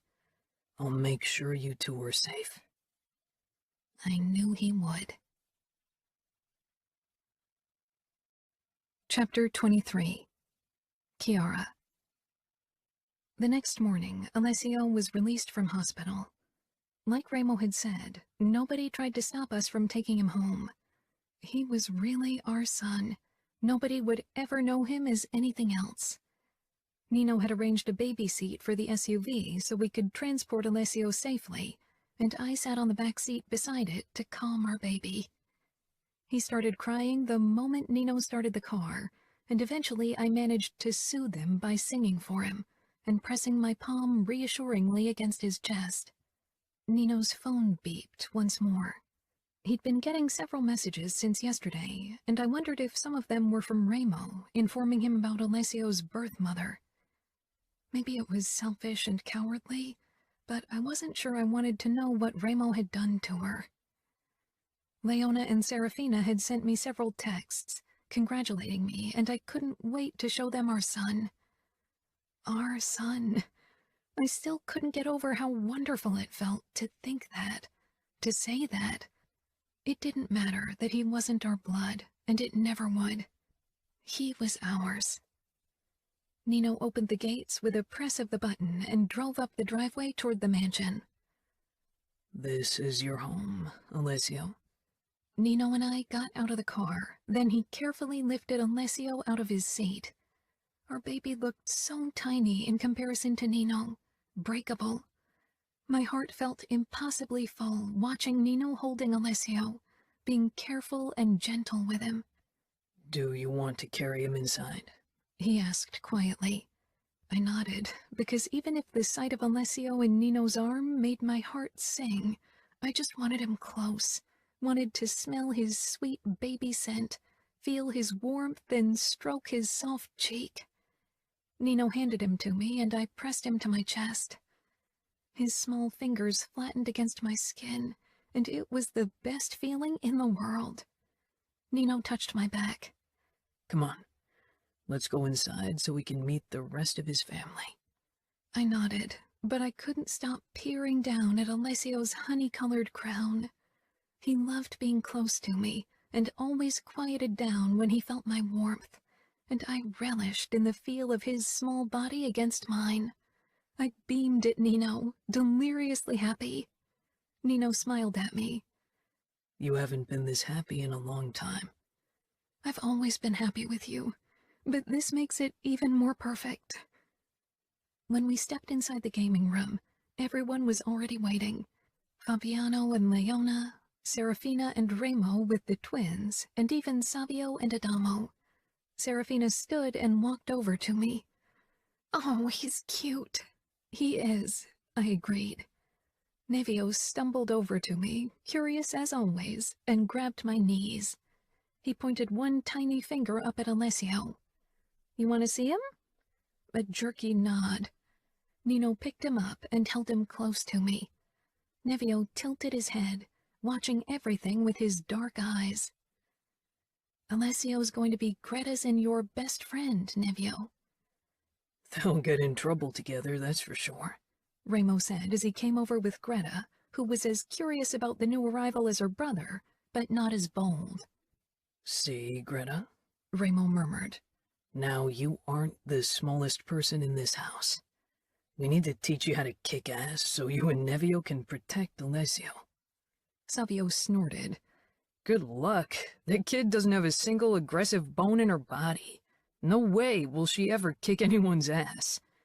Remo glowered at his brother. I'll teach her. I had to agree with Savio, which didn't happen very often. Greta was soft-spoken, gentle and cautious, and I doubted that would change with time. Not everyone wanted to fight, and that was okay, even if Remo disagreed. If she doesn't want to fight, Alessio and Nevio are going to protect her, I said, pressing a kiss to Alessio's soft hair. The others gathered around Alessio and me as well, and I showed him to everyone. Hey, Alessio, Fabiano said with a small smile. Finally another blue-eyed boy in this family. You could just start working on blue-eyed kids yourself, Remo suggested with a twisted grin. Fabiano's eyes widened in alarm, and Leona shook her head quickly. Not yet, she said. They exchanged a look and laughed. I think there are enough babies in this house now, Savio said. Remo's mouth twitched. We'll see.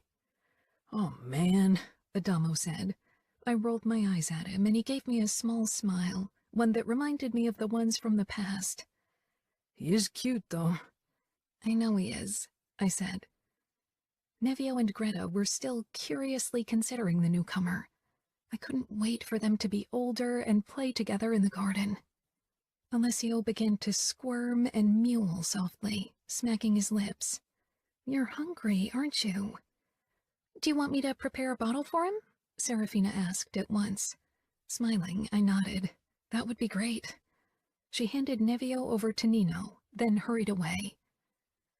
I can't believe someone would throw a baby into the trash, Leona said in disbelief, coming closer. Remo and Nino exchanged a dark look.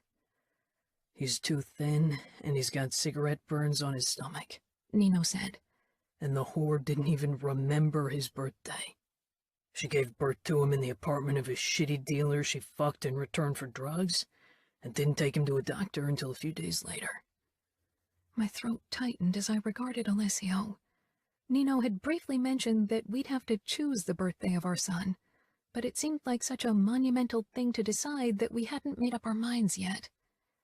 Leona shook her head with glassy eyes. Fuck, Savio muttered. We've done some crazy shit, but dumping a baby?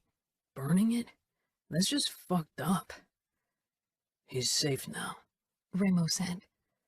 And in a few years, he'll be strong enough to defend himself, Fabiano added. You'll be as strong as your dad and your uncles, I told my boy. I settled on the sofa with Leona and Serafina while the twins played with each other on the floor. I couldn't stop looking at Alessio as he drank from his bottle, resting peacefully in the crook of my arm. He was a small baby, with thin arms and an almost elfish face, too thin. We'll work on those chubby cheeks, won't we? I murmured as I stroked his soft cheek, then trailed up to his hair. He watched me quietly. Even if his fussy moments would be a lot of work, I preferred them to his very quiet moments, because I always worried that they were a sign of the things he'd already had to endure at such a young age. Serafina cooed softly and tugged at his small feet. Makes me want to have another one. Nevio threw a wooden block away, then another, grinning like that was an achievement. But I'll give it a few more years, she added. Nevio continued throwing things around. Or maybe even longer. Leona laughed. I can't believe you want more after giving birth to twins. Well, I'm not too excited about labor. You didn't miss anything, Serafina told me, then grimaced. I shouldn't have said that. I shook my head. No, it's okay. I'd love to give birth, even if it's painful, but I'm perfectly happy with Alessio. It doesn't matter how he came to us. He's our son. He is, Serafina murmured, and pressed a kiss to my cheek. And you'll be an amazing mom. Considering that I never had a good or even decent mother, I wonder how I'll ever be a good mom, Leona said, touching Alessio's head gently. I don't have a role model either. My mother was weak, and then she died. And my aunt always only saw me as a burden. I'll raise Alessio like I would have wanted to be raised, with love and care. Nino. The other men and I moved to the room adjoining the gaming room, which used to be our father's office, but now harbored only our boxing ring and the pool table, as well as part of our liquor cabinet. With our family expanding, we needed more room in the gaming room, which was slowly turning into a general common room for all of us. Ramo raised a glass. To the new dad. We all downed our drink, and Adamo hissed at the strength of the alcohol. I'm surprised you killed her, Adamo said with a frown as we all sank down on the armchairs, arranged in a half-circle. I would have been surprised if he didn't, Fabiano said, exchanging a look with Ramo. She deserved death. Savio shook his head. What was he supposed to do to her? Let her go? Hand her over to the police? Not really an option. Adamo shrugged. She could have worked in one of our other establishments. I said, for one, it would cause discord among the whores if one of them was known as a child murderer. Second, I don't want her to cause any kind of trouble for Alessio in the future. I get it, Adamo mumbled. But you are still pissed at our half-brother for killing our father, yet you took from Alessio the chance to kill his mother, or meet her. Mentioning growl around Ramo was never a good idea. My personal feelings toward our half-brother bordered on indifferent, but I didn't want another fight between Ramo and Adamo. Our mother had caused enough discord between them. I leaned forward, narrowing my eyes. She isn't his mother.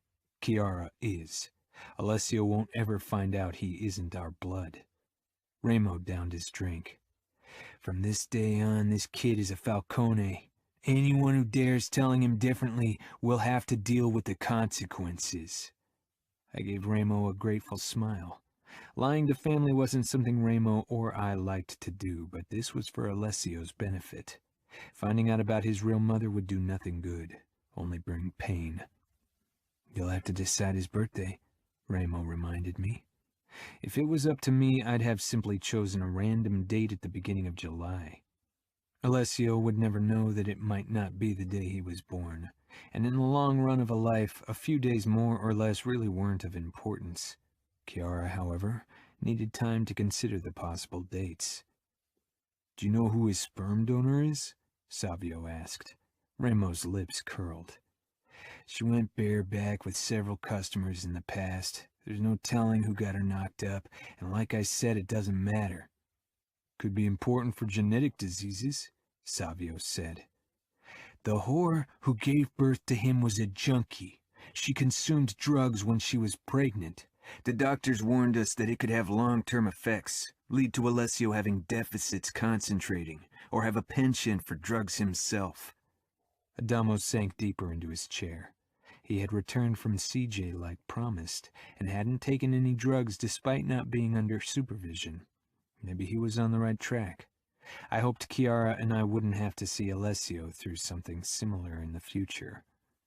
But this was a good reminder that we still have business to attend to as well, Ramos said in a low voice, holding my gaze with the familiar look of hatred in his eyes. We do? Maybe it's time. Adamo asked, worried. You want to kill our mother? She deserves death, I said, trying to sound poised and calm despite the chaos in my chest. That's not your decision alone, Adamo said. She's mine and Savio's mother as well. I don't care if they kill her. She's dead to me anyway. But I don't want to be involved in it. I don't want to see her ever again, not dead or alive, Savio muttered, filling his glass again. Ramo began pacing the room. Silence fell over us as we watched him, knowing he was close to an outburst. She tried to kill us all, Adamo. She would still kill us if she got the chance. Sick or not, she's dangerous. You weren't there. Not really. She isn't the same woman as she was. You have no right to kill her without all of our consent, Adamo insisted. Remo leaned down, bringing his face close to Adamo's. Do you really think you know her? Don't be naive. You keep trusting the wrong people. Adamo jutted out his chin. I raised a hand before this could get out of control. We don't have to decide it today. Right now, I have to help Chiara with Alessio, and your birthday is soon, Adamo. After that, we'll have another discussion and find a solution. We won't decide today, Remo conceded, straightening. But there is only one solution. Chiara rocked Alessio gently against her chest as we made our way to our bedroom. It was earlier than our usual bedtime, but Chiara hadn't slept much, and I not at all last night. Surprise filled her face when she spotted the rollaway crib beside our bed. Remo and Serafina went out shopping for Alessio this morning. They got this, and a few other things for the nursery. I'll have to thank them tomorrow, Chiara said, as she ran her fingers along the white crib. The inside was a soft blue with white clouds. Where are we going to have his nursery? I thought the room next door would make sense as long while he's still young, and I reckon you want to have him sleep in our bedroom the first couple of weeks. Chiara gave me an apologetic smile. I really do. Is it okay for you? I moved over to her, stroking her throat and peering down at the small baby sleeping against her chest. Why wouldn't it be? He needs us now. After what he's experienced, he needs to learn trust, and I know having him here will make you happy. She nodded, her eyes filled with so much love, sometimes it still caught me off guard. Sighing, she turned to the crib and carefully laid Alessio down, then stayed bent over him and just watched him. I pressed a kiss to the crown of her head. I'll grab a quick shower. Okay, she whispered. When I emerged 10 minutes later, Chiara had changed into a nightgown and was lying on her side watching Alessio. She'd removed the bars on the side of the crib facing the bed and was stroking his belly gently. I climbed into bed behind her and pressed against her back. She released a small breath. Sometimes I'm scared he'll disappear if I close my eyes, and that this will turn out to be a dream. It's not, I murmured against her neck, and nothing will take him away from us. He's ours. Have you chosen his birthday? Chiara released a small sigh. I've been thinking about it all day. It seems wrong to decide something like that for a small person. We have no way of finding out his birth date. I know. And I think we should just say he was born July 1st. It's the beginning of a new month, a new start, the possibility of new adventures. She trailed off. I know I'm putting too much meaning into a simple date, but I feel like he needs a special day. That sounds good. 1st of July it is then. She nodded. I'll always be grateful to Remo and you for bringing him into this family. Many men in our circles wouldn't want a child that wasn't their blood. Especially not a child from a prostitute. They'd insist to have an heir. I trailed my fingers up and down her slender arm. Alessio is my heir, Chiara, blood or not. Remo and I don't care about that. We took Fabiano in, and he's become our family, and I can't see how it would matter that his birth mother was a whore. It's got nothing to do with him. He'll grow up to be a Falcone. Look at everyone in this house. All of our pasts hold horrors in some shape or form, but somehow we've come together. Sometimes I'm scared it'll catch up with us. It's too perfect, too good. I shook my head. The past is just that. It can only catch up if we allow it to, and we won't. Chiara smiled, and with that beautiful image, I extinguished the lights. I believed in the words I'd just said, even if Remo and I were still tethered to our past through our mother. That was our weakness, and wouldn't taint our family. Chapter 24. Nino. Despite a lack of sleep a newborn entailed, Chiara seemed to glow with energy and happiness as she took care of Alessio. He hardly slept more than 2 hours in a row. A fussy and nervous baby who needed lots of attention. That was probably why his birth mother had burnt him. Some people should never consider having children. So very unlike Chiara, who had an endless supply of patience, not just for Alessio, but for everyone. While Chiara prepared a bottle for him, I cradled him on my thighs. He was already mewling, desperate for food. "It's okay, Alessio. Your mom's bringing you your milk soon." I gently pushed up his shirt, checking the 2 burn marks on his belly. They were still red, but healing. "Can you give me the salve?" I asked Remo, who'd been kicking the boxing sack, which he refused to have removed from the living area despite Chiara's and Serafina's not-so-subtle hints. Stopping his assault, he grabbed the tube from the table, sank down beside me and handed me the salve. I put a bit of it on my fingers and rubbed it between them so it wouldn't be too cold, then spread it on Alessio's wounds. He stopped the mewling, only moving his mouth as if he was already suckling the bottle. "I can't believe how fucking small he is," Remo said, touching his finger to Alessio's palm.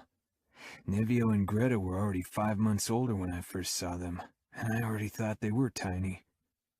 When I was done with his burns, I pulled back, and immediately Alessio mewled again, so I kept rubbing his belly with my thumb. Chiara showed up with the bottle, and I was about to hand Alessio to her, because she'd handled the feeding and almost everything else so far, eager to finally be a mother. But she shook her head. "Your turn." I took the bottle from her, and she settled on the armrest.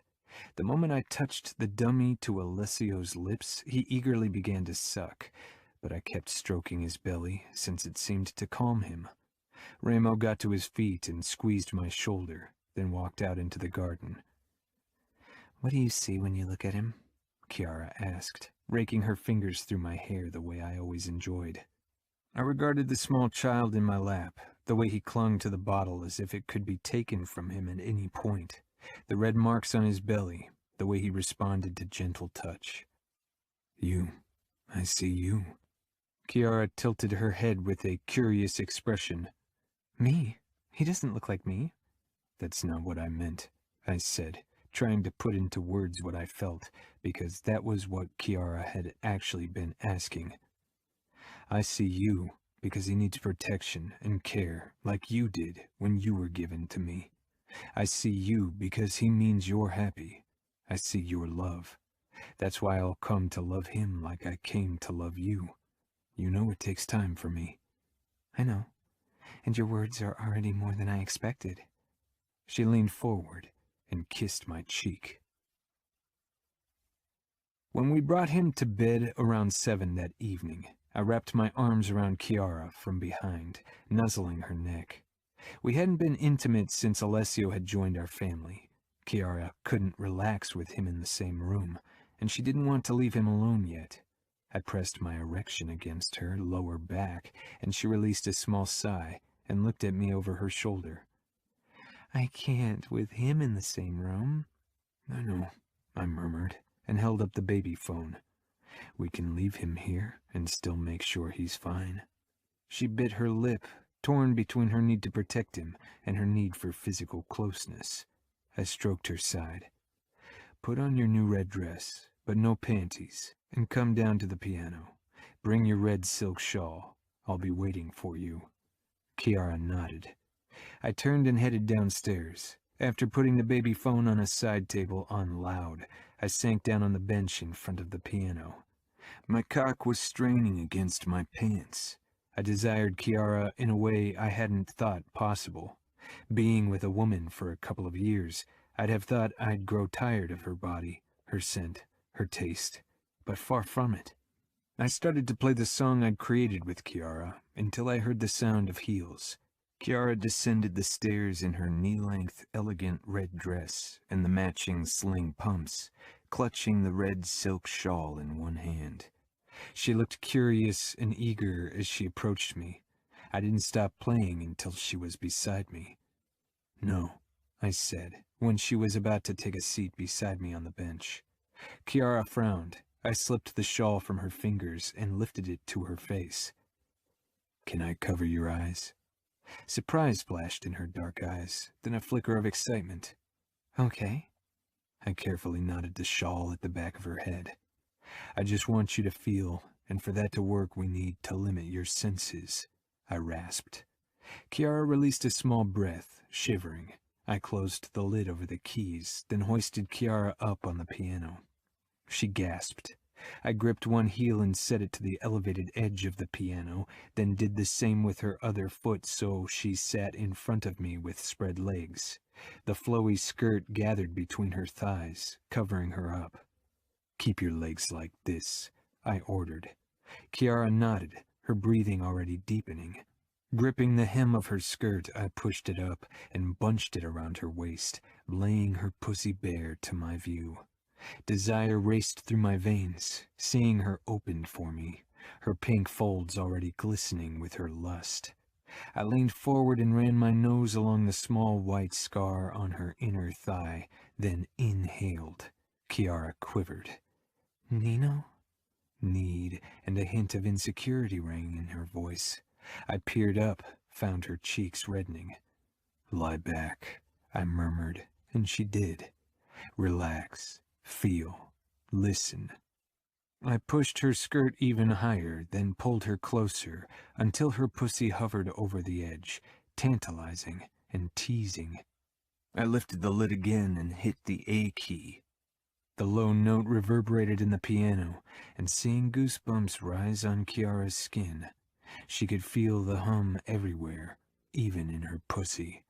I played the low note again, but this time I kissed her knee and trailed my tongue down her calf and circled her ankle with the tip before I moved back up and hit the next note on the piano. Kiara breathed faster, her breasts rising with every intake, nipples pebbling against the luxurious fabric, and her arousal increased. I kept on this little stimulation, hitting the two lowest notes over and over again, while kissing and licking her calves and ankle until she was panting. "You're going to drip on the piano," I said in a raw voice, leaning forward and licking up the droplet, making its way down Kiara's perfect butt cheek. She arched with a small moan. "Nino, please." "Relax. Listen. Feel," I told her. I played a new higher note and licked along her inner thigh, right to the crook between her thigh and pussy, then inhaled again, and my own arousal almost made me give up my plan. Fuck. I wanted to dive in, devour her pussy, and then bury myself inside of her. "Nino, please, just..." "Just what? What do you want?" I licked over her scar, then sucked the skin into my mouth and hit the low note again. Kiara's thigh muscles twitched against my lips. "Nino." "Say what you want." "I want you to lick me," she admitted. "Good." I pressed my mouth to her pussy and licked, long and slow like the A note. As my fingers found the higher notes, hitting them faster and faster, I flooded my tongue over her clit. She tensed, and, hitting the A note once more, I sucked her clit between my lips and she came in my mouth, arching up on the piano. An apparition of red fabric and white skin against the black lacquer. Closing my eyes, I allowed myself to feel the music, to savor Kiara's taste. Perfection. Drawing back, I closed the lid again, then opened my fly and pulled out my cock. Grasping her hips, I pulled her down until her feet found the floor, and she was leaning back against the piano with her pussy hovering above my dick. "Bend your legs." She did, and my tip pressed against her folds. Moaning, she tried to lower herself further, but my hand on her hip held her fast. Not yet. I rubbed my thick tip along her pussy lips, nudging her clit every time. She panted, and my own breathing turned ragged. I couldn't resist any longer. "Ride me." She lowered herself, her fingers clinging to the piano lid behind her as she impaled herself on my length. She started moving her hips up and down, rotating at the same time, chasing pleasure while driving me to the brink of my own control as I watched her. Reaching for the shawl, I tugged it away. Kiara's eyes blazed with lust and need, and she rocked even faster against me. Our eyes held each other, her lips parting in a small cry, and she clenched around me, tipping me over the edge with her. She kept rocking against me even as I pulled her to my chest, until finally she became slack on top of me. "Well," she breathed, "I didn't think music could be erotic." "When you are concerned, everything can be erotic," I drawled, as I trailed appreciative kisses along her chest and throat. "Where in the ever-loving fuck is he?" Ramos snarled. We'd gathered in the common area to discuss Adamo's disappearance. Not with CJ, that much is clear. She was the first person I checked. Diego said Gemma asked a few of her friends who know the people Adamo hangs with occasionally, but nothing, I said. Chiara walked back and forth on the terrace, listening. Alessio strapped to the sling in front of her chest, trying to get him to sleep, but she was listening, I could tell. I added, "I think we must consider the very valid option that he found someone who'd sell him heroin, and now he's sleeping off his high. If he bought it from the wrong people, he could be dead. Either they kill him or they sell him low-quality drugs that are cut with rat poison or the hell what else. He could be lying in a ditch with an overdose right about now." Ramo ground out. He kept rubbing his thumb up and down the scars on his wrist. "You did everything you could to protect him. Maybe he's just at the race. You know he wanted to race this weekend and was pissed when he wasn't allowed to," Savio said, one arm braced against the bar. "One of the crew would have told us," I said. "Not if Adamo managed to sneak in again like last time." Ramo went over to his punching bag and landed a hard kick. "You mean the time he got himself captured by the fucking outfit?" He exhaled, then gripped the bag hard. Savio gave me a look that made it clear he was done trying to talk to Ramo. "Their camp is close by at the moment, northeast of L.A. We could head over there and check," I said. Ramo grunted. "He would hide from us." "We could try anyway."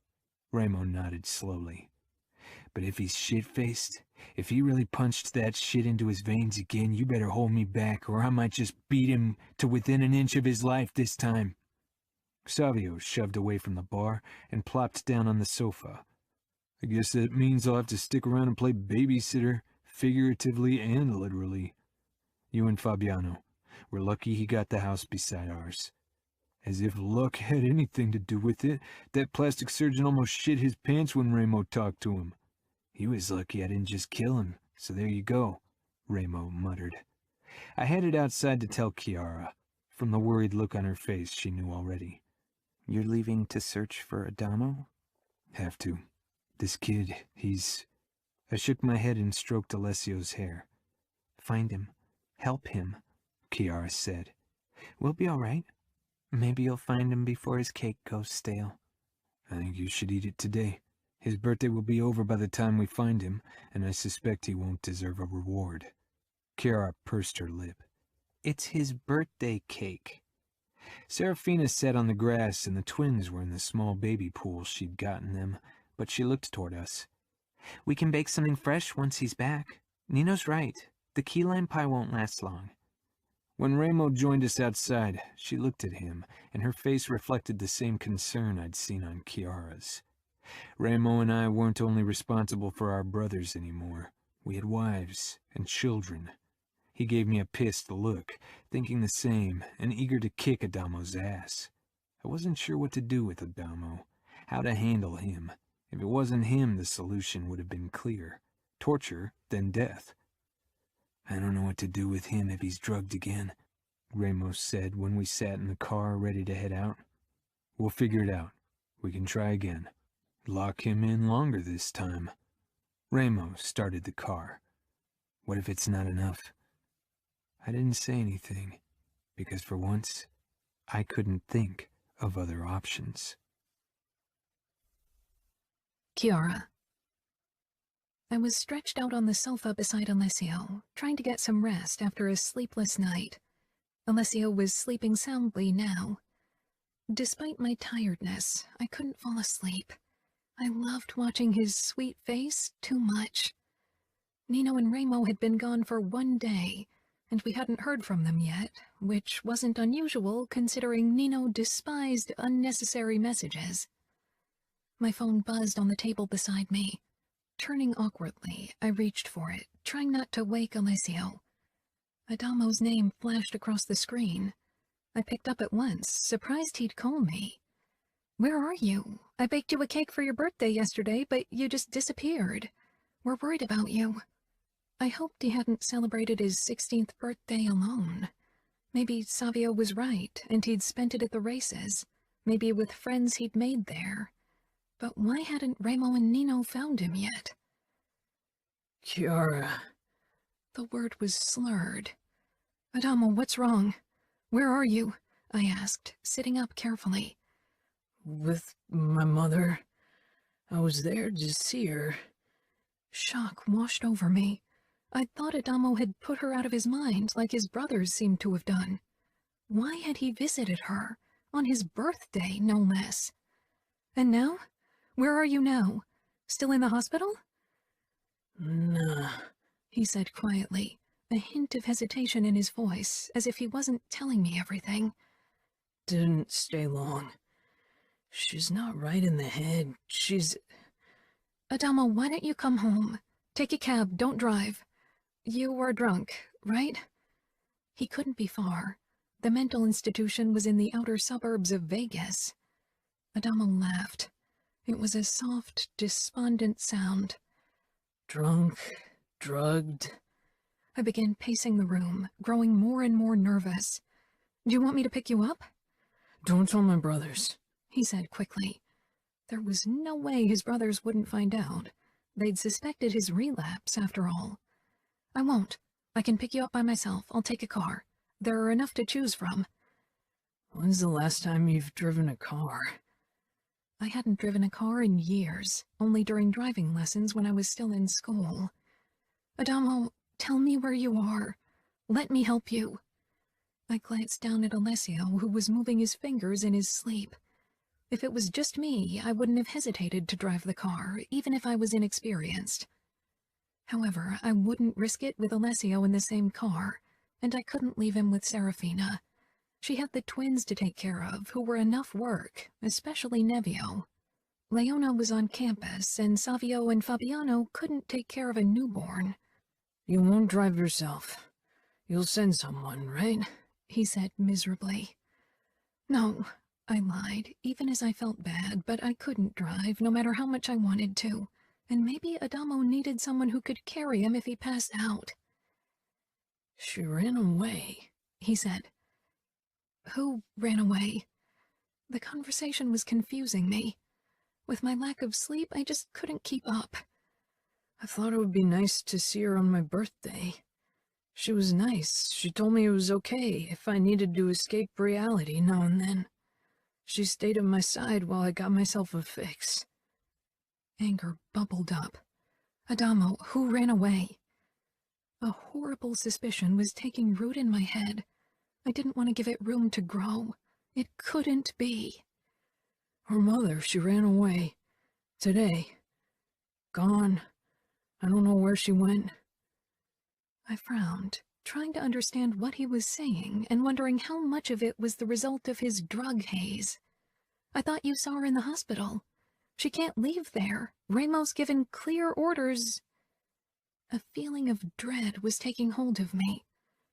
"He gave the orders that only one of us brothers could get her out." I closed my eyes. "You helped her get out of the hospital?" "Yeah. She was crying and apologizing. I thought we could... I don't know. I didn't want her to die." He released a shuddering breath. "But she used me. She ran off when I fueled up the car. I don't know where she went. She isn't right in the head. Fuck Chiara. I'm such an idiot." Adamo was adrift and looking for an anchor, but he kept looking in the wrong places when a safe haven was always waiting for him in these walls. "Come home," I urged. "We're all worried about you." "Remo and Nino will never forgive me for setting her free." "Of course they will. They love you. They'll go through fire for you. Just come home. Everything will be fine." but I wasn't sure it was true. Remo and Nino hated and feared their mother equally. She was the thorn in their flesh, the tether to their cruel past, and the gasoline that could fuel the fire of their monstrosity. I said, "Let me help you. Let me pick you up." No. His voice was already fading, as if he was lowering his phone. I'll have to find her. I'll have to... So Remo and Nino forgive me. Adamo! The line went dead. I tried calling him back, but he rejected the call. Alessio woke from my shout and began crying. What was I supposed to do? Chapter 25. Chiara. Remo and Nino were the strongest men we knew, but there was one thing with the power to destroy them still after all these years. Their mother. Serafina knew it as well as I did. We had to protect them and our families at any price. But how? Serafina and I sat on the sofa in the living room, watching over Greta and Nevio as they played on the floor. I rocked Alessio gently in my arms, hoping to get him to sleep. "We have to find a way to get her before they find out what happened," she said fiercely. "The hospital will certainly alert them soon. Something will come up, or one of the other doctors will want confirmation, and Remo will get the call." Serafina shook her head, scrunching up her face in despair. What was he thinking?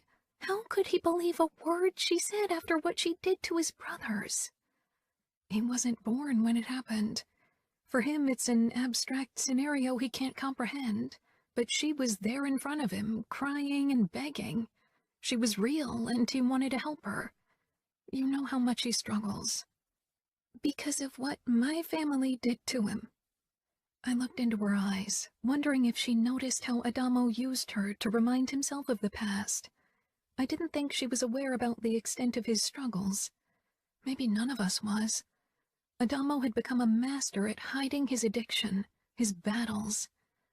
"We have to protect them," I whispered. It was ridiculous, us trying to protect Remo and Nino, but in this case they needed protecting. "Fabiano is the only one who can help us." I traced Alessio's hairline gently as I held him in my arm. "He's loyal to Remo. It won't be easy to convince him to go behind Remo's back." Serafina huffed. "It isn't betrayal if he protects Remo from himself." I have a feeling he and Remo won't see it that way. "What about Nino? He bases his decision on logic. I bet he would agree with our plan to involve Fabiano." Maybe. Nino had come so far from the man I first met more than 2 years ago. He still had trouble with emotions, recognizing them, feeling them, showing them.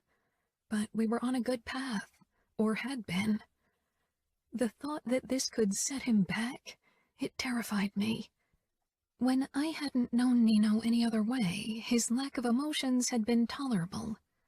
Now I knew how he could be if he actually felt them.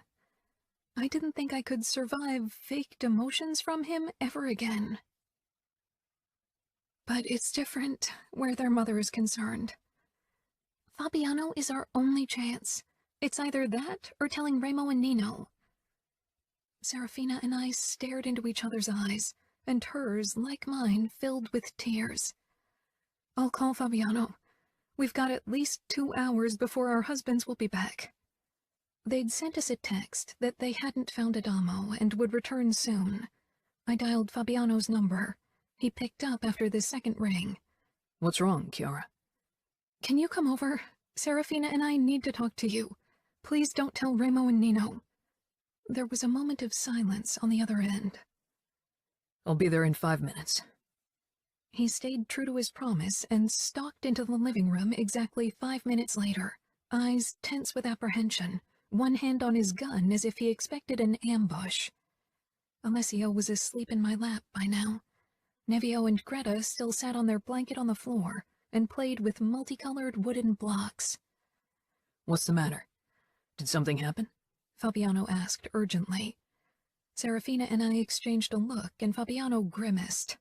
That look doesn't bode well. What's wrong? Serafina stepped up to him and touched his arm. They'd been friends as kids, and in the last few months, the tension between them after the kidnapping had finally lessened. You have to swear that you won't tell Nino or Remo what we're going to tell you. Not unless we tell you to. Fabiano stepped back, so Serafina had to drop her hand, his expression hardening. I betrayed Remo once, and I won't ever do it again. It's not betrayal if you're helping them. I owe my capo the truth. I owe him loyalty. Do you think Chiara or I'd ever do anything to betray our husbands? Serafina hissed, stepping close to Fabiano. Looking like an angel, she still managed to appear fierce.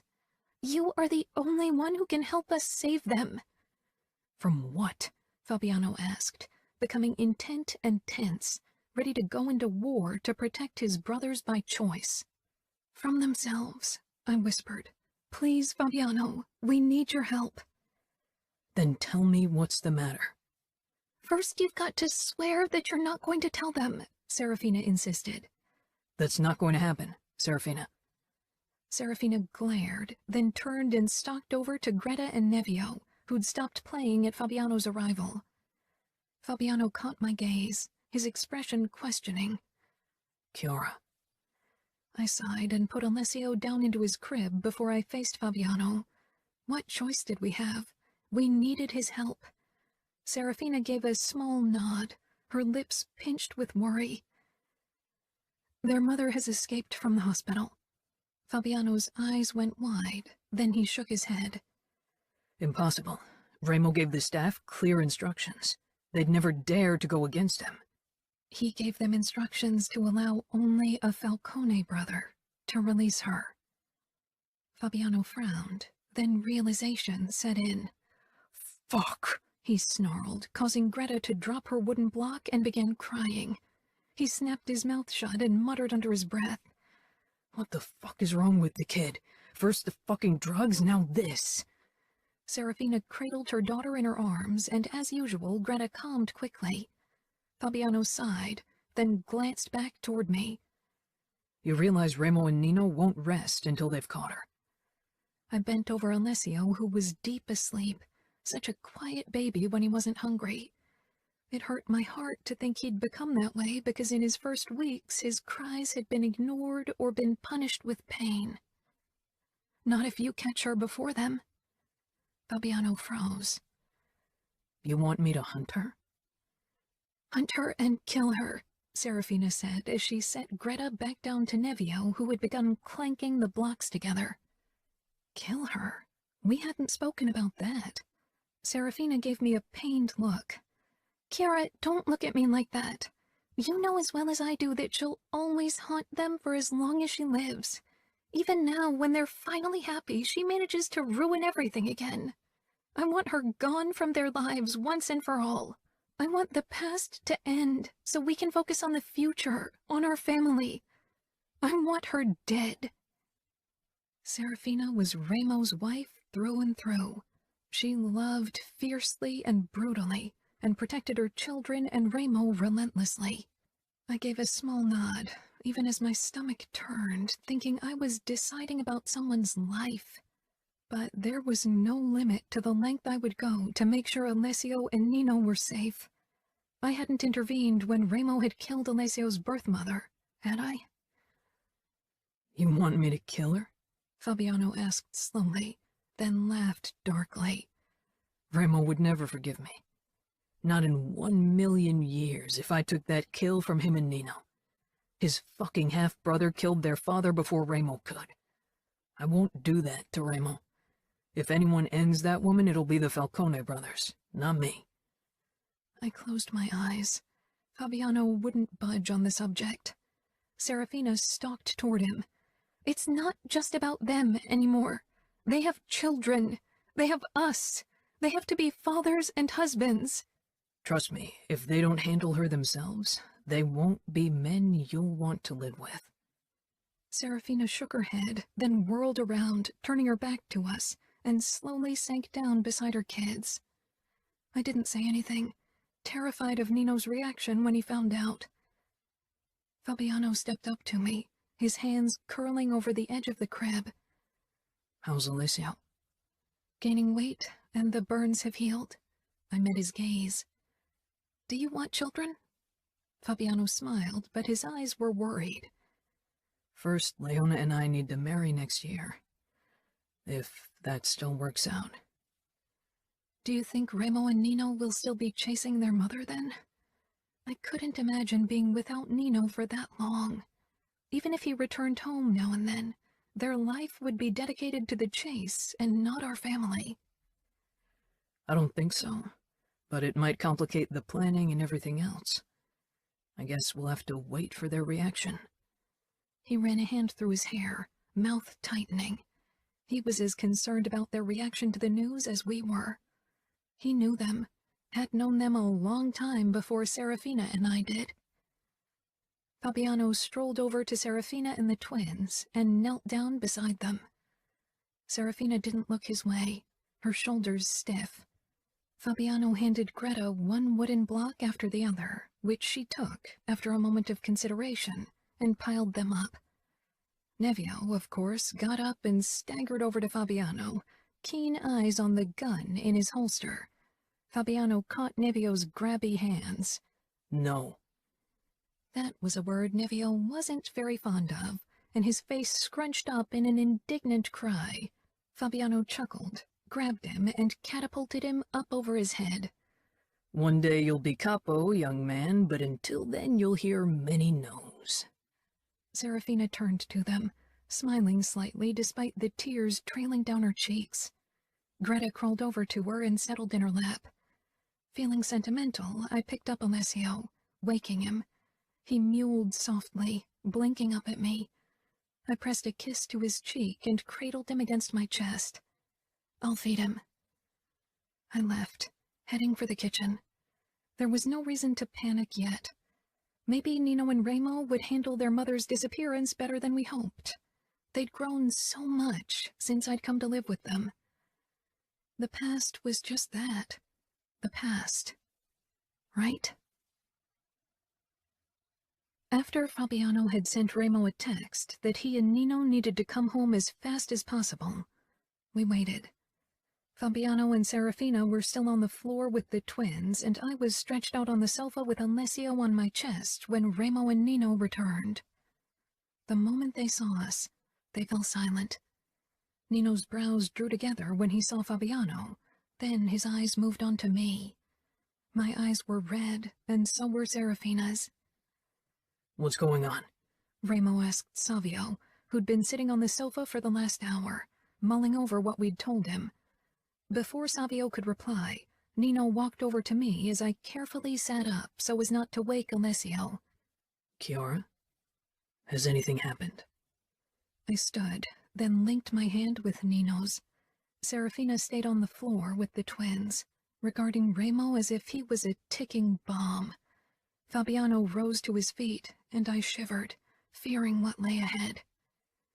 I said, "Your mother escaped from the hospital. We don't know where she is." Nino's fingers became slack, something haunted flickering in his eyes, and his gaze went to Remo, who was frozen except for the look on his face. He looked like the man I'd been scared of in the beginning. What? The word reverberated with the promise of punishment, with pure, unfiltered hatred. Adamo went to visit her, and she tricked him into getting her out. When he wasn't paying attention, she ran. I still can't believe this shit, Savio breathed. He wasn't as shaken as his brothers. Even though they'd told him about the events of that fateful day, he, at least, couldn't remember them.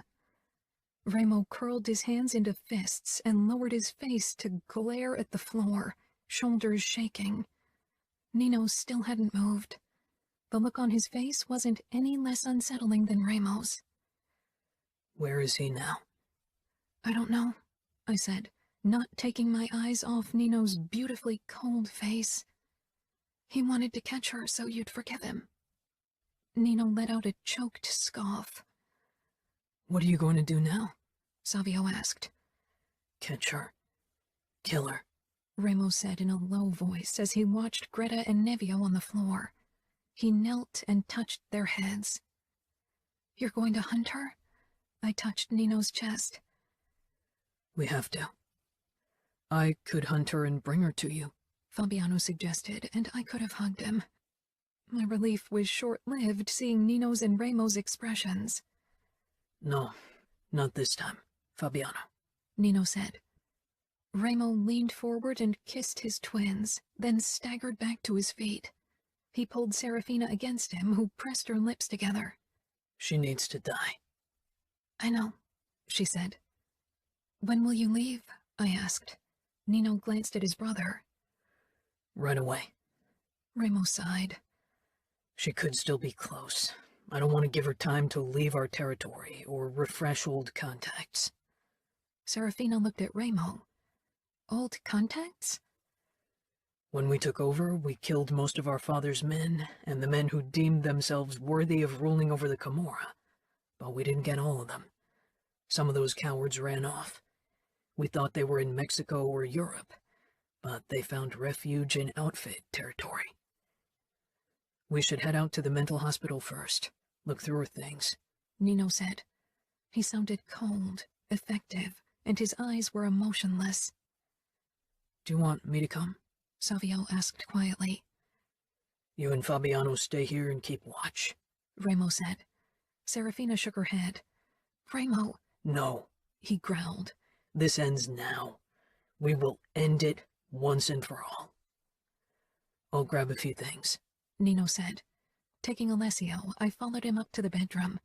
He stuffed a few clothes into a backpack, then another knife and gun, in addition to the Bowie knife and gun strapped to his chest. I touched his arm and peered up at him. A battle was raging in his eyes, cold against pain, hatred with love, then nothing again. Don't worry, he said simply. How can I not? Serafina's eyes held the same trepidation I felt. It was a miracle that men like Remo and Nino could love us in the first place, that they could control the demons that had a hold of them. Now I feared that this could be the tipping point for both of them, a catalyst that might snuff out their humanity. We'd all gathered in the driveway to see them off. You'll return as often as possible, right? Nino lowered his head. Yes. This will be over soon. I wanted to find consolation in the gray calm of his eyes, but they were guarded and cold. Don't lose yourself in the chase, I begged. We need you. Nino regarded me, then Alessio sleeping against my chest in his sling. I lost myself many years ago, and am still finding myself every day. I touched his chest, feeling his steady heartbeat against my palm, trying to find calm and solace in it. Today, it didn't work. Will you return to me as the man you are now, or as the man you were when we first met? I loved him, would always love him.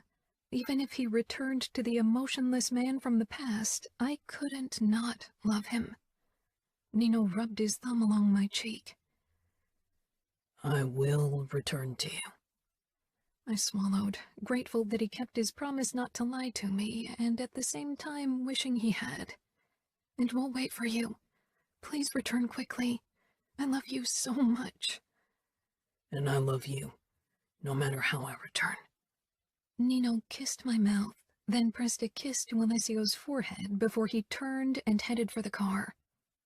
Serafina's expression was a mix of anger and despair as she talked to Remo, but he shook his head once more, grabbed her face almost roughly, and kissed her. Then he got down to one knee and bowed down so he was on eye level with Nevio and kissed his forehead. He straightened, went over to Savio, who held Greta, and kissed her forehead as well. Then Remo gave Savio a nod, which he returned with a determined expression. They drove off. I let out a choked gasp and closed my eyes. Someone touched my shoulder, and I found Fabiano beside me. Cora, they will get through this. I've lived so many horrors with them, fought so many battles, faced so many enemies, people who thought they could beat us. But Remo and Nino are still standing, and those people aren't. I know they'll come out of this as the victors, I said firmly. But I'm worried what it'll take to get there. Nothing worth having comes easy or without a fight, Fabiano murmured. I nodded, then glanced at Serafina and saw the same determination. We were willing to fight because what we had was worth everything. Chapter 26. Chiara. In the first few days, Remo and Nino returned every night and left before sunrise again. As they extended their search radius, they stayed away longer. It seemed impossible that they would find their mother.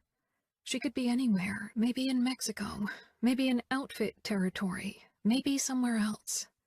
She was a ghost, had been haunting them in one way or another for so long. They've been searching for 3 weeks. We should tell them to give up, Serafina said one night at the dining table. They won't listen, Savio said, looking up from his cell briefly. Fabiano nodded. He's right. It's the one thing where Nino doesn't listen to logic. They both can't. Remo and Nino weren't just looking for their mother. Adamo had disappeared as well. Nothing would make them give up their endeavor. Leona came in with a big bowl of spaghetti with tomato sauce. She'd cooked, for once. Fabiano and her spent most of the time in the mansion now that Remo and Nino were hunting. She said, I don't get it. Why do they have to catch her? They should be glad she's gone. What does it matter if she starts a new life somewhere else? I get crazy mother problems, but maybe they should let it drop. Savio took the ladle from her and filled several plates. Did your crazy-ass mother try to kill you? Burn you? Leona gave a small shake of her head, a blush taking over her throat and cheeks, blotting out her freckles. Then you don't know shit. Savio, don't talk to Leona like that. Fabiano snapped. They held gazes, both not willing to back down. Men and their dominance battles were something I'd never comprehend. It didn't help that the tension had been mounting because of recent events. Leona held up her hand. No, it's okay. It's none of my business. I have no right to put my nose in your family matters. You are family too, Serafina said, trying to wrangle a bib around Nevio's neck. Savio sighed and nodded. Fabiano is, so you are too. Fabiano inclined his head, then touched his fiancée's hip. Leona blushed an even darker red and filled Fabiano's plate than her own. Greta and Nevio had already started stuffing their cute little faces with their food, the former wearing her bib without protest, the latter getting smashed avocado all over his clothes. I ate a bite of the pasta, but I couldn't really focus on food or anything but the thought that my period had been overdue for more than 2 weeks. Alessio was asleep in his crib upstairs. Pushing my chair back, I stood. "What's the matter?" Serafina asked worriedly. "Nothing. I just need to go to the bathroom. Can you keep an eye on the baby monitor for me?" All heads nodded, and I handed the monitor over to Serafina, who tried to catch my eyes, obviously concerned. Avoiding Fabiano's suspicious gaze, I quickly moved into the guest bathroom and locked myself in. I stared at the drawer with the pregnancy tests. Slowly, I sank down on the toilet lid, considering if it was worth it. Should I take the test and risk having my hopes crushed, or just wait it out? Taking a deep breath, I opened the drawer and took a test out. I wasn't even sure how many of them I had used since Nino and I had started trying to get me pregnant. But this time was different. I had Alessio, and in the few weeks since he'd become part of our family, I'd grown to love him so much. He was my son. Blood was completely irrelevant. Even if the test was negative, it wouldn't be like the last times, because I already had a child to love. 20 minutes later, I closed my eyes, dropping the second test to the floor, and began to laugh softly. The same result as the first. A knock sounded. "Kiara, are you all right?" Leona asked. I took another deep breath, washed my hands, and opened the door. She scanned my face, then took in the 2 tests on the floor. "I'm pregnant," I whispered, and hearing those words, the reality of the situation really sank in. For the first time, a test was positive. 2 of them, even. After all this time, all the tears and obsessing, I was finally pregnant. As if having Alessio had set me free, had removed some sort of blockade. "Oh, Chiara," Leona said, and hugged me tightly. "Will you call Nino?" I shook my head. "I need to see a doctor first. Make sure it's really true. I don't want to crush his hopes if it's a false alarm. He and Remo have enough to carry because of their mother." Leona gave me an understanding smile. "I have courses tomorrow, but I could skip if you need support." I squeezed her hand. "Thank you, but you shouldn't skip. Savio's taking me and Alessio to a pediatrician for a checkup tomorrow. There's a gynecologist in the same building." Leona smiled. "Will you come back to the table? Can you keep it a secret for now, even from Fabiano?" "I'll try. I'm not the best at keeping secrets from him, though. He's just too attentive." "That's not a bad thing," I said with a laugh. We returned to the table. Serafina, Savio, and Fabiano gave me curious looks, but I only smiled. Under the table, I pressed my palm to my belly, wondering if it was really true. Serafina handed the baby monitor back to me. "Here." "Thanks." Alessio was still stretched out on his back, sleeping tight. Would he soon become a big brother? After Alessio's checkup, which went well, Savio wanted to head down to the underground garage. I pressed the button for the floor below ours. "I still need to go to another doctor." "All right," he said slowly. His expression turned pained when he saw we were heading to the gynecologist. "Seriously?" I gave him a pointed look and set Alessio's carrier down on the reception desk of the practice. Savio looked around with a frown, as if he was worried one of his friends could catch him in a place like this, or maybe one of the girls he slept with. I told the receptionist, "I need to see the doctor." "Do you have an appointment?" she asked, barely glancing up from her computer screen. "No, How long have you lived in Vegas?" Savio asked coldly. The woman's head shot up with a frown. "What?" He leaned on the counter and stretched out his arm with the tattoo, a smile on his face that raised the little hairs on my neck. "The name is Falcone. Cora Falcone. Now tell the doctor to hurry, we don't have all day." She looked clueless.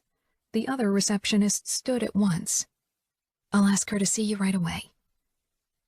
"Was that necessary?" I whispered. Savio shrugged. "I didn't like the tone she used on you."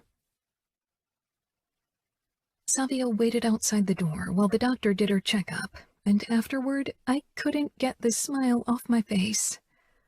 I walked out, causing Savio to straighten at once from where he leaned against the wall. "Is he the father?" the doctor asked.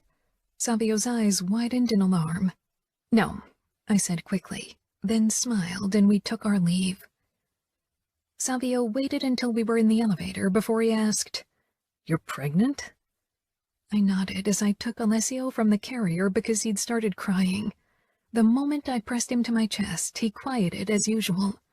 Savio grabbed the carrier.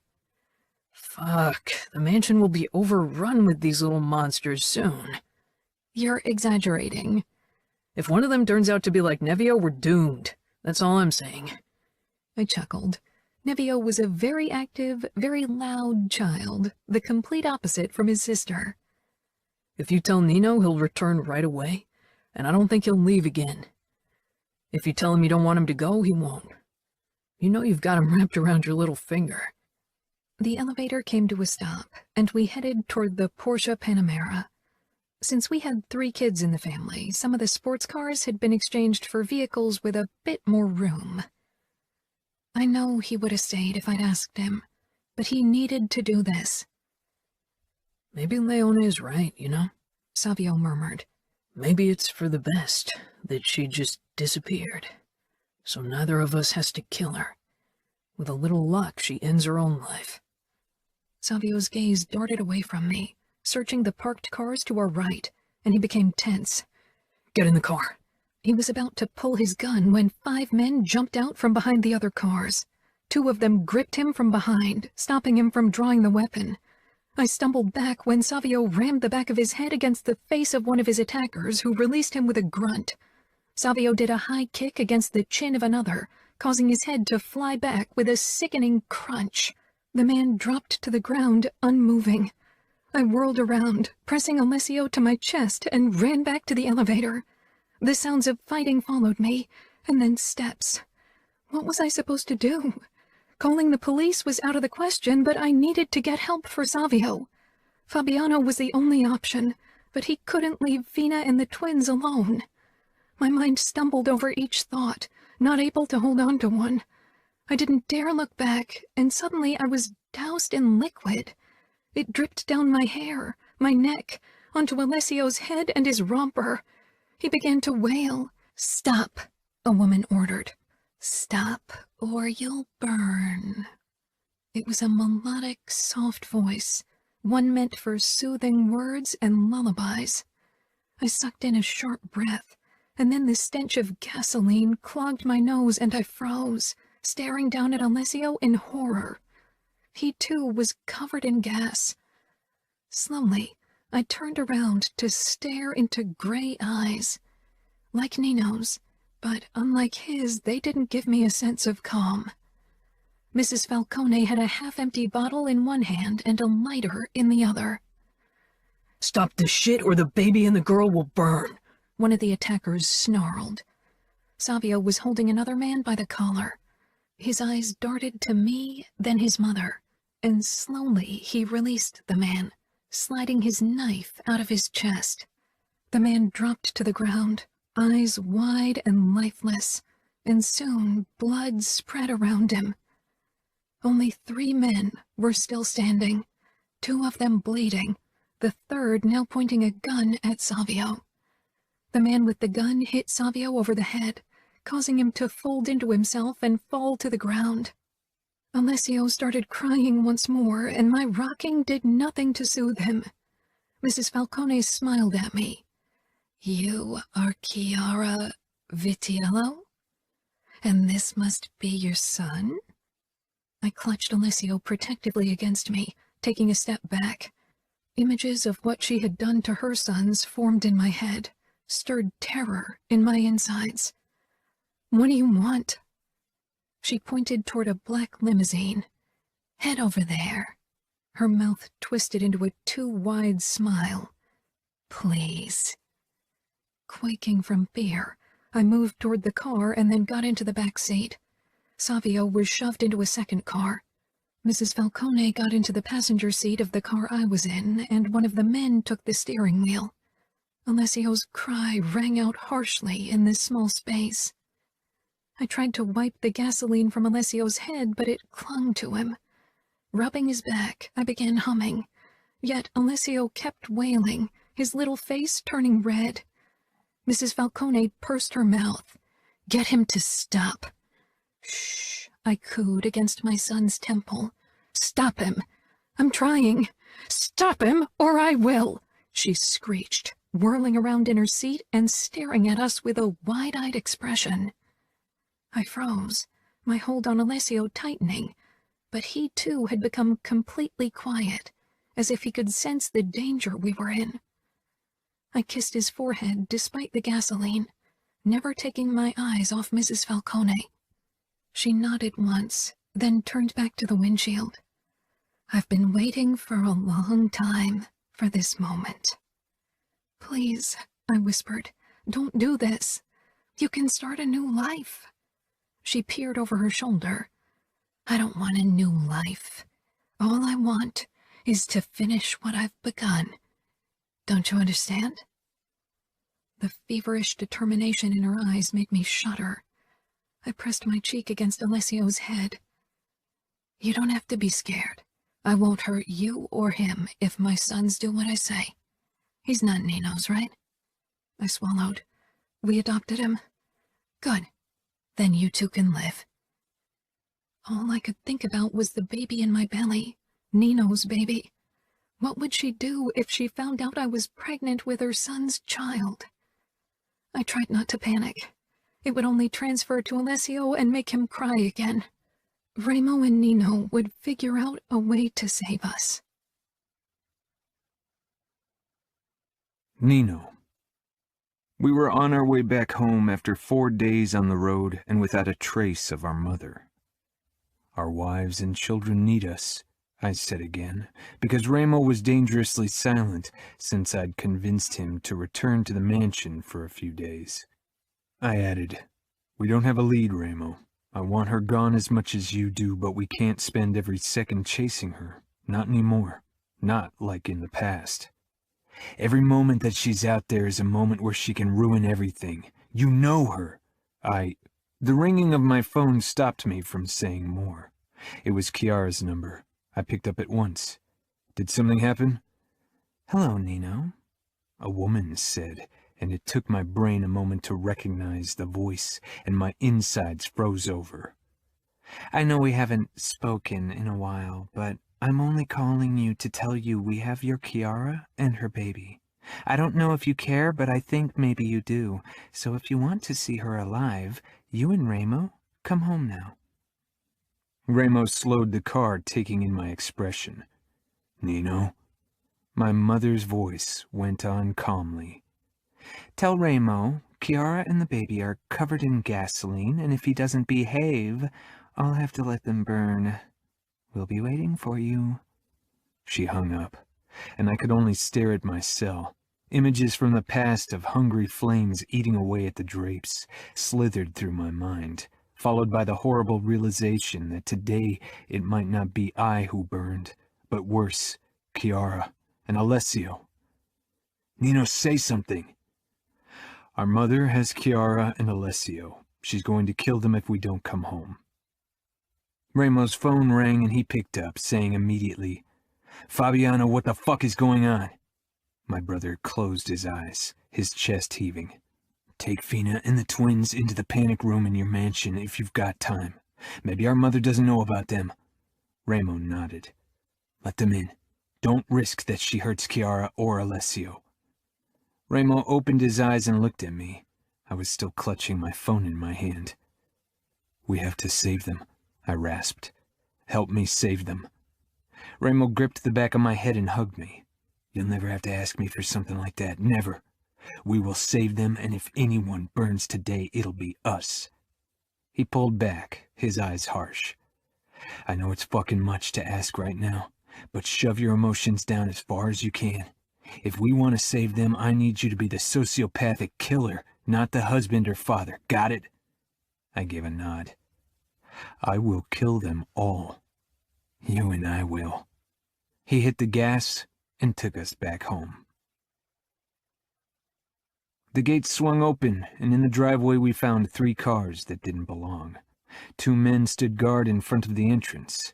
I recognized them at once as Carmine, Cosimo's younger brother, and beside him another one of our father's former lapdogs.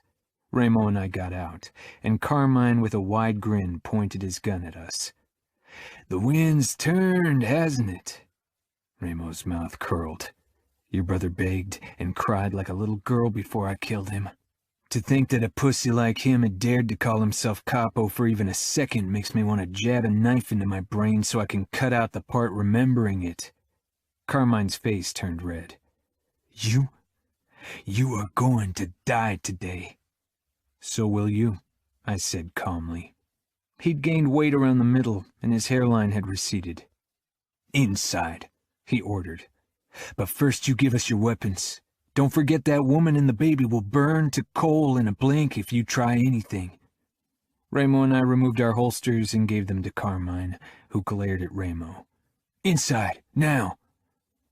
We made our way into the mansion, with them pointing their guns at our backs. I searched the adjoining corridors for more attackers, but didn't see any. Ramo alone could have taken the men who held us at gunpoint, and together we wouldn't have had any trouble. But we couldn't risk it, as long as Chiara and Alessio were in our mother's hands. The torturous images from the past kept licking at my consciousness like hungry flames, waiting to banish the here and now. With sheer force of will, I shoved them down. My heart picked up when we arrived in the gaming room. Chiara sat on the sofa and cradled Alessio against her chest. Her hair was sticky, and the stench of gasoline hung in the air. My insides constricted. I only gave her a small nod, remembering Ramo's words. Savio lay on the floor, bleeding from a head wound, and looking up at me dazedly. I didn't discover any other wounds. If things went down, he'd still manage to put up a decent fight despite his injury. Fabiano's hands were bound behind his back, and he was kneeling beside two other former Camorrista. Ramo shot him a look, and he gave a small nod. Serafina and the twins were in the panic room. And then I spotted her, the woman who'd destroyed what little innocence Ramo and I had possessed as children. In a moment, she moved to Chiara's side and held up the lighter. "You are going to put down all of your weapons, or they'll both burn." "We took their weapons," Carmine said, perspiration glistening on his receding hairline. His brother's screams all those years ago would be nothing in comparison to what Ramo and I would do to him today for threatening the people we were meant to protect. Our mother shook her head with a benevolent smile. No, you didn't. I know Benedetto's sons." "We're your sons too," Savio ground out, rolling onto his back and touching the spot of dried blood on the side of his head with a grimace. She ignored him. "A gunshot could set Chiara and her boy on fire too. A little spark, and everything goes up in flames. Do you really want to risk it? Hear their agonized screams?" Ramo looked at me, hoping I'd contradict her. But I couldn't. Not with absolute certainty, and the fire would spread too fast. I couldn't risk this. Couldn't risk Chiara and Alessio being consumed by flames. Ramo and I bent down and reached for the guns strapped to our calves. "Careful now," Mother said. "You know how excruciating it is to burn alive. I can't imagine how it would feel to die that way." "Maybe you'll find out today," Ramos said, his eyes full of hatred. Inside me, there was quiet, a terrifying stillness, only interrupted by bursts of what I could assume was fear. Fear of losing everything. Not my life. I didn't care about that. Carmine took the guns from us with a nasty smile, then backed up again to the other men. "What did you promise them to do your bidding?" I asked. Mother smiled. "Money, power, revenge." "Power," Ramos scoffed. "Do you really think my men will follow either of you? They'll laugh in your pitiful faces and then smash them in. And even if you manage to seize power by some stroke of luck, you won't have it for long. Luca will wipe the floor with assholes like you and just claim the Camorra for himself." "We'll see," Carmine said. He was obviously the leader of the remaining traitors. That they'd chosen a man like him showed how weak they were. "Help him to his feet," Mother said, indicating Savio. An older man, one of my father's old captains, grabbed Savio's arm to pull him to his feet. Savio jerked his head forward, breaking the man's nose with his forehead. "Go fuck yourself, motherfucker!" The man staggered back, clutching his nose. Then he raised his gun and pointed it straight at Savio's head.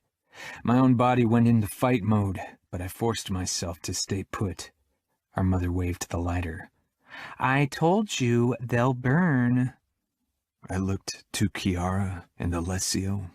She was stroking his back, her gaze on me.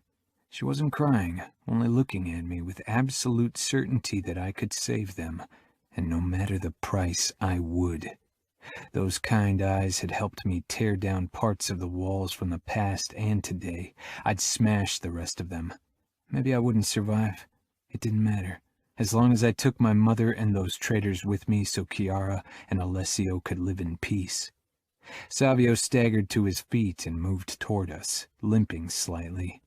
There wasn't a bullet or knife wound in his leg, so I hoped he'd only twisted his ankle. "Where's Adamo?" Mother asked, flicking the lighter open, causing Chiara to flinch and me to take a step forward. Mother smiled at the orange flame before her gaze latched onto mine, then to Remo. Her expression full of manic excitement. It had haunted many nightmares of my past. "He disappeared after you tricked him into helping you." "Poor boy," she crooned. "He's weak, lost. He isn't like you or Benedetto." She regarded the flickering flame of the lighter again, and every fiber in my body tensed. I wouldn't reach Chiara in time if Mother touched the flame to her hair or clothes. Her eyes became eager again. "What about those kids and wife of yours, Remo? Where are they?" Remo's nostrils flared. "Everyone knows about that kidnapped girl and those twins that look like you," she continued. "Especially that boy. Your spitting image, your tainted blood." Remo gave her a wide grin full of maniac darkness. "You know me, don't you? You really think I could ever have a woman in my life without killing her?" Mother tilted her head and closed the lid of the lighter. "You killed her?" "Her and those useless kids." Mother regarded him closely, but from the look on Remo's face, even I would have believed his words to be true if I didn't know what Serafina and his twins meant to him. "Why don't you douse us with gasoline? That way you can guarantee we don't act out of turn, and you can let Chiara and Alessia go," I said carefully. Mother's laugh was girlish, too high, too fake. "Oh, no, I won't let the past repeat itself.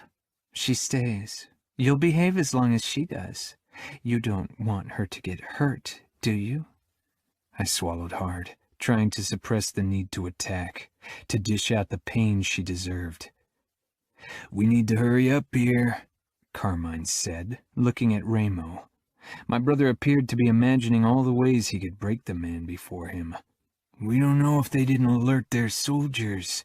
As long as they still live, every fucking made man in the city will follow their command."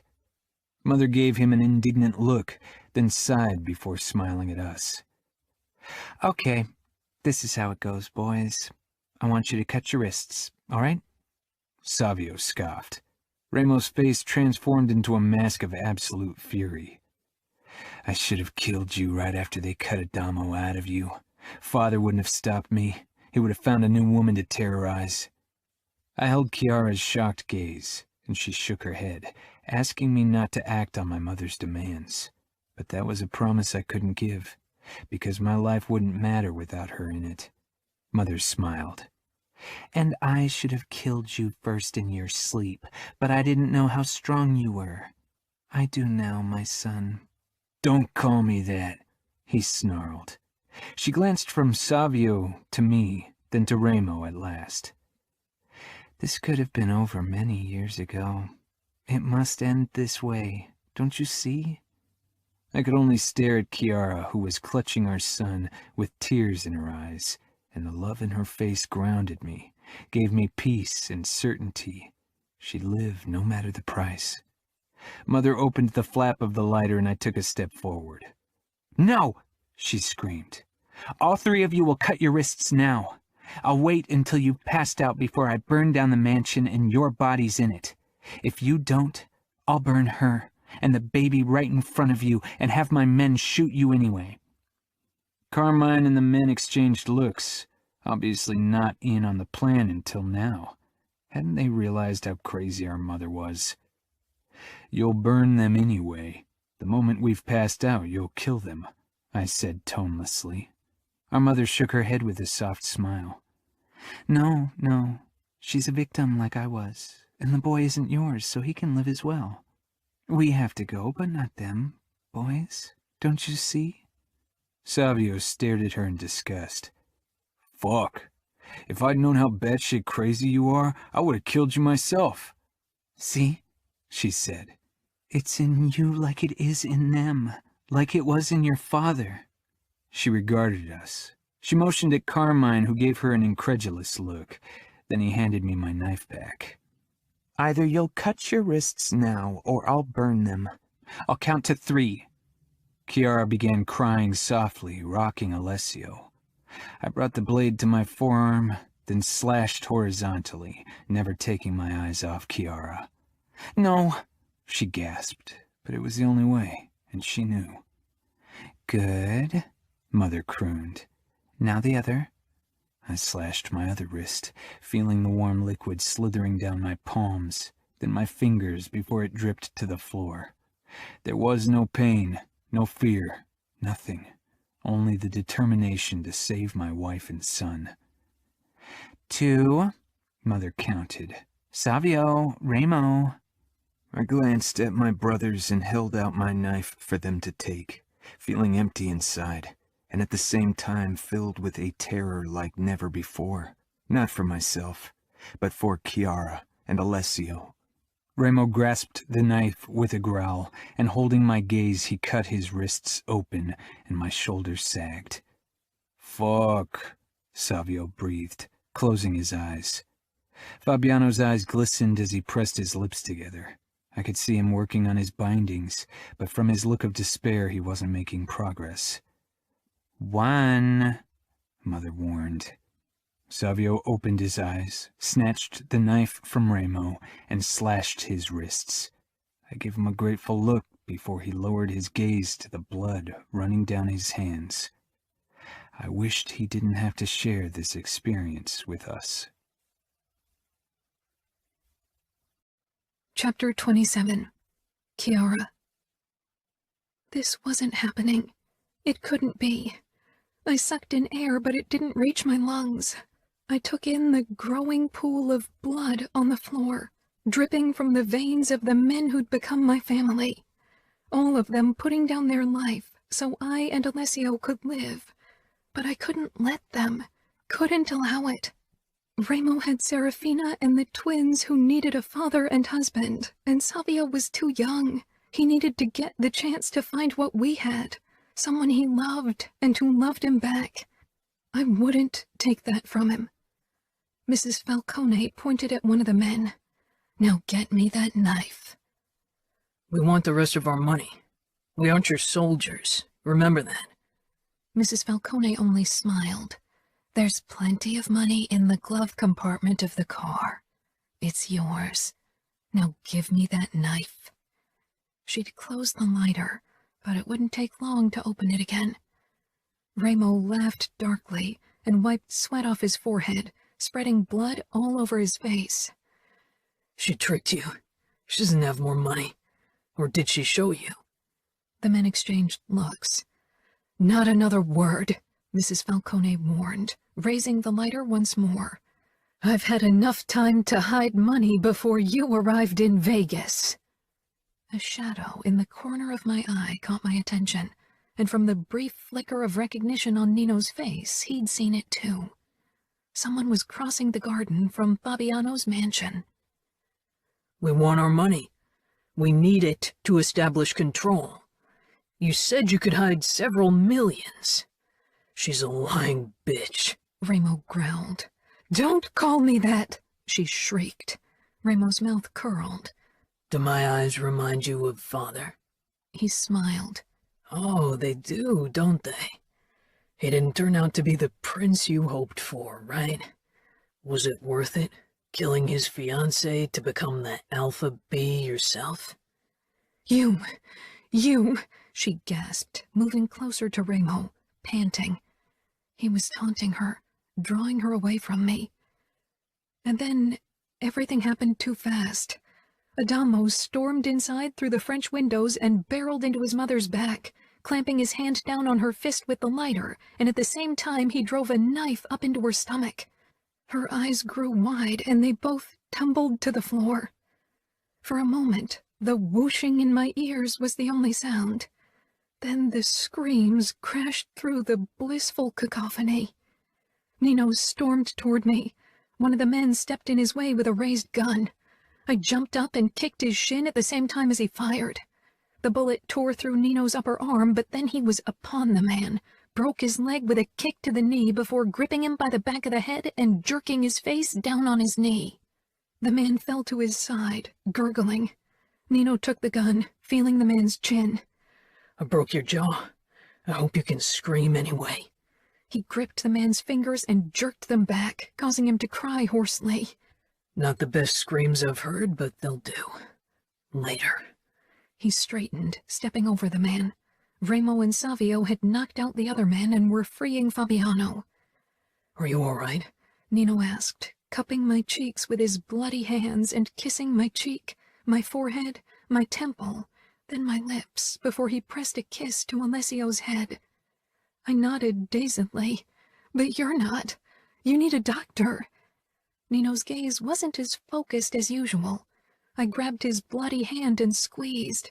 Blood was still sliding out of the cuts. I pressed down on his wrist wound, but the red on his upper arm spread quickly.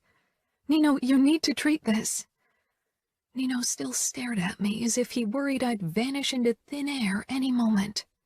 It'll take a long time for me to bleed to death from a wrist laceration of this depth. Nino. Remo rasped, kneeling beside their mother, who was sprawled out on the ground in a pool of blood, Adamo's knife still stuck in her belly.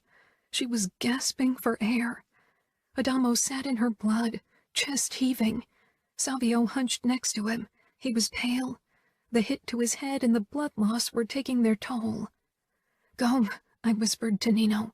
Go to Remo. Nino released my hand and slowly made his way over to his brothers. They were all covered in blood, still losing it from the cuts on their wrists. Fabiano staggered toward me, bleeding from a cut on his forehead that hadn't been there before. We need to get you out of those clothes and wash the gasoline off.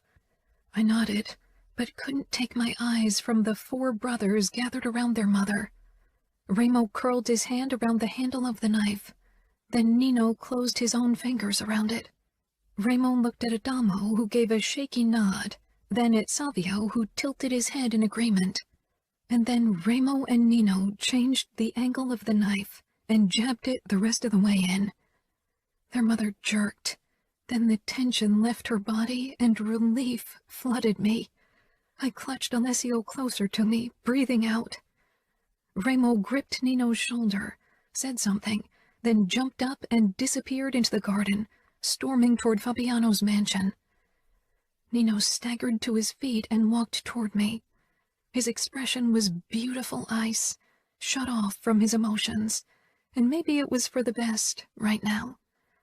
Adamo closed his mother's eyes and let his head fall back, staring up at the ceiling. Nino touched my arm.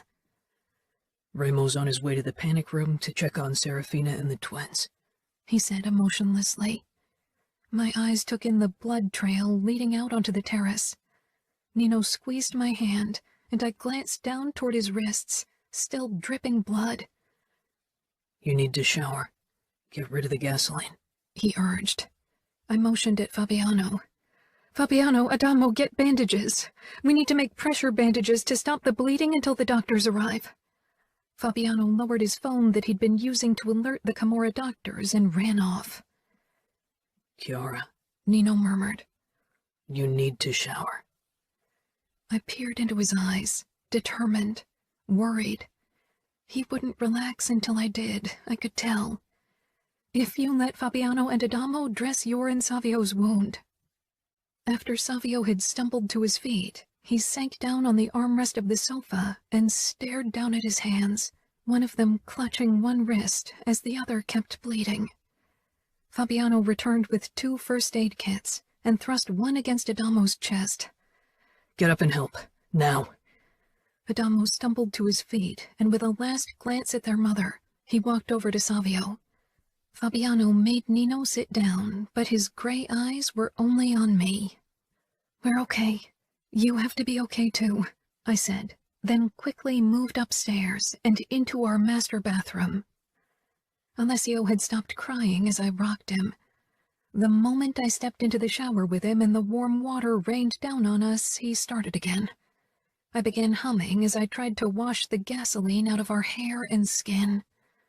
Soon, my sobs broke through the melody and I had to stop. Shh, Alessio. Shh. Everything is okay now.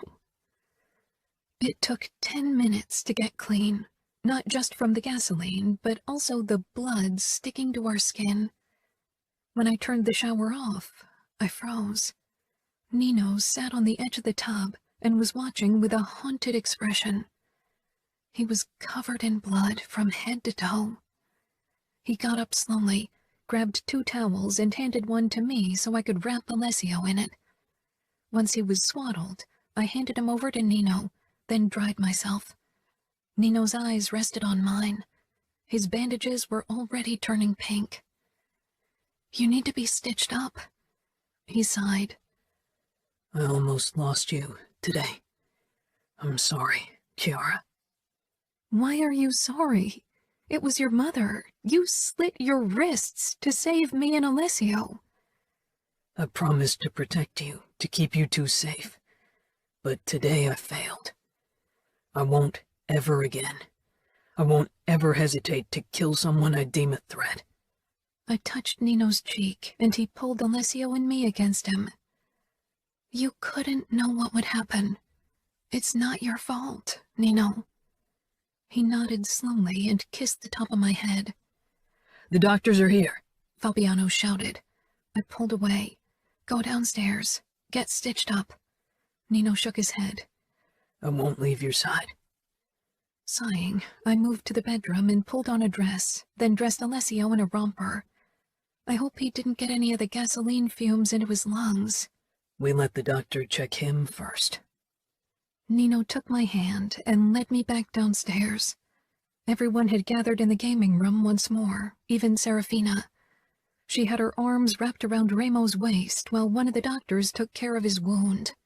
Her eyes were red from crying. The second doctor was attending to Savio, who'd stretched out on the sofa only in his briefs, pressing a bag of frozen peas against his head. His blood-soaked clothes lay on the floor beside him. Fabiano was talking to the third doctor and sent him over to us the moment we arrived. After the doctor had taken a quick look at Alessio, Nino sank down on the other sofa, then held out his wrists so the doctor could tend to them. I cradled Alessio against me, then went over to Fabiano, touching his shoulder. Thank you, Fabiano. Fabiano gave a tense nod. Where are the bodies? I dragged their mother outside. Carmine and the other men are still alive. We'll deal with them later to find out what they know. I nodded and went over to Ramo. Serafina hugged me tightly. I'm so glad you and Alessio were all right. I swallowed, realizing she had almost lost her husband because Ramo would have laid his life down for me, for Nino, for our son, and the baby neither of them knew about yet. I asked her, are Greta and Nevio okay? They are upstairs in their room, playing. They thought Ramo was covered in paint. They don't understand what happened. Good, I whispered, then pulled back and turned to Ramo. Tears sprang into my eyes as I met his gaze, and words got stuck in my throat. He nodded before I'd uttered anything, his eyes dark and angry, but also soft, somehow. Ramo, the constant enigma. Thank you, I got out. You don't have to thank me. Not for that. I did it for you, for Nino, for all of us. I know. I hugged him. You saved not just me and Alessio. Ramo frowned down at me, and I touched my belly. He exhaled, looking to Nino, who watched me but couldn't see my hand. He doesn't know yet? I didn't have time to tell him yet, but I will tonight. Ramo nodded, then released another harsh breath. Are you done? He asked the doctor. I have someone to tear apart. I stepped back and moved toward the sofa, sinking down on my knees beside Savio.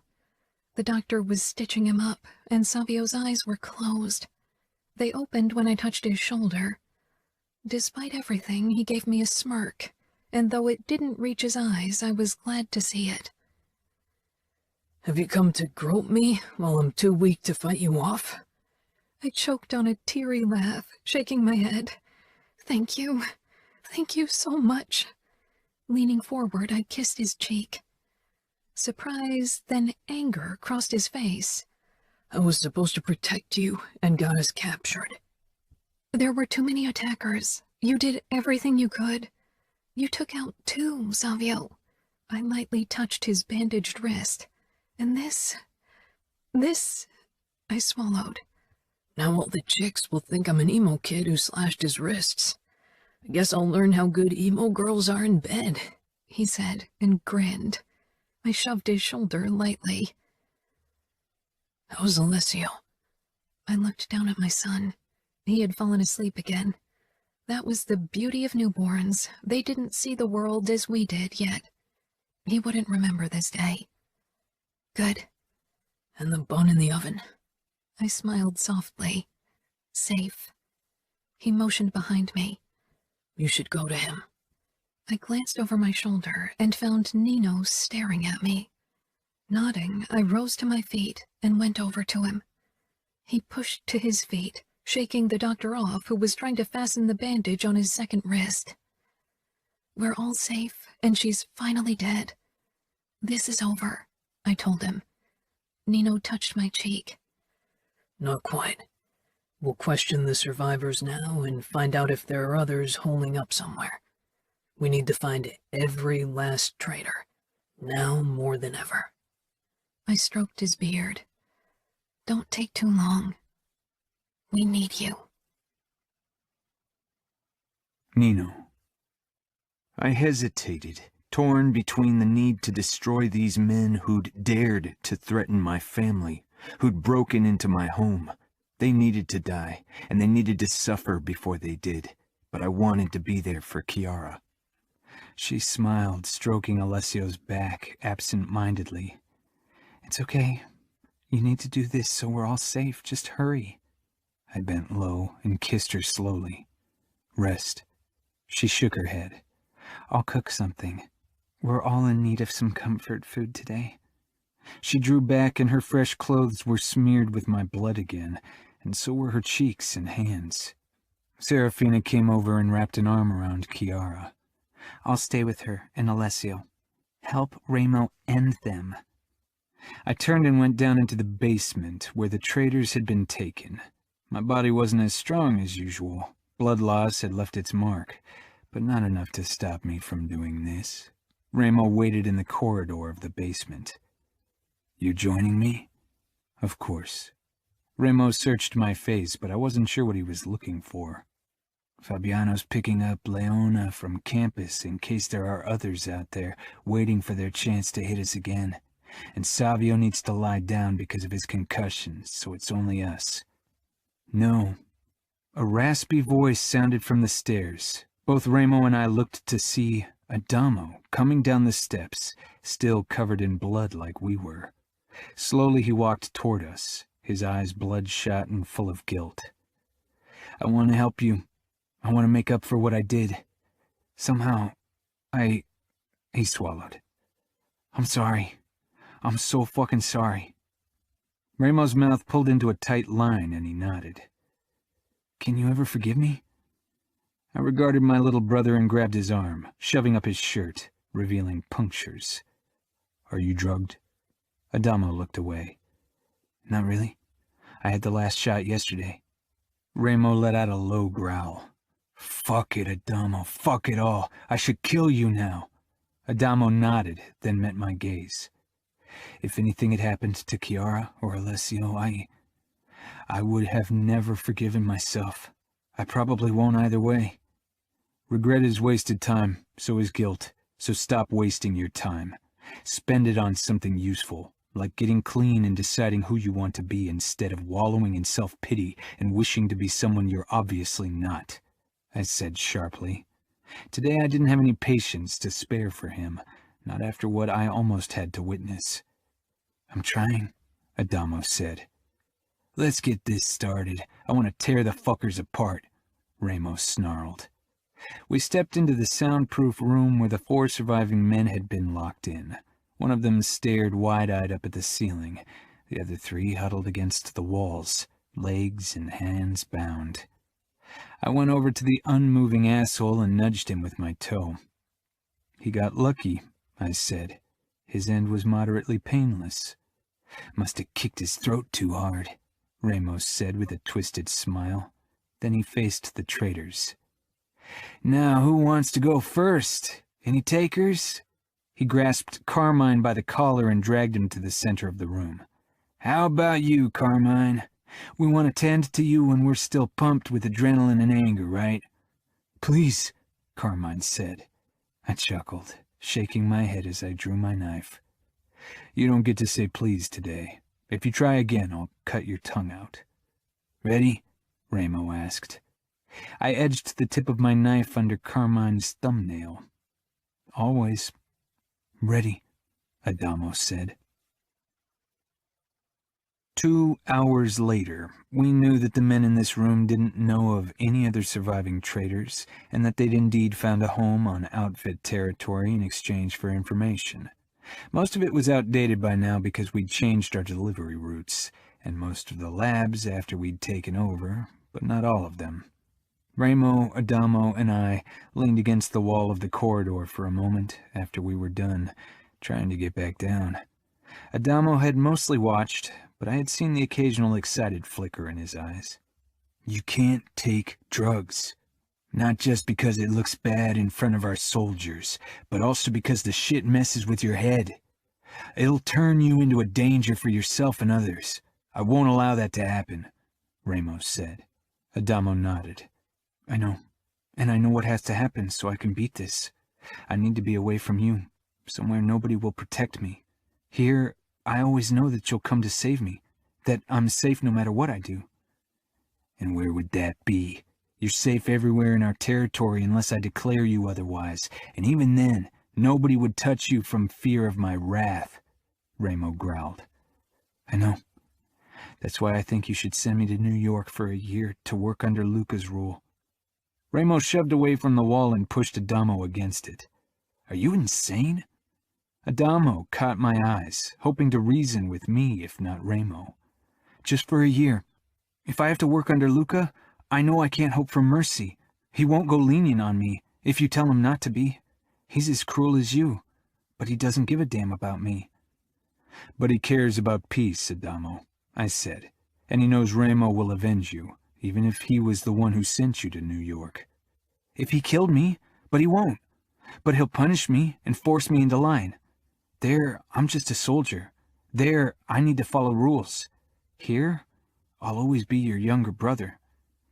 "If Luca catches you taking drugs, he'll torture you," Ramos said with a harsh smile. "And this time Serafina won't be there to interfere.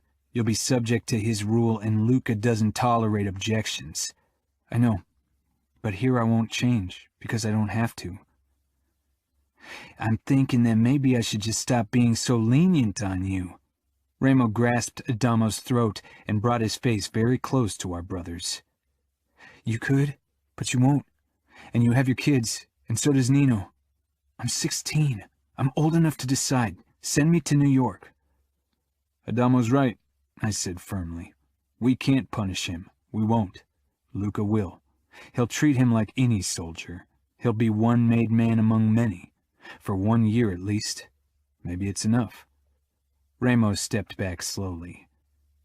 "You don't know what you're agreeing to, being under Luca's rule. Not to mention that I doubt he'll agree." "Why not? There's peace between us, and I've been tortured by Dante. Luca hates Dante. Maybe he hopes for more info on him.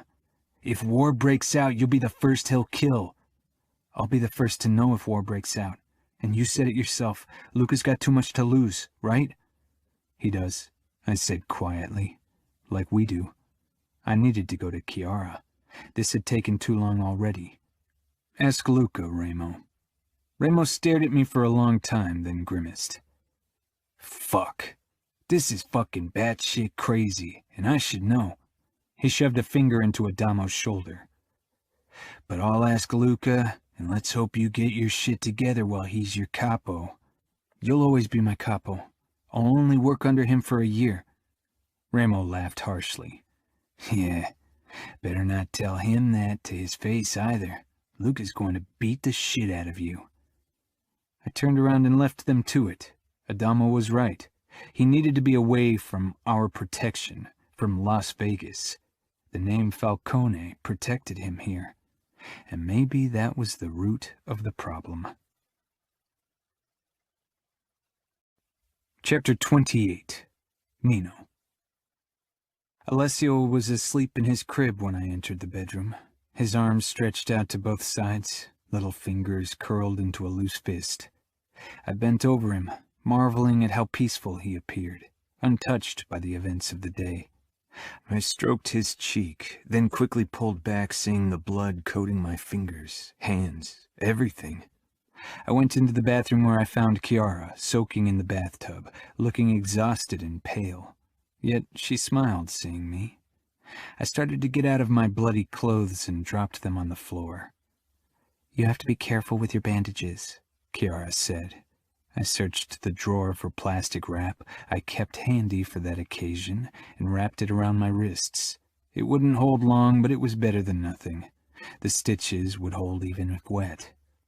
A myriad of things to say crossed my mind, seeing my wife watching me in concern, but it seemed impossible to put them into words. "Can I join you?" Chiara shook her head with a laugh. "Please." I glanced down my blood-covered body, then stepped into the tub and sank into the warm water. It turned pink at once, but Chiara didn't seem bothered by it. She moved toward me with a sponge and started cleaning my face gently, then my throat and my shoulders. I regarded this woman, so full of kindness and love, cleaning me after my past almost killed her, after I came to her covered in the blood of men I'd tortured and killed to lay the past to rest. "What is it?" she whispered, as she ran the sponge along my abs. "I love you more than my life." Chiara touched my chest and kissed me. "The past is the past. We don't linger, right?" "Chiara," I murmured. "What happened today, you must tell me if you have trouble dealing with it. I'm used to the darkness. I can deal.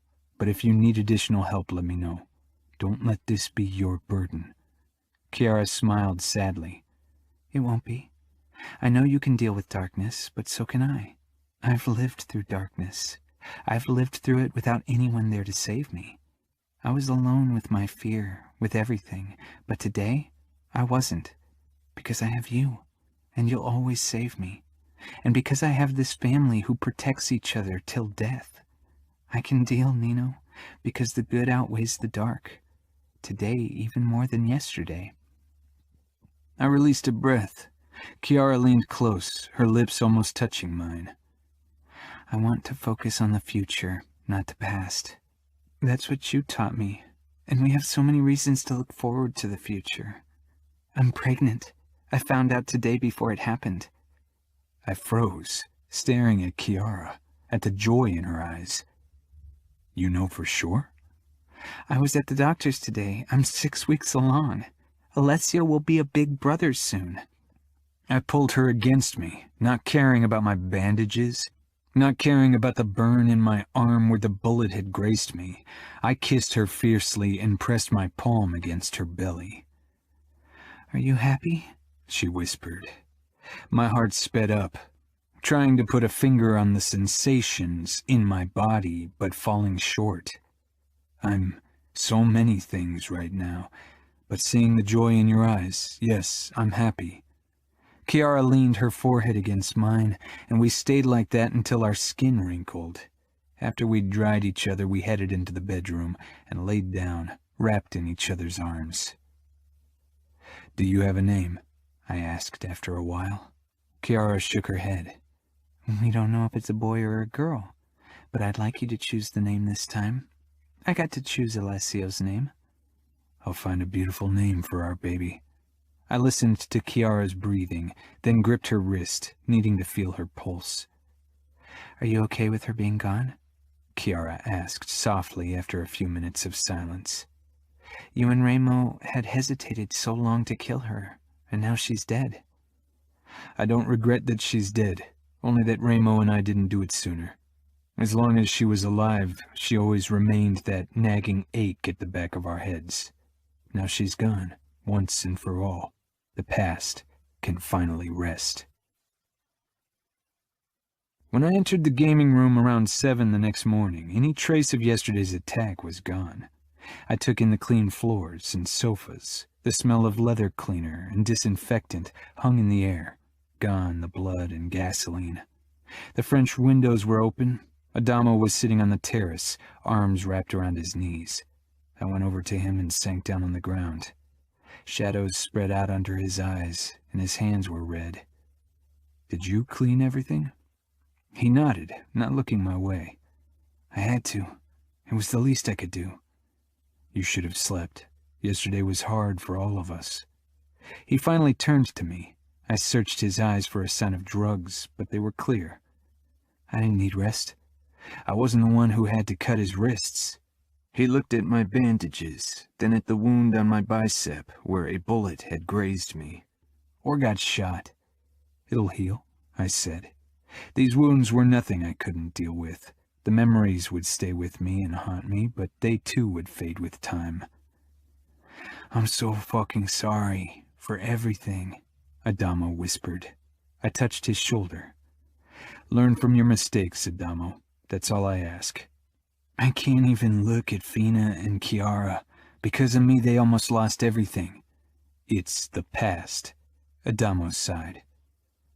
"Will you be okay with what you did, stabbing our mother?" I asked. "I would have killed her. Right then, I wanted to. I didn't because I knew you and Ramo needed to do it." He paused. "Right?"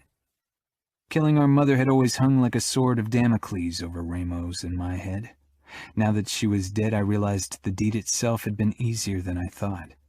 Maybe because of what our mother had almost done to Chiara and Alessio. It was the last straw. We needed to do it, and now she's gone. Ramos stepped outside and sat down beside us. "Finally gone?" Adamo watched him. I know," Ramos said. "I don't give a fuck how often you apologize. It doesn't change a goddamn thing. Prove yourself. Show us that you learn from your mistakes." "That's what Nino said. He's a fucking genius, so listen to him." Ramos smelled Adamo's clothes. "Now grab a shower." After a moment of hesitation, Adamo stood and left. Ramo watched me. "You look calm." "So do you," I said. That was the surprising part. "I am, and then I'm not," he said. He flexed his bandaged wrists. "One moment I feel so much rage, I can hardly stop myself from going on a rampage. And then I feel relief. She's gone, once and for all." "She is. We killed her. Now we can move on." Ramos smiled sardonically and nodded towards his wrist. "She left her mark. After all these years, she almost got what she wanted." It wasn't the only mark she'd left. "She didn't, and she won't. We prevailed." "It's what we do," Ramos said. He searched my face. "How's Chiara?" "Good. Better than I thought she'd be." "Because she's got a future she's looking forward to." I nodded. "So do we." Chiara. I hugged Adamo tightly. "I'll miss you. Behave in New York, all right? Luca's strict." Adamo nodded, then pulled back. "I'll come to visit in summer for Fabiano's wedding. And when you give birth to him." "Him?" I said curiously. "You're a boy, Mom. I can't see you with a daughter. You whipped us into shape." I laughed at his assessment. "Okay, we'll see. It's still too early to tell. Will you come home for Christmas?" "I don't know. It's only 3 months from now. I feel like I should really try to make myself useful in New York to thank Luca for taking me in." Ramos snorted. "He isn't doing it out of the goodness of his heart, trust me. He'll want something in return, and soon, and it's not like you're living in his house. You'll probably share a tiny apartment with millions of cockroaches," Savio said with a grin. Adamo gave him the finger, which Savio returned. Adamo got into a car with Ramo, who would take him to the airport, but not accompany him to New York. Adamo didn't want to arrive with a capo, and I got it. He wanted to prove himself. Nino wrapped his arm around my shoulders as we watched them drive off, and then we returned inside. "It'll be strange without him," I said. Nino sighed. Ramo still doesn't like it.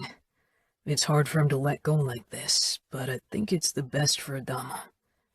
We stopped at Alessio's crib. Luca doesn't punish unjustly.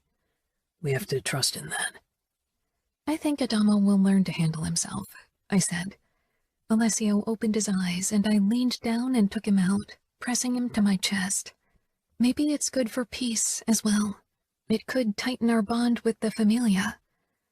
Nino nodded thoughtfully. I really hoped the truce would hold, not just because it allowed me to talk to Julia and occasionally visit her. It meant we were safer. "I'm starving," Savio said as he sauntered over to the sofa and plopped down. "How about an afternoon pizza?" I scoffed. "Is there something like that?" "There used to be," Savio said, cocking an eyebrow. Like Ramo and Nino, he'd stopped wearing bandages over his wrists a couple of days ago.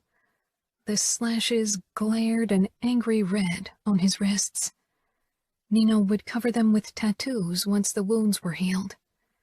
Savio's eyes caught mine, and he gave me a sardonic smile. "Then order pizza. I'm sure Ramo will be starving once he's back," Serafina said as she walked in carrying Greta. Nevio staggered toward Savio, who got up from the sofa and picked up the pizza menu. Nevio followed after him like a shadow.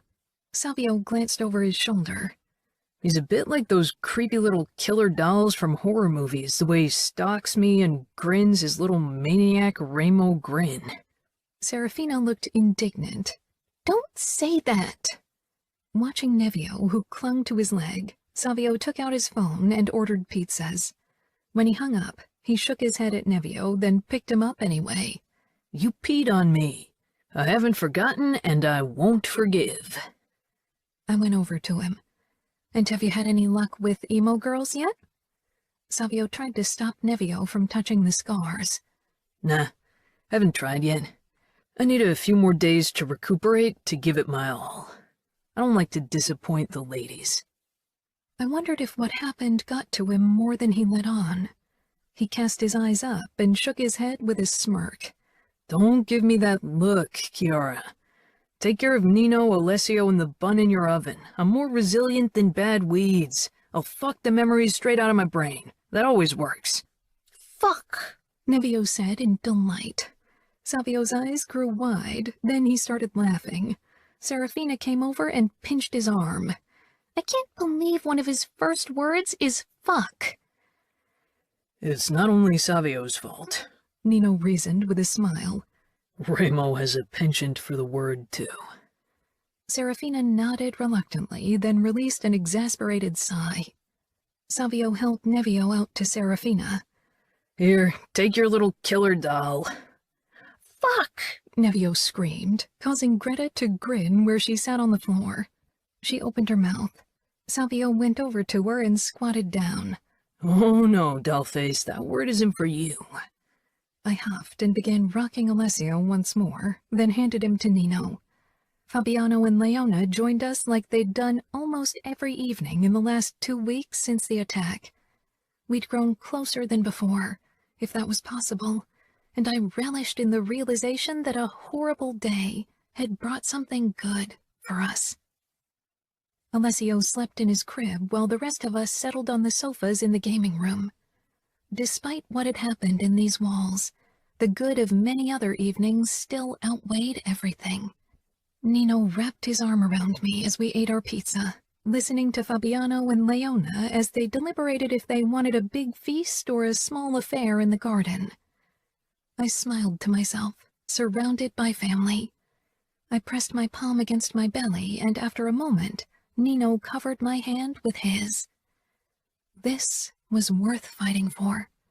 Every day, every hour, every minute.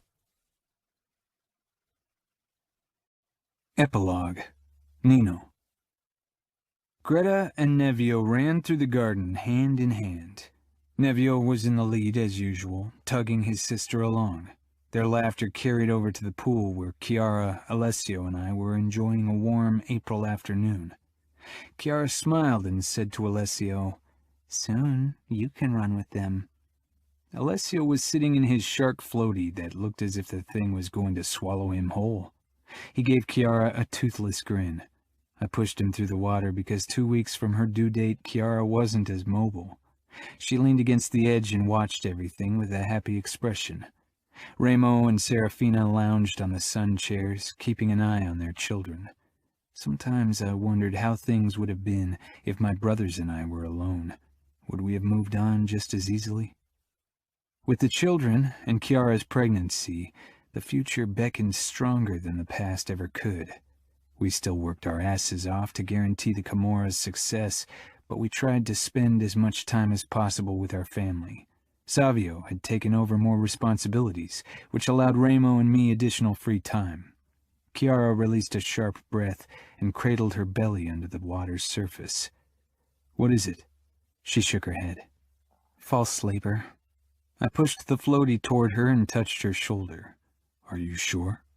"Yes," she said with a small laugh. "The pain hasn't changed. It's still that strange pressure." "Water birth might be less painful, but you'll have to clean the pool when you're done," Remo said. Serafina slapped his shoulder. "You're impossible." Remo gave her a twisted smile. "Cleaning the pool will be my top priority after giving birth, trust me," Chiara said, rolling her eyes. "Come on, let's get you out of the water," I said, lifting Alessio out of his floaty and pressing him to my chest. Holding Chiara's hand, I led her out of the pool. She pressed a palm to her belly as she took one step after the other. "I'm being so slow. I love being pregnant, but now I'm counting the days until he's here." Fabiano and Leona came over from their house, already in swimwear. Their wedding was scheduled for the end of May. "Arya called me," Fabiano said, settling on a sun chair. "Adamo's doing well. He works hard and has finally learned to keep his mouth shut." Remo shook his head. "If people start to think that Adamo's more scared of Luca than of me, I'll have to make a fucking bloody statement to set things straight." "You are his brother. It would be horrible if he feared you," Chiara said, lowering herself slowly on a chair. Leona went to her and touched her belly.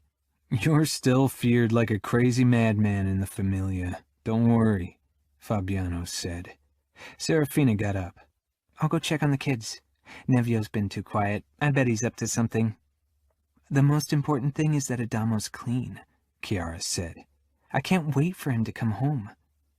Remo and I exchanged a look. While we were glad that Adamo had found the structure he needed, we weren't sure if once back in Vegas he wouldn't revert to old habits. Leona came over to me and stroked Alessio's cheek. "Hi, little man." She looked over to Chiara. "I love his chubby cheeks." Chiara smiled proudly. It was mostly thanks to her patient care that our son had gained so much weight. She kept every member of this family fed. "Why don't you hold him?" I asked Leona, and handed her Alessio. She cradled him against her chest, looking worried. "What if I drop him?" "Why would you drop him? He's not that heavy," Remo muttered. Leona's cheeks turned red, and Fabiano threw one of the empty Coke cans littering the table at Remo's head. Remo raised his leg, blocking it with his foot. "Damn your quick reflexes," Fabiano said, shaking his head. "Quicker than yours." "Right." Serafina returned carrying the twins. Her face was flushed. After she set them down, she held up a permanent marker. "That's what I found in Nevio's hand. He was painting Greta's nails with it." Remo sat up and turned to Nevio. "You did?" Nevio gave a sharp nod, trying to hold back a grin and failing. Greta stretched out her hands, showing off her black nails. Her fingers, too, were covered in marker. Serafina gave Remo a meaningful look. He lifted Nevio on his lap. "Don't paint your sister." Nevio pouted and pointed at Remo's Camorra tattoo, then at my inked skin. Greta got dead too. Chiara choked on a laugh and covered it with a cough. I went over to her and wrapped my arms around her from behind. My fingers splayed out on her bump. Greta is too young for a tattoo, and so are you, Serafina said sternly. Nevio looked at Remo. Your mother's right. I don't want you to touch that marker again. Nevio gave a small nod, mischief in his eyes. Cradling Alessio against her chest, Leona sat beside Fabiano on the sun chair. If Alessio and Massimo turn out like Nevio, I'll fear for our sanity, I murmured against Chiara's head. She looked like she couldn't imagine anything better. As long as they're happy, I'm happy, she said. Our eyes met, and I had to agree. As long as Chiara and our sons were happy, I would be too. Chiara. Alessio rolled over on his stomach and pushed onto his knees, then braced himself on his hands, shoving his butt into the air. At only 10 months, he was already hell-bent on starting to walk. With his bum in the air, he peered up, unsure how to straighten. He grinned when he saw me watching, and my heart exploded with love. "Nino," I called. 2 days past my due date, I had trouble rising from the sofa without help, much less bending down to pick up Alessio. Nino hurried into the gaming room, alarm on his face. Contractions? I shook my head, stroking my belly. Massimo seems pretty content in there. I really hope he comes soon. I feel like I'm bursting any day now. Nino slowly came over and spotted Alessio still in his awkward position. He picked him up and raised him up over his head, much to Alessio's delight. He wasn't a very vocal baby, definitely not as loud or boisterous as Nevio. He was trying to stand, I said. Nino came toward the sofa, sank down beside me, and set Alessio down on his butt between his legs. He held out his fingers, and Alessio latched onto them with his small hands. Nino pulled slightly, and eventually Alessio stood on shaky legs, then took a couple of unsteady steps. Holding onto Nino's legs, he gave another toothless smile. "That's good," I said. Nino stroked Alessio's hair, and our boy beamed up at him with those ocean blue eyes. Have you changed your mind about the home birth? Nino asked quietly. I leaned over and kissed his cheek. No, and I won't. I want a natural birth. I just don't see why we shouldn't use the options modern medicine can offer us. We've evolved from the Middle Ages. I laughed. I know you don't like it, but I don't want to give birth in a hospital. I want to be at home, surrounded by people I trust. This is the safest place for me and the baby. Nino gave me a look that made it clear how unhappy he was about my decision. The safety aspect is really the only perk. Since the incident with their mother, Remo had forced the owners of the other neighboring house to sell as well. The mansion was now the new Camorra gym and the security center in Las Vegas, meaning we always had a high number of Camorrista close by. The doctor said it's okay. I've had a healthy pregnancy, we have a healthy baby. Everything will be fine. I know I can handle it. I know, Nino murmured, then leaned over and kissed my temple before touching my belly. Nevio rushed into the gaming room, brandishing a permanent marker in his small fist, laughing like a little madman. I grinned. His dark hair was all over the place, and he was dressed only in underpants. His entire upper body was covered with scribbles, probably in permanent marker. He stumbled to a stop in front of us, beaming first at Alessio, then Nino. Then he jabbed his finger against his own chest before pointing at Nino's tattooed arm with the permanent marker. "Tattoo!" he exclaimed. I covered my mouth with my hand. Oh, Savio's in so much trouble. Nino reached for the marker and gently pried it out of Nevio's hand, who glared and said, "No!" Nevio, behave, Nino said firmly, putting the marker down on the table. Nevio made a move toward it. Nino shook his head, and the little boy dropped his arm with a pout. Savio staggered in, breathing hard, carrying Greta, who was holding her white stuffed rabbit. "Where's the little devil?" One of Greta's arms was covered in permanent marker as well. Nino shook his head. "I told you to stop staring at your phone." Savio's eyes took in Nevio's upper body. "Fuck." He glanced at Greta, who was regarding her painted arm curiously. "You should have snitched on him." Greta looked at her uncle with those big eyes. "Serafina is going to kick your ass," I whispered, stifling laughter. "Maybe next time she won't ask me to play babysitter so she and Ramo can get it on." Savio stalked toward us, and Nevio's smile turned mischievous. "Don't you dare run again." Savio set Greta on her feet, and she tiptoed toward us and climbed on the sofa. Nevio backed away slowly, then whirled around, giggling. Savio jumped over the other sofa and caught up with Nevio in 2 large steps, wedging the kid under his arm like a potato sack. With a groan, he turned back to us. "Will you watch Greta while I try to scrub this PIA clean?" "No!" Nevio exclaimed, struggling. Savio grinned down at him. "Yeah, you heard me right. Bath time. I know how much you love a good scrub." Nevio began screaming. Savio looked at me. "How about you say it was your fault?" I raised my eyebrows. "I won't have you blame me for this." "Come on, Chiara. Nobody will be mad at the pregnant lady. If I were you, I'd start scrubbing soon. Ramo and Serafina will be back from their date in approximately 2 hours. I have a feeling this will take time," Nino drawled, inspecting Greta's painted arm. Savio disappeared with Nevio under his arm. Nino lifted Alessio up and set him down between Greta and himself. She held out her stuffed toy to Alessio, who grabbed it and clutched it to his chest, then lifted it to his mouth and gnawed on the bunny's ear. Nino caressed Greta's head.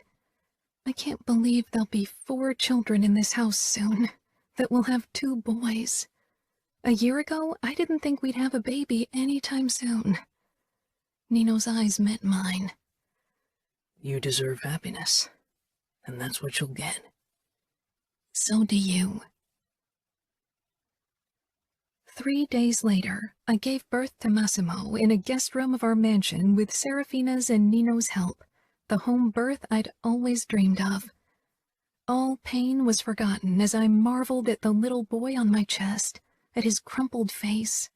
He was a big baby with brown eyes and dark brown hair. Serafina kissed my cheek. "He's beautiful, Chiara." She was covered in sweat and blood, but was smiling. Nino stood beside the bed, watching the doula who'd supported us, only every so often glancing my and Massimo's way. "Why don't you try if he latches on?" Serafina asked. Massimo was already squirming toward my breast and making small sucking motions. Serafina helped me, and after a few tries, he finally latched on. The doula left 15 minutes later, and shortly after, Serafina did too. Nino bent over me, kissing my forehead. "You are so strong, Chiara." I raised my gaze from Massimo and smiled at Nino. He gently covered Massimo's back with his palm. "I'd always condemned people who accepted their fear, who didn't fight it.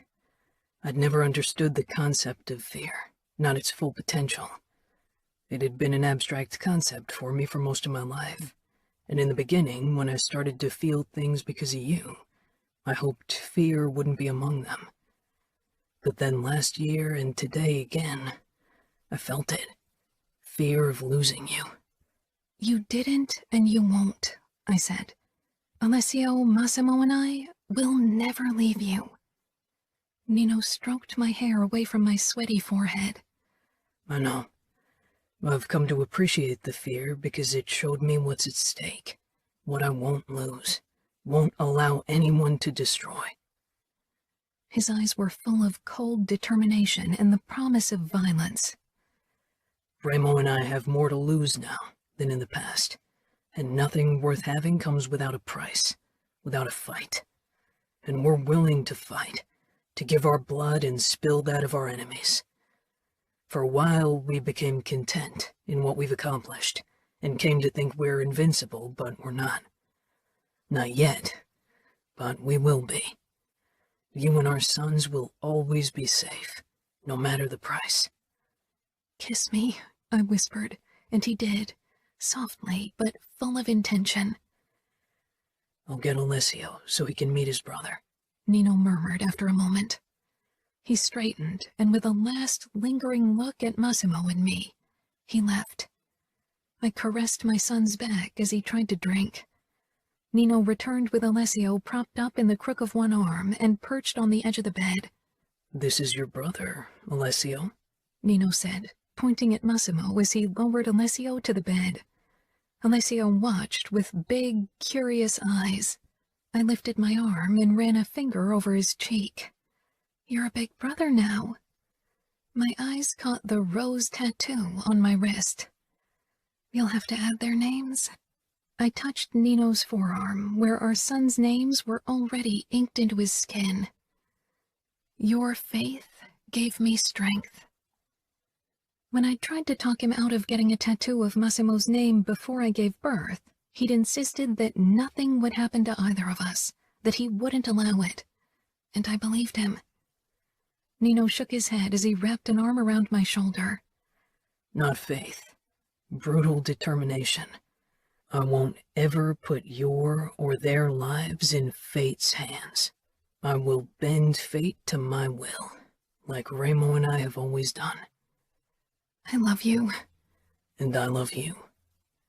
Alessio reached for Massimo, and Nino showed him how to carefully pat his brother's back. I shook my head, still unable to believe this was reality.